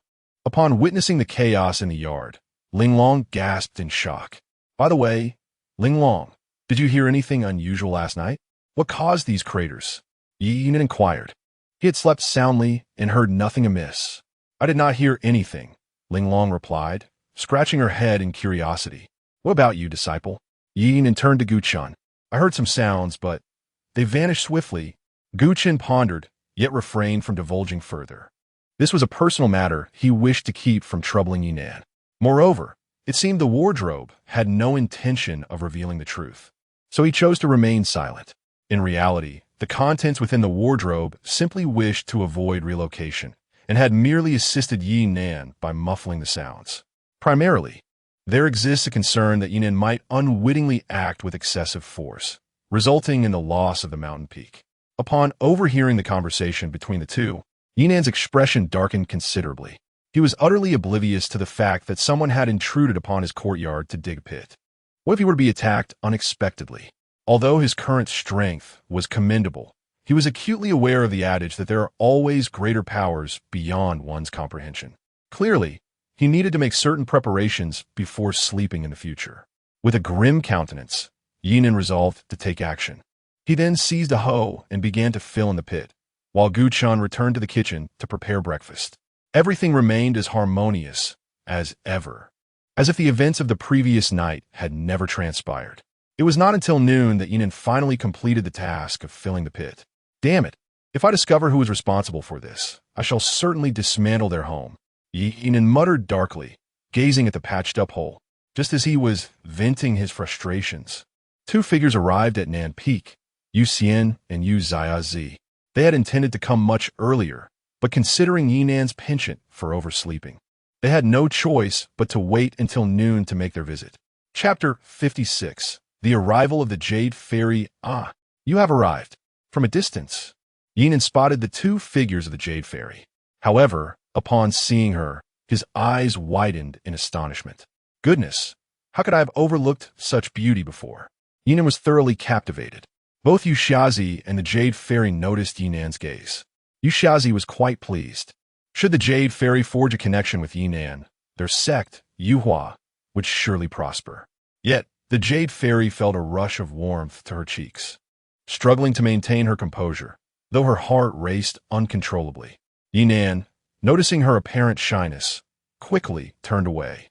Ahem, may I inquire what brings you both to seek me? Ye Nan assumed a demeanor befitting a sage. Indeed, clad in white, he did resemble an otherworldly figure, albeit with a tendency to ramble. Senior, we are here to express our gratitude. Yu Xiazi spoke with newfound reverence for Ye Nan, while the Jade Fairy promptly bowed in respect. Thank me? For what? It was merely a few martial arts manuals. You have already expressed your thanks. There is no need for further gratitude. Ye Nan mistakenly believed their visit was to acknowledge the manuals he had previously provided. Upon hearing his words, Yu Xiazi and the Jade Fairy exchanged puzzled glances. What does Yi Xian mean? Yu Xiazi pondered, bewildered. They had intended to thank him for his assistance the previous night. However, Ye Nan had diverted the conversation to the manuals. As they contemplated this, Gu Chen's voice rang out. Master, lunch is ready. All right, I shall be there shortly. Ye Nan responded, then turned to Yu Xiazi and the Jade Fairy, inviting them. Would you care to join me for a meal? They dared not refuse the invitation. Then we shall intrude upon your hospitality, senior. Yu Xiazi and the Jade Fairy bowed once more. Before they even entered, they spotted Ling Long already seated in a lounge chair in the courtyard, devouring a generous bowl of food. Witnessing this scene, Ye Nan couldn't help but smirk. Soon, the group gathered around a table to dine. Yu Xiazi and the Jade Fairy occasionally caught Gu Chun casting knowing glances their way, quickly understanding the implications. Yu Xiazi chose to refrain from mentioning the events of the previous night. Meanwhile, Ye Nan couldn't help but steal glances at the Jade Fairy, who appeared particularly enchanting today, especially with her long, graceful legs. Though he had traversed realms, his true age was merely in his 20s, making him a youth full of vigor. It had been years since he had encountered such alluring beauty, and not indulging his eyes would have felt like a disservice to himself. Seeing this, Yu Xiaozi's smile broadened. While he cautiously surveyed his surroundings, searching for the shadow that had eluded him the night before. However, his efforts bore no fruit. Beside him, the Jade Fairy kept her head down, focused on her meal, her cheeks flushed. As for Gu Chun, he feigned ignorance, contentedly eating from his own bowl. Senior, I see that there is no one to assist you with the household chores at South Peak. How about I let Yuxian stay? She can also take care of Ling Long, and we certainly cannot afford to delay Gu Chen's cultivation, Yu Xiaozi remarked hastily. He had even altered his address to Gu Chun, referring to him as little brother. This was a line he had rehearsed multiple times prior to his arrival, all in hopes of persuading Yuxian to remain. Yuxian, meanwhile, did not voice any objections, her head still bowed as she focused on her meal. However, Gu Chun furrowed his brow, ready to counter when Ye Nan's impassioned voice rang out. That sounds splendid. Ye Nan, without a moment's hesitation, proclaimed this, completely devoid of any semblance of a senior's demeanor. Gu Chun, who had intended to say something further, could only fall silent in exasperation. With Ye Nan's approval, he certainly could not dissent. Ling Long, dining in the courtyard, brightened at this development. Being the sole girl at South Peak, Yuxian's presence would provide her with companionship. Noticing his own reaction might have been inappropriate, Ye Nan awkwardly added, "But what about the matters of the sect? Is Miss Yuxian willing to stay at South Peak?" After uttering this, he shyly glanced at Yuxian. Before Yu Xiaozi could respond, Yuxian eagerly interjected, "I am willing." Yu Xiaozi was taken aback. After this declaration, Yuxian resumed her meal with fervor. Yu Xiaozi, momentarily stunned, did not anticipate Yuxian's enthusiasm surpassing his own. However, he quickly regained his composure. "Senior, as for the sect affairs, I shall assign someone else to oversee them. In truth, there is not much of significance happening in the Yuhua sect at present." "Very well, I shall go select a room right away." Ye Nan was brimming with enthusiasm. After all, having been single for so many years, one could never tell when love might strike. "Thank you so much, Senior," Yuxian replied, her cheeks flushed. Yu Xiaozi's heart soared with joy. "No need to choose. Sister Yuxian can simply stay with me." At that moment, Ling Long entered, holding a large bowl. The group was momentarily taken aback by Ling Long's comment. That makes some sense," Ye Nan conceded, agreeing with Ling Long that having two girls share a space would alleviate the potential boredom. "Miss Yuxian, what do you think? If it's unsuitable, I can find you another room." Ye Nan turned once more to Yuxian. "Not all, Senior. I am more than happy to share a room with Sister Ling Long." Yuxian eagerly replied. She was keen on developing a rapport with Ling Long. By living together, she hoped to better understand Ye Nan, and perhaps with Ling Long's assistance, she might even advance her relationship with him. With Ye Nan's ethereal demeanor, formidable strength, and affable nature, who could remain indifferent? Upon hearing Yuxian's words, Ye Nan nodded in agreement, offering no objections. Only Ling Long seemed slightly exhilarated, as her evenings would no longer be so dull. After a delightful meal, Yuxian remained, and Yu Xiaozi took his leave. Atop South Peak, tranquility reigned as ever. In a secluded street, a group of young men, each wielding a long sword, surrounded a girl whose demeanor was as frigid as ice. This girl was none other than Bai Ling. Observing the throng encircling her, a murderous intent surged within Bai Ling, causing the very air around her to grow cold. The Ice Crystal sect is remarkably swift in gathering intelligence. I have scarcely arrived, and yet you have managed to locate me, Bai Ling scoffed disdainfully. You, the traitor, dare to return. We shall seize you and take you back to claim our reward, exclaimed the leader of the group. They were all disciples of the Ice Crystal sect who, upon discovering Bai Ling's whereabouts, hastened to confront her. It was primarily due to Bai Ling's lack of concealment that they were able to find her so readily. Otherwise, it would not have been so easy for them to track her down. Chapter 57. The diligent and sloppy old Taoist. Is it merely you? Bai Ling scoffed derisively. What? Even after being incapacitated, you still exude such arrogance? Though you might possess some skill, I dare say it is rather limited. The leading youth reciprocated her disdain. Bai Ling's spiritual roots had been stripped away, her foundation shattered, and her cultivation stagnated. Advancing further would be exceedingly arduous. Previously, they had refrained from challenging her, but the circumstances had shifted. They were intent on capturing Bai Ling to claim credit. Senior brother, this is the once celebrated prodigy. After we seize her, shall we allow the brothers to have some fun? At that moment, a rather unscrupulous disciple approached the leading youth. Taken aback by this suggestion, the youth began to scrutinize Bai Ling, having previously been too eager for accolades to notice her allure. Upon closer inspection, he realized that Bai Ling's voluptuous figure rendered her a rare beauty indeed. In an instant, the gazes of all present turned lecherous, as if they yearned to devour her whole. Witnessing their predatory stares, Bai Ling's killing intent surged. How had she been so blind in choosing to join such a sect? Seize her, the leading youth bellowed. At his command, they charged towards Bai Ling like famished wolves. Bai Ling wasted no words and surged forward, determined to eradicate these scoundrels without leaving a trace. With a swift motion, she drew a glistening white longsword, aptly named Frostlight, selected from the storage of Ye Nan. The clang of weapons echoed as they clashed. However, any weapon that made contact with Frostlight was instantly encased in ice, shattering into frozen shards. What kind of treasure is this? Moreover, weren't you supposed to have lost your foundation? How have you reached the gathering essence stage? One among them gasped in astonishment. They were mere practitioners of the spirit gathering and chi refining stages, far from being a match for someone at the gathering essence stage. Yet, Bai Ling paid no heed to their words. Her singular focus was to eliminate them and reclaim her dues in advance. Run. Some, gripped by fear, turned to flee, but Bai Ling would not grant them that opportunity. The air was filled with agonized cries. With Frostlight in hand, Bai Ling slaughtered them as effortlessly as one would chop vegetables. Drenched in blood, she had become so enraged that she did not even shield herself from the splattering crimson.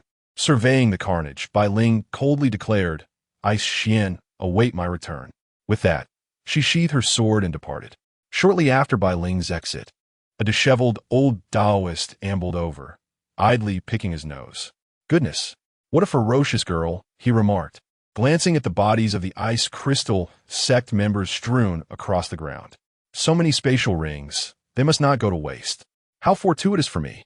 He began to rummage through their belongings with glee. Once he had collected his spoils, he plopped down on the ground to count his newfound wealth. "Why is it so meager? What a disappointing haul," the disheveled old Taoist muttered and grumbled. Suddenly, as if struck by a revelation, his eyes brightened. That girl seemed to harbor a grudge against the ice spirit sect.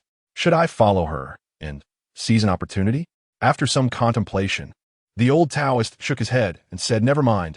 That girl possesses considerable talent. But to confront the ice spirit sect, she is still far from sufficient. I would do well to focus on my own endeavors." Sighing, he appeared somewhat resigned, shaking the empty wine flask at his waist with a touch of sorrow. "When will I be able to enjoy a good life? I can hardly afford a drink." After venting his frustrations, the old Taoist ambled away, heading in the same direction as Bai Ling. At that moment, Bai Ling had not departed. She remained within the city, having found an inn and changed her attire. This city, known as Ice Spirit City, was under the jurisdiction of the Ice Spirit sect. Although she harbored intense hatred, Bai Ling was not impulsive. She possessed a clear understanding of her circumstances. She was not afraid of the disciples of the Ice Spirit sect, but if the higher-ups were to come for her, it would pose a significant problem. With the secret technique bestowed by Ye Nan, she felt a degree of confidence, yet her true strength was limited. The technique could only serve for passive retaliation, which was a source of her distress. Her primary objective was to eliminate the disciples of the Ice Spirit sect, or some of the weaker elders. This would not only hone her skills, but also instill fear among the members of the sect. Meanwhile, within a grand hall of the Ice Spirit sect, Bing Tai was meditating.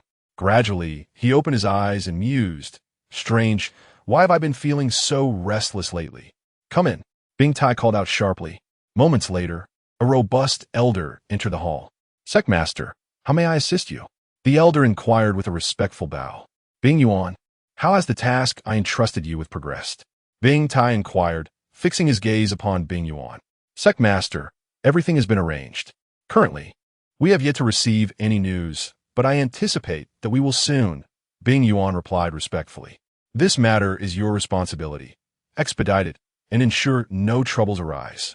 Bing Tai stated sternly. Hearing this, Bing Yuan remained unfazed. A disciple who had lost their spiritual root and was rendered powerless posed no threat. Nevertheless, he understood the importance of maintaining appearances. Rest assured, Sect Master, I will handle this matter with utmost diligence. Upon hearing Bing Yuan's words, Bing Tai nodded slowly, as if contemplating something further. Bing Xian, what is she doing? He inquired.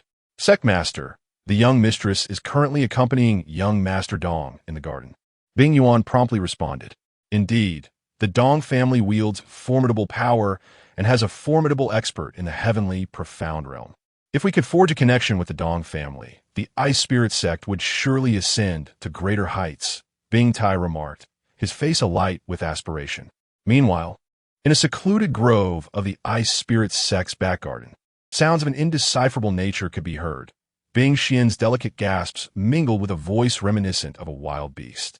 Nearby servants, particularly the maidens, turned crimson, their heads bowed in embarrassment. After a few hours, the sound finally ceased. Soon, Bing Xian emerged from the thicket, accompanied by a handsome young man clad in white. The two paid no heed to the reactions of the servants nearby. Young Master Dong, you must support me more in the future, Bing Xian murmured, nestling into the young man's embrace. Gone was her previous icy demeanor. She now resembled a delicate flower yearning for affection. Ha ha ha. Rest assured, Sister Xian with me. Dong Ming, at your side. The affairs of the Ice Spirit sect will be as much my responsibility as they are yours, Dong Ming declared, his voice brimming with confidence, as he brazenly squeezed her in an inappropriate manner. Oh dear, you're such a rogue, young Master Dong. You're hurting me. Bing Xian playfully pouted, delivering a couple of light punches against his chest. Witnessing her playful demeanor ignited a wave of mischief within Dong Ming, prompting him to scoop her up and retreat back into the thicket. Before long, the thicket was once again filled with sounds that would make one blush. The reason Bing Xian acted so was due to her realization that the Ice Spirit Root she possessed was not particularly rare. Reaching the celestial profound realm was already her limit, and she could not aspire to ascend to greater heights. However, with the backing of the Dong family, which was supported by a formidable celestial profound expert, her circumstances would be entirely different. At the very least, she wouldn't have to worry about resources, and she could bolster the strength of the Ice Spirit sect. The stronger the cultivator, the greater their talent, and, consequently, the more precious resources they would possess. Thus, for the sake of her own empowerment, the superficial allure of appearances was, in Bing Xian's eyes, utterly insignificant. Meanwhile, Bai Ling stood amidst the ruins, her body smeared with blood, wielding a gleaming blade. Surrounding her were numerous lifeless bodies, all clad in similar attire. These were disciples of the Ice Spirit sect, marking the second batch to meet their demise that day. What once was an inn had now been reduced to rubble. Apart from a scruffy old Taoist diligently gathering the scattered valuables, there were no other figures in sight. All had fled once the battle commenced. Even the proprietor had rolled up his belongings and vanished, leaving Bai Ling unable to seek compensation from anyone. At that moment, Bai Ling did not rush to leave. Instead, she fixed her gaze upon the scruffy old Taoist. The Taoist, seemingly oblivious to her presence, continued his labor like a diligent little bee. Who are you? Bai Ling finally inquired, remaining cautious as she sensed no discernible cultivation from the old man. It was prudent to inquire rather than act impulsively. Chapter 58. Not even underwear is safe? Upon hearing Bai Ling's words, the disheveled old Taoist did not lift his head, continuing instead to excitedly gather the scattered treasures on the ground. Nevertheless, he did respond, saying, I'm just an old fool, merely collecting some coin for wine. Bai Ling furrowed her brow at the old man's words. Clearly, he was reluctant to divulge his background. However, Bai Ling did not press him for answers. As long as he posed no threat to her, she would not concern herself with his affairs. She sheathed her sword and turned to depart. Yet, just as she took a step, the old man's voice called out to her. My dear, do you harbor a grudge against the Ice Spirit sect? Bai Ling halted, turning to face the old man. And if I do? Oh, while the Ice Spirit sect may not be a major force, they are certainly not something you should provoke at your current level. I see potential in you. Why not wait a few decades until you are stronger before seeking revenge? Such boldness could lead to your demise. The old Taoist regarded Bai Ling with admiration. I cannot wait decades, Bai Ling replied, shaking her head.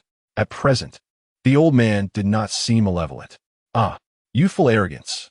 Are you not throwing your life away? How about this? Become my disciple, and I shall take you to, acquire treasures? I can teach you everything I know. The old man looked at Bai Ling with eager anticipation. Bai Ling found herself at a loss for words at the old man's nonsensical proposal.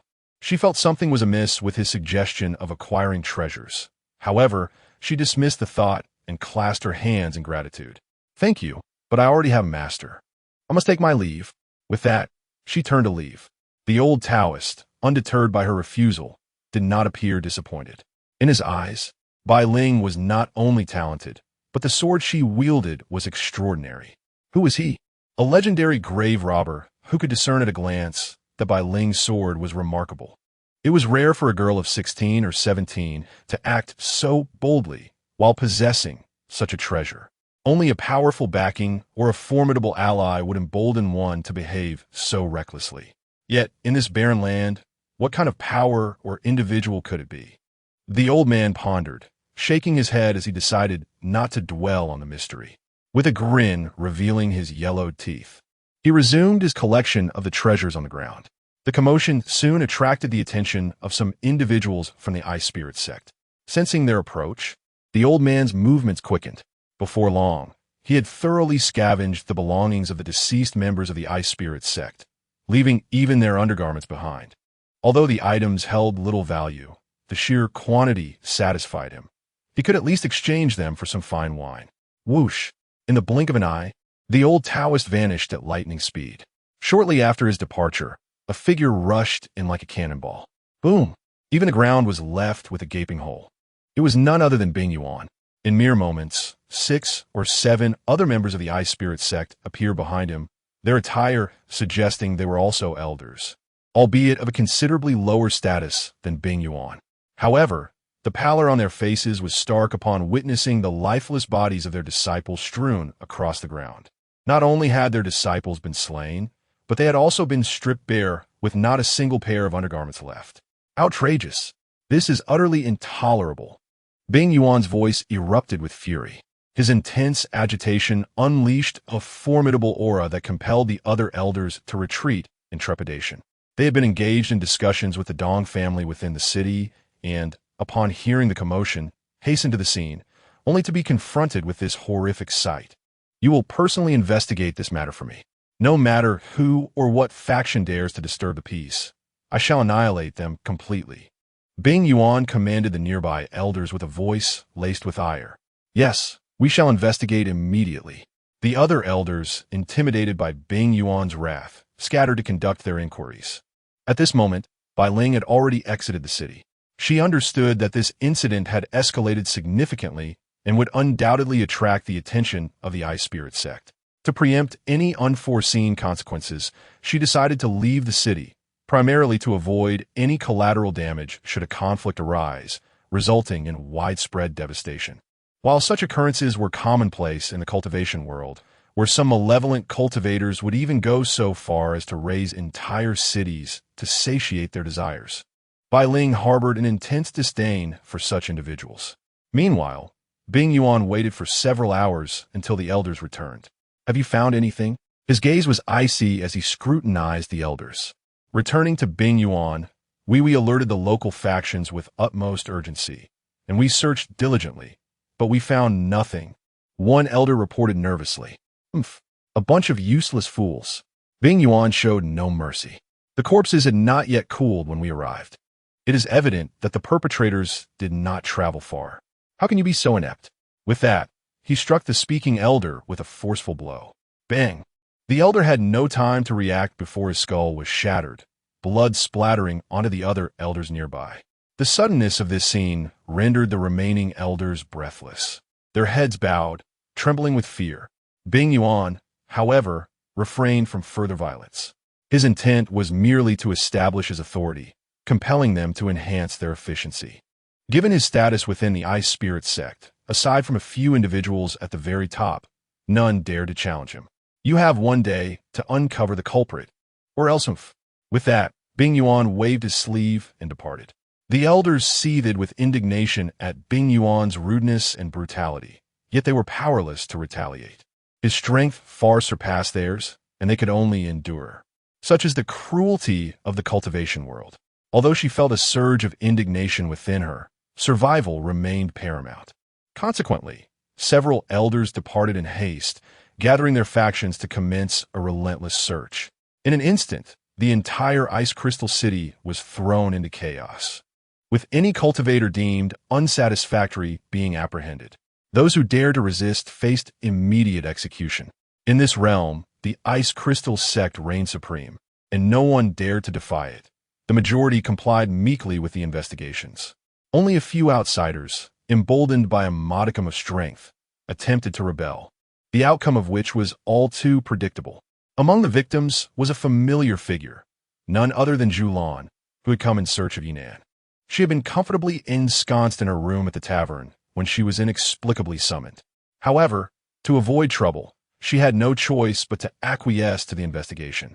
Soon, a middle-aged elder, leading the inquiry, approached her, brandishing the tavern's guest log. Lan, an outsider? He leered indiscreetly, his gaze roving over her form.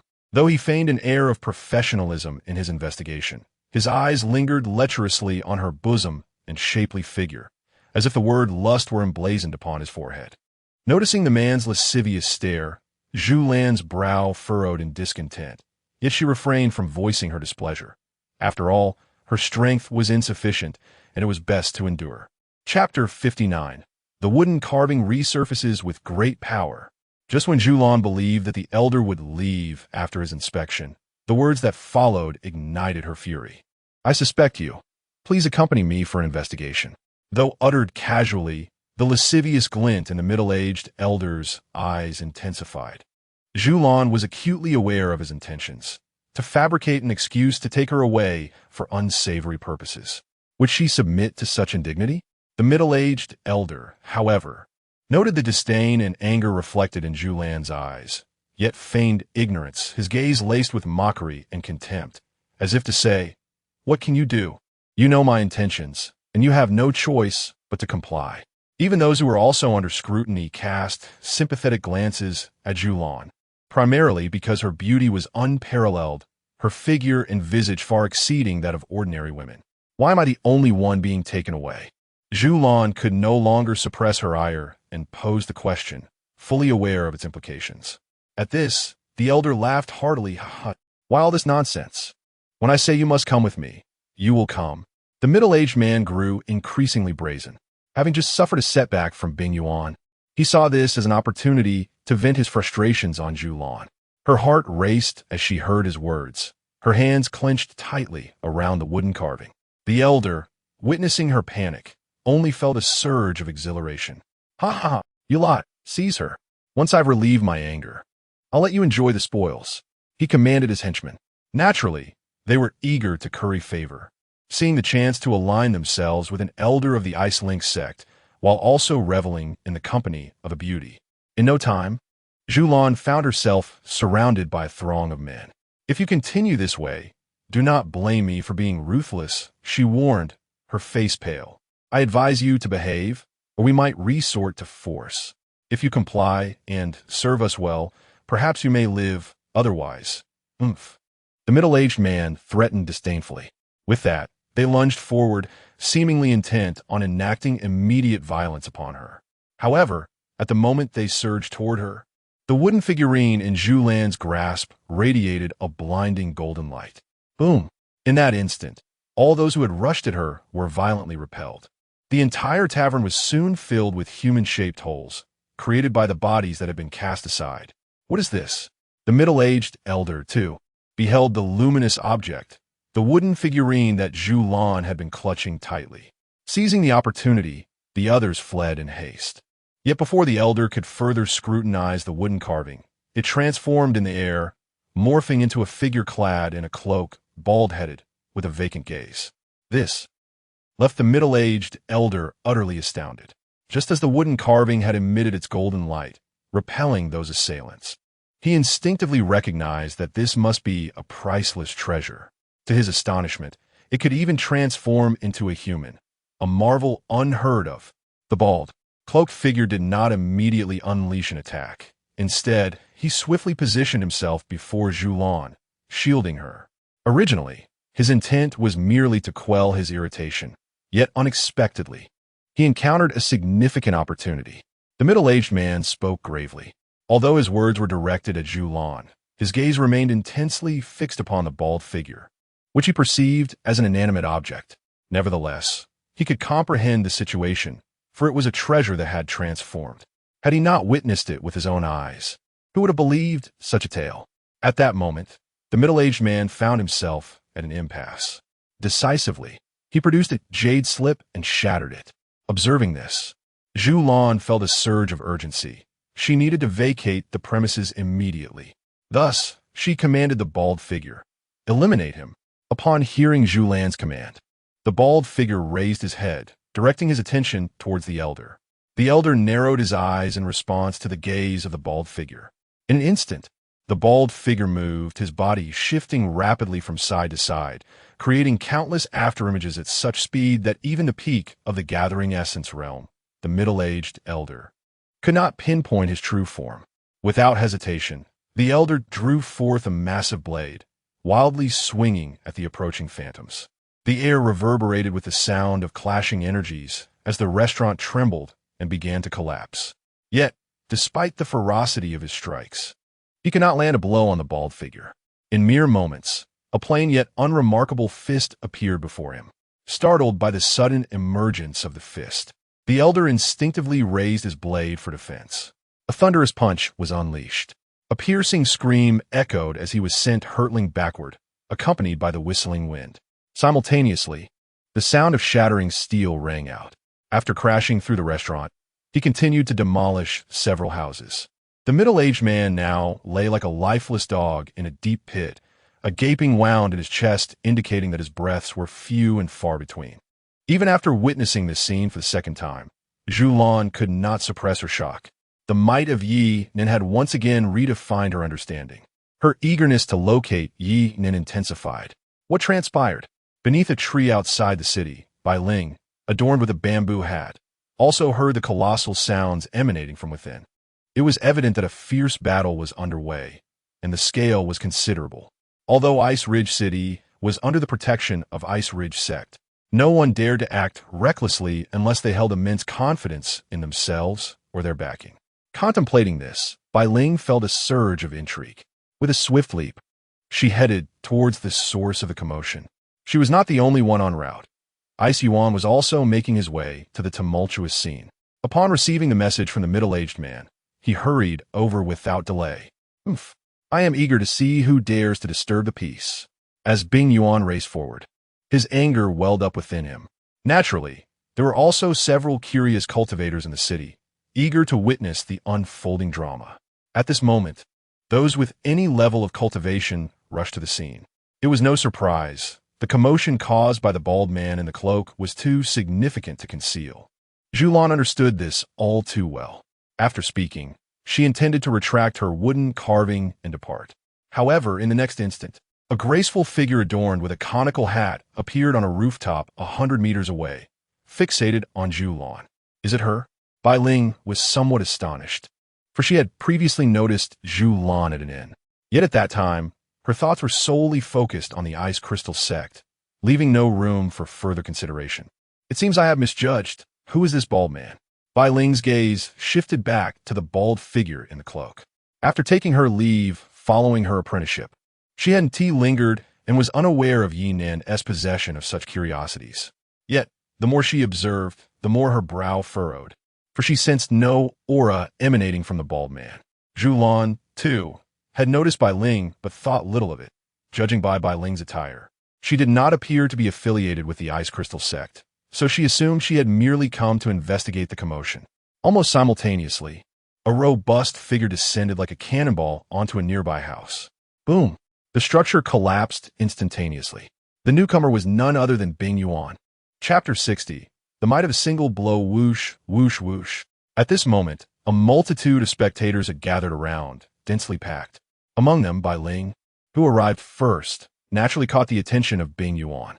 However, he paid her no heed, unaware that Bai Ling, donning a straw hat not far away, was the very person Bing Ling's sect had relentlessly pursued. Bai Ling remained composed, standing still to observe the unfolding drama. Her gaze fell upon the lifeless body of the elder from the Bing Ling sect, lying motionless in a deep pit. Bing Yuan's expression darkened as he glared furiously at Zhu Lan and the bald man in the cloak standing before her. So, it was you who killed my sect's elder? He seethed with murderous intent. The previous elder had not divulged the specifics of the situation, and Bing Yuan was oblivious to the bald man's transformation into a precious artifact. Realizing that further explanation was futile, Zhu Lan responded boldly. If she intends to strike at me, I have no choice but to retaliate. She was unaware of the true power of the imposing man before her, but he appeared stronger than the previous elder. Uncertain if her small wooden figurine could withstand Bing Yuan, she resolved to fight back. You will simply await your demise. How dare you resist? Bing Yuan thundered in anger at Zhu Lan's response. The spectators, including Zhu Lan, felt disdain for his words, though they dared not express it, as Bing Ling's sect was not to be trifled with. Only Bai Ling, concealed beneath her hat, bore an icy countenance. In a distant corner, a scruffy old Taoist, sipping from a wine jug, scoffed. The audacity of the Bing Ling sect is truly astounding. He had noticed the unmoving bald man standing before Zhu Lan. Curious, he resembles a human, yet his presence is anything but, the old Taoist mused, intrigued. It seems your sect possesses a remarkable level of shamelessness to utter such words. Irritated, Zhu Lan retorted, since there's no escape, why should I hold back? Prepare to meet your end. Bing Yuan paid no mind to her words. Boom! A formidable aura erupted from Bing Yuan, radiating the essence of the 5th level of the pill condensation realm. The sheer force of his presence sent shockwaves through the crowd, causing them to retreat in alarm. Zhu Lan's heart raced as she glanced at the bald man before her. I beg of you, she implored him. With his full power unleashed, Bing Yuan charged toward Zhu Lan with astonishing speed and strength, a sight both terrifying and awe-inspiring. The scruffy old Taoist hesitated, pondering whether to intervene. His reluctance stemmed not from an overabundance of compassion, but rather a distaste for the Bing Ling sect's demeanor. Perhaps I shall wait a bit longer to cleanse the Bing Ling sect, considering it a means to avenge this girl. Ultimately, the old Taoist refrained from acting. As Bing Yuan bore down upon her, Zhu Lan's heart leapt in her throat, and at last the bald man sprang into action. With a swift motion, he raised his unremarkable fist and struck out fiercely. Observing the actions of the bald man in the cloak, Bing Yuan couldn't help but scoff. He too lifted his massive fist to engage in combat. A thunderous boom resonated through the air. In an instant, a figure was sent hurtling backward, crashing 100 meters away. The buildings in its path crumbled to the ground. Witnessing this spectacle, all onlookers drew in a sharp breath. Such strength! Bai Ling's expression turned serious. How formidable! Even the disheveled, old Taoist became solemn. Indeed, it was Bing Yuan who had been sent flying. Cursed fate! Struggling to rise from the rubble, Bing Yuan no longer exuded his previous arrogance. His eyes were filled with shock. With that one blow, his arm had been utterly obliterated. Gazing at his vanished left arm, he was overwhelmed with both anger and fear. How could such a powerful being exist in this city, apart from my Bing Ling sect? Bing Ling fixed his gaze intently on the bald man in the cloak. Zhu Lan was equally astonished. She had previously worried that the small wooden figurine would not be a match. Judging by that single strike, it was sheer domination. Who on earth was this remarkable individual? Zhu Lan's mind raced back to the image of Ye Nan. Suddenly, in the distance, a jade slip appeared in Bing Yuan's hand. Just as he prepared to shatter it to call for reinforcements, a shocking scene unfolded. The bald man began to emanate golden light. The next moment, When Bing Yuan anticipated that the bald man would strike again, he transformed into a small wooden figurine, crashing to the ground. At this sight, a jolt ran through Zhu Lan's heart. She hurriedly picked up the wooden sculpture, realizing it was nearly shattered. She understood that it had reached its limit and could no longer be used. Even though the figurine was on the verge of breaking, Zhu Lan carefully tucked it into her bosom, fearful of losing it. Amidst her preoccupation with the wooden figurine, she failed to notice the greedy gazes surrounding her. In that moment, even the simplest of minds grasped the truth. The bald man had not been human, but rather an extraordinary treasure transformed. However, it seemed that, for some reason, it could not be utilized at this time.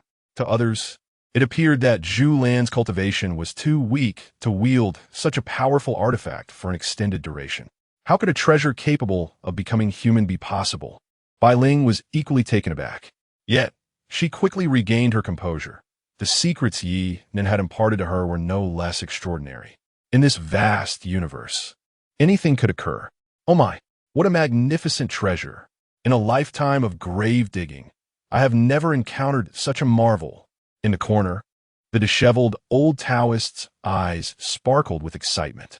No wonder he had not sensed any aura emanating from the bald man earlier. He began to pace restlessly, eager to seize the opportunity. As long as that girl does not perish today, I shall find a way to charm her. Such were the thoughts consuming the old Taoist mind.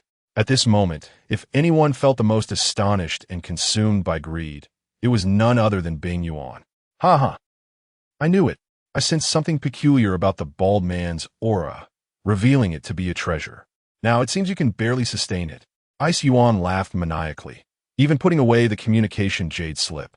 Not only did he intend to hoard this opportunity for himself, but he also planned to personally eliminate Zhu Lan. Now that Zhu Lan was unable to wield her treasured artifact, even with just one hand, he could easily torment her at will. As Ice Yuan approached with a sinister grin, Zhu Lan was genuinely frightened, retreating repeatedly. The sight of Zhu Lan's pale, terrified face only fueled Ice Yuan's excitement. Instead of swiftly dispatching her, he savored the moment, slowly closing the distance. He relished the fear emanating from his prey. Just when Zhu Lan found herself with no escape, a graceful figure, adorned with a conical hat, appeared before her. In an instant, a cold gleam flashed in Bai Ling's hand, aimed directly at Ice Yuan. Seeing the figure that stood in her defense, Zhu Lan was momentarily puzzled. She initially thought this person had also come to seize her wooden carving. However, noticing that Bai Ling was not attacking her, but rather targeting Ice Yuan, Zhu Lan's confusion deepened. After all, she had just arrived in this place and had not yet formed any acquaintances. Chapter 61. If you dare, come and fight me. The appearance of Bai Ling caused Bing Yuan to halt abruptly. Yet, upon discerning Bai Ling's cultivation level, he released a sigh of relief, initially fearing the emergence of another formidable opponent. This apprehension was not unfounded. The earlier strike from the small wooden carving had left a significant shadow in his mind. Who are you? Are you here to seize the opportunity as well? I advise you not to oppose my Ice Spirit sect. Bing Yuan, having learned from past experiences, refrained from attacking immediately and opted to issue a warning instead. I have no interest in whatever treasure you speak of. I merely find your Ice Spirit sect displeasing. Bai Ling retorted with a frigid tone. Upon hearing Bai Ling's voice, Bing Yuan furrowed his brow, as the sound struck a familiar chord in his memory. Yet he could not place it at that moment. What audacity! I do not wish to stir trouble today. Get out of my way. Bing Yuan barked angrily at Bai Ling. And if I refuse? Bai Ling displayed no hint of fear. You're courting death. Bing Yuan had never been subjected to such provocation. However, Bai Ling's subsequent remark turned his expression a shade of iron. I am indeed courting death. If you're dissatisfied, come and strike me. Bai Ling continued her taunting. This declaration took not only the disheveled old man aback, but also the onlookers, including Zhu Lan, who stared at Bai Ling in astonishment. She had not anticipated that the previously menacing Bai Ling possessed such a provocative side. Unable to contain his rage any longer, Bing Yuan resolved to annihilate Bai Ling. Having cultivated to this point, he had never been so belittled. Ah, you shall perish. Bing Yuan raised his right fist, channeling immense power as he swung it towards Bai Ling. As the fist drew ever closer, Bai Ling remained motionless, leaving the crowd in sheer disbelief. Only the disheveled elder recognized Bai Ling's true significance, observing with keen interest. This girl must have an extraordinary background. It will be captivating to see her abilities, the elder mused. Meanwhile, Xuan, alarmed by Bai Ling's lack of defense, rushed forward in an attempt to pull her away. However, her speed was no match for that of a practitioner at the void refining stage. With a single punch, the tremendous force collided with Bai Ling's head. Dust and debris erupted, and the surrounding structures crumbled under the impact. This was Bing Yuan's wrathful strike, delivered without restraint. Although he bore severe injuries and lacked his peak strength, the force he unleashed was formidable. Boom! Just as everyone presumed Bai Ling would succumb to the blow, a figure shot forth from the cloud of dust like a cannonball, accompanied by anguished cries. When the crowd finally beheld the silhouette, they collectively gasped in shock. It was none other than Bing Yuan, who had been propelled even further than before, carving a ravine over 100 meters long. At the end of this trench, he lay bloodied and battered in a deep pit. One arm was grotesquely deformed, and his legs were in a similarly dire state, likely broken beyond repair. Despite his grievous injuries, Bing Yuan clung to consciousness, fortunate that he was not at his peak. Otherwise, he would have been nearly dead from his own devastating strike. He was acutely aware of the events that had just transpired. Just as his fist was about to strike the cranium of Bai Ling, a formidable, invisible force consumed all the power behind his blow. Not only that, but it also rebounded with such intensity that he was sent flying backward, momentarily stunned. How could this be? I cannot believe it. Ice Yuan, rendered nearly immobile, lay in the deep pit, howling in frustration. The transformation into a human-like wooden sculpture was already absurd enough.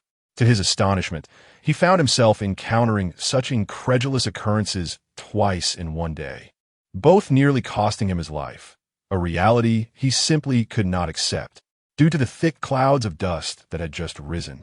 The onlookers had not witnessed the true nature of the situation. They merely speculated that Bai Ling, much like Xuan, must possess a treasured artifact.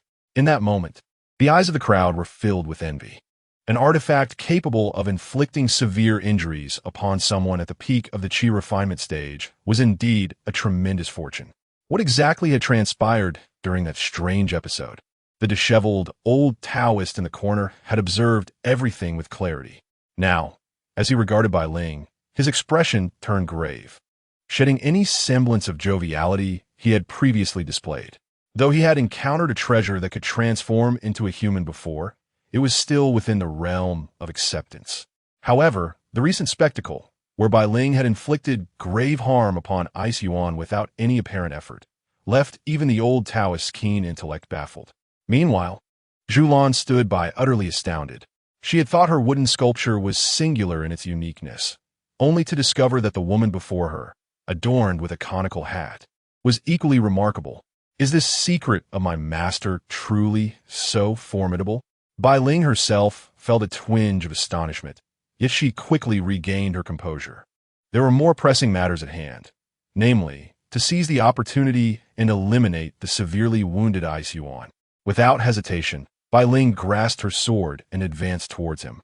Observing her movements, the spectators exchanged furtive glances, fully aware of her intentions.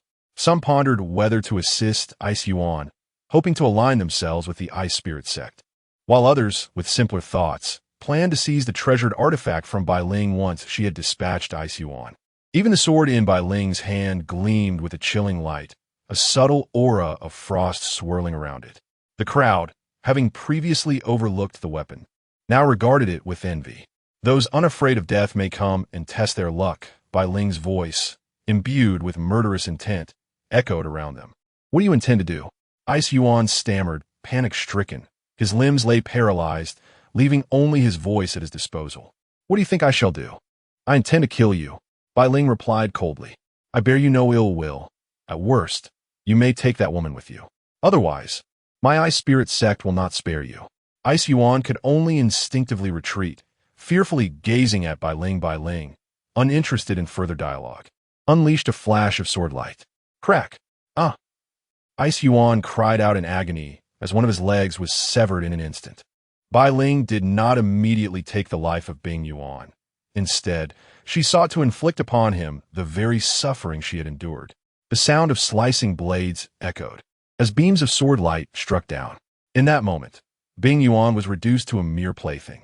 "Ah, kill me, just kill me," he cried out, utterly unable to bear such torment and humiliation, begging Bai Ling to end his life. Witnessing her merciless cruelty, a collective gasp of horror escaped the onlookers. Those who had contemplated seizing an opportunity from Bai Ling quickly abandoned their intentions. Yet, there remained a few undeterred souls, believing that fortune favors the bold. Bai Ling, disregarding Bing Yuan's anguished pleas, slowly approached him, sword in hand, and knelt before him. At that moment, Bing Yuan's fear reached its zenith. He loathed himself for his previous greed, realizing he had squandered even the chance to shatter the communication jade slip. Chapter 62. Do you wish to see?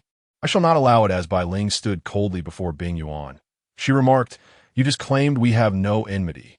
Yet I shall now demonstrate whether we indeed have a grievance." With that, she cautiously lifted the delicate veil of her hat, revealing a glimpse of her visage. Though the others could not see her, Bing Yuan beheld her distinctly, his pupils narrowing in realization. At last, he understood why her voice had seemed familiar. She was the very person that the ice-cold sect had relentlessly pursued. "It's you? How can this be? You have been rendered powerless." Bing Yuan seethed, his teeth clenched in disbelief. Not only that, but he desperately sought to retrieve the communication jade slip. He intended to inform the sect that Bai Ling had not only restored her cultivation, but had grown even more enigmatic. If they did not eliminate her beforehand, the consequences would be dire. However, to Bai Ling, his actions appeared to be mere futile struggles. Without further hesitation, Bai Ling struck down with her sword. With a swift motion, a large head rolled away. Even so, Bing Yuan's eyes remained wide open, refusing to close in death. It was a bitter pill for him to swallow, a dignified practitioner of the void-refining realm felled by one of the gathering essence realm. Upon witnessing Bai Ling's ruthless execution of Bing Yuan, the onlookers exchanged glances filled with intrigue. "Ha ha ha, the treasure is now mine." At that moment, a figure in the crowd charged toward Xuanbing. Seeking death, Bai Ling's expression darkened. In a flash, a beam of sword light shot forth, instantly slaying the assailant. While merely an opponent of the gathering spirit realm, he was still stronger than Xuanbing. This incident marked the beginning of a tumultuous turn of events. All gazes turned malevolently towards Bai Ling and Xuanbing. Previously cautious of the ice-cold sect, they now felt emboldened, eager to kill and seize treasures. Many among them were practitioners of the gathering essence realm. "What shall we do?" Xuanbing hastily approached Bai Ling. "Without the wooden statue, I am nothing. I have yet to avenge myself. I cannot meet my end here. What else can we do but fight our way out?" Bai Ling replied, unperturbed. Xuanbing was taken aback by Bai Ling's confidence. How can we possibly escape amidst such formidable foes? Just as the two prepared to break through, an explosion of power reverberated through the space. Though lacking in might, it stirred up a cloud of dust, causing confusion and coughing among the crowd. What they did not realize was that a ghostly figure was weaving through the throng, unnoticed. The disheveled old man swiftly seized Bai Ling and Xuanbing, making a hasty retreat. Neither Bai Ling nor Xuanbing had time to react before they felt their wrists gripped by an overwhelming force. As the dust settled, the figures of Bai Ling and Xuanbing had vanished. "Damn it, they have escaped," someone shouted in frustration. Despite the outcry, their actions were swift as they scattered in pursuit of Bai Ling and Xuanbing. Meanwhile, the old man had successfully led the two women to a forest outside the city. "Oh dear, this old man is utterly exhausted," he exclaimed, unceremoniously plopping down onto the ground. "Why did you save us?" Bai Ling recognized the scruffy old Taoist on the road, while Xuanbing beside her gazed curiously at him. "I found you quite pleasing to the eye," the old Taoist replied, swiftly changing the subject as he turned to Xuanbing. "So, may I have a glimpse of your treasure?" Upon hearing this, both women immediately became wary. "Oh, there's no need for such suspicion. I'm merely curious. After all, I did save you, didn't I?" The old Taoist shot a disgruntled look at the two women. I have no treasures, just this sword. Do you wish to see it? Bai Ling replied, her expression devoid of emotion as she regarded the old man. I certainly do. The old Taoist rubbed his hands eagerly, fixated on the glint of the sword in Bai Ling's grasp. I refuse to show it to you. Bai Ling was still unsure of the old man's intentions. The old Taoist, having encountered Bai Ling twice in quick succession, felt that such coincidences were rather unlikely. The once smiling old man froze at Bai Ling's words, while Lan beside her was left speechless. At that moment, Bai Ling removed her conical hat, much to Lan's surprise. As she hadn't anticipated, such a strikingly beautiful woman would engage in such actions. The old Taoist, with a look of helplessness, cast a pitying glance at Lan. Lan, resigned to the situation, prepared to show the wooden carving to the old man, acknowledging that he had indeed saved them.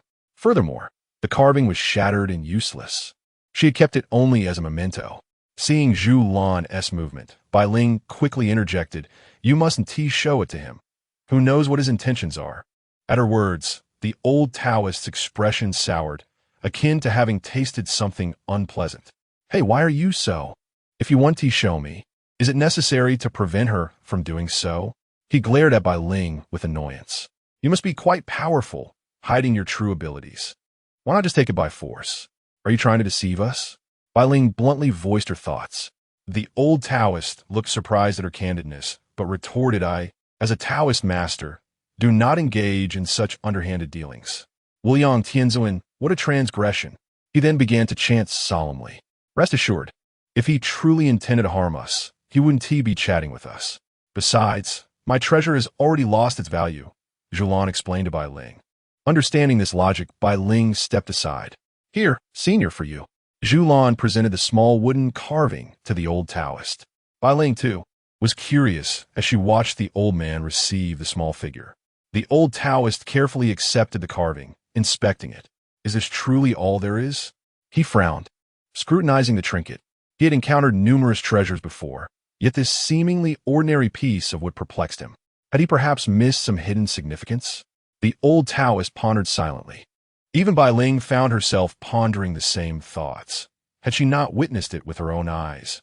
It would be utterly inconceivable to associate the formidable bald man of yore with this wooden carving. The likeness of the sculpture undeniably mirrored that of the bald man in a cloak. "Where did you acquire this wooden carving?" Bai Ling inquired directly. Though her question might have seemed a tad presumptuous, her curiosity was insatiable. However, Lan did not withhold the truth. "It was a gift from a senior I encountered by chance." "A senior? Do you know how powerful he is? What does he look like? Can we possibly find him? Please do tell." The disheveled old Taoist was brimming with enthusiasm. Chapter 63. Have you been deceived? Upon hearing the words of the disheveled old man, Lan hesitated. In truth, Bai Ling also wished to comprehend the strength of a person who could possess such extraordinary items. If you choose not to divulge, then so be it. I will not press you. Consider it as me having rescued you for no reason." The old man seemed to express a hint of melancholy. The two women exchanged glances, rendered speechless by his remarks. Was this truly not pressing? Recognizing the validity of his words, Lan reluctantly nodded and stated, "His surname is Ye. He appears to be at the Qi refinement stage. By the way, there is also a little girl accompanying him." Lan was cautious not to reveal too much, for one must always guard against deception. What if this old man sought to trouble Ye Nan? The old man's expression darkened at Lan's words. "Qi refinement stage? Surname Ye, accompanied by a little girl?" He could easily find a multitude of such individuals. The disheveled old man suspected that Lan was attempting to deceive him. However, Bai Ling's eyes sparkled with recognition. According to Lan's description, this could only pertain to her esteemed master, Ye Nan. Yet, as she contemplated this, the old man's cautious voice broke through. "Who goes there?" The two women's expressions shifted dramatically as they turned to glance behind them. The area remained tranquil, devoid of even a single bird. A sudden thought crossed their minds, and they exchanged a quick look before turning back. To their astonishment, the old man had vanished without a trace. "See, you have been deceived. I told you that old man was no good." Bai Ling cast an exasperated look at Lan. Zhu Lan's face turned ashen. She felt as though she had been blindsided. Although the wooden carving had lost its significance, it was still an item belonging to Ye Nan, essentially a token. How could it have been taken so easily? Noting Zhu Lan's disheartened expression, Bai Ling offered some consolation. Be more cautious in the future. They had no intention of retrieving the wooden carving from the old man, as their abilities were far from sufficient to confront him. After a moment, Zhu Lan took a deep breath and said slowly, I am truly grateful for your assistance, Mississippi. My strength is limited, and I am unsure how to repay you, but please accept this space ring as a token of my appreciation. Bai Ling looked at Zhu Lan with surprise. However, she did not accept the ring. Instead, her curiosity piqued. She inquired, what is your purpose in seeking the elder who gifted you the wooden carving? Bai Ling nearly let slip more than she intended. Primarily, she was unclear about Zhu Lan's intentions. Yet, anyone who could acquire something from her master could not possibly be a nefarious character. Bai Ling was equally astonished to realize that her master possessed such a treasure, one she had been unaware of, that could be given away so freely. She had previously pondered who among the eminent could afford such generosity. If it were to occur within the realm of her own master, she could indeed accept it. Previously, that elder aided me, and now this time, had it not been for the small wooden carving, I might have perished. I aspire to study under that elder and repay the kindness shown to me. Zhu Lan's face was filled with yearning. Bai Ling found Zhu Lan's words rather peculiar. Miss, please accept this spatial ring. I must take my leave, Zhu Lan added. No need, keep it for yourself. I saved you because I have enmity with the Ice Spirit sect. Bai Ling swiftly declined. Zhu Lan was somewhat taken aback. Although her possessions were modest, they represented years of collection. No cultivator would refuse a windfall, of course, except for the technique provided by Ye Nan. How about I take you to a place in a while? Bai Ling said, intrigued as she looked at Zhu Lan. She resolved that after addressing the matters with the Ice Spirit sect, she would introduce Zhu Lan to Ye Nan. If Zhu Lan spoke the truth, it would be a favor to her. If Zhu Lan deceived her, given her limited strength, Bai Ling could easily handle her, let alone Ye Nan. Zhu Lan appeared puzzled upon hearing Bai Ling's words. Bai Ling noticed her confusion and continued, if you trust me, you shall not be disappointed. However, if you are unwilling, then so be it. Zhu Lan's confusion deepened, yet she thought little of it. Bai Ling was far stronger. If she intended harm, she would not be so indirect and would not have rescued her in the first place.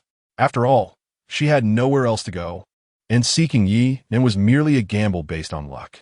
All right, I will find a small town nearby to settle down.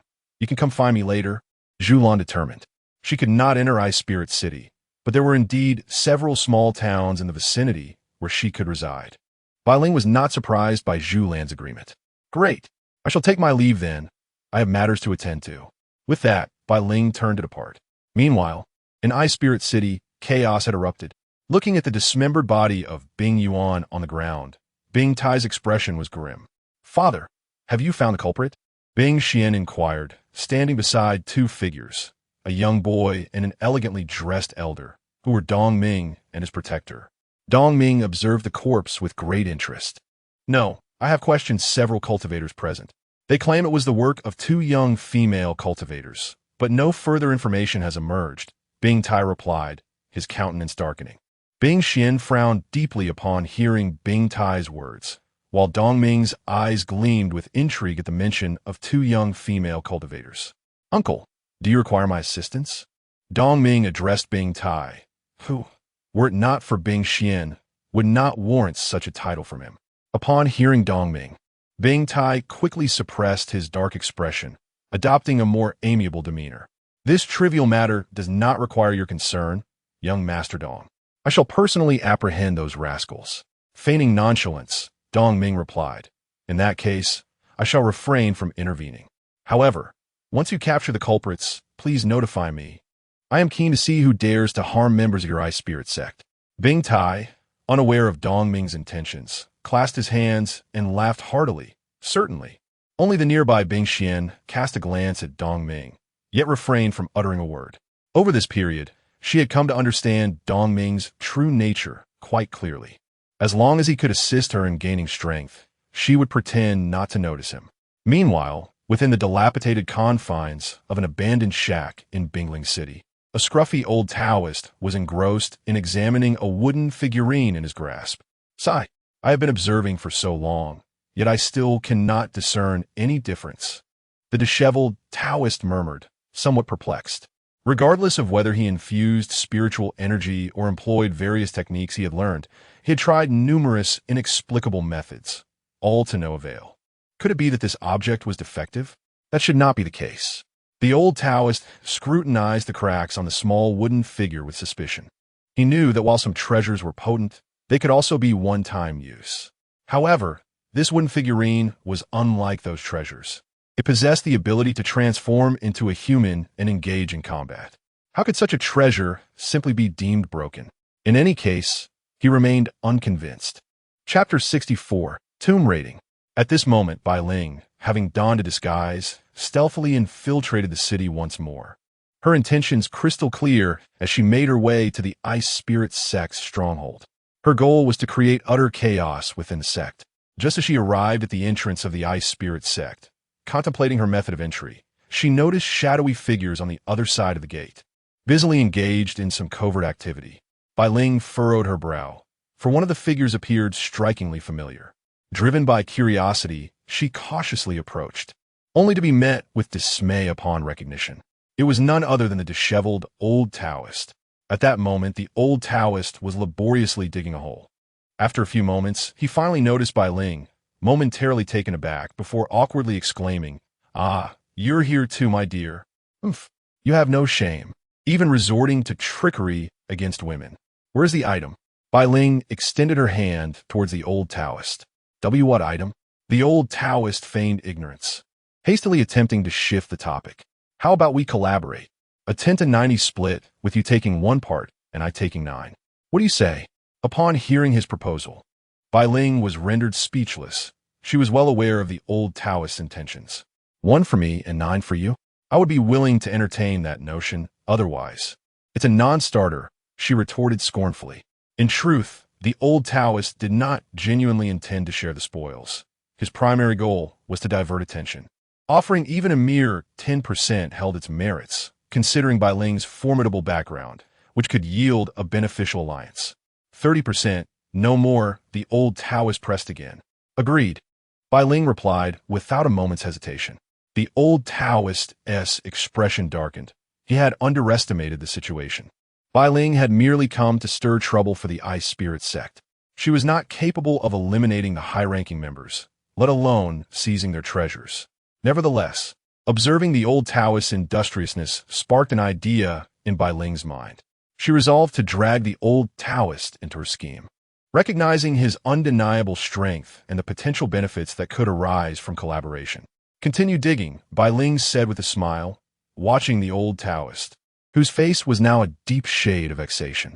Reluctantly, the old Taoist resumed his laborious digging. Watching him work with such adeptness, Bai Ling quipped, "You must have done this kind of thing before, haven't you?" "Absolutely not. Do I strike you as that sort of person? I simply cannot abide by the Ice Spirit sect's practices and wish to teach them a lesson," the old Taoist declared with feigned righteousness. Bai Ling remained skeptical of his words. Thus, under the old Taoist's persistent efforts, they continued digging, though how long they labored or how deep they delved remained a mystery. To Bai Ling, it felt as though they had been at it for at least half a day. Finally, as night fell, they managed to break through. To be precise, the old Taoist had achieved this feat, while Bai Ling merely observed with arms crossed. Once they emerged at ground level, Bai Ling was left utterly bewildered. "To where have you dug?" Bai Ling gazed around, observing the magnificent tombs surrounding her. Although she had never visited this place before, her time at the Ice Ling sect provided her with enough assurance to confirm that they were still within its domain.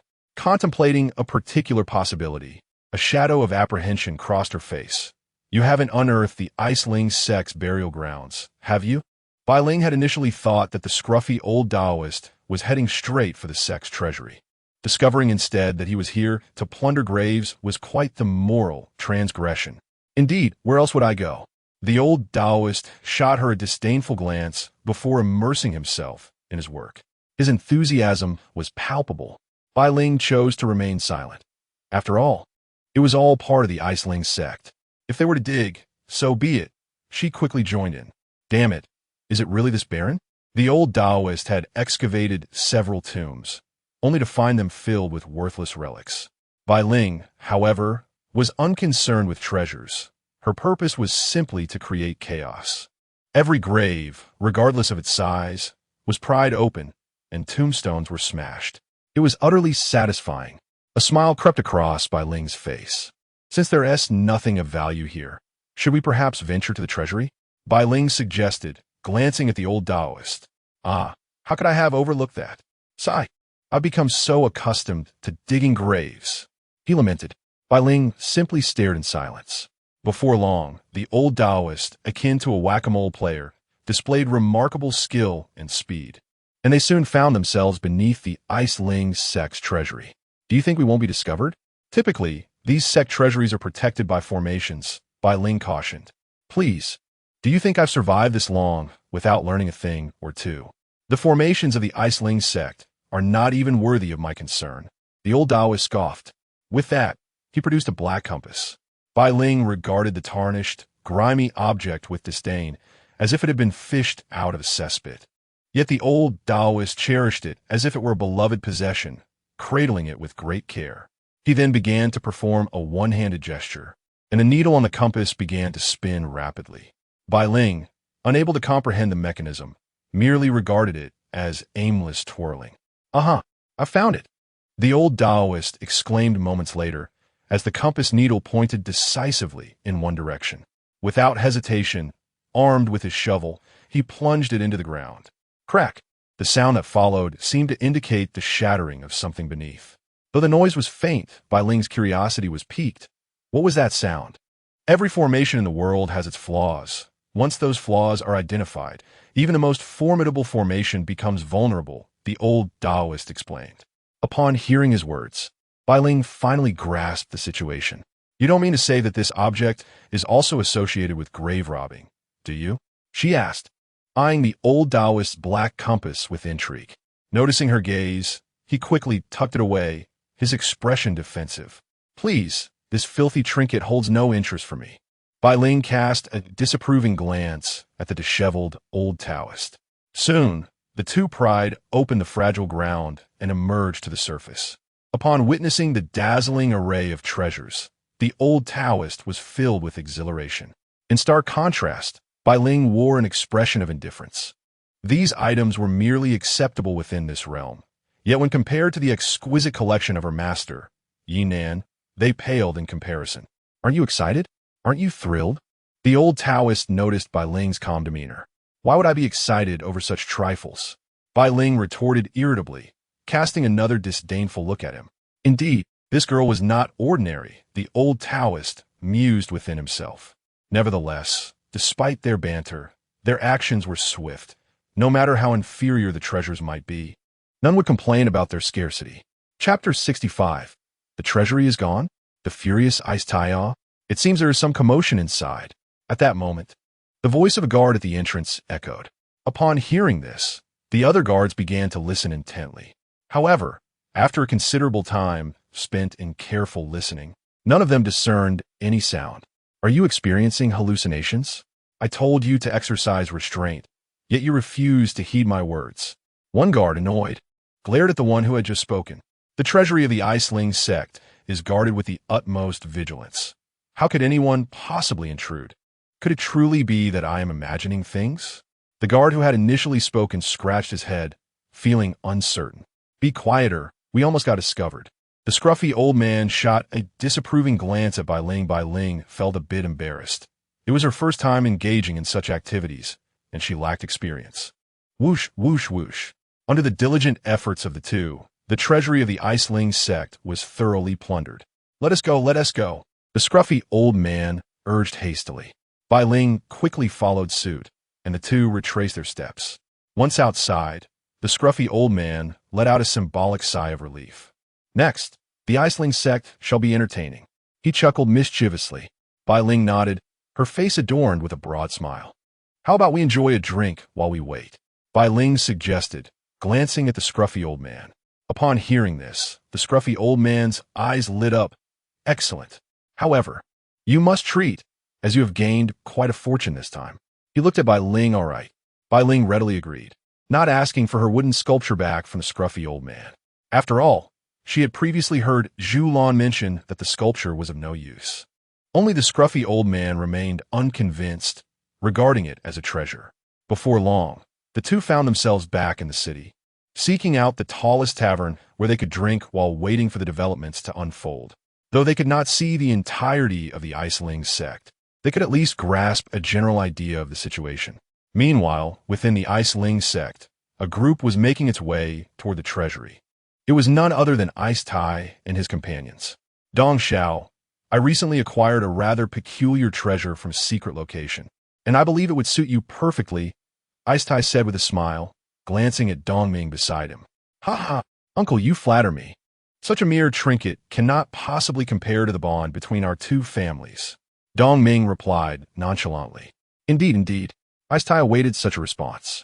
As long as they could align themselves with the Dong family, the status of the Ice Ling sect would soar. Beside them, Ice Xin followed closely, though she remained nestled in Dong Ming's embrace, maintaining a gentle smile without uttering a word. Open the door.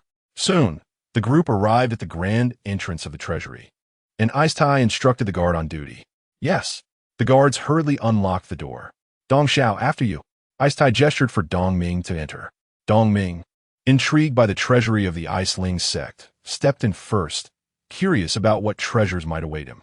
However, as soon as he entered the treasury, in the next moment, the smile on his face froze, replaced by a pallor of fury. Before him stood Dong Ming, motionless as he entered the treasury.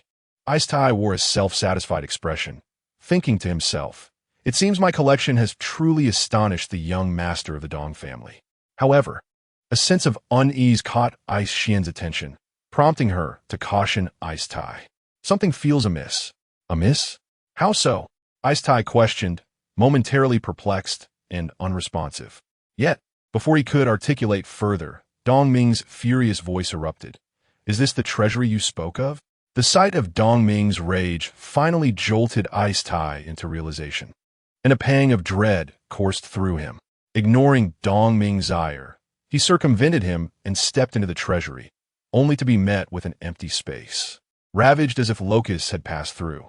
Ice Tai stood there dumbfounded.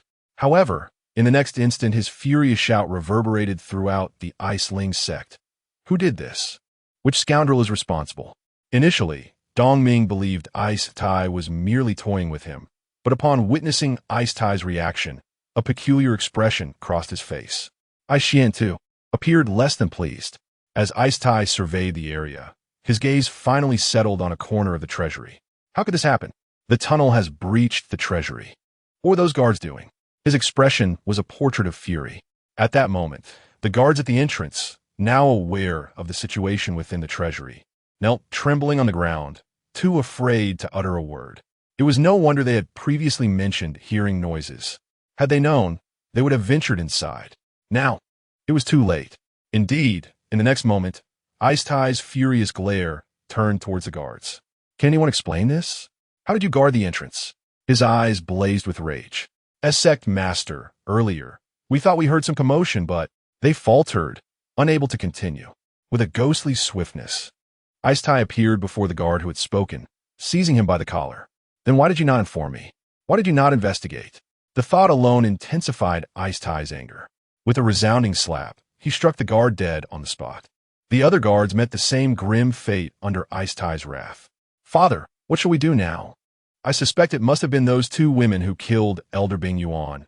Ice Xian's mind raced, her demeanor less furious than her companioness' search. Immediately issue a command for everyone in the sect to scour the city, leaving no stone unturned outside as well. Ice Tai was now genuinely furious. The treasures, handed down through generations within the sect, had vanished in an instant, and he could not abide by it. His sole desire was to rend the bodies of those who plundered his treasury into pieces, for nothing less could quell the inferno of rage within him. Dong Xiao, I shall have Xian'er accompany you. I have urgent matters to attend to, Ice Tai said, bowing slightly to Dong Ming before turning away without waiting for a response. Having slain my sect's disciples and elders, and now plundering our treasure vault, you shall meet your demise, regardless of the distance. As he gathered his forces, Bing Tai expressed his fury. It is indeed intriguing. If those two women are truly responsible, it would be quite fascinating. I find myself eagerly anticipating the moment I can discover your identities. Meanwhile, Dong Ming's interest in the aforementioned women grew even stronger, to the point of licking his lips. Who could these young women be? Bing Xian pondered deeply. The realm spanning thousands of miles belongs to our Ice Ling sect. Who would dare oppose us? Moreover, they are women. With this thought, Bing Xian seemed to recall something and quickly shook her head, thinking, it cannot be. That wretched woman is already incapacitated and cannot rise again. Perhaps she has long since perished. Chapter 66. Charge forward, for meeting your master is paramount. Xin'er, what troubles you? Dong Ming observed the unusual demeanor of Bing Xian. It is nothing, merely reminiscing about the past. Bing Xian recounted the events. At the Ice Spirit sect, this was hardly a secret. Everyone was aware of it. However, she chose to omit the incident concerning her plundering of Bai Ling's spiritual root. Oh, is that so? Fascinating. Dong Ming expressed his curiosity, albeit primarily about whether Bai Ling was indeed beautiful, not pondering much beyond that. Meanwhile, chaos reigned at the Ice Spirit sect. Everyone was frantically searching for the two women who had previously slain Bing Yuan, causing uproar even within the city. Any female cultivator was scrutinized. Consequently, those of weaker stature, upon hearing the news, hastily fled the city, wary of the lascivious individuals lurking about. Presently, a few unscrupulous male cultivators stood before Bai Ling with lecherous intent. "Hee, a spectacle is about to unfold," remarked the disheveled old Taoist, leisurely drinking while reveling in the drama. "He is my protector. If you wish to capture me, you must first contend with him." Bai Ling promptly shifted the blame onto the old Taoist. At her declaration, the old Taoist was rendered speechless. "Do not heed her words. We are merely sharing a drink," he hastily gestured. Yet, those scheming against Bai Ling were not inclined to believe the old Taoist's reassurances. Why bother with that? Let's first dispatch this troublesome old man, then seize the woman, one of them suggested. Upon hearing this, the old Taoist's expression soured. In the blink of an eye, he whisked Bai Ling away like a specter, leaving the others bewildered. The Ice Spirit sect's blockade of the city was utterly ineffectual against the old Taoist. Soon, the duo found themselves beyond the city limits once more. You create your own commotion. I shall take my leave," the old Taoist declared, turning to depart. "Wait, are you not even curious about my identity?" Bai Ling called out to him. "Even if I were, you wouldn't divulge it," the old Taoist retorted, glancing back at Bai Ling. "How about I take you to meet my master?" Bai Ling raised an eyebrow. "Indeed, you have a powerful figure behind you." The old Taoist finally grasped the situation. However, as if struck by another thought, he regarded Bai Ling warily. "Why would you want to introduce me to your master? I have not offended you. Do not harbor any ill intentions. You must be quite eager to meet the person backing me, are you not? I am willing to take you. Why the hesitation?" Bai Ling replied, somewhat irked. She too sensed that the old Taoist was no ordinary man. Introducing him to her master might yield favorable results, especially since the old Taoist's disposition seemed relatively benign.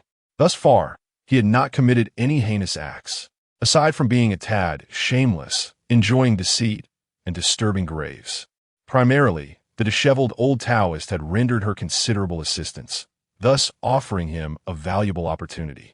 Whether he could seize it, however, depended on his own fortunes. As for any troubles that might befall Ye Nan, Bai Ling chose to disregard that concern. Ye Nan needed to grow stronger. Although she had never seen him, the treasure she had encountered and the wooden carvings she had observed previously were extraordinary artifacts, given away so freely. This indicated that Ye Nan possessed immense self-confidence in his own strength, to the extent that he did not require these precious items for protection. "Have you thought it over?" Bai Ling inquired, observing the furrowed brow of the disheveled old Taoist, lost in contemplation.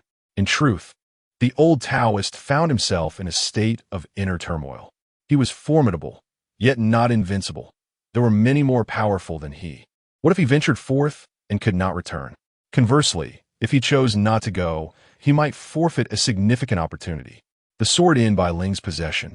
along with the peculiar sorcery he had witnessed, revealed just how formidable the individual behind her truly was, beyond his capabilities. As these thoughts raced through his mind, the old Taoist paced back and forth, uncertain of his choice. Bai Ling, witnessing this scene, found it amusing. She added, "The wooden carving belonging to that woman was also a gift from my master." Upon hearing this, the old Taoist abruptly halted, astonished as he gazed at Bai Ling. "Is that truly the case? You are not deceiving me?" he implored, hastening to her side.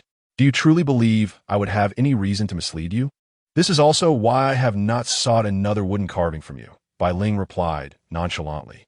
"I." The old Taoist grew increasingly anxious, and after a few moments of reflection, he resolutely declared, "Very well. I shall accompany you, not for any other reason, but the sheer terror of such a treasure like the wooden carving. If that esteemed individual could bestow it upon someone, it implies they possess even more." With this thought, the old Taoist felt a surge of excitement. Should he attain such a treasure, it would render his life worthwhile. "However, I have a request. Before we proceed, you must assist me in annihilating the Ice Ling sect," Bai Ling added. At this point, she was uncertain whether the old Taoist would comply. After all, he had previously stated that he did not take lives, and there were indeed rumors that some monks and Taoists abstained from killing. Yet, as she pondered this, the old Taoist's decisive response took her aback. "Absolutely. No hesitation," he affirmed immediately. "Weren't you just saying that you do not kill?" Bai Ling inquired, seeking clarification. "No, my dear Taoist, what I undertake is the eradication of evil, not the taking of lives. The actions of the Ice Ling sect are utterly reprehensible. I act in accordance with heavenly principles," the old Taoist proclaimed with righteous fervor. Seeing the serious expression on the old Taoist's face, one might have been easily swayed by his conviction. Bai Ling, exasperated, placed a hand on her forehead and remarked, "In that case, shall we set off? Should we charge directly in, or do you have a plan? Given the urgency concerning your master, let us charge directly." The old Taoist waved his hand dismissively. Upon hearing his words, Bai Ling's eyes sparkled with determination. The notion of charging directly indicated that the old Taoist's power far exceeded that of the Ice Ling sect. "Very well, since it is all about vengeance, I was considering a more gradual approach, but striking swiftly is equally acceptable." Bai Ling's eyes gleamed with cold resolution. Thus, the two strode confidently towards the Ice Spirit sect. They chose not to reveal themselves directly within the city, instead making their way to the entrance of the sect. "Ice Spirit sect.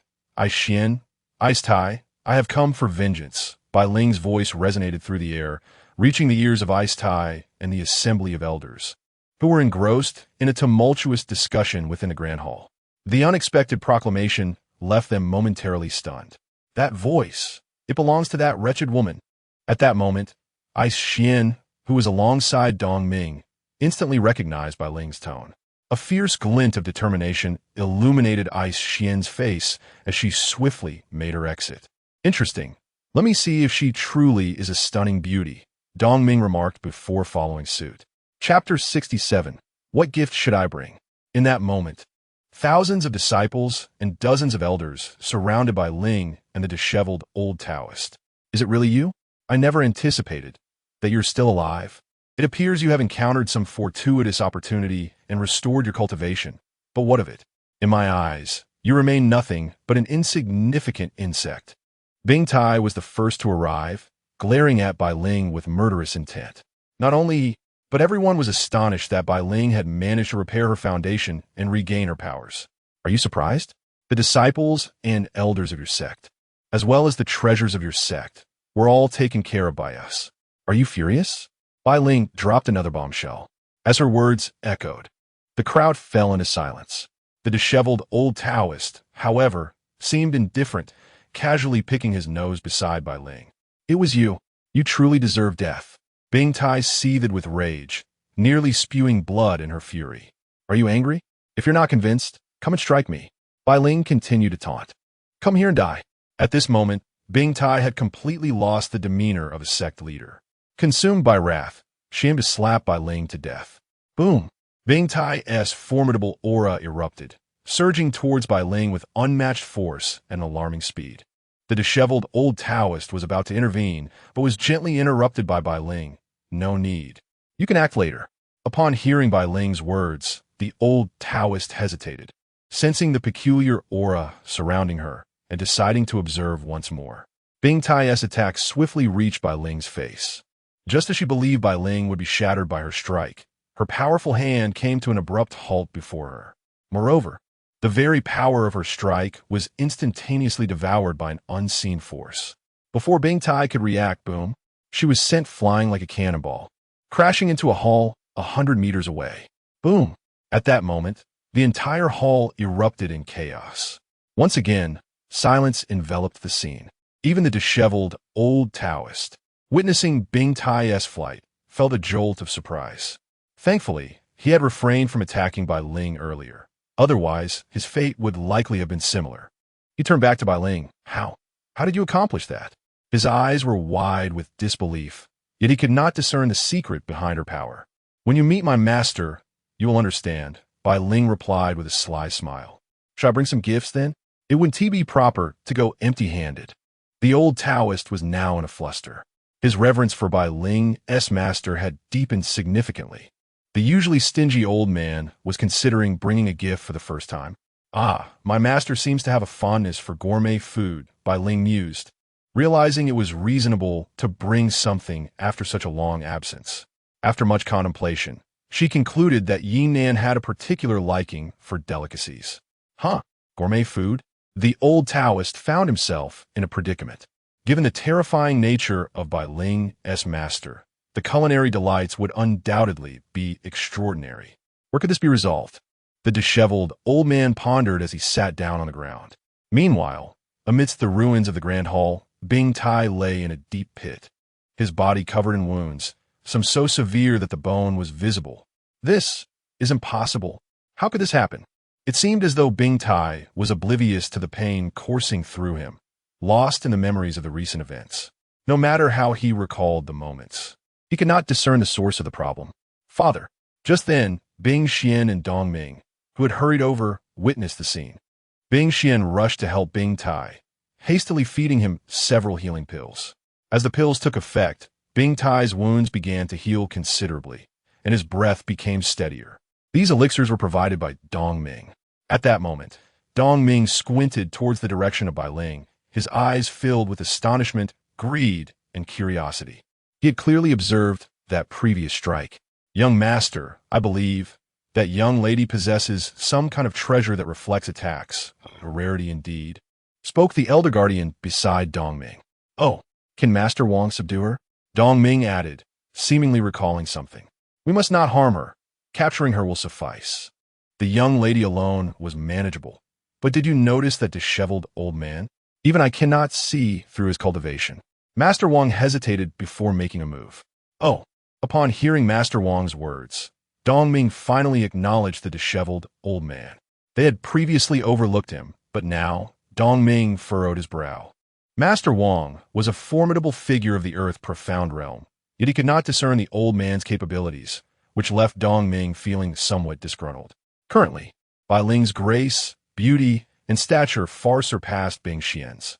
Dong Ming was unwilling to let such a captivating figure slip away.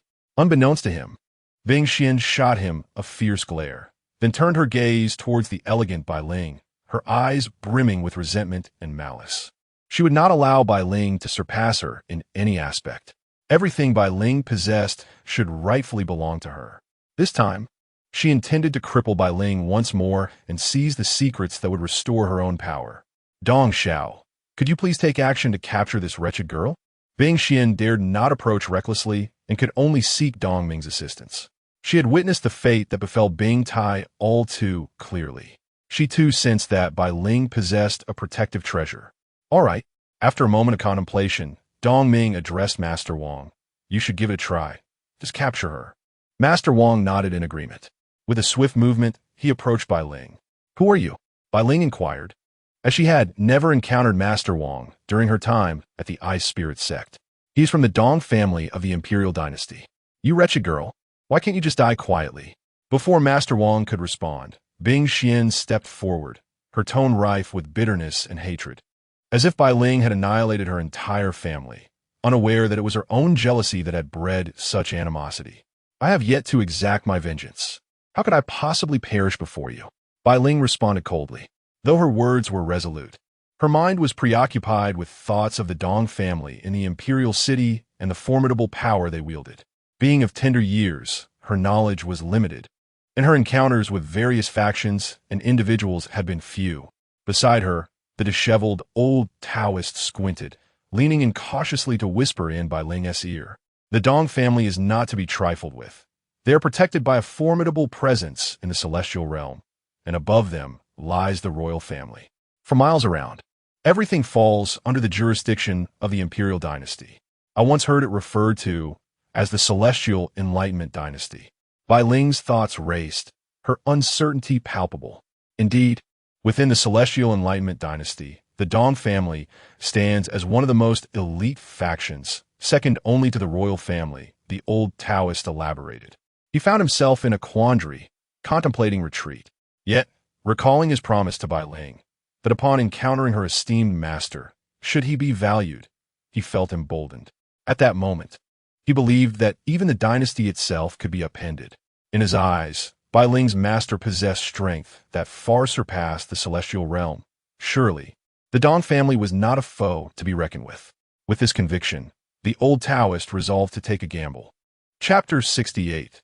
The envious flame of ice Xian. Upon hearing the disheveled old monk's words, Bai Ling furrowed her brow. She had not anticipated the intricate web of powers at play, and a sense of worry crept into her heart regarding whether this would cause trouble for her master. In stark contrast, Ice Xian scoffed at Bai Ling's concerns. Do you truly believe that with your meager strength, you can escape today? If I were in your position, I would not hastily court death. You are indeed foolish. Ice Xian's derision jolted Bai Ling back to reality. Let us see today who shall live and who shall perish. A glimmer of cold light flashed in Bai Ling's hand, radiating an aura of lethal intent. As for the others, I shall handle them later. First, I must eliminate this wretched Ice Xian, she declared, directing her words towards the old monk. Fear not. These trifling adversaries do not pose a threat to me, the old monk replied nonchalantly. Seeing Bai Ling's determination to strike, Ice Xian's fury ignited. She too wished to vanquish Bai Ling right here and now, refusing to retreat. She was resolute in proving to everyone that she surpassed Bai Ling in prowess. Do not interfere. Allow me the honor of slaying her myself. Ice Xian commanded the members of the Bingling sect surrounding them. You may all come at me. Those who are unconvinced can challenge me. Bai Ling now comprehended the situation. As long as the essence of the challenge remained unchanged, altering a word or two seemed inconsequential. Thus, she boldly proclaimed her intent to all present. Arrogance. Ice Xian brandished a gleaming blade, swiftly charging at Bai Ling. In an instant, the two clashed fiercely. Meanwhile, Old Wang disregarded the duel between Bai Ling and Ice Xian, instead focusing his gaze on the disheveled old monk. Allow me to test my mettle against you, he declared. Certainly, the old monk responded with a cheerful demeanor. Whoosh! In the blink of an eye, Old Wang vanished from sight, hurtling towards the old monk. The next moment, he reappeared behind the old monk, launching a powerful kick aimed at obliterating his head. Yet, the old monk stood as if oblivious, remaining in place. A smirk curled on Old Wang's lips. It seems you are not as formidable as you claim. Without hesitation, he unleashed a fierce kick. However, to his astonishment, his foot passed directly through the old monk's figure. How is this possible? Old Wang gasped in shock. Are you searching for me? The old monk's voice echoed from behind him. In that instant, a chill ran down Old Wang's spine. His recent attack had struck only a phantasm, but before he could react, a filthy hand seized him by the nape of his neck. Boom!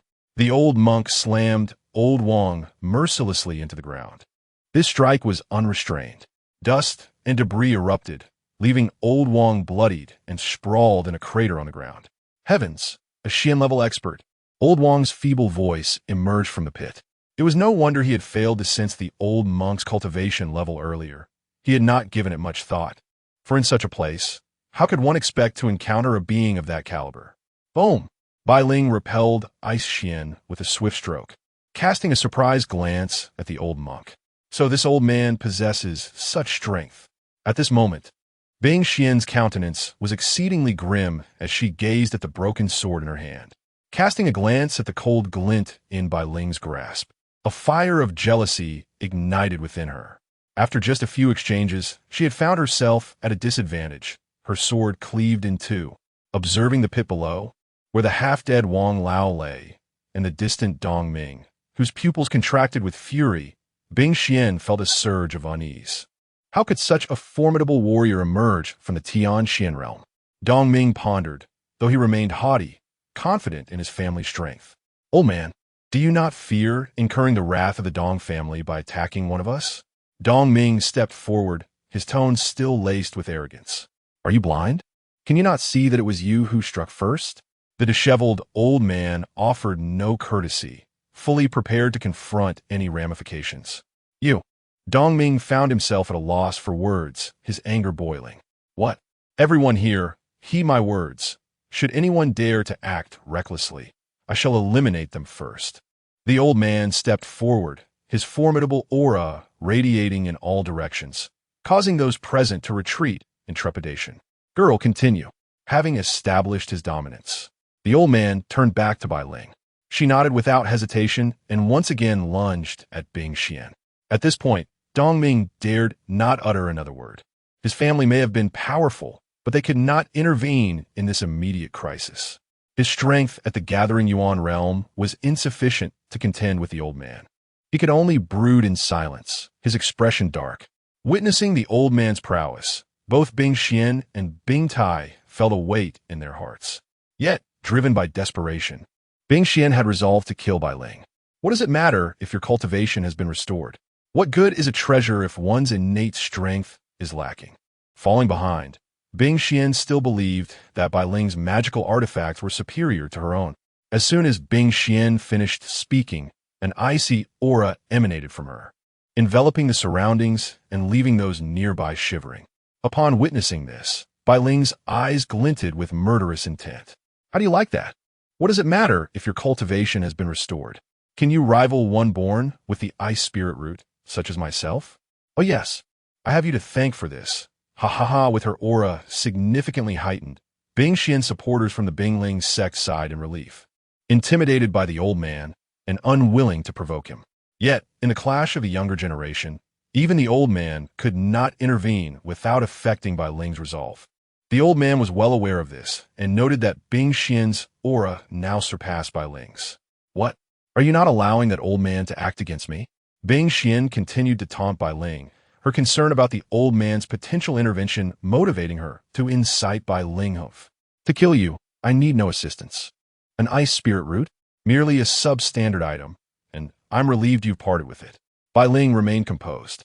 The onlookers were left perplexed by Bai Ling's words. What do you mean? Bing Xian squinted her eyes as she gazed at Bai Ling, an unsettling premonition gnawing at her that something dire was about to unfold. Oof. Allow me to demonstrate what true ice spirit roots entail, Bai Ling scoffed. In the next moment, an icy chill, even more frigid and piercing than Bing Xian's, seeped into the surroundings. Nearby disciples of the Iceling sect were instantaneously encased in ice. In the blink of an eye, the frost emanating from Bai Ling overshadowed that of Bing Xian, causing the latter's icy aura to retreat as if a mouse were cowering from a cat. At that moment, Bai Ling's presence transformed, resembling a goddess of ice and snow, exuding an aura of supreme authority. What a formidable spirit root! What kind of spirit root is this? The disheveled old Taoist exclaimed in astonishment. Meanwhile, Dong Ming's gaze towards Bai Ling grew increasingly covetous. In comparison to Bai Ling, Bing Xian appeared utterly provincial. Only a woman like Bai Ling was worthy of him, and he resolved to devise a means to win her over. How? How can this be? I have already extracted your spirit root. How can it be reformed, and even stronger than before? Bing Xian shrieked in disbelief. Even Bing Tai trembled at the sight, realizing that if Bai Ling were to survive this day, the Iceling sect would inevitably face its demise. Chapter 69. The turmoil of the Iceling sect. Upon hearing Bing Xian's hysterical words, Bai Ling scoffed. There exist myriad individuals and circumstances in this world that your limited imagination cannot fathom.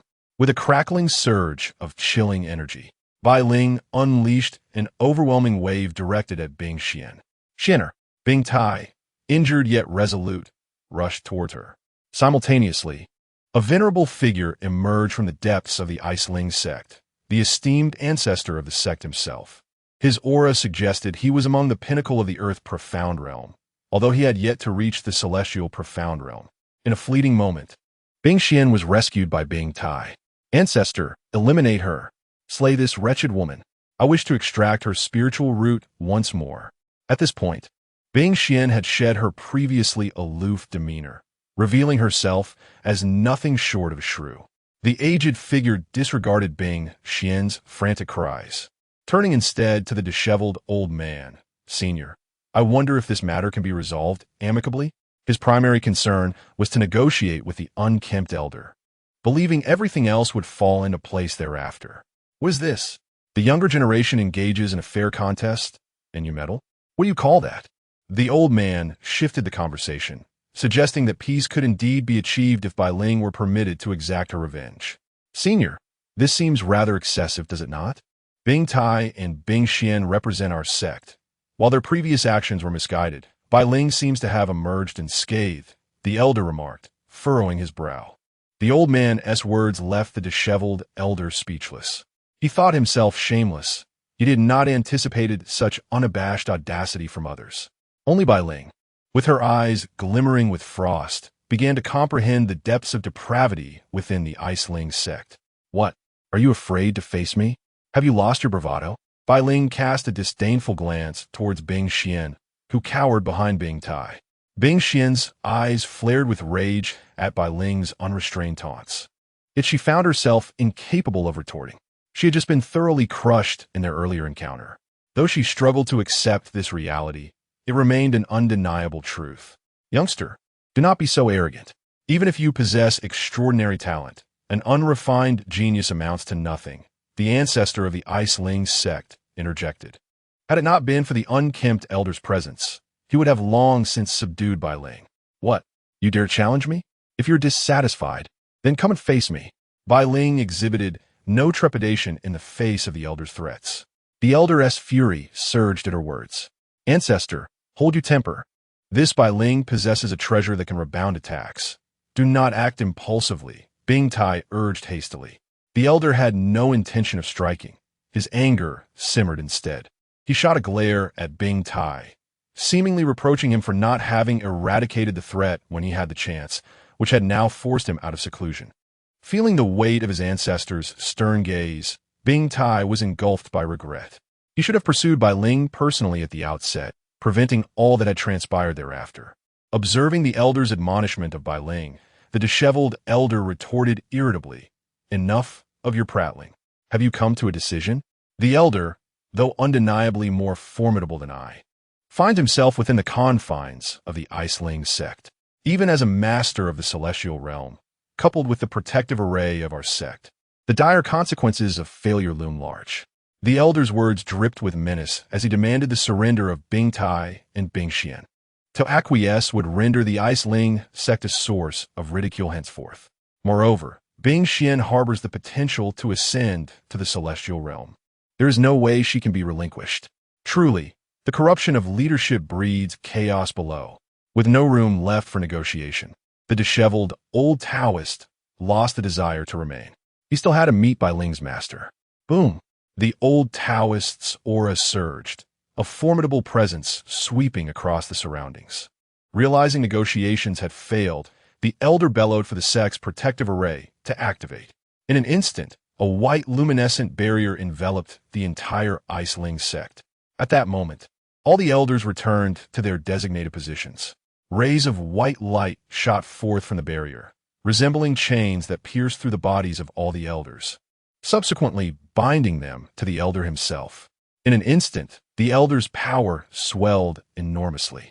Yet sensing it was insufficient, he retrieved a jade vial, pouring out a crimson elixir, which he consumed without hesitation. Boom!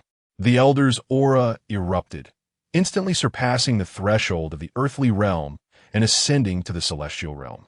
If you retreat now, I shall consider today as events forgotten, he declared, his gaze fixed upon the disheveled Taoist. However, Bai Ling must remain. She is a traitor to our sect, and we possess the right to deal with her. With a fleeting glance at Bai Ling, he reiterated his stance. Empowered beyond measure, he felt no trepidation even towards the disheveled Taoist, convinced he could vanquish him. Nevertheless, the price of this newfound power weighed heavily upon him, particularly the precious red elixir he had unwittingly consumed. Yet, he reasoned, securing Bai Ling would justify the cost. The disheveled Taoist narrowed his eyes, scrutinizing the elder's overwhelming presence, his brow furrowing in concern. Bing Tai, take Xianer and depart. Return only when this matter is settled, the elder cautioned for safety's sake. I shall not leave. I must slay this wretch. Bing Xian continued to howl in defiance. Bing Tai understood the gravity of the situation. A clash between masters of the celestial realm was no trivial matter. He forcibly led Bing Xian away, observing the departure of the father and daughter. Bai Ling made no attempt to pursue them, for Bing Tai's speed was beyond her reach. Her initial intention had been to eliminate Bing Xian, but unforeseen complications arose. Yet, it mattered little. After this incident, Bing Xian's resolve would surely waver.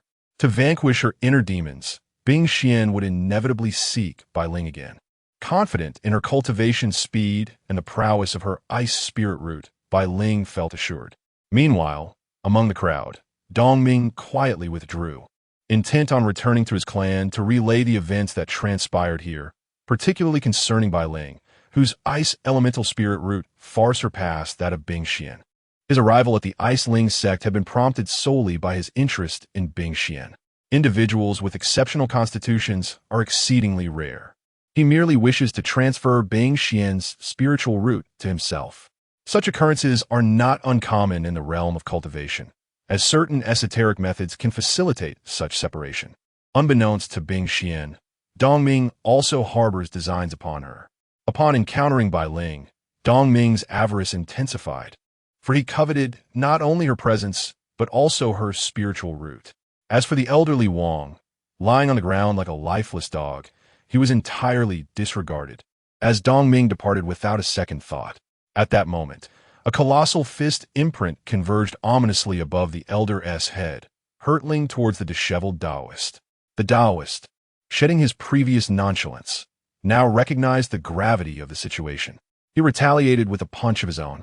When their fists collided, energy erupted forth, causing the surrounding temple to tremble and collapse.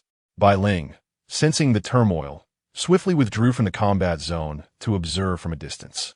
She felt a surge of relief for having brought the elder along. Otherwise, the predicament could have escalated into something quite troublesome. Chapter 70. The defeat of the Ice Spirit sect. A thunderous roar echoed as surges of formidable energy erupted, causing those watching from a distance to tremble in awe. Truly, these were the mightiest of the Tianxian realm. Bai Ling felt a surge of yearning. In the center of the battlefield, the disheveled old Taoist produced a floating dust from an unknown source. Like a sword in his hand, every strike unleashed a powerful force. The ancestor of the Ice Spirit sect was equally formidable, his strength rivaling that of the old Taoist, neither yielding an inch. At this moment, the two were evenly matched, with neither able to gain the upper hand. However, the old Taoist remained composed, for he was a genuine master of the Tianxian realm, while the Ice Spirit sect's ancestor relied on the sect's great formation and elixirs for his power, which had a time limit. Increase your strength, the ancestor bellowed to the elders behind him. Yes, the elders were all in, pushing their limits. To an uninformed observer, it might have seemed as though the old Taoist was the aggressor. After nearly half an hour of fierce combat, the power of the Ice Spirit sect's ancestor began to wane. Even he was astonished that the old Taoist had proven so exceptional, unable to be subdued after such a prolonged struggle. Do you think you are worthy? I have reached the third level of the Tianxian realm, while you merely scrape by with external assistance and still wish to conquer me. The old Taoist scoffed. In truth, the old Taoist was also taken aback. Initially, he had presumed that even with external aid, the Ice Spirit sect's ancestor could only reach the first level of Tianxian. never imagining he would push so close to the third level. It must be due to that peculiar elixir, he mused, observing the ancestor's energy steadily declining. The old Taoist resolved to deliver a decisive blow. Enough. I tire of this game, he declared, pointing the floating dust towards the heavens. In that moment, the floating dust resembled a colossal brush. Centered around the dust in his grasp, a massive brushstroke manifested, extending several dozen meters. The old Taoist thrust the enormous brushstroke directly towards the higher-ups of the Ice Spirit sect. Defend! The ancestor of the Ice Spirit sect panicked, urgently calling out to his followers. At that instant, the high-ranking members of the sect hurriedly formed hand seals. The previously radiant white protective barrier began to shrink. In the blink of an eye, the barrier transformed into a blinding shield, safeguarding the ancestor and his senior members. With a thunderous crash, the clash of spear and shield further ravaged the already battered surroundings. Cracks began to appear across the shield. Damn it! Why is this happening? The Ice Spirit sect's ancestor felt a surge of unwillingness. He had believed that with the protective formation and the elixir's power, he could defeat the old Taoist. To his dismay, the old Taoist was no ordinary master of the Tianxian realm, possessing battle experience that far surpassed his own. With a resounding explosion, the shield shattered instantaneously, and the immense brushstroke surged forward with unstoppable momentum. A chilling cacophony of screams echoed through the air.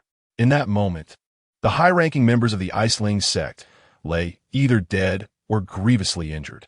Even the sect's patriarch found himself on his knees, blood staining his lips, unable to rise again, yet his eyes still burned with unyielding resentment. As the battle drew to a close, Bai Ling stepped forward. The disciples of the Iceling sect, witnessing their patriarch's defeat, dared not linger and fled in a panicked rush. Bai Ling paid them no heed. Every sect harbors both virtuous and nefarious individuals. Her primary adversaries were the core figures like Bing Xian. How is that, my dear? Am I formidable or what? The disheveled old man resumed his irreverent demeanor. Indeed, you are quite powerful, Bai Ling conceded, marking the first time she acknowledged the old man's prowess. His heart swelled with satisfaction upon hearing her words. However, he turned to the defeated high-ranking members of the Iceling sect and inquired, "How shall we deal with them? This situation arose because of you." Some elders had already begun to plead for mercy. Yet Bai Ling was unmoved by their crocodile tears. She advanced and drew forth the blade, known as Frostlight. With a swift motion, she struck down the half-dead elders of the Iceling sect, ensuring they could not draw breath again. Even as the patriarch attempted to utter something, she denied him the opportunity, extinguishing his life in that very moment, his eyes remaining open in death.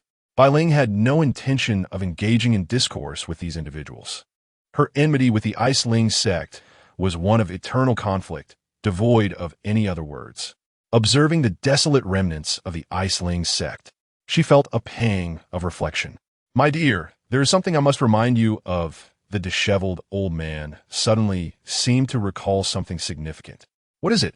Bai Ling asked, intrigued. "It concerns the Dong family. In the heat of battle, I momentarily forgot about them," he expressed, a flicker of concern crossing his features. "The Dong family? A troublesome foe, but not insurmountable. If they are foolish enough to provoke us, I can always summon my master," Bai Ling replied, her confidence unshaken. Although she was uncertain of Ye Nan's true strength, she believed dealing with the Dong family would not pose a significant challenge. "Ah, indeed, perhaps I was overly cautious." The old man's eyes brightened. "Ha, now you must take me to meet your master," he added. "Very well, we can depart at once," Bai Ling affirmed, and they set off without delay. Meanwhile, on a distant mountaintop, Bing Tai and his daughter gazed at the ruins of the Iceling sect, their eyes filled with fury. Bing Tai produced a communication jade slip, having shattered countless pieces in vain, still receiving no response from the upper echelons of their sect. In that moment, a chill settled in his heart. They had not strayed far, merely seeking to observe, yet the outcome was unbearable. "Bai Ling, you wretched girl, I will see to your demise," Bing Xian hissed through clenched teeth. "Enough, we must leave this place," Bing Tai declared, leading his daughter away. Returning to the sect was out of the question. Who could predict whether Bai Ling and her companions would strike back? As Bai Ling and the disheveled old man arrived in a small town, they soon located Zhu Lan. Upon encountering the disheveled old Taoist, Zhu Lan's expression darkened instantaneously. "Return my belongings, and how did you come to be here?" With that, Zhu Lan cast a puzzled glance at Bai Ling. "He is accompanying me to meet someone, and our paths align," Bai Ling elucidated, albeit without delving into further details. The disheveled old Taoist felt a twinge of embarrassment upon hearing Zhu Lan's words, and reluctantly returned the wooden carving to him. His primary concern was to meet Bai Ling's esteemed master. Retaining Zhu Lan's possessions might cast an unfavorable impression on her. Zhu Lan accepted the wooden sculpture with great reverence, carefully cradling it in his bosom once more. Thus, the trio set off to meet Ye Nan. Given the considerable distance, they procured a flying beast as their mount, although it would still require a measure of time to reach their destination. Chapter 71. The true form of the shadow, nonconformist? Only the disheveled old Taoist felt a twinge of anxiety. For the past few days, he had been wandering and pausing, hoping to stumble upon some rare ingredients, such as spiritual herbs or demonic beasts.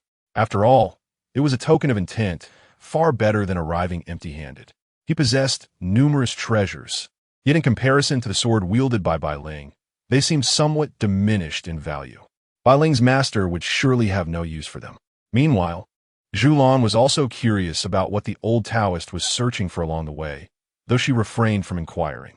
On the other side, within the Yuhua sect, Ye Nan had been spending his time indulging in food and drink, lying about in a state of lethargy.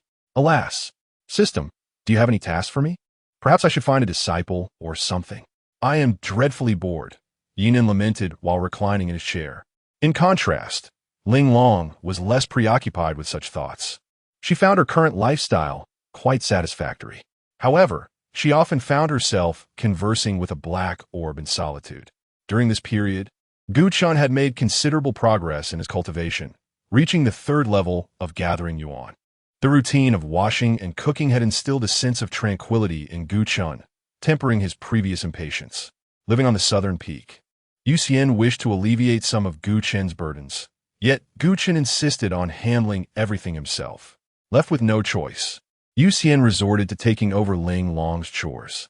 Thus, her main tasks each day involved brewing tea and preparing fruit for Ye Nan. "Young master, would you like me to accompany you on an outing?" After spending time with Ye Nan, Yu Xian had begun to address him as young master instead of senior. "Where could we possibly go? We've explored every place around here," Ye Nan replied, exasperated. Yu Xian found herself at a loss for words, for Ye Nan was indeed correct. Just as Ye Nan pondered this, a voice from the system resonated in his mind. "Ding! A suitable candidate for discipleship has been detected, approaching from 100 miles away. Please prepare to accept your disciple promptly." Upon hearing the system's announcement, Ye Nan sprang to his feet. "Ah, finally, some excitement," he thought, feeling a surge of exhilaration. "Is someone aware of my prowess and wishes to seek me as their master? My reputation has surely spread far and wide." The system remained silent. Ye Nan waited for what felt like an eternity, yet no one arrived. It was not until late at night that he resigned himself to sleep. What is going on? The system mentioned 100 miles away this morning, and yet it is now dark and they still have not arrived. Could they be lost? With that thought, Ye Nan nodded thoughtfully. That must be it. I shall wait until tomorrow. As Ye Nan drifted into slumber, a sinister sound echoed once more. Creak, creak, creak. While Ye Nan slept soundly, akin to a dead pig, both Yu Xian and Gu Chun were cultivating and immediately heard the noise. By the heavens, not again! Gu Chun abandoned his training, pulling the covers over his head to sleep instead. Yu Xian, bewildered, was taken aback. What is that sound? Why does it evoke such a sense of dread? She pondered gravely, just as she was about to investigate the source of the sound.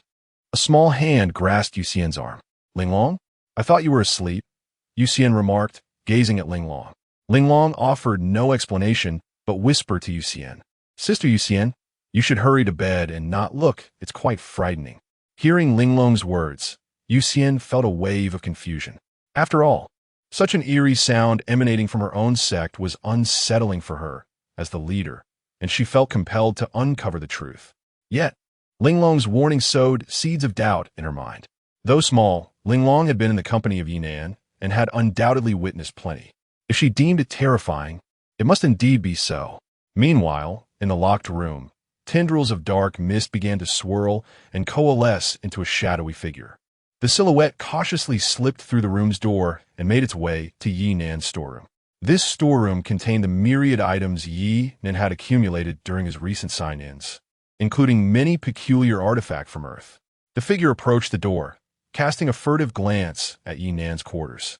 Soon, it fixated on some clothing and excitedly donned the garments. As the attire was secured, the shadow gradually morphed into a human form, no longer a mere silhouette, standing at an average height of around 1.70 meters.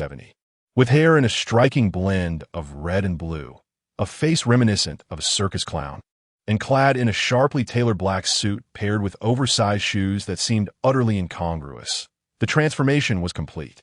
If Ye Nan were to see this, he would recognize it as a throwback to the eccentricity of his earthly past. The figure shuffled awkwardly in the ill-fitting shoes, approaching the mirror to strike several poses that it presumed to be quite dashing. Perhaps caught up in its excitement, it burst into a raucous laughter. Splendid, splendid. The sound sent shivers down the spines of Guchun, Linglong, and Yuxian. Even the black orb on the table, transformed from the black flame demon lord, trembled in fear. Oh my, what has happened to this formidable presence? Thought the black flame demon lord, feeling a profound sense of distress. Meanwhile, in Ye Nan's room, a string of bells jingled incessantly, abruptly rousing him from his slumber. What is going on? What is happening? Ye Nan groggily activated his senses. Initially bewildered, he quickly regained focus upon noticing the incessantly ringing bells at his bedside. Following previous incidents, he suspected a thief had infiltrated his southern peak. Thus, he had taken precautions, deploying these bells, an artifact rewarded by the system. He placed one in his room and another in the storeroom. Should anyone trespass into the storeroom, the bells would alert him. Damn it, is this never-ending? This time, I shall see which scoundrel it is. Ye Nan rolled up his sleeves and headed towards the storeroom. The shadow, having gathered various treasures, was quite pleased and prepared to depart. However, just as it reached the doorway, the door swung open with Ye Nan's entrance. In that instant, their eyes met in a moment of mutual surprise.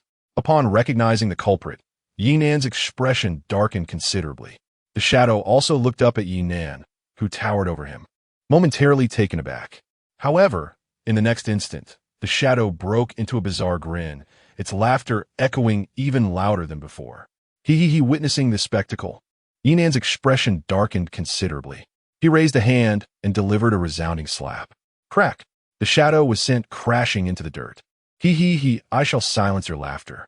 Ye Nan proceeded to deliver several forceful kicks to the shadow's form. Once the beating was concluded, he grasped the shadow by the ankle and dragged him toward his room. Bang! Upon entering, Ye Nan flung the shadow into the cabinet. If you dare to run again, just see if I won't bury you. Ye Nan was utterly speechless. Chapter 72. An Unexpected Disciple. Ye Nan closed the door and stepped outside, his countenance far from pleasant. He had initially suspected a thief had intruded, only to discover the true culprit was an insider. The figure's attire was particularly jarring to Ye Nan's eyes. Shaking his head, he promptly returned to catch up on his sleep. Meanwhile, in the other rooms, Guchun, Yuxian, and the others were also puzzled by the sudden silence that had fallen. Moments ago, there had been sounds of shouting and scuffling. Linglong, I believe I heard the young master's voice, Yuxian remarked, casting a glance at Linglong, who playfully smiled in response. Nothing to worry about, Sister Yuxian. Just go to sleep. All is well, Linglong assured her. Is it truly nothing? Yuxian queried, but given Linglong's confidence, she felt reassured. Her trust in both Ye Nan and Linglong was unwavering. On the other side, nestled under the covers, Guchun exhaled in relief. It seemed the master had handled the situation. She had clearly heard the sounds of the scuffle. There was no need for speculation regarding Ye Nan's actions. However, the black flame demon lord, resting on the table beside Linglong, was engulfed in a tempest of astonishment. Positioned near the window, it had released a wisp of black flame and witnessed an unforgettable scene. What did it behold? Ye Nan was mercilessly thrashing a formidable figure, one who dared not retaliate. Do not provoke him, do not provoke him. I must steer clear of that individual in the future, the Black Flame Demon Lord thought, with Ye Nan being the subject of its contemplation. With the disturbance quelled, the group drifted back into a deep slumber. The following morning, Guchen rose early to prepare breakfast, while Ye Nan and Ling Long were the last to awaken. Upon opening his bedroom door, Ye Nan was met with the sight of Xuanbing standing at the entrance, seemingly having been there for quite some time. What brings you to my door? Ye Nan inquired with curiosity. Master, someone wishes to see you. A person claims to be your disciple, Xuanbing replied, having received a report from the higher-ups of the sect early that morning. It seems someone had come to Yuhua sect seeking an audience, and their strength was not to be underestimated, particularly a disheveled, old Taoist among them. Initially, it was feared that another invasion was underway. However, Bai Ling and her companions had displayed considerable courtesy, resulting in no conflict. Upon hearing Xuanbing's explanation, Ye Nan was taken aback. A disciple? Is she a strikingly beautiful young lady? He asked, looking towards Xuanbing. Indeed, there are two young women and a disheveled old Taoist, Xuanbing responded, puzzled. Could it truly be the masteress disciple? After all, when Ye Nan had accepted Bai Ling, only Ling Long and Gu Chun were present. Ah, it appears my three disciples have returned, Ye Nan exclaimed joyfully, having not seen his disciple in quite some time. He was indifferent to the other two. Everyone has a friend or two. Then, please invite them in, Ye Nan instructed Xuanbing eagerly before hastening to freshen up. Just as he was preparing to wash up, the system's voice resonated once more. Detection complete. A suitable candidate for apprenticeship has appeared nearby. Please proceed immediately to accept the disciple. Could it be one of the two individuals brought back by Bai Ling? Ye Nan felt a surge of excitement. Having been in the sect for so long without any prompts from the system, all signs indicated that apart from Bai Ling and her companions, there were no other possibilities. Furthermore, the system had given an advance notice yesterday, which likely coincided with the arrival of Bai Ling and her companions. This realization aligned perfectly. Soon, Bai Ling and the other two were escorted to Nan Peak by Xuanbing. Young master, the individuals have arrived, Xuanbing announced, standing before Ye Nan. At that moment, Ye Nan was still brushing his teeth, foam filling his mouth. What? So soon? Ye Nan had underestimated Xuanbing's efficiency. In no time at all, the individuals were brought forth. Ye Nan shot Xuanbing an exasperated glance before turning his attention to Bai Ling and her companions. The sight of Ye Nan, with foam all over his mouth, rendered Bai Ling and her companions momentarily speechless. This is the master of that girl? It hardly seems plausible, mused the disheveled old man. Ye Nan's current appearance and the fluctuations of his aura made it difficult for the old man to believe he was a master. Where could one find a great figure like this? However, he chose to observe further before passing judgment. Only Bai Ling recognized Ye Nan immediately. Disciple Bai Ling greets master. Bai Ling promptly knelt in salute. Hey, what are you doing? Kneeling upon our first meeting? Ye Nan rushed over, foam still in his mouth, to help her up. Senior. At that moment, Zhulan, standing nearby, was also overwhelmed with excitement. Now she understood the meaning behind Bai Ling's words that she would not regret coming here. The Ye Nan she had long sought was right here. Hearing Zhulan's voice, Ye Nan turned to her. Oh, how did you come as well? Senior, I am here to express my gratitude. If it weren't for you, I would no longer be in this world, Zhulan said, kneeling down as well. What's going on? Why is everyone kneeling? Ye Nan hurried to assist Zhulan up. What is happening? Ye Nan asked, looking at Zhulan. Upon hearing Ye Nan's inquiry, Zhulan recounted all the events she had encountered. After listening, Ye Nan finally understood Zhulan's excitement upon seeing him. Observing the cheerful interaction among the three, the disheveled old man felt somewhat exasperated. Ye Nan and the others seemed to disregard him entirely. Ye Nan had long since noticed the old man's unusual demeanor. However, he felt a tinge of disdain. The old man was simply too filthy. Initially, Ye Nan had thought the disciple the system referred to as Zhulan, but upon checking the system panel, he was left speechless. After all this time, it turned out to be this disheveled old man, an elderly figure significantly older than himself, as his disciple. The thought alone was quite unsettling. Nevertheless, it was merely accepting a disciple, not seeking a spouse. Age and appearance mattered less in this case. We shall discuss this later. I have more pressing matters to attend to, Ye Nan stated, glancing at Bai Ling and Zhulan. More pressing matters? Master, do you require my assistance? Bai Ling inquired, displaying her thoughtfulness. No need. Ye Nan shook his head and turned his gaze towards the disheveled old Taoist, scrutinizing him intently. For a moment, the old man felt a shiver run down his spine, as if Ye Nan had seen through him entirely. Noticing Ye Nan's unexpected interest in the old Taoist, Bai Ling was about to step forward to provide an explanation. However, before she could utter a word, Ye Nan took the initiative to inquire, "What is your name? What brings you here?" Although Ye Nan was already aware of the old Taoist's background, he felt compelled to ask again, curious to discern the old man's honesty. I am Mu Beichun, seeking opportunities from the esteemed predecessor," the old Taoist replied, seemingly without hesitation. Mu Beichun couldn't shake the feeling that this cultivator before him exuded a subtle yet palpable pressure, an impression that resonated deep within his soul, rendering him unable to deceive. Chapter 73. The successful recruitment of a third disciple. Upon hearing Mu Beichun's words, Ye Nan nodded in satisfaction, thinking to himself, quite honest indeed. Senior, I've heard that you have a fondness for gourmet delicacies. Here is a carefully selected beast I encountered on my journey. I hope you will accept it. Mu Beichun was indeed diligent. After their brief encounter, he dared not harbor any doubts about Ye Nan. The young man before him, with foam at his mouth, undoubtedly possessed formidable strength. This was Mu Beichun's impression. Well, you do show filial piety, Ye Nan remarked, casting a contented glance at Mu Beichun. Taken aback by Ye Nan's words, Mu Beichun hesitated, yet he refrained from saying too much. Although Ye Nan appeared youthful, Mu Beichun presumed he was of considerable age, with his high cultivation level merely preserving his youthful visage. In Mu Beichun's eyes, Ye Nan's aura of qi refining seemed like mere pretense.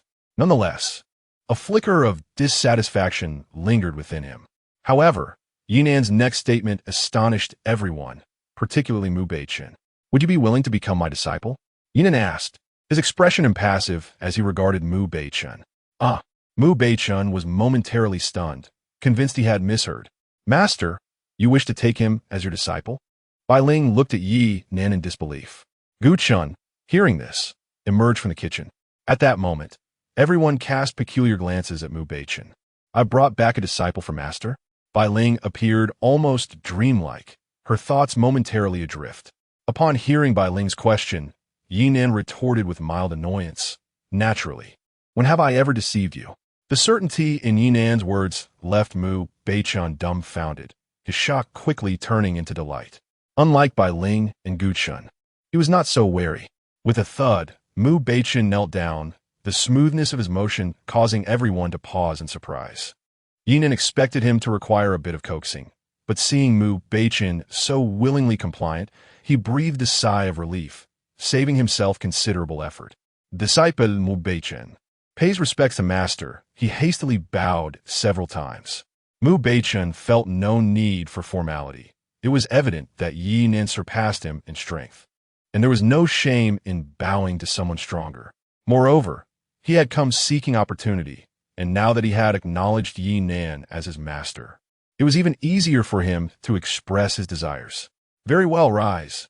Ye Nan quickly helped Mu Beichun to his feet. In truth, Ye Nan felt a tinge of disdain, primarily due to Mu Beichun's disheveled appearance. Were it not for the System S selection, he would not have accepted him. Linglong, take your junior brother to select some cultivation techniques and treasures, Ye Nan instructed, turning his gaze to Linglong.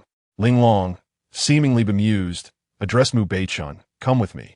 Observing his 7 or 8-year-old senior sister, Mu Beichun felt somewhat perplexed but politely replied, Thank you, senior sister. I am your senior sister. He is your second senior brother. Linglong explained by Ling and Gu Chun as she led the way. Upon hearing Linglong's words, Mu Beichun was astonished, gazing incredulously at her. He never anticipated that such a small child, Linglong, was actually the senior sister. This revelation caught him off guard, yet he refrained from inquiring further. Being able to study under Ye Nan undoubtedly signified some extraordinary quality. Well then, it's right in there. You may enter and choose for yourself. Ling Long directed Mu Beichun towards the chamber containing the martial arts techniques and treasures. Thank you, senior sister, for guiding me, Mu Beichun said, offering a respectful bow. In the realm of cultivation, the relationship between master and disciple transcended age, focusing solely on seniority. Just as Mu Beichun was about to step into the room to select techniques and treasures, Ling Long suddenly recalled something and looked at him with utmost seriousness. Once you enter, do not make a racket. It would be unbearable. Mu Beichun, perplexed, thought to himself, make a racket? Why would I do that? After observing Ling Long leave, he slowly entered the chamber filled with martial arts scrolls. Upon stepping inside, Mu Beichun was instantly struck dumb. He covered his mouth, finally understanding why Ling Long had warned him against making noise. So many techniques. The sight of scrolls piled high in the room left him in awe. He had never encountered such a multitude in his lifetime. Without hesitation, he eagerly began to peruse the glowing scrolls, disregarding those that lacked luster. With so many techniques before him, it was only logical to seek out the finest. As Mu Beichun unfurled the first scroll, his mind was instantly overwhelmed. Akin to a thunderclap, an imperial-level technique. His hands trembled with excitement. Raising his gaze, he surveyed the room, noting several similar scrolls surrounding him. My goodness, where on earth have I found myself? Mu Beichun could scarcely believe his eyes. Yet in the next moment he erupted into joyous laughter. Ha ha ha! Fortune has smiled upon me, my destined opportunity. I, Mu Beichun, never imagined I would experience such a day. Meanwhile, Ling Long, reclining on a small chair, suddenly wore a dark expression. Well, this time it was not merely a shock, but a surge of elation. She rubbed her forehead, feeling somewhat exasperated. Bai Ling and Gu Chun had become accustomed to such occurrences, having experienced them before. Only Yu Xian and Zhu Lan were puzzled, as they had never dared to enter Ye Nan's storeroom without his permission. As for Zhu Lan, she had never had the opportunity at all. Yet Ye Nan himself appeared to revel in the moment. Ding! Congratulations to the host for successfully accepting a disciple. Reward, Qi refinement at level 10,000. And unlock the extraordinary skill, Speedster. Ding! Additionally, the disciple Mu Beichun has been rewarded with the extraordinary skill, Facing the Wind, as long as he shouts the slogan. He can maintain a certain distance regardless of the opponent's speed, which will increase with his cultivation level, currently set at 10 meters. Ding! As a result of the host's third successful disciple acquisition, all disciples' cultivation speed has increased, currently at 400 times. Upon hearing the system's announcements, Ye Nan's expression darkened. Not for any trivial reason. He was primarily concerned about the implications of the speedster skill. It meant running exceedingly fast, yet he was still unable to fly, only capable of running. Damn it! The doggone system. Why not simply allow me to soar? Why on earth do you not run? In his heart, Ye Nan vented his frustrations towards the system. The anger surged within him, prompting him to plop down onto the lounge chair. Observing Ye Nan's expression, the others exchanged puzzled glances. Master, what troubles you? Bai Ling was the first to speak, looking at Ye Nan with curiosity. It's nothing, merely trivial matters. Ye Nan replied, naturally unwilling to divulge the situation regarding his system.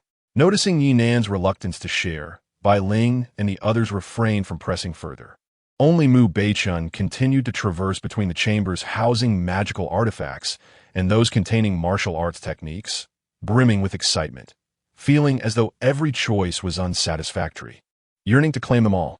After a lifetime of digging graves, the treasures here felt but a mere fraction compared to what Ye Nan possessed. Caught in a state of inner turmoil, he found himself grappling with profound discontent. Chapter 74. Zhu Lan's fortuitous encounter. By the way, my dear disciple, how did you know I had arrived at the Yuhua sect? You shouldn't have known, right? Ye Nan inquired, casting a glance at Bai Ling and Zhu Lan. Master, I gathered information along the way. Otherwise, I truly wouldn't have found you, Bai Ling replied, somewhat speechless. They only learned of it upon reaching Yin City.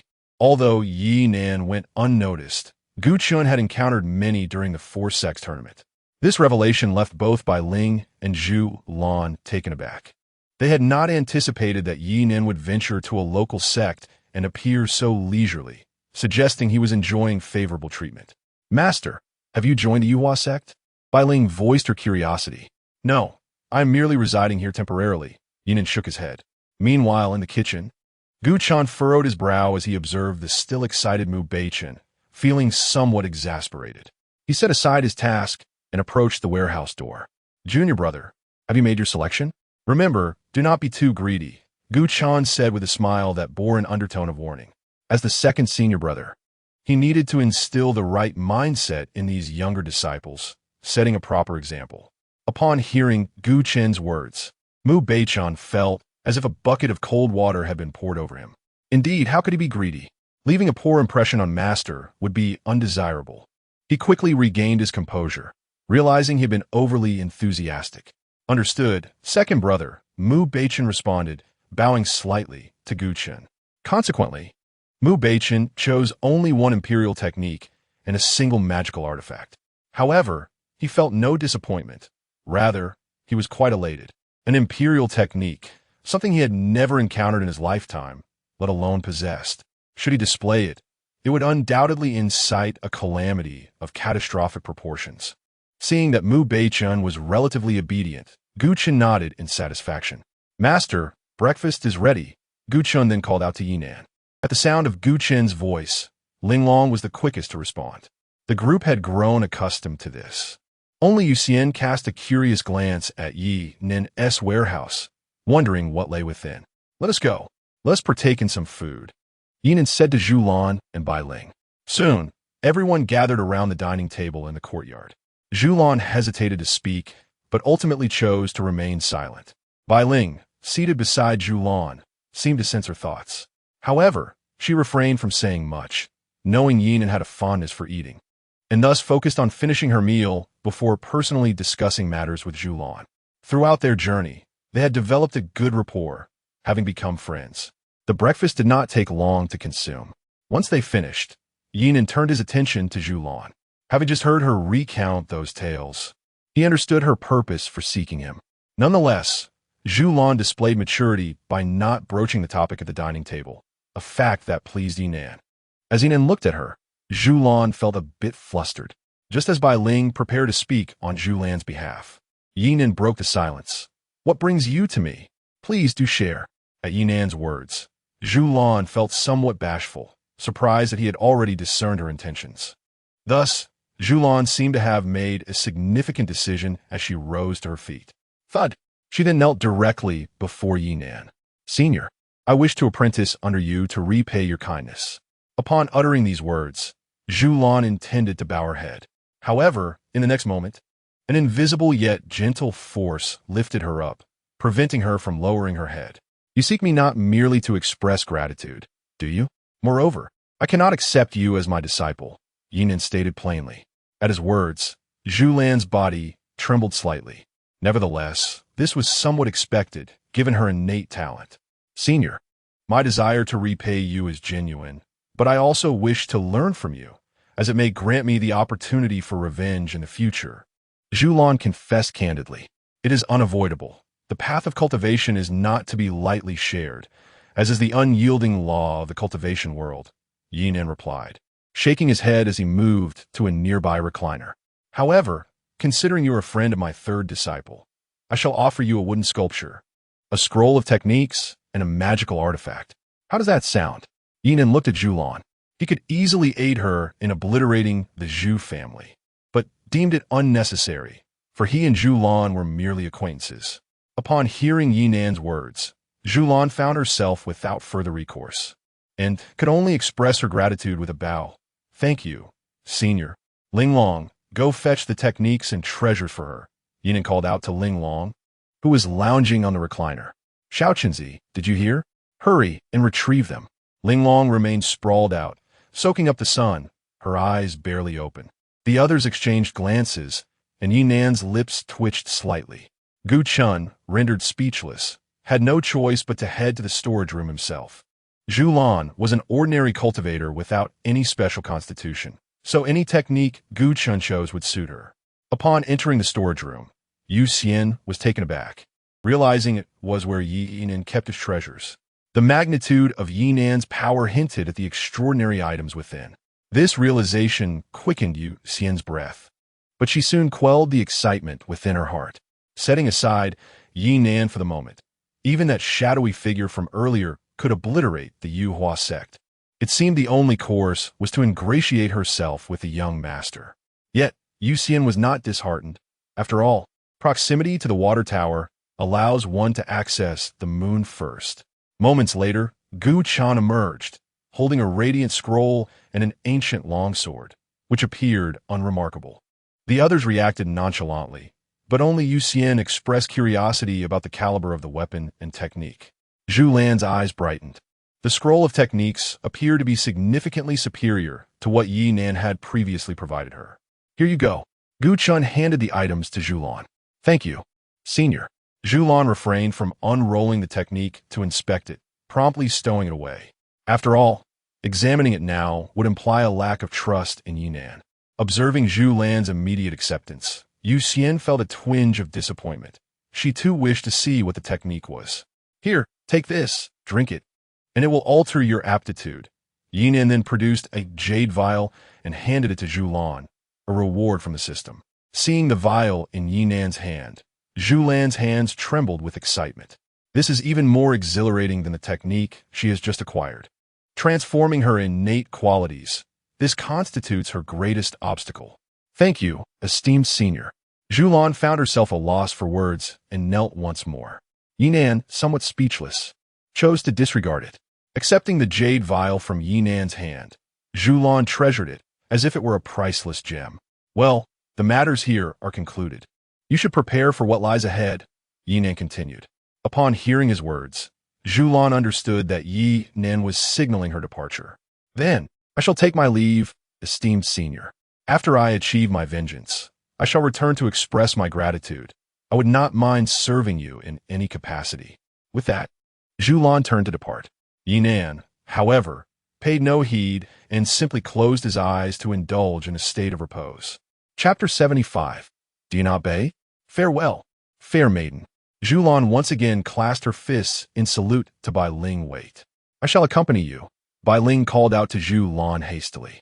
Taken aback by Bai Ling's words, Zhu Lan hesitated. No, it is unnecessary. I can manage on my own, she replied, shaking her head. After saying this, she cautiously glanced at Ye Nan, who remained motionless, eyes closed, basking in the sun. Not only Zhu Lan, but even Bai Ling and Gu Chun exchanged careful glances at the unresponsive Ye Nan. Rest assured, we are friends now. Is it not customary for friends to assist one another?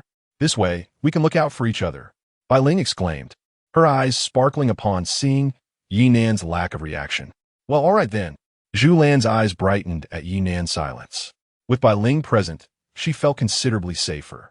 If trouble arose, Ye Nan would surely not neglect Bai Ling and might even lend her a hand. Wait for me, Bai Ling announced before dashing over to Ling Long, who was also soaking up the sun. She crouched down, gently holding Ling Long's small hand with a cheerful smile. Master sister, could you give me a small wooden carving? Certainly.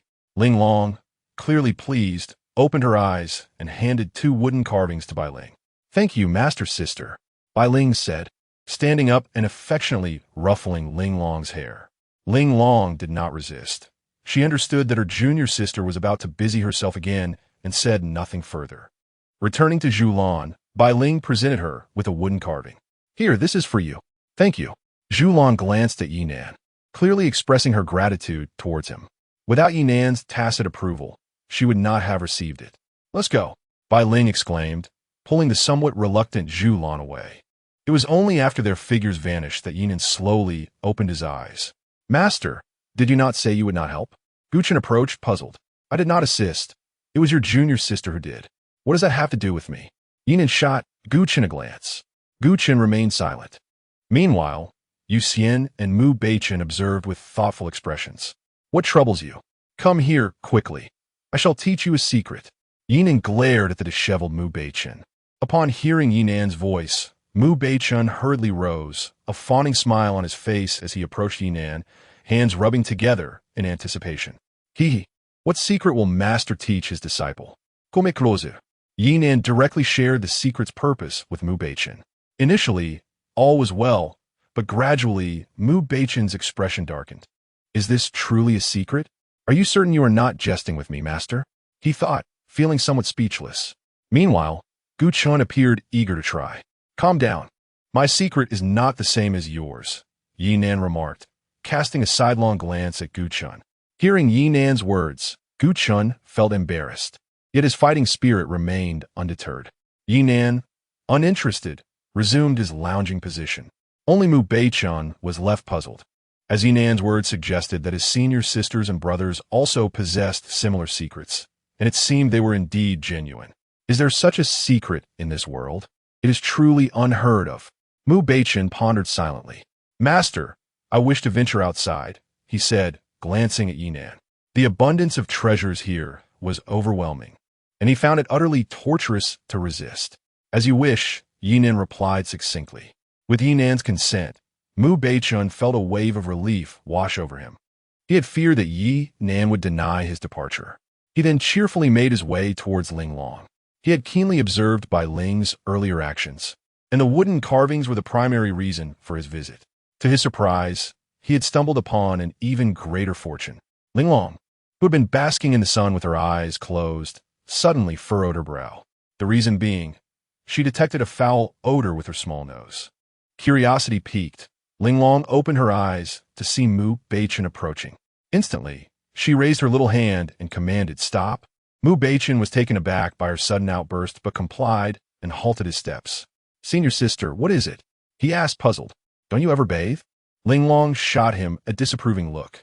At this, Yu Xian, Gu Chun, and even Ye Nan could hardly contain their laughter. They had previously spared Mu Beichen's dignity, but Ling Long had no such reservations. Feeling a bit embarrassed by Ling Long's words, Mu Beichen stammered, "As senior sister, I have something to discuss with you." His face flushed crimson. "Fine, just stand there and speak." Ling Long promptly interrupted him. I want a wooden carving," Mu Beichen shouted from a few meters away. Whoosh! No sooner had he finished speaking than a small wooden carving was tossed back at him by Ling Long. "Here you go, now hurry and leave," she urged, waving her tiny hand eagerly. "All right." With a wooden carving in hand, Mu Beichen skipped away joyfully. Once he had departed, Ling Long's cheeks flushed with embarrassment as she finally exhaled deeply after holding her breath. Meanwhile, Yu Xin was filled with curiosity. Why did Ye Nan's disciples covet these wooden carvings? She had just sensed them and found them to be ordinary. Of course, this was merely her perception, with Ye Nan's formidable strength. The items he possessed were certainly more than they appeared. Ye Nan was a prime example of this. She too wished to request a wooden carving from Ling Long, but refrained, knowing she was not a disciple of Ye Nan. "I wonder why the Chu family has tea come to stir up trouble? It's rather dull," Ye Nan murmured softly. However, Gu Chan did not hear this, as she had gone to prepare lunch. Meanwhile, two women had paused to rest in a secluded mountain area. They were none other than Bai Ling and Zhulan. "Sister Zhulan, take a look at the cultivation method Master bestowed upon you," Bai Ling suggested, addressing Zhulan, who was older and thus more fittingly referred to as sister. "All right, Bai Ling," Zhulan nodded in agreement. Equally curious about the cultivation method and the ancient sword Ye Nan had gifted her, with a swift motion, Zhulan produced the cultivation method along with the elegant sword. She was the first to open the scroll. At the moment the technique was unveiled, it seemed as though the space surrounding the two women became somewhat distorted, albeit only for an instant. Neither of them felt anything amiss. However, when it was fully revealed, both women were left in astonishment. Bai Ling was not shocked by the technique itself, but rather by her unexpected realization that Ye Nan would bestow such a high-level technique upon Zhulan. An imperial level? Zhulan was utterly bewildered. Had it not been for Bai Ling's support, she might have collapsed to the ground. "Bai Ling, who on earth is this esteemed senior?" Zhulan instinctively inquired, her mind momentarily blank. Yet, as the words left her lips, she regretted her question. Nevertheless, Bai Ling, undeterred, pondered seriously. "Well, I am unsure. My master has always been at the qi refinement stage, so I cannot discern anything further." Chapter 76. Zhu Lan's Transformation. As for that sword, it evoked no particular feelings, and Bai Ling and Zhu Lan could discern nothing special about it. Sister Zhu Lan, have you consumed the elixir bestowed upon you by our master that can alter one's innate qualities? Let's see the results, Bai Ling reminded. Upon hearing Bai Ling's words, Zhu Lan's anticipation grew. If Ye Nan could provide an imperial-level cultivation technique, then this elixir must be extraordinary as well. As she took out the jade vial, Zhu Lan's hands trembled, for the course of her life might change henceforth.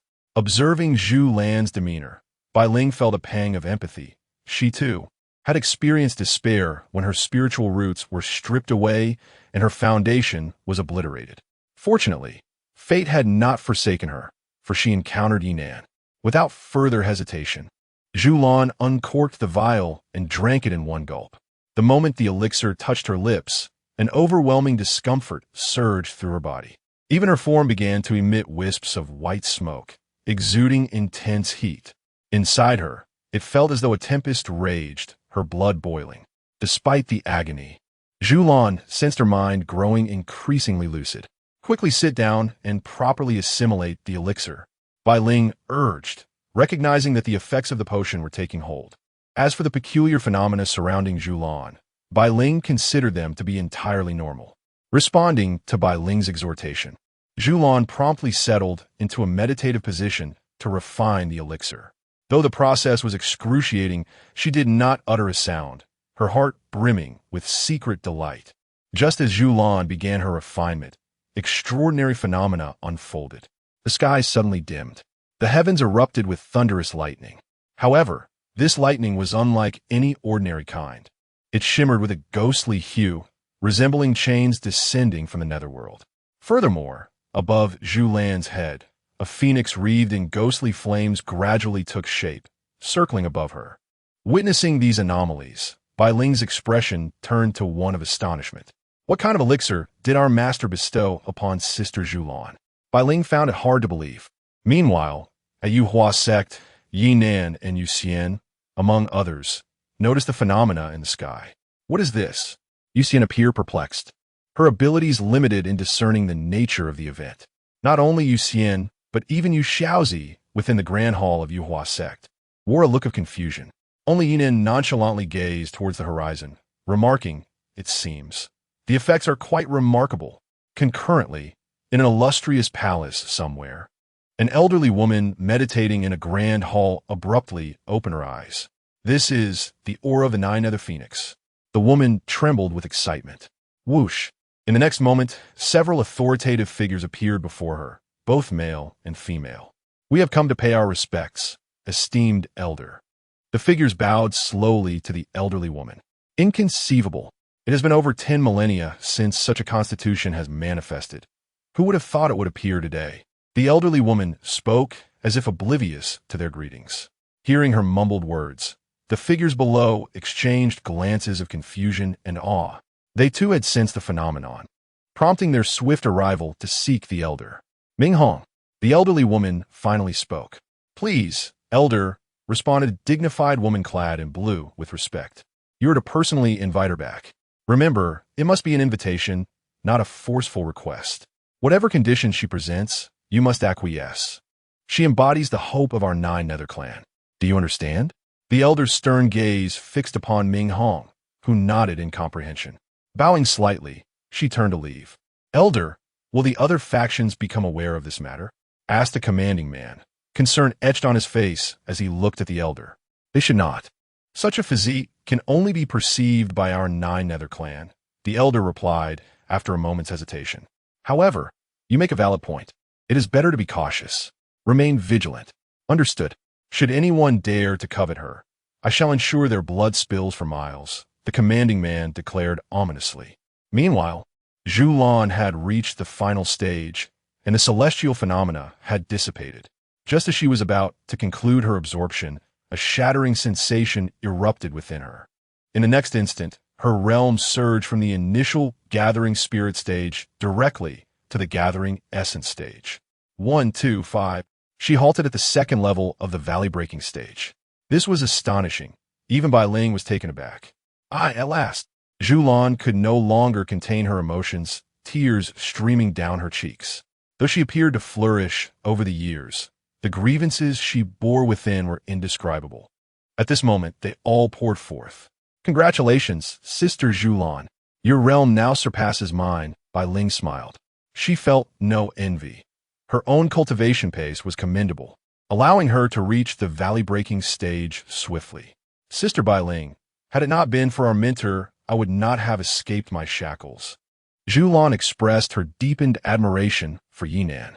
The only regret was her inability to become Ye Nan's disciple. Yet, in the next moment, her disappointment vanished. "I must strive to be by my mentor's side. This shall be my future ambition," Xulan vowed silently. "Let's go to the Zhu family," Xulan said coldly to Bai Ling. Without a word, Bai Ling nodded and departed alongside Xulan. Unbeknownst to them, the commotion Xulan had caused had drawn the attention of numerous factions nearby. Even those situated thousands of miles away took notice.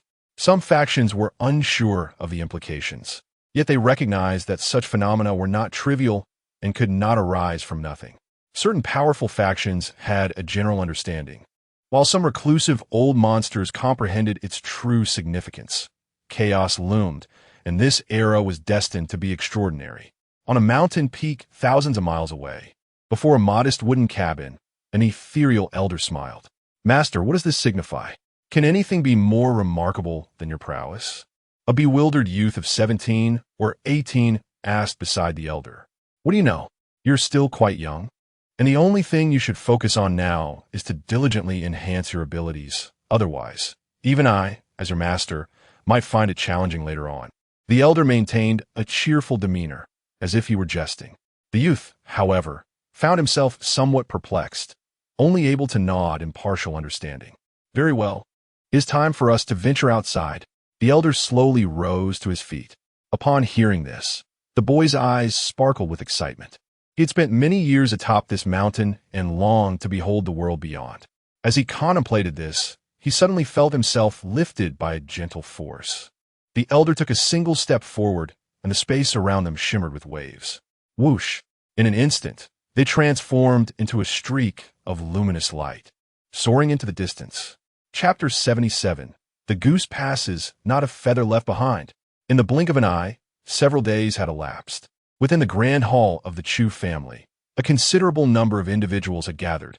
However, the one seated at the head was not a member of the Chu family, but rather an exceedingly flamboyant man, flanked by two companions. His presence starkly contrasted with the solemnity of the Chu family members.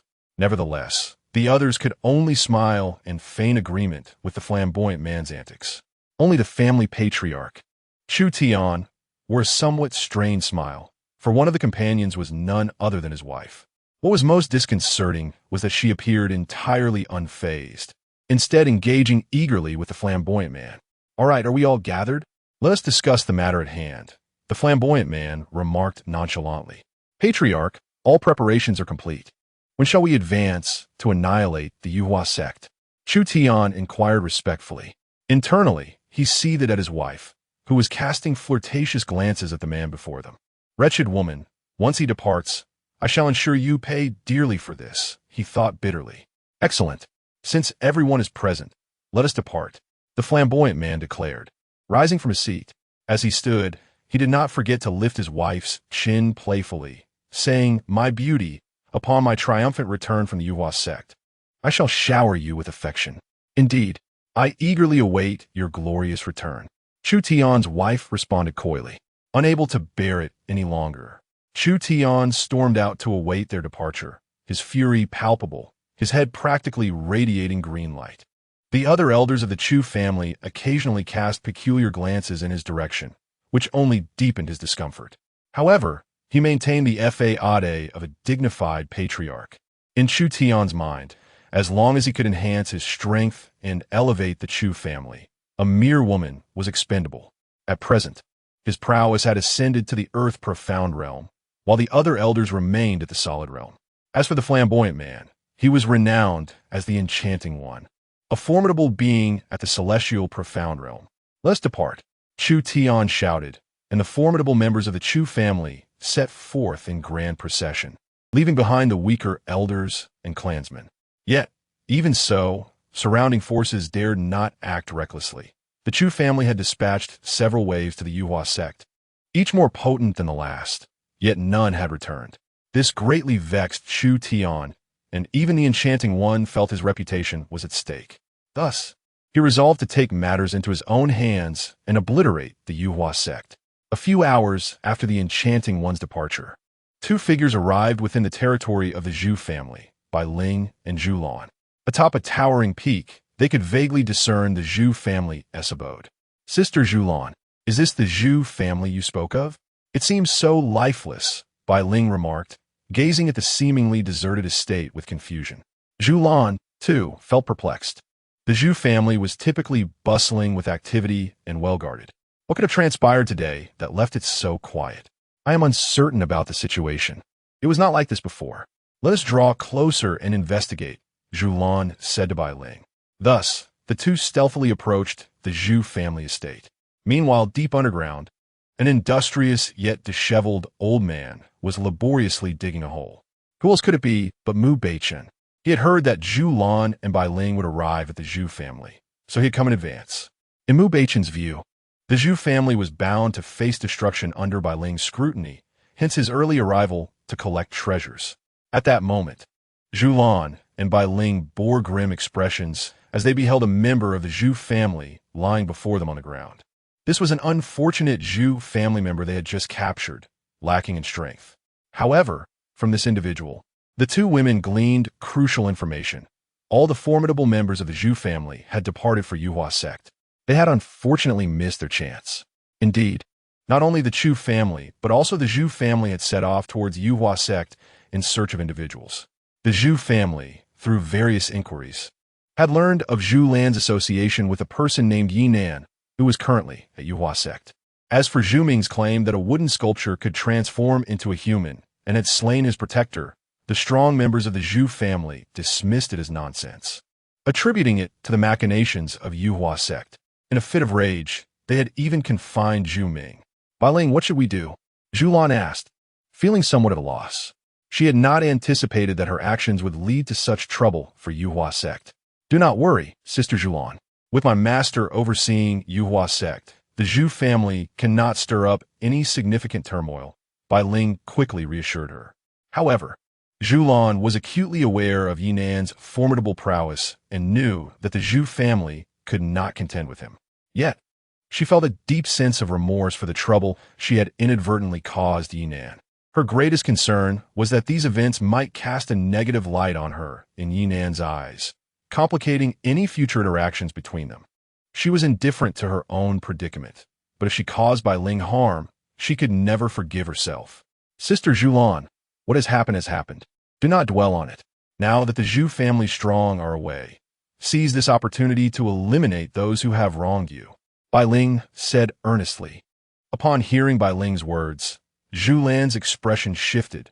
Indeed, this was an opportune moment for her to act. Without further ado, the two women quietly infiltrated the Zhu family. Meanwhile, within the Zhu family's ancestral tomb, Mu Beichun continued to dig, gleefully collecting various discarded items. There is a true sense of accomplishment in acquiring things by my own hand. I am unable to digest the treasures my master possesses. He chattered with a chuckle. Before long, the entire Zhu ancestral burial site had been thoroughly excavated by Mu Beichun. Every item, even those of minimal value, was mercilessly looted. After finishing with the graves, Mu Beichun made his way directly to the Zhu family treasury. Utilizing his refined skills, he commenced another round of plundering.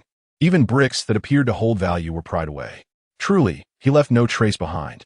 At that moment, Bai Ling and Zhu Lan also charged into the Zhu family estate. At first, it was a quiet affair, unnoticed by anyone. To their astonishment, an elder of formidable strength, no less than that of the Void Refinement Realm, was stationed within, and they found themselves discovered. Oof, you certainly have a knack for timing. I did not expect you to return. The elder glared fiercely at Zhu Lan. Oof, you have gone to great lengths to attempt to eliminate me. Since you are so heartless, do not expect any compassion in return.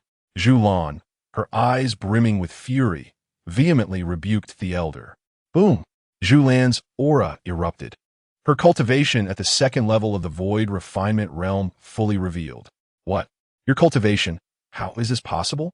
Upon sensing Ye Nan's power, the elder was left utterly dumbfounded. How could it be that, in such a short span of time, the ordinarily average Ye Nan had transformed into a formidable practitioner of the void refinement realm? Chapter 78. The house has been burgled. There is nothing impossible. Do you now regret not eliminating me sooner? Ye Nan taunted the elder before her. Indeed, it was the patriarch's lingering affection that allowed you to survive this long. The elder, filled with both anger and a tinge of regret, lamented that he should never have cast Ye Nan out. However, it was too late to voice such thoughts now. Do you believe that by breaking through to the pill condensation realm, you could seize an opportunity while the stronger members of the clan are absent? You indeed surprise me, but it is still insufficient. The elder returned to his thoughts, looking disdainfully at Ye Nan. This is the Zhu family. Even with your newfound strength, you are not an easy prey. Then let us see. With that, Ye Nan unleashed her aura, the formidable presence of the pill condensation realm, causing the surrounding Zhu family members to retreat in alarm. How powerful! Even Ye Nan herself was taken aback. This was her first experience of such immense power. Bai Ling, standing beside her, was also slightly astonished. This strength was several times greater than her own at the 9th level of the Gathering Essence realm. However, she believed that with her Xuanbing Spiritual Root, she could still contend. Seeing Ye Nan make her move, the elder wasted no time and erupted with his own aura to confront her. Bai Ling, dear sister, I will leave the rest to you. This old wretch is mine. Ye Nan directed her gaze at Bai Ling. All right, no problem, leave it to me. Bai Ling responded, brimming with killing intent. She understood that the Zhu family members were not virtuous and that eliminating them was no loss. After the previous incident, Bai Ling had developed a deep-seated hatred for such individuals. With the clan's powerful members absent, only the elder remained. The other Zhu family members charging forward were no match for Bai Ling, who dispatched them effortlessly, one sword strike at a time, without a hint of mercy, as if facing her sworn enemies, even if they were Zhu Lan's kin. Unbeknownst to Ye Nan, she had yet to fully adapt to her current level of power. She found herself evenly matched with the elder, though each of her strikes instilled fear in him, being several times stronger. Had it not been for his considerable combat experience, he would have already been defeated. He dared not confront Ye Nan's strength directly, relying instead on skillful evasion. Ye Nan realized her predicament. She had ascended 2 realms in rapid succession, without adequate time to acclimate, and had come directly to confront the Zhu family. For a moment, she found herself at an impasse with the elder. Meanwhile, Mu Beichun, having finished collecting treasures, perked up at the sound of commotion outside. It seems there is a fight happening. He promptly stowed away his treasures and stealthily made his way outside, observing the chaotic scene within the Zhu family. Mu Beichun was somewhat puzzled. However, upon seeing Bai Ling and Ye Nan wreaking havoc, he understood. It appears they are struggling to subdue the Zhu family. Shall I lend a hand? Mu Beichun pondered. Just then, as Bai Ling was engaged in battle, she inadvertently caught sight of Mu Beichun hidden in a corner, and she froze momentarily. In the next moment, Bai Ling smiled and said, Junior brother, why are you hiding? Go and assist Sister Ye Nan. Bai Ling was not concerned about Ye Nan's ability to fend off the adversaries. Rather, she wished to swiftly eliminate the Zhu family to prevent any prolonged complications, as she still needed to return to aid Ye Nan. Although Ye Nan was not intimidated by the Zhu family, as a disciple, it was imperative for her to lend her support, even if it was merely to bolster their numbers. How is it that you can see me so well despite my excellent concealment? Mu Beichun pondered whether to intervene, only to be discovered. However, it was of little consequence. When an elderly man unexpectedly appeared, a portion of his Zhu family members charged toward Mu Beichun. It was evident that this newly emerged elder was allied with Bai Ling, and confronting them would be no simple task. A lone elder would be an easy target. As the Zhu family members approached, Mu Beichun cast a disdainful glance in their direction. With a casual wave of his hand, a powerful shockwave surged forth, sweeping through the assailants. They had yet to comprehend the situation when they were violently propelled away, some meeting their demise in that very instant. Dust and debris filled the air, leaving everyone in a state of shock. Once they regained their senses, all retreated hastily. Even Zhu Lan and the elder from the Zhu family, who had been engaged in battle, were momentarily stunned, halting their conflict. Upon seeing Mu Beichun, Zhu Lan's eyes gleamed with hope, while the elder from the Zhu family wore an expression of deep dismay, fear welling up within him. That casual strike had extinguished any desire he had to resist. At that moment, the elder had no intention of continuing the fight. He was already contemplating an escape as Mu Beichun appeared. Without further hesitation, the elder from the Zhu family fled. Trying to escape? Mu Beichun scoffed. He extended his hands, caked in grime, toward the fleeing elder. As the elder ran, he felt the surrounding rubble and dirt being drawn toward him as if by some unseen force. The debris swirled around him, coalescing into a small mountain that ensnared him. "Senior, spare me." The elder's earlier bravado had vanished, replaced by sheer terror as his legs trembled. When it comes to burying others, I claim the second spot. No one dares to claim the first." Mu Beichun paid no heed to the elder's pleas for mercy. He swiftly brought his hands together. Boom! The rubble and dirt surrounding the elder merged instantaneously. The elder did not even have the chance to scream, becoming firmly entombed within the mound. Moments later, Mu Beichun withdrew his hands, gazing at the newly formed mound resembling a grave with satisfaction. Not bad, he nodded approvingly. At this juncture, the surrounding Zhu family members looked at Mu Beichun as if he were a demon. They abandoned their weapons and fled in terror from the Zhu family estate. Don't let them escape. Bai Ling understood, well, the principle of eradicating the roots to prevent regrowth. Fear not, they shan't escape. Mu Beichun chuckled, once more raising his hands and gesturing vigorously.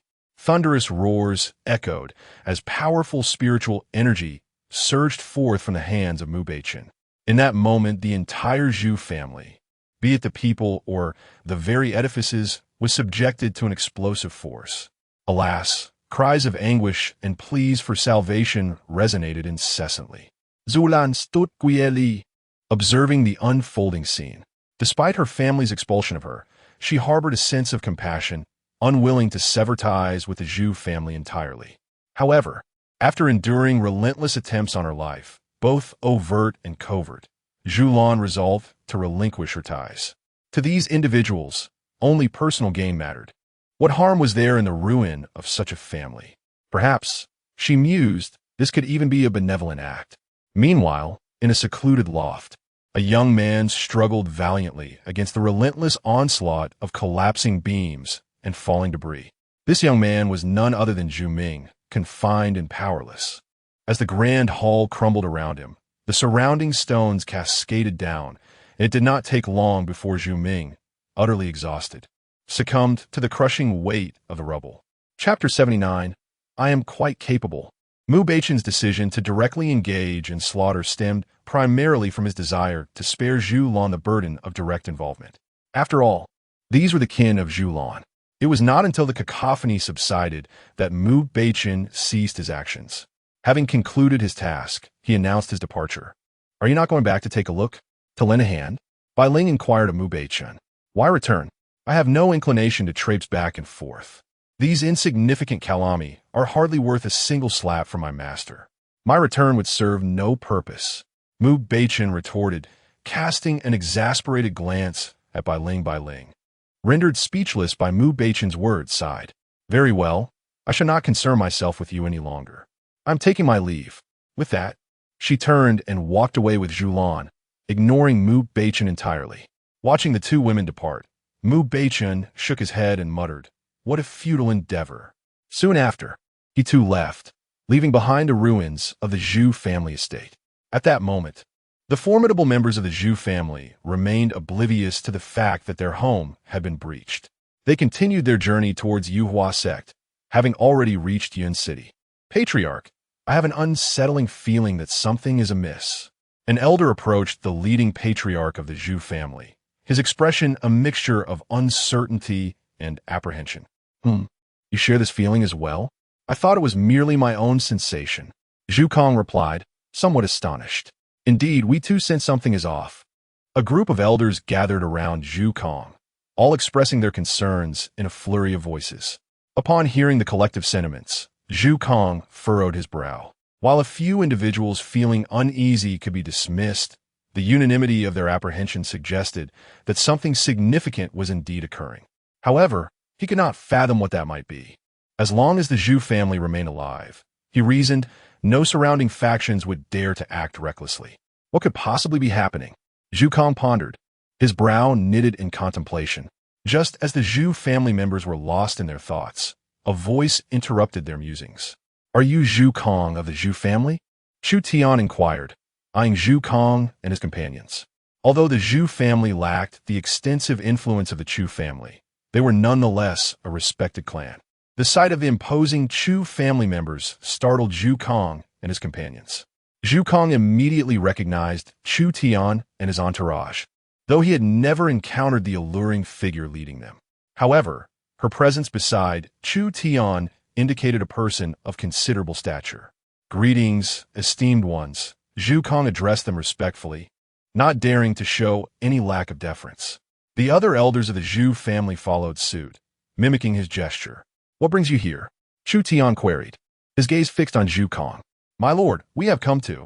Zhu Kong did not conceal their intentions and candidly recounted the entire situation. Upon hearing Zhu Kang's account, Chu Tian and his group were taken aback. "Ha ha, splendid. It seems our family shall join forces to eradicate the Yuhua sect."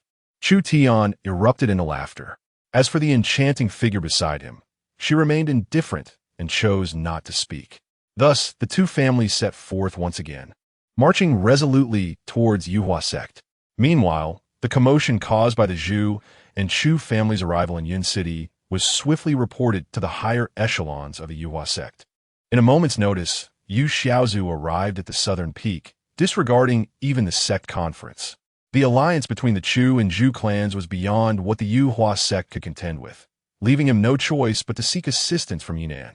However, Ye Nan remained oblivious to the impending storm, unperturbed as he lay there in a state of repose. Senior. Just as Ye Nan was comfortably lounging, Yu Xiaozu's urgent voice broke through. Upon hearing Yu Xiaozu, Ye Nan slowly opened his eyes, gazing at him with a puzzled expression. "What troubles you now?" "Senior, the Chu clan has come knocking. Moreover, the Zhu clan is here as well," Yu Xiaozu exclaimed, filled with anxiety. "So they have come," Ye Nan replied nonchalantly. Yet, it was only in the next moment that he fully comprehended the gravity of the situation. "What? The Chu clan is here?" Beside him, Yu Xian was equally astonished. "And the Zhu clan, who might they be?" Ye Nan inquired curiously. "That would be the Zhu clan associated with Ms. Zhulan," Yu Xian clarified. "Ah, so does that Zhu clan. But why would they come to Yuhua sect instead of seeking out Zhulan?" Ye Nan pondered, perplexed, for he was certain he had not provoked the Zhu clan. "I suspect it may have something to do with Miss Zhulan." Yu Xian ventured to guess. "In that case, it is indeed plausible," Ye Nan mused, stroking his chin thoughtfully. However, he was taken aback to see Gu Chun still bustling about in the kitchen. He had expected Gu Chun to react with the same intensity as before upon hearing of the Chu clan's arrival. Yet, Gu Chun appeared utterly unfazed, tidying up the dishes as if he had heard nothing amiss. In truth, Gu Chun was not devoid of inner turmoil. It was simply that, in Ye Nan's presence, he felt it inappropriate to express his emotions. Moreover, after a period of tranquility and reflection, his heart was no longer as restless as it once had been. As for vengeance, he deemed it sufficient to enact it without feeling the need to overtly display his wrath. "Xiao Chun, come out. There's no need to busy yourself. Your moment for retribution has arrived," Ye Nan called to the industrious Gu Chun. "Yes, master," Gu Chun promptly responded, tidying himself before stepping out. Yu Xian and Yu Xiaozu exchanged curious glances, sensing from Ye Nan's words that Gu Chun seemed to carry a story of his own. "Xiao Chun, would you like my assistance?" Ling Long, perched on a nearby recliner, chimed in unexpectedly. This took Gu Chun aback. Not only he, but Yu Xian, Yu Xiaozu, and even Ye Nan regarded Ling Long with surprise, for aside from Ye Nan, none had witnessed her in action. "Why do you all look at me so? I assure you, I am quite formidable," Ling Long proclaimed confidently, brandishing her small fists. As it turned out, Her resolute declaration sparked a mix of uncertainty and belief among Yu Xian, Yu Xiaozu, and Gu Chen. They could not help but consider that those who surrounded Ye Nan were indeed exceptional. Well, do as you wish. Take Ling Long with you to handle those minor karami. Consider it a form of training. As for the major karami, I shall deal with them myself, Ye Nan said with a casual wave of his hand. Hearing Ye Nan's words, both Yu Xian and Yu Xiaozu's eyelids twitched with surprise. The power of the Chu family appears to have undergone some peculiar transformation, suggesting the presence of formidable practitioners at the earth-profound realm. Yet, in the eyes of Ye Nan, they are merely the minor and major karami. Concurrently, a sense of relief washed over them. Ye Nan's audacity to express such confidence indicates his assurance in handling the situation. Thus, under the guidance of Yu Xiaozu, a gathering of elders, along with Yu Xian, Gu Chun, and Ling Long, set forth. As for Ye Nan, he chose to remain in a state of repose, reasoning that Yu Xiaozu could manage the encounter without his intervention. This decision was primarily influenced by Gu Chen's previous assertion that the members of the Chu family were not particularly formidable, with their strongest member seemingly only possessing solid realm capabilities. If this were indeed the case, Yu Xiaozu would be more than adequate to confront them. However, unbeknownst to Ye Nan, within the locked chamber, tendrils of dark mist began to seep forth once more through the cracks of the wardrobe. Chapter 80. The Battle of Shozong. I shall obliterate you. The dark mist coalesced once more into a figure, still adorned with a striking red and blue hairstyle, a black suit, and mismatched, oversized shoes, accompanied by a visage reminiscent of a jester. This time, he refrained from his maniacal laughter, instead casting a cautious glance at Ye Nan, who lay languidly on a chaise. Without further hesitation, he stealthily exited from the opposite side. For the sake of convenience, let us refer to him as the jester. As the jester emerged, he glanced up at the blazing sun, a flicker of excitement dancing in his eyes. He parted his lips, seemingly on the verge of a hearty laugh, but suddenly a thought struck him, prompting him to swiftly cover his mouth. Little Pearl, let us take a stroll, shall we? Though the jester did not vocally express this, his voice resonated nonetheless. Upon hearing his words, the Black Flame Demon Lord, nestled within Ling Long's pocket, shuddered. Master, must I go? The Black Flame Demon Lord, possessing his own methods, directly transmitted his thoughts to the jester. The jester tilted his head curiously towards the direction of the Black Flame Demon Lord. Just a single utterance nearly sent the Black Flame Demon Lord into a state of despair. Fine, I shall go, came the trembling response. Despite the absence of any tangible pressure from the jester, the Black Flame Demon Lord felt an overwhelming sense of impending doom, as if no force could deter his fate. Master, the Yu Hua sect is on the brink of an assault. Could we perhaps postpone this until after the matter is resolved?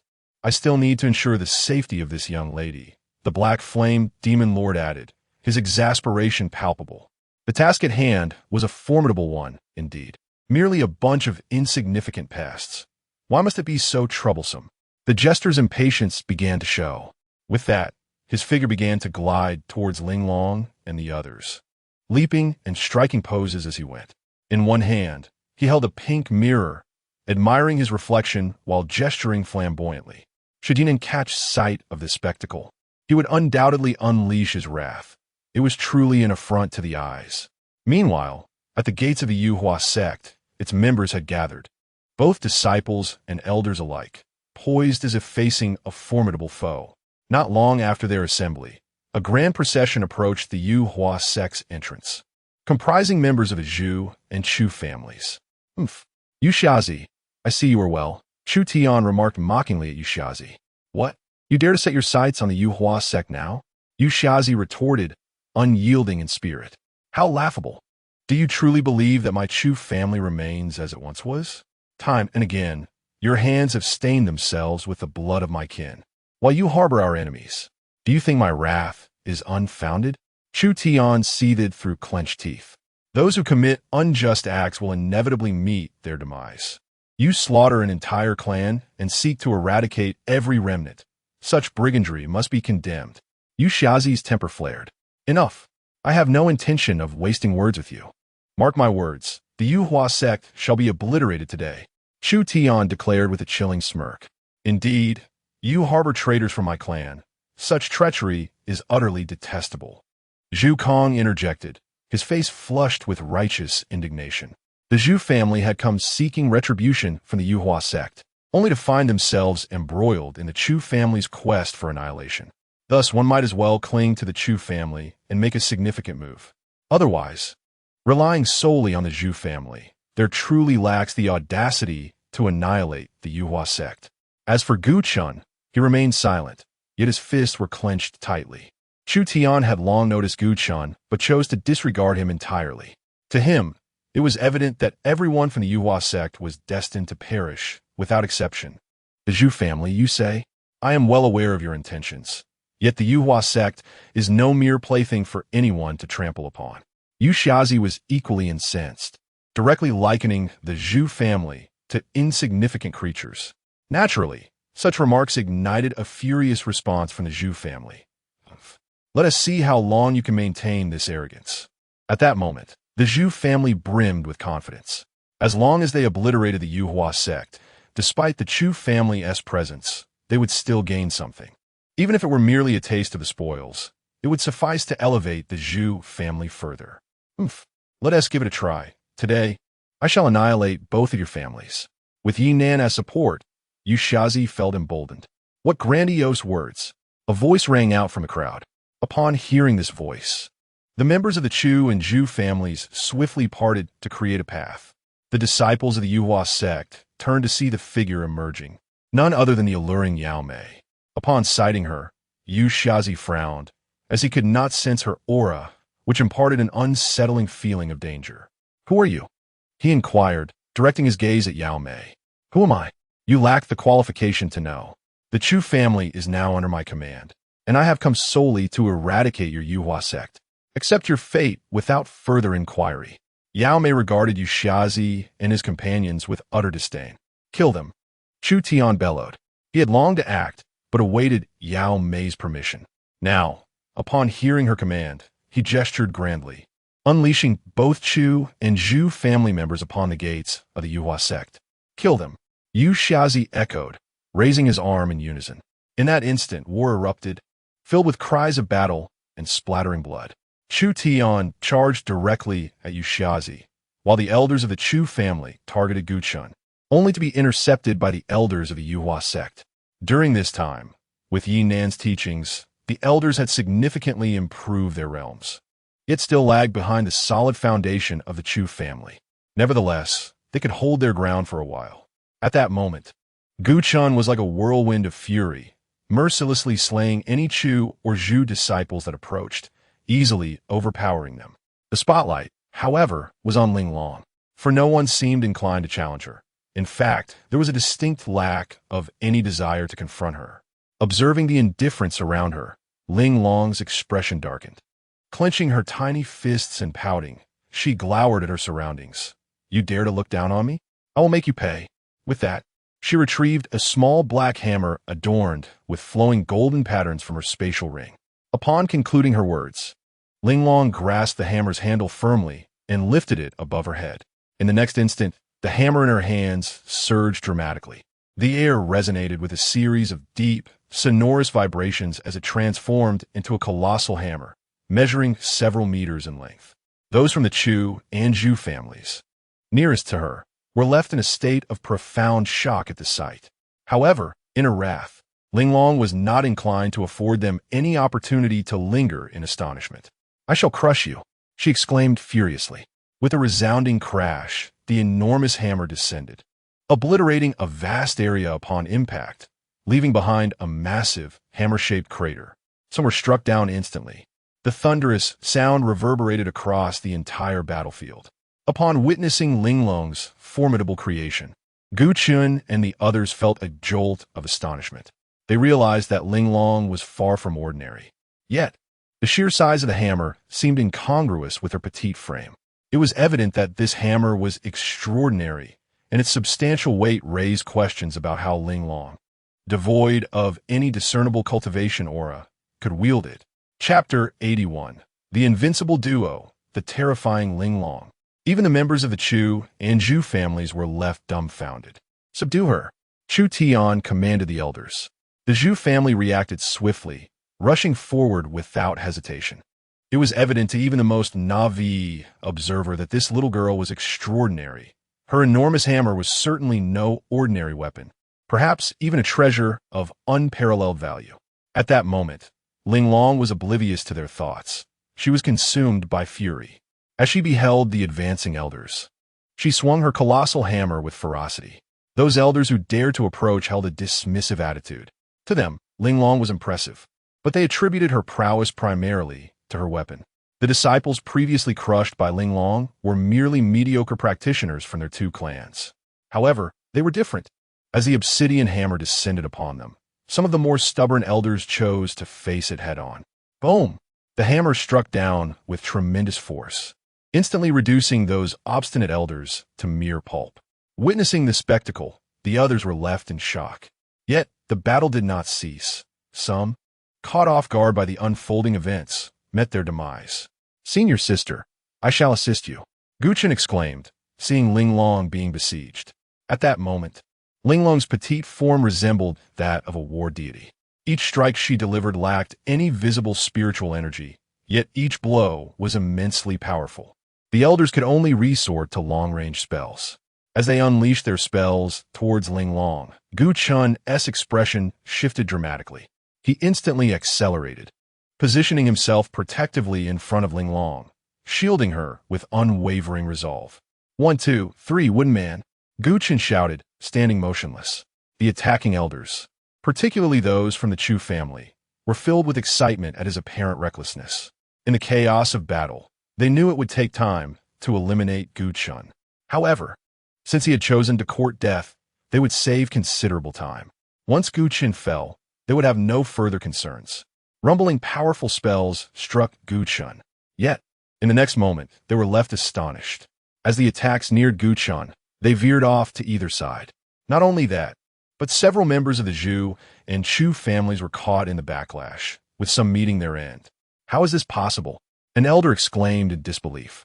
Such a bizarre occurrence was unprecedented. But before they could fully grasp the situation, a massive hammer descended upon them. Boom! Another strike ensued, and some elders, unable to react in time, were once again reduced to mere remnants. "Good job, Xiao Chunzi," Ling Long remarked with satisfaction as she glanced at Gu Chun. Had it not been for Gu Chun shielding her from those attacks, she would have struggled to withstand them. "Senior sister, feel free to unleash your power. I shall be your shield," Gu Chun declared, resolutely positioning himself around Ling Long. Whenever an attack approached, he would call out his mantra, safeguarding her, while Ling Long wielded her hammer with devastating force. Cackling with delight, Ling Long was thoroughly enjoying herself, laughter spilling from her lips. It was curious, however, that such a young child would not be intimidated by such scenes, let alone the sight of blood. Yet, Ling Long appeared to take it all in stride, striking with a ferocity that showed no mercy. In this moment, the synergy between Gu Chun and Ling Long resembled an invincible alliance. Intriguingly, it seemed these two had secrets worth investigating further, warranting their return for a more comprehensive study. Perched upon a tree, the alluring demon observed the fierce battle below. He refrained from intervening immediately, as he relished the brutality of the conflict. Moreover, he had taken particular note of the peculiar duo, Gu Chun and Ling Long, which heightened his interest and made him feel that his presence was not in vain. How fortunate it was that he had arrived in time. Bai Ling's gaze fell upon the disarrayed Yuhua sect, her expression frigid as ice. With a swift motion, Bai Ling and Zhu Lan joined the fray. The two women, formidable in their own right, significantly alleviated the pressure on Gu Chun and Ling Long.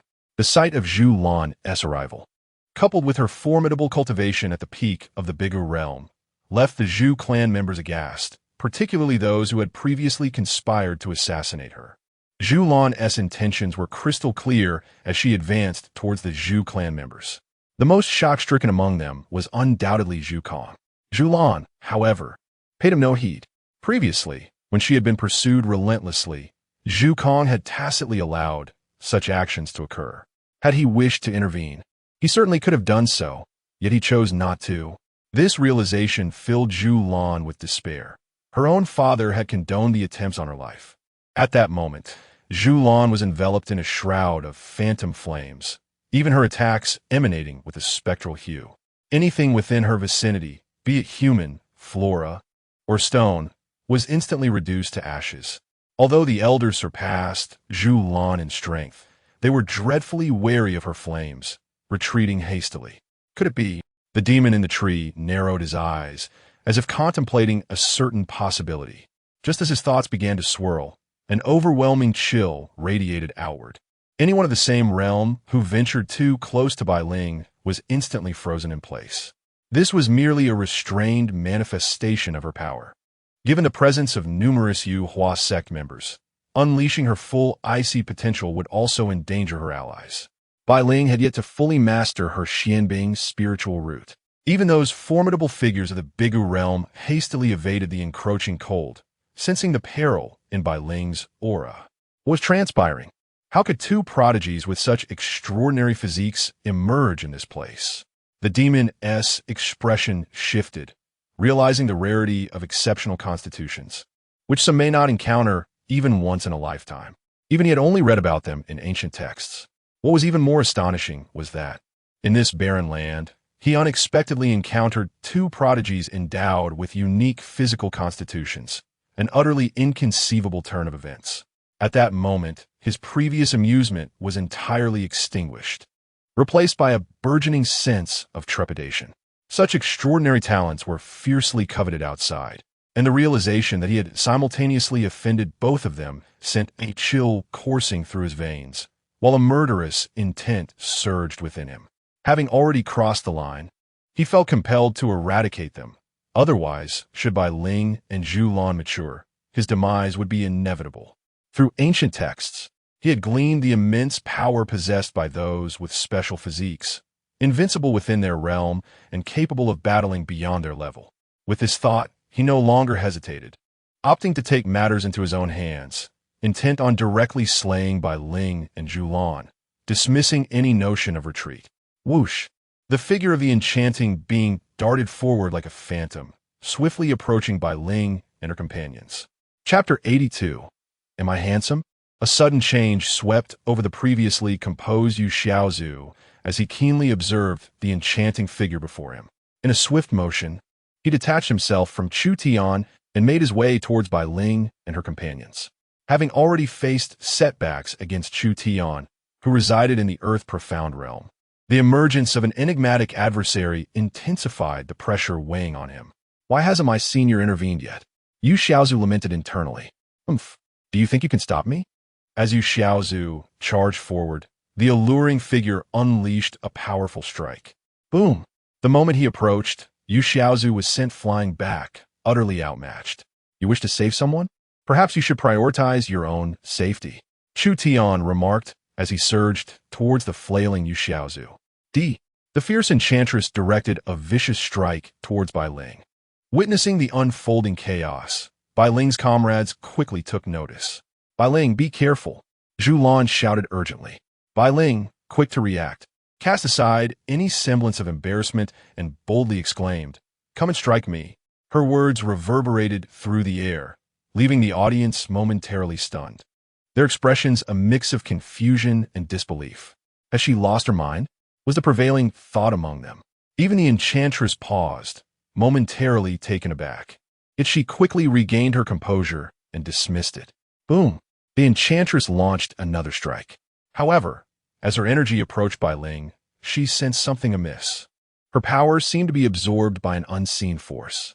Just as she pondered this anomaly, a familiar and formidable energy surged through her arm. Boom! The force rebounded, sending the enchantress careening backward, her body skidding across the ground for over 100 meters. Fortunately, she had not exerted her full strength. After all, as a figure of the celestial profound realm, extinguishing a mere gathering Yuan realm adversary was child's play. Nonetheless, the backlash left her arm bloodied and her clothing in tatters. Even Chu Tian, who had been advancing towards Yu Xiaozu, halted in astonishment, witnessing the extraordinary scene unfold. What just happened? Yu Xiaozu squinted. his shock far more profound than his outward appearance suggested. Bai Ling, are you all right? Zhu Lan rushed to Bai Ling's side, inspecting her anxiously. The earlier events had terrified Zhu Lan, but Bai Ling's audacious display left her equally astounded. What? Not convinced? If you're not satisfied, come and hit me, Bai Ling taunted, meeting the enchantress's unwavering gaze. Relying on mere protective artifacts, do you think you can intimidate me? Prepare to perish. The enchantress charged at Bai Ling once more. Despite her bravado, she could not afford to underestimate her opponent. This time, she merely intended to probe further. Boom! Another strike erupted from her hand, though it was evidently weaker than before. As anticipated, the blow was once again repelled, forcing the enchantress to retreat once more. What is happening? Why do I not sense the artifact fluctuations? She stared intently at Bai Ling. Bai Ling was aware that the demon was testing her, yet she remained unfazed.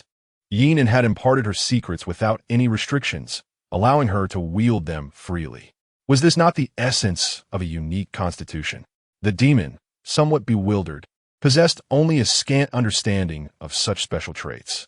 What were they all dawdling for? Should they exterminate them all? The demon glanced at the Zhu and Chu families, who were lost in thought. Upon hearing the demon's rebuke, they finally snapped back to reality. I refuse to believe you possess such abilities. The demon then turned its gaze toward Zhu Lan, intending to ascertain whether Zhu Lan was equally enigmatic. The moment their eyes met, Bai Ling and her companions felt a weight in their hearts. Whoosh! The demon's speed was astonishing, instilling terror in Bai Ling and the others, especially Gu Chen, who found himself powerless to assist. If he left, Ling Long would be left unprotected. Bai Ling's limited realm rendered her unable to compete in terms of speed. As for the Black Flame Demon Lord within Ling Long's possession, he only cared for her survival, indifferent to the fates of others. Seeing the demon charge toward her, Zhu Lan naturally would not remain passive. Crackle! In that instant, ethereal flames enveloped her entire being. The demon, initially advancing, halted abruptly upon witnessing these flames. Its expression shifted to one of concern. The fire surrounding Zhu Lan exuded an aura of danger, compelling it to abandon its violent intentions. If I cannot slay you, can I not vanquish them? The demon lunged directly toward the disciples of the Yuhua sect. By threatening these individuals, it was confident that Bai Ling and her companions would capitulate. In an instant, anguished screams echoed. The demon resembled a relentless killing machine as it massacred the Yuhua sect members. This scene left the disciples of Yuhua sect in a state of despair. Ha ha ha! How exhilarating! The demon dispatched a Yuhua sect disciple with a single strike. Bai Ling and the others rushed forward to intervene. Yet the disparity in strength and speed was insurmountable. The crucial factor was that the demon refrained from engaging Bai Ling and her companions. As it deemed such an endeavor futile, it could not harm them. It also avoided confronting Gu Chun and Ling Long, perceiving Gu Chun as equally peculiar. Just as it prepared to continue its rampage, the demon caught sight of a figure even more bizarre approaching. Oh!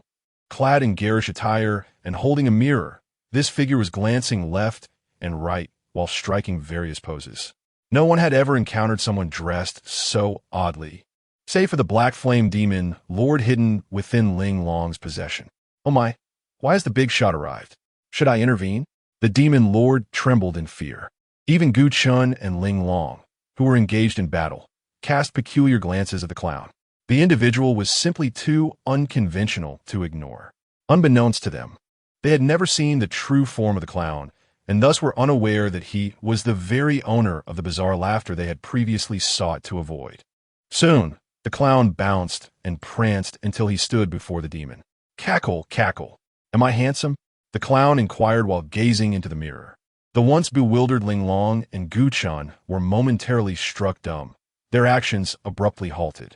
Particularly, Ling Long swiftly sheathed her colossal hammer and fled in a flash. Without uttering a word, the clown's bizarre shrieks were still fresh in her memory. She had to return to inform brother, Nan, that the terrifying creature had emerged. Observing Ling Long's hasty retreat, Gu Chen's lips twitched, and he promptly approached Bai Ling. Junior sister, come with me. We must leave this place at once. What is wrong? Second senior brother? Bai Ling asked, puzzled. No time for explanations. We must hurry. Gu Chun was too exasperated to elaborate, witnessing his grave demeanor. Bai Ling had no choice but to depart with Zhulan. Upon hearing the clown's words, the enchanting figure's expression contorted in distaste as she shouted, "Get away from me, you hideous monstrosity." Chapter 83. Call me handsome. Before long, several individuals made a hasty retreat. Just before leaving, Gu Chen called out, "All members of the Yuhua sect, withdraw immediately." Upon hearing Gu Chen's words, the members of the Yuhua sect were momentarily taken aback. Only Yu Xiaozai reacted swiftly, thinking to himself, could it be that the elder is about to intervene? With this thought, Yu Xiaozai's heart surged with excitement. He could no longer contain himself. As he spoke, all members of the Yuhua sect retreated towards their sect, for they had long since lost the desire to fight. The disparity in strength was too great, and many had already perished. Humph! Do you still think you can escape? The members of the Chu and Zhu families were somewhat perplexed by this scene. Yet they paid it little mind, for it was evident that the Yuhua sect was at a disadvantage, and annihilation was merely a matter of time. Activate the protective formation. Yu Xiaozai bellowed. A luminous barrier enveloped the entire Yuhua sect, while Chu Tian and his companions found themselves halted just outside the barrier. Let us see how long you can hide. Charge! Zhu Kong perceived this as the Yuhua sect's desperate struggle for survival. Boom! In an instant, the great formation of the Yuhua sect came under siege. At this rate, it seemed that the formation would not endure for long. Why hasn't T the Elder made a move yet? Yu Xiaozai glanced anxiously towards the southern peak. Meanwhile, before the alluring figure, the clown paused abruptly upon hearing her words, his movements becoming stiff as he stared at her. Even the surrounding space seemed to freeze. "Boss, I'm here," the clown exclaimed. "This fool cannot speak. Let me handle him for you. You are far too handsome. It's his lack of discernment." At that moment, a black orb approached the clown. The Black Flame Demon Lord had stealthily emerged from Linglong's pocket and was now making his way towards the clown. However, upon hearing the alluring figure's words, he quivered in fear. Upon hearing the Black Flame Demon Lord's words, the clown finally smiled, though his grin was somewhat unsettling. His gaping mouth appeared as if painted on, both eerie and terrifying. Yet, the alluring figure felt a sense of uncertainty, especially after the black orb ominously declared its intent to eliminate him. The very notion sent shivers down her spine. The existence of a talking black orb was entirely unheard of in the realm of magical artifacts. Even ancient texts had not mentioned such a phenomenon. It was akin to what he had once read in some ancient manuscripts, which suggested that exceptionally powerful beings could leave their souls within artifacts upon death, waiting for the chance to resurrect. Reflecting on this, she regretted coming here. But before she could utter a word, the clown interjected, "I told you with my dashing looks, it's clearly you who lacks vision." He shot a glance at the alluring figure. Boom! With just a single glance, the alluring figure was sent hurtling through the air, crashing into a towering mountain. Simultaneously, the clown extended a hand. Crack! The mountain was effortlessly cleaved in two, and the alluring figure was forcefully embedded within the mountain's core. The jester then grasped with one hand. Boom! The entire mountain once again closed up. The enchantress seemed as if she had never graced this place. This spectacle was witnessed by all, accompanied by the sound of many swallowing nervously. "Run!" someone shouted, though their identity was lost in the chaos. In that moment, the members of the Zhu family and the Chu family scattered in all directions. The celestial realm had been annihilated in an instant. What more could they hope to achieve? Even Zhu Kong and Chu Tian, the higher-ups, hurriedly fled. Damn it! How could the Yuhua sect possess such a formidable being? As Chu Tian fled in panic, a sense of dread permeated his heart. Even the members of the Yuhua sect were swallowing hard, their gazes upon the jester trembling with fear. When had such a deity graced the Yuhua sect? Could it be that the Yuhua sect harbored some extraordinary secret? First there was Ye Nan, then the mysterious black flames, and now this oddly attired individual. Why were so many influential figures drawn to the Yuhua sect? Yu Xiaozi and Yu Xian exchanged glances, both bewildered. The overwhelming presence of the jester sent the Black Flame Demon Lord into a state of tremor. although he could easily dispatch a celestial realm expert. The most alarming aspect was that, despite his own strength, he could not discern the jester's cultivation level. In the past, the Black Flame Demon Lord had felt that if the jester so wished, he could extinguish him with a mere fingertip. Mighty Master, the Black Flame Demon Lord called out cautiously. Upon hearing his voice, the jester cast a glance his way. In that fleeting moment, the jewel conjured by the Black Flame Demon Lord shattered instantaneously. Not only that, the shadow that had formed in an instant was sent flying backward, shattering several parts of the Yuhua sect's grand hall. Call me handsome. Do you understand? Handsome, the jester rasped, addressing the airborne Black Flame Demon Lord. Why, yes. Master Handsome, came the bitter response from the ruins. Witnessing this scene, the members of the Yuhua sect were thoroughly alarmed. They had all witnessed the might of the Black Flame. Yet here was someone who could render such a powerful figure utterly powerless. Nonetheless, Yu Xiaozi and Yu Xian led the members of the Yuhua sect to stand before the jester. Without hesitation, they all knelt down. Thank you for your assistance, my lord. Yu Xiaozi spoke first. Upon hearing the title bestowed upon him by the Yuhua sect, the jester furrowed his brow. Sensing the jester's displeasure, Yu Xiaozi reacted swiftly. Thank you for your help, handsome. He quickly corrected himself. The others echoed his sentiments.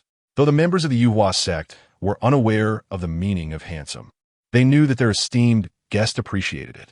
Hearing this address filled the jester with excitement, and in a moment of unrestrained joy, he spun around gracefully, striking a pose he deemed charming. Observing the spectacle, everyone couldn't help but smirk, yet they dared not voice their thoughts. Observing the fleeing members of the Zhu and Chu families, Yu Xiaozai hesitated slightly and remarked, My lord, they. Upon hearing Yu Xiaozai's words, the clown surveyed his surroundings. Bang! The clown snapped his fingers, and the fleeing individuals around them erupted like fireworks, each one bursting spectacularly. Regardless of their realm, none were spared. This scene left the members of the Yuhua sect in a state of terror. Had they not been kneeling, many would likely have collapsed in shock. Meanwhile, on the southern peak, Ye Nan was still snoring blissfully. The distance of the southern peak had rendered him oblivious, though he had been attentive earlier. He had eventually succumbed to slumber on his lounge chair. Just as Ye Nan was deep in his dreams, a petite voice called out from nearby, Nangu, Nangu, that creature has emerged. Chapter 84. The warehouse has been robbed again. Upon hearing Bai Ling's words, Ye Nan, who had been in a deep slumber, groggily lifted his head. Who is it? Can't you see that I am sleeping? He mumbled, poking his own nose, still half asleep. However, upon seeing Ling Long, he was momentarily taken aback, a look of confusion crossing his face. What is going on? What has emerged now? He inquired, his mind still hazy. Nangu, that strange, grinning fellow has reappeared. Ling Long exclaimed, her face filled with alarm. What? What creature is this? Ye Nan was momentarily stunned, but it soon dawned on him that it was the very individual he had locked in the cabinet that had escaped. Ling Long recounted the events that had transpired. Listening to her, Ye Nan paid little heed to how the clown managed to salvage the situation. Instead, he slapped his thigh, exclaiming, Oh no, my belongings. Without hesitation, he dashed toward the warehouse, hastily flinging open the large doors. However, upon entering, both Ye Nan and Ling Long were met with a grim sight. All their possessions had vanished. Damn it, this audacious thief dares to steal from me. They have truly lost their mind. Ye Nan rolled up his sleeves and made his way toward the gate of Yuhua sect. Meanwhile, the clown, who had been striking various flamboyant poses, seemed to sense the commotion. Glancing at Nan Feng, he turned to the shadowy figure of the Black Flame Demon Lord, who had once again coalesced beside him, and commanded, Let us go. Before the Black Flame Demon Lord could react, the clown waved his hand, and their figures vanished without a trace. As the members of Yuhua sect stood in stunned silence at the disappearance of the two clowns, a voice filled with fury rang out. Where are they? Where's that audacious thief? Come out. Ye Nan arrived at the scene, rolling up his sleeves and beginning his search for the clown. Yet, there was no trace of the clown. The two had fled. The members of Yuhua sect exchanged puzzled glances upon hearing Ye Nan's words. Senior, what are you looking for?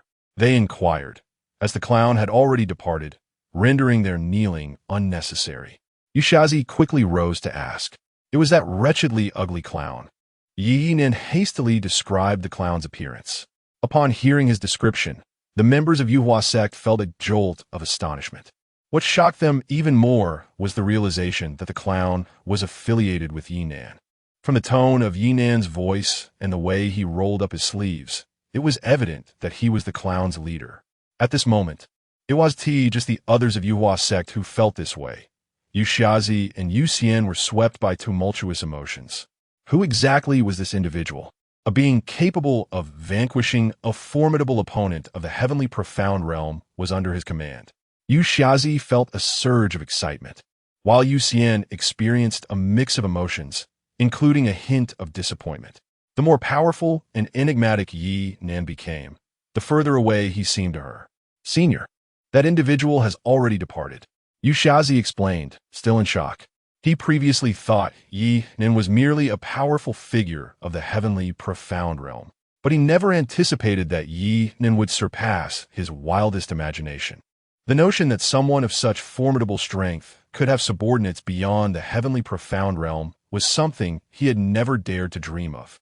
Senior, how about you become the sect leader? Upon this suggestion, Yu Xiaozu's eyes twinkled with a sudden realization. The members of the Yuhua sect, upon hearing Yu Xiaozu's words, remained silent, yet their gazes turned eagerly towards Ye Nan. If Ye Nan were to take the helm of the Yuhua sect, it would signify the presence of a formidable power above the celestial Xian realm overseeing them. The mere thought ignited a fervor among them, their bodies trembling with excitement.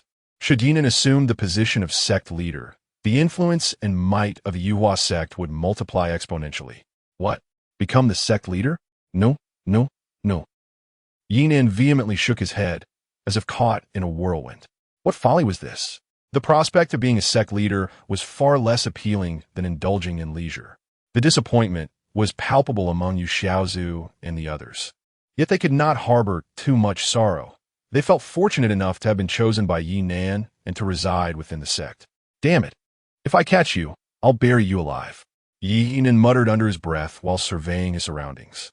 At this, the crowd couldn't help but twitch at the corners of their mouths. Only Ye Nan dared to speak so boldly. Given the overwhelming strength displayed by that formidable figure moments ago. After venting his frustrations, Ye Nan turned his attention to Bai Ling and Zhu Lan. Why have you returned so soon? Master, we ventured to the Zhu family, only to discover that their masters had come to the Yuhua sect. However, we have obliterated the Zhu family, Bai Ling reported, glancing at Zhu Lan. The death of her father left Zhu Lan unperturbed. The Zhu family had forsaken her and sought her demise. What was there left for her to cling to? Disciple, perhaps you should also tidy up matters with the Chu family? Ye Nan inquired, directing his gaze towards Gu Chun. I understand. I shall descend the mountain shortly. Gu Chun replied, his eagerness palpable. Although the Chu family's warriors had met their end at the hands of the clown, numerous clan members remained, and he yearned for vengeance against them. Well then, since the matters are settled, let us disperse. With that, Ye Nan turned and departed. In truth, Ye Nan felt a twinge of guilt. He had not anticipated that a moment's lapse in his slumber could have nearly led to the annihilation of the Yuhua sect. Fortunately, there was that wretched creature. For now, he would allow him a brief respite. Ye Nan mused inwardly. If anyone were to be deemed the most aggrieved, it would undoubtedly be the deceased warriors of the Zhu family, who, even in death, remained oblivious to the obliteration of their lineage. Upon returning to the southern peak, Ye Nan cast a glance at the barren storage room. His concern was not for the martial arts scrolls, but rather for the impending days devoid of firewood. Particularly, Linglong's expression darkened with frustration. Brother Nan, what shall we do about the firewood? Linglong looked at Ye Nan with a hint of resignation. I have no idea. What does that wretched creature need this for? With his strength, it seems unnecessary, Ye Nan pondered, perplexed. Though the clown was a reward from the system, his prowess would surely not be weak, and the treasures would hold limited utility for him. Shaking his head, Ye Nan decided to leave the matter unresolved. Fortunately, there were woods on Nan Peak, making it rather easy to gather firewood. Without hesitation, Ye Nan changed into a fresh set of clothes and ventured into the forest to collect wood. Zhulan and Bai Ling promptly followed suit to assist him. Meanwhile, Yu Xian and Yu Xiaozi attended to the affairs of their sect, for the recent losses had been considerable, and they had many matters to address. Gathering firewood was merely a task that would span 2 or 3 days, and with the daily system check-ins, a wealth of reward awaited, soon to accumulate into a sizable pile. For Ye Nan, chopping wood was as simple as a flick of his fingers. However, the cleanup could be somewhat troublesome. Fortunately, with the help of Bai Ling and Zhulan, he was quite pleased with their efforts. Only Ling Long seemed puzzled, as she absent-mindedly rummaged through her pockets. Oddly, where had the small black orb gone? Had it fallen during the recent scuffle? Furrowing her brow in confusion, she recalled distinctly that she had secured it safely. Chapter 85. Handsome, call me the Great Handsome. Do you understand? Nango, my black bead is missing. Ling Long rather cherished that black bead. It could even comprehend her speech. We can only hope that Ye Nan can find it. Huh? What are you talking about? The black bead? Ye Nan, who was chopping wood, paused momentarily upon hearing this. After a brief moment, he finally grasped what Ling Long was referring to. Did you drop it? I will help you look for it shortly. Ye Nan indeed cared for Ling Long quite a bit. Senior sister, I believe I have seen the black bead before, murmured Bai Ling hesitantly. Yes, I think I have too. Zhulan added, her mind illuminated with a sudden realization. Really? Where did you see it? Ling Long perked up with excitement. Well, it seems that bead has run away, possibly alongside that individual. Bai Ling recounted the earlier events. The individual she referred to was, of course, the clown. What? Ye Nan felt a jolt at the revelation. All along, this bead held so many secrets and could even transform into a figure. He and T scrutinized it closely before, only noticing a heart contained within the black bead. Yet, Ling Long appeared unfazed. Instead, she found it somewhat intriguing, her eyes sparkling with wonder. Nango, can you help me get it back? Ling Long looked at Ye Nan with a pitiful expression. I have no idea where that rascal has gone. I am equally troubled about where to search. Ye Nan expressed his dilemma. Previously, that wardrobe could confine the clown, but as time progressed, its efficacy diminished. Even when it escaped, Ye Nan hadn't perceived it. The thought only fueled his frustration. Upon hearing Ye Nan's words, Ling Long felt a tinge of disappointment. However, moments later, her eyes brightened. Nango, let us go out and search for them. Upon hearing Ling Long's suggestion, Ye Nan's eyes also lit up. Indeed. Let us head out. We want to even need to cook. We can eat out instead. Very well. I will tidy up and we'll head out shortly. Ye Nan was resolute in his decision. Previously, Gu Chun had been responsible for laundry and meals. Just moments ago, Gu Chun had departed for revenge, which left Ye Nan feeling somewhat disoriented. Master, should we accompany you and senior sister? Bai Ling inquired as she looked towards Ye Nan. No need. You should focus on your own cultivation. Do not emulate us. Ye Nan shook his head, addressing Bai Ling.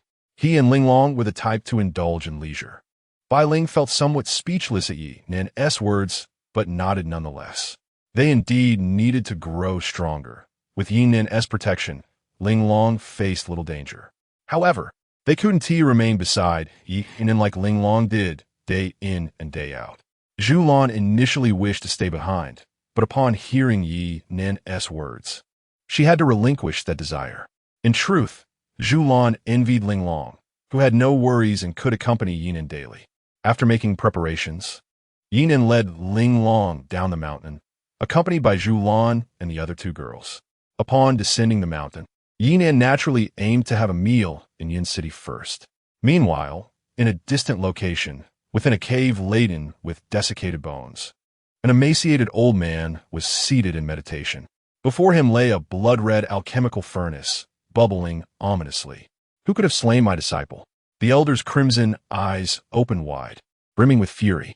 He was none other than the bewitching master, known as the Withered Bone Elder. The moment the enchantress perished, he sensed it instantly. Oof. Regardless of your identity, you shall become an ingredient in my furnace. The Withered Bone Elder chuckled ominously. Meanwhile, atop a lofty mountain, 2 figures gradually materialized. Upon their arrival, the Black Flame Demon Lord felt his aura falter, as if the shadow he had conjured was on the verge of dissipating. The moment the jester had whisked him away was not flight. It It was akin to instantaneous teleportation. At that moment, the black flame demon lord gazed at the jester with newfound reverence. Surrounded by mountains, the black flame demon lord found himself in a state of confusion. "Where are we, my lord?" he inquired cautiously, glancing at the jester. Upon hearing his question, the jester tilted his head and swiftly slapped him, sending the black flame demon lord crashing into a nearby mountainside. "Address me as handsome one, the illustrious handsome one. Do you understand?" The jester's raspy voice echoed in the black flame demon lord's ears.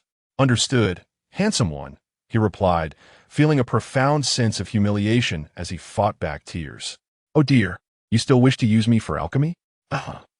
The jester suddenly glanced in a certain direction, a knowing look on his face.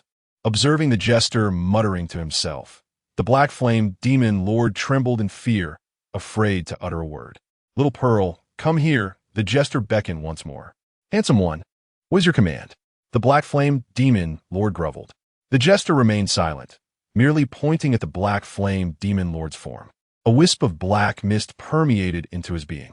Feeling an unfamiliar presence invade his body, the black flame demon lord nearly wept in terror. Thud! He immediately knelt. "Handsome one, spare me." He began to prostrate himself. The jester, however, paid him no mind, instead sitting upon a stone stump, playing with a black dagger in hand. "This is the end." As the jester disregarded him, the black flame demon lord felt a sense of doom. Yet in the next moment, he sensed something amiss within his form. His body, originally composed of black flames, seemed to be manifesting into flesh and blood. This is... The black flame demon lord gazed in disbelief at his reforming body, utterly astounded.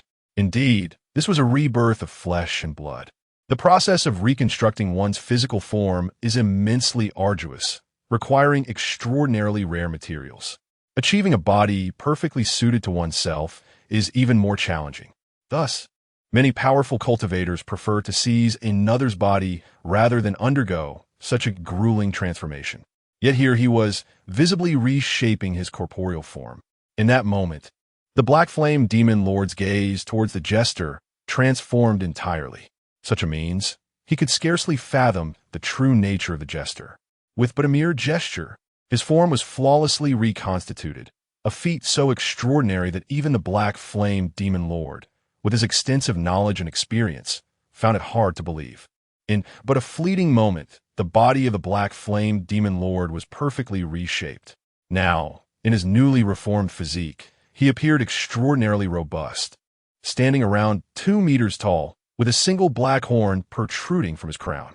However, at this moment, the black flame demon lord had no inclination to examine his own body. Thud! The black flame demon lord knelt before the jester, a moment he had awaited for countless years.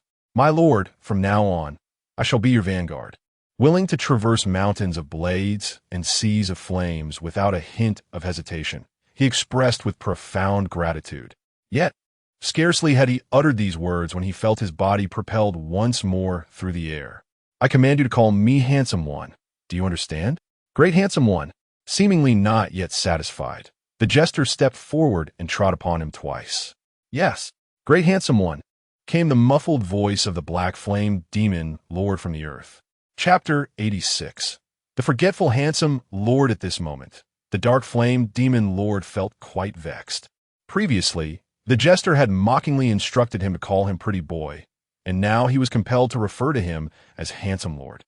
As if that were not enough, he had to endure physical punishment. However, the jester had bestowed upon him a flawless physique, so a beating was not particularly grievous. The primary issue was that he was no match for the jester. After a brief period of kicking, the jester withdrew his foot and, without a backward glance, began to bounce away in a particular direction. The helpless dark flame demon lord could only follow dutifully behind.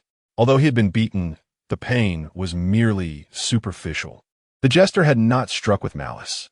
As they traversed the scenic landscape, the dark flame demon lord behaved like a sycophant, nodding and bowing with an air of excessive servility. "Handsome lord, where are we headed?" he inquired cautiously, casting a wary glance at the jester, his movements betraying a hint of fear of further punishment. "Huh? Where to?" "Ah, where are we going?" The jester looked around, momentarily perplexed. The dark flame demon lord was taken aback. After all this time, he had followed the jester without knowing their destination. Do you know where we are headed? The jester pondered for a moment, but could not arrive at a conclusion. So he turned his gaze back to the dark flame demon lord. The dark flame demon lord, upon hearing this, felt even more bewildered. How could he possibly know where they were going?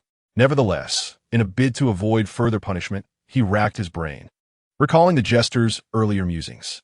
Beads of sweat formed on his forehead, and suddenly, it seemed he had an epiphany.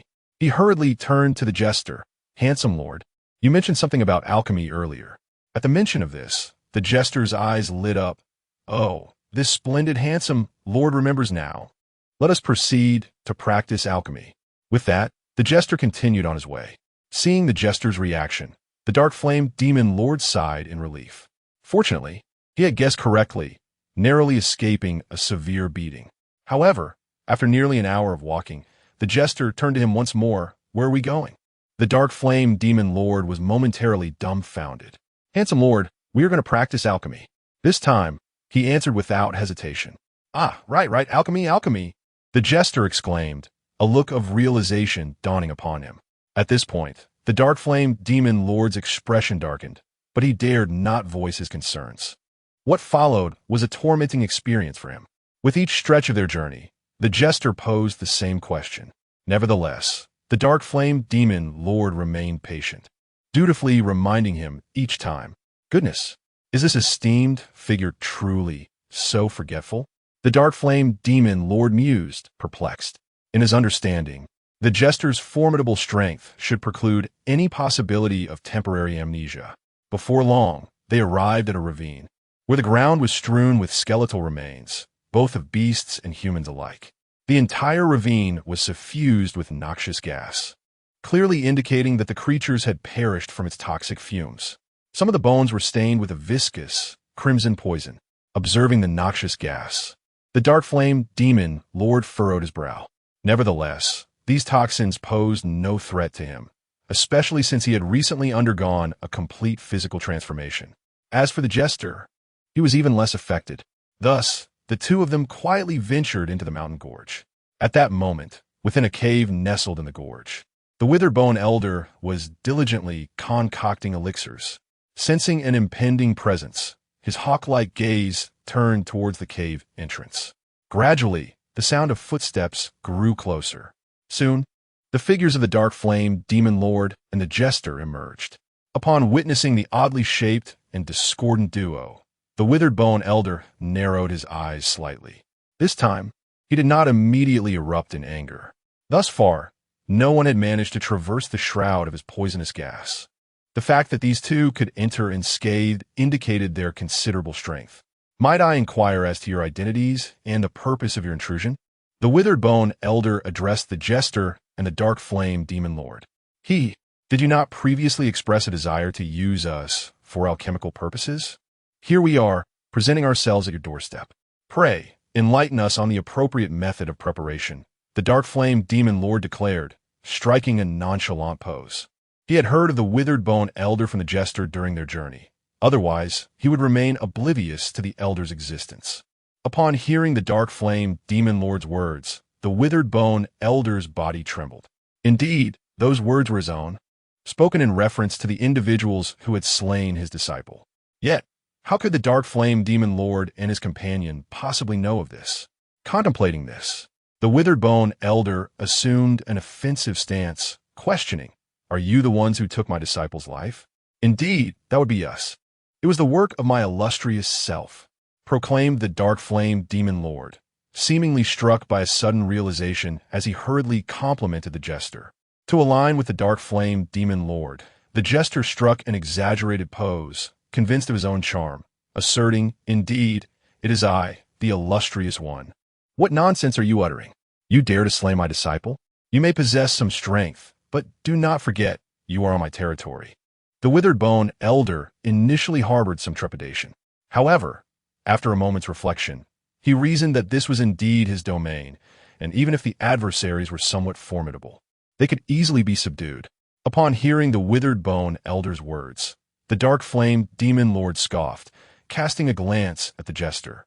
"What shall we do with this fellow, my illustrious one?" Cackling. "What shall we do? Why, we shall concoct elixirs, of course." The jester cackled in a peculiar manner. Upon hearing the jester's declaration, the dark flame demon lord's eyes lit up. "Did you hear that? My illustrious one has decreed that we shall bring you for alchemical purposes," he said, casting a sinister smile at the withered bone elder. "Humph. Arrogance shall lead to your demise." The withered bone elder, now filled with fury, thrust both palms forward. In an instant, a torrent of crimson mist erupted from his being, surging towards the dark flame demon lord and the jester. "Humph. Extravagant displays. Allow me to handle this, my illustrious one." The dark flame demon lord, eager to showcase his prowess, stepped forward. The jester said nothing further, choosing instead to disregard the crimson mist and leisurely approach the alchemical furnace, leaning in curiously to observe the contents within. "Do not touch my furnace," the withered bone elder bellowed in rage at the jester.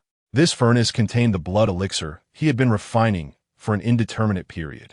He had already attained the 9th level of the celestial profound realm, mere steps away from transcending into the realm of transformation. However, due to insufficient talent, he was unable to make that leap, compelling him to resort to alternative means, extracting blood from both humans and beasts to concoct blood pills. This method is universally condemned within the cultivation community, as it is deemed a violation of natural order. Moreover, even if successful, the chances of breaking through to that realm were a mere 10%. This realm, capable of traversing the skies, represents the first ultimate goal for all cultivators beneath the realm of transformation. Achieving this state would lead to a metamorphosis in both lifespan and cultivation, rendering one akin to a terrestrial immortal. This urgency was the reason the ancient skeletal elder hastily sought to thwart the jester. "Oof. To engage with me while fretting over your paltry pills." The black flame demon lord disregarded the toxic mists, charging directly toward the ancient skeletal elder and seizing his head with a firm grip. Chapter 87. In an instant, the skeletal elder was engulfed in excruciating pain. Thunderous roars echoed as waves of celestial power struck the black flame demon lord. Yet, the demon lord's form remained unscathed, as if molded from iron. "Humph. Do you truly believe that a mere celestial being like you can breach my defenses? You will be better off residing in a pill furnace." With that, the black flame demon lord exerted his strength. Crack, crack, crack. The overwhelming force coalesced around the skeletal elder, who was soon reduced to a ball. "Shall I toss him into the pill furnace, my lord?" The demon lord approached, holding the ball-shaped elder. At that moment, the skeletal elder was not yet dead, his consciousness sharp, yet his voice remained trapped within him, unable to utter even a plea for mercy. "Go ahead." The jester nodded. With the jester's approval, the black flame demon lord unceremoniously hurled the skeletal elder into the pill furnace. Thud! The elder plummeted into the furnace, its molten heat akin to that of magma. The process was agonizingly prolonged, and the skeletal elder endured a torment that left him voiceless. Nearby, the jester picked up a twig and incessantly prodded the elder, now a ball inside the furnace. Witnessing this, the black flame demon lord's lips twitched. As time passed, the skeletal elder was reduced to a pool of blood. Peering into the empty furnace, the jester, puzzled, inquired, "Aren't we supposed to be refining pills? Where are the elixirs?" The black flame demon lord, somewhat speechless, understood that alchemy was not so straightforward. They had merely stewed the skeletal elder without producing any elixirs. Cautiously, he remarked, "My lord, it is evident that this old fool deceived you. He could not possibly refine any elixirs." "What? He dared to deceive me? I distinctly heard him claim he would refine pills for us. How could he lie to me?" Furious, the jester flung the twig to the ground. "Alas, to think I was deceived. My mood is quite soured now. Let us step outside for a breath of fresh air." With that, the jester strode out with a carefree gait. Hearing the jester's words, the black flame demon lord chuckled and followed suit. Soon, the two, one tall and one short, arrived at a bustling town. The town, though not vast, was lively with a steady stream of passers-by. "Let us indulge in a couple of drinks." The jester led the black flame demon lord to a tavern. Before the waiter could utter a word, the jester threw a magical artifact onto the counter with a flourish. "Bring me a private room." The sight of the artifact made the black flame demon lord's lips twitch. Though not particularly precious, merely of the 7th or 8th rank, it sufficed for a meal, and he refrained from offering any objections. However, for the waiter, a novice cultivator, the artifact's extraordinary nature was immediately apparent. "Please wait a moment. I need to notify the proprietor." With that, the attendant hurried towards the back. The two jesters remained unperturbed, patiently waiting. However, Black Flame Demon Lord, casting a curious glance at the artifact, inquired, "My esteemed lord, where did you acquire this treasure?" It was only natural for the Black Flame Demon Lord to be perplexed, for he believed that a being of the jester's caliber should not possess such a rudimentary artifact. "I obtained this from my master." "Why? Do you desire it?" "I have plenty more. I cleared out the entire warehouse." The jester replied, a look of confusion etched upon his face. Upon hearing the jester's words, Black Flame Demon Lord's eyelids fluttered, and his legs weakened, nearly causing him to stumble. He was acutely aware of who the jester referred to as master. Was it not Ye Nan? The last time the jester attempted thievery, he had been thoroughly bested by Ye Nan, a memory still fresh in his mind. To think that this time the entire warehouse had been raided. Would he not return to find Ye Nan ready to break his legs? My lord, is this prudent? What if someone were to take offense?" Black Flame Demon Lord stammered out of concern. "What is there to fear? I often get beaten. It's nothing new," the jester dismissed nonchalantly. Meanwhile, Black Flame Demon Lord felt a surge of despair. Though the jester was unafraid of punishment, solid and resilient, he himself was not so fortunate. While he could not gauge Ye Nan's true strength, he knew that if he could overpower the jester, delivering a thrashing to him would be an effortless task. Contemplating this, Black Flame Demon Lord felt an overwhelming urge to flee. Esteemed guests have arrived. Please forgive the lack of a proper welcome. Quickly, prepare the finest private rooms." At that moment, an elderly voice resonated. The proprietor, upon noticing the artifact displayed at the front, was utterly astonished. He surveyed the surroundings and seized the artifact, cradling it protectively in his arms, wrapping it tightly in his robe as though fearing it might be seen by others. The jesters, however, said nothing and simply followed the attendant upstairs. Soon, they arrived at a rather lofty attic. The jester's eyes sparkled as he took in the view and turned to the attendant, saying, "Prepare the 4 treasures of the study." The attendant, as well as Black Flame Demon Lord, were momentarily taken aback. The attendant, recovering quickly, descended to fulfill the request. Meanwhile, Black Flame Demon Lord wore a bewildered expression, thinking, could it be that this fellow possesses calligraphic skill? Have I underestimated him? "Esteemed guest, here are the 4 treasures of the study you requested." The attendant promptly brought forth the items. "That will be all.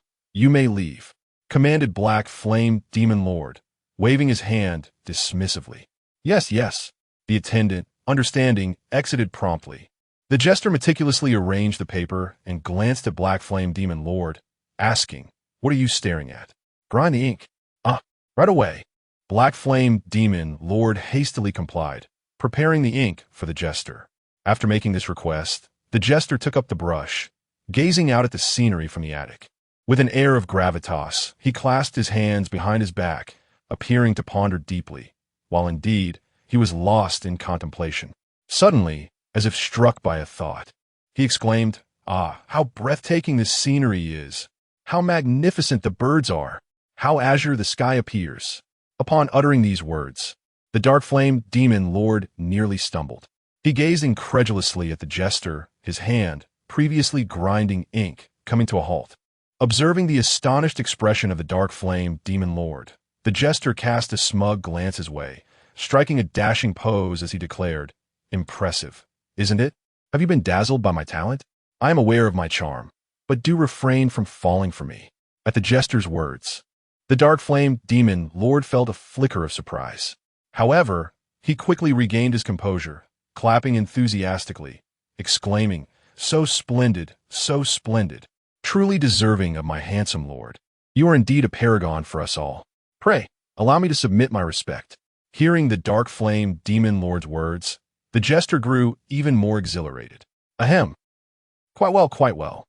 In light of your eagerness to learn, I shall reluctantly impart a few skills to you, the jester remarked, stroking his smooth chin with satisfaction. The dark flame demon lord, upon hearing such words, instantly regretted his decision. Chapter 88. Ah, what a relief. However, the dark flame demon lord was well aware of the jester's temperament. If he were to refuse, a brutal beating would surely follow. Hith. I humbly seek your guidance, esteemed sir. The dark flame demon lord gazed at the jester with palpable excitement. How could one not be thrilled? A lack of enthusiasm would undoubtedly lead to punishment. Well, splendid. I shall instruct you in the art of calligraphy. The jester confidently seized the brush from the table, ready to create his masterpiece. Yet, upon noticing the pristine tip of the brush, he furrowed his brow. Do not inquire as to why. He had forgotten to dip it in ink, feeling as though something was amiss. Observing this, the dark flame demon lord's lips twitched, but he remained considerate. He promptly presented the ink slab before the jester. Upon seeing the offered slab, the jester's eyes sparkled with delight as he cast a satisfied glance at the dark flame demon lord. With a flourish, the jester plunged the brush into the ink, nearly shattering the slab. Then, with grandiose strokes, he began to paint with exuberance. In no time, the artwork was complete. However, the dark flame demon lord was left in a stupor as he gazed upon the paper. How do you like it? Is it not beautiful, my dear jester? The jester, pleased with himself, set down the brush. But what lay upon the paper was hardly recognizable, a mere stick with a circle atop it. Truly, it was a masterpiece, one of unparalleled beauty. I have never beheld such an exquisite creation. Ultimately, the dark flame demon lord uttered words that contradicted his true feelings. If it is indeed beautiful, then please keep it. Should you require my artistic skills again, do not hesitate to ask. The jester, in an exaggerated display of camaraderie, patted the shoulder of the dark flame demon lord, who dared not resist and reluctantly accepted the artwork. Let's go drink. The jester's spirits seemed elevated as he promptly seated himself at the table, already laden with prepared dishes. Noticing that the jester had ceased his antics, the dark flame demon lord exhaled in relief and joined him in partaking of the wine. However, just as they were immersed in their revelry, the entire tavern began to tremble violently. Boom! Before either could react, the structure collapsed, and they plummeted, clutching their wine jars. Crash! They hit the ground amidst a cloud of dust. Who dares disturb my drinking? The dark flame demon lord seethed with anger. Even the jester appeared discontent. Oomph! You refuse to disclose the origins of your treasures, and now you suffer the consequences. I shall dismantle your tavern. At that moment, a middle-aged man's voice echoed in the ears of the jester and the dark flame demon lord. As the dust settled, the onlookers finally beheld the speaker. He was a middle-aged man, flanked by more than 10 subordinates, all cultivators, with the leader being a formidable figure in the solid realm. Initially, some patrons had been disgruntled by the sudden collapse of the tavern and were prepared to demand an explanation. Yet, upon seeing the group, led by the middle-aged man, they fell silent. Nearby, several figures lay sprawled at the man's feet. It was none other than the innkeeper and the attendants, and at this moment, the few individuals were clearly gasping for breath, their vitality waning, evidently nearing the end of their existence. Witnessing this scene, the dark flame demon lord's eyes blazed with fury. The clown remained silent, merely observing with a tranquil demeanor. Meanwhile, the middle-aged man and his entourage had also spotted the two clowns. What are you staring at? You hideous monstrosity, he remarked, showing no regard for the clown. He was the local tyrant of this town, feared by all. Upon hearing the middle-aged man's words, the dark flame demon lord was momentarily taken aback, a sense of foreboding creeping into his heart. Indeed, as soon as the middle-aged man spoke, the atmosphere around them grew noticeably colder. It was a disaster waiting to unfold. The dark flame demon lord stiffly turned his gaze towards the clown. At that moment, the clown remained silent, extending a single hand. After cursing the clown, the middle-aged man gleefully fumbled with the magical artifact he had just seized from the innkeeper. Seeing the clown raise his hand, the dark flame demon lord was struck with alarm. Without a second thought, he rushed to stand beside the clown at the utmost speed. fully aware of the clown's formidable power, capable of ruthlessness even against his own. And indeed, the next moment, the clown simply waved his hand. However, the gesture did not evoke any immediate response. The middle-aged man and his companions disregarded the clowns entirely. Only the dark flame demon lord furrowed his brow in confusion. Yet, in the next instant, a tremendous sound reverberated through the heavens and earth. In that fleeting moment, the dark flame demon lord gawked at the unfolding scene, swallowing hard. The middle-aged man was nowhere to be seen. Before him lay the entire town and everything visible to the naked eye, including the majestic mountains and the bustling populace. All obliterated. The landscape had been smoothed out, leaving behind nothing but a barren plain, devoid of even a single blade of grass, stretching infinitely. The dark flame demon lord felt a surge of relief for his foresight in positioning himself beside the clown. Had he remained where he stood moments ago, he would have been reduced to mere ashes. It was a merciless assault, one that left the townsfolk no time to react before their demise, devoid of any suffering. Ah, what a relief! The clown took a deep breath, then waved his hand once more. In an instant, specks of luminescence descended from the heavens. Miraculously, those who had been erased were resurrected. Witnessing this spectacle, the dark flame demon lord trembled in astonishment. The prior act of reconstructing his corporeal form had been terrifying enough. But now, those who had perished could return to life. The clown paid no heed to the dark flame demon lord and, after reviving the individuals, turned away, clutching a wine jug. Of course, the middle-aged man and his group were truly dead. Observing the exuberant departure of the clown, the dark flame demon lord hurried to follow. Bang! Perhaps out of excitement or fear, the once mighty demon lord stumbled, falling unceremoniously to the ground. Yet, his face radiated with exhilaration. Disregarding the dirt that coated him as he scrambled to his feet, hastily pursuing the clown. This must be an immortal. Such powers could only belong to the divine. The black flame demon lord was consumed by an unparalleled fervor. The legend of the immortals had circulated through the realm of cultivation for countless ages, representing the ultimate aspiration of all cultivators. Yet, no one had ever laid eyes upon an immortal, leading many to dismiss it as a mere figment of imagination, utterly non-existent. Even the black flame demon lord had once scoffed at such notions, but now he bore witness to an unforgettable scene in his life. Who, if not an immortal, could achieve the feat of resurrection? He felt that he had stumbled upon a once-in-a-lifetime opportunity, an encounter he would never have imagined in this life. No, in several lifetimes. At that moment, his resolve, akin to that of a jester, grew ever more steadfast. Especially when he thought of Ye Nan, his heart raced with excitement. Meanwhile, those who had returned from the dead were utterly bewildered. One moment, darkness enveloped them, and the next, light flooded their vision, only to find that the house had vanished. The mountains had disappeared, and the town was nowhere to be seen. They felt as though they were trapped in a dream. However, given that the town was predominantly inhabited by cultivators, constructing houses was not a daunting task.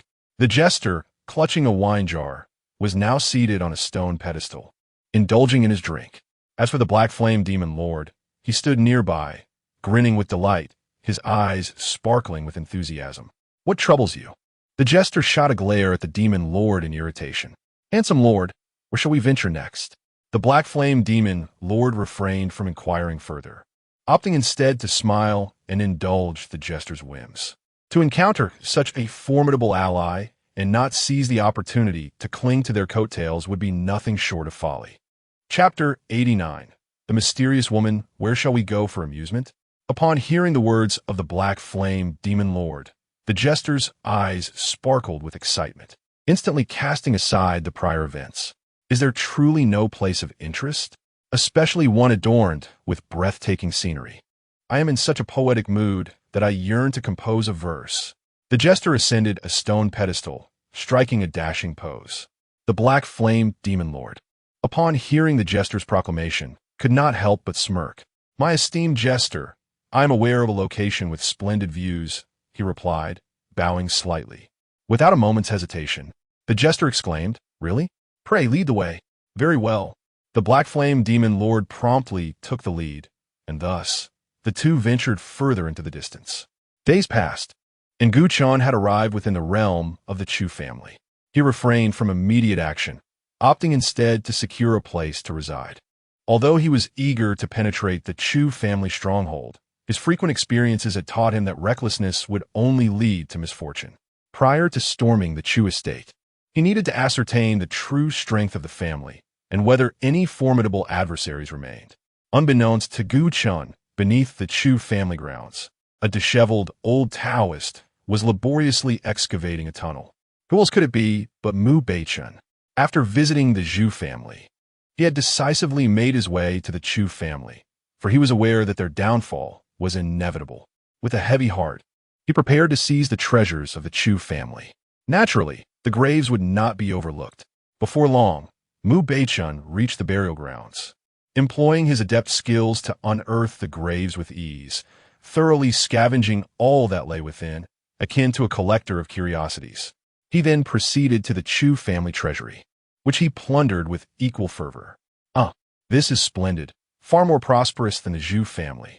Mu Beichen reveled in his fortune. Meanwhile, within the Chu family estate, an atmosphere of revelry prevailed. Bright lights, festive decorations, and a ubiquitous presence of the character adorned every surface. Gu Qian observed this scene from a distance, his gaze cold and discerning. He had previously learned that a sect of cultivators had taken an interest in the Chu family's young master, leading to an alliance through marriage. However, the specifics of this other party remained elusive, and Gu Qian had not pursued further inquiries. Yet he remained unfazed. Any who dared obstruct his quest for vengeance would be deemed an enemy. At that moment, the bridal palanquin arrived at the Chu family. Curiously, aside from a few who bore the palanquin and an elderly matron in attendance, there was no entourage accompanying the wedding, rendering the event quite subdued. This phenomenon was a novel sight for many, yet none dared to voice their thoughts, continuing with their festivities. Unbeknownst to all, the high-ranking members of the Chu family en route to Yuhua sect had all vanished. Gu Qian curiously observed the woman emerging from the palanquin. Although her features were veiled beneath a red canopy, the alluring contours of her figure suggested she was an unparalleled beauty. The woman seemed to sense something and slightly turned her head, directing her gaze toward Gu Qian. Despite the covering, he felt a connection, as if she had indeed seen him. Even the elderly woman beside the bride cast a glance at Gu Qian. It was not that Gu Qian was particularly different from others. Rather, both the bride and the old woman sensed a murderous intent emanating from him. Granny Hua, keep an eye on him to prevent any trouble. The bride's voice reached the old woman's ears. Rest assured, my lady, the old woman replied with a respectful nod. The bride, with her modest cultivation level, was not far from Gu Qian's own. However, the old woman's prowess was beyond Gu Qian's comprehension. He understood that those of the elder generation whose abilities he could not discern were invariably far superior to him. In that moment, Gu Qian felt a sense of difficulty. He had previously investigated the current resources of the Chu family and found no formidable combat power remaining. Yet, it appeared that this old woman alone was beyond his capability to confront. Just as Gu Qian pondered this, a hand unexpectedly rested on his shoulder. Startled, Gu Qian realized someone had approached without his awareness. As he prepared to employ his secret technique, a voice reached his ear. Second senior brother, do you need assistance? Upon hearing this voice, Gu Qian was momentarily taken aback. Turning his head, he found it was none other than Mu Beichen. Relieved to see him, the two chose not to linger and instead found a tavern to sit down temporarily. Junior brother, what brings you here? Gu Qian raised a cup and drank it in one gulp. I heard from senior sister and you that you were planning to annihilate the Chu family. So I came to take a look and perhaps earn some drinking money, Mu Beichen replied, downing a generous amount from the wine jar, relishing the moment. Gu Qian, understanding his junior brother's nature as a glutton for both alcohol and wealth, inquired, have you already visited the Chu family? Yes, I did. And it was just as expected. I cleared out everything, Mu Beichen said nonchalantly. By the way, do you know the strength of that old woman next to the bride? And who are they? Gu Qian suddenly turned to Mu Beichen. Although Gu Qian was the senior brother, in terms of age, experience, and qualifications, Mu Beichen surpassed him. I don't know who they are, but that old woman is a formidable expert at the heavenly profound realm. Likely comparable to my current cultivation level, Mu Beichen replied with seriousness. He was not originally from the outskirts, but had come due to a particular matter. The stronger individuals required increasingly rare resources, and remaining in such desolate lands would only deplete one's talent and time. Of course, Ye Nan was an exception, a fact that puzzled Mu Beichen. He could not fathom why someone as powerful as Ye Nan would be found in such a place. Yet today, encountering an equally strong individual in this locale struck Mu Beichen as peculiar. Could they also be here for that particular matter? Mu Beichen pondered to himself. Heavenly profound realm? It seems my previous conjecture was not amiss. I simply did not anticipate such strength. Upon hearing Mu Beichen's words, Gu Chen's demeanor grew somewhat solemn. Senior brother, I have a request. Soon, Gu Chen directed his gaze toward Mu Beichen. Did Mu Beichen not discern the intentions of his younger disciple? Nevertheless, he inquired with a cheerful smile, "What is it? Do you wish for me to intercept that old woman?" "Indeed. My senior brother shall receive my profound gratitude in due time." Gu Chen did not conceal his intentions, nodding readily. "What talk of gratitude? We are both disciples of our master. As brothers, it is only natural that we assist one another." Mu Beichen cast a disapproving glance at Gu Chen. "Very well." Gu Chen felt a warmth spread through his heart upon hearing Mu Beichen's words, particularly when he heard the mention of family. He suddenly found himself with a renewed sense of purpose. Previously, he had lived solely for revenge. Now, after achieving that vengeance, he was determined to live for his family in the present. Chapter 90. Just pretend you didn't see me, understood? As the two conversed, two figures passed by in front of Gu Chen and his companion. Initially, they were oblivious, but when Gu Chen caught sight of the shorter figure, his eyelids flickered with surprise. "Brother, what's wrong? What are you looking at?" Due to the angle, Mu Beichen had not noticed. He merely sensed the peculiarity in Gu Chen's gaze. Upon hearing Mu Beichen's inquiry, Gu Chen remained silent, instead casting furtive glances in Mu Beichen's direction. Curiosity piqued. Mu Beichen turned to look. Who else could these two be but the Joker and the Black Flame Demon Lord? However, upon seeing them, Mu Beichen felt no particular disturbance. At that moment, the Black Flame Demon Lord had retracted the horns atop his head, presenting himself as a robust figure, entirely unremarkable. Yet, Mu Beichen had never encountered the Joker before. "Brother, is there something unusual?" Mu Beichen inquired,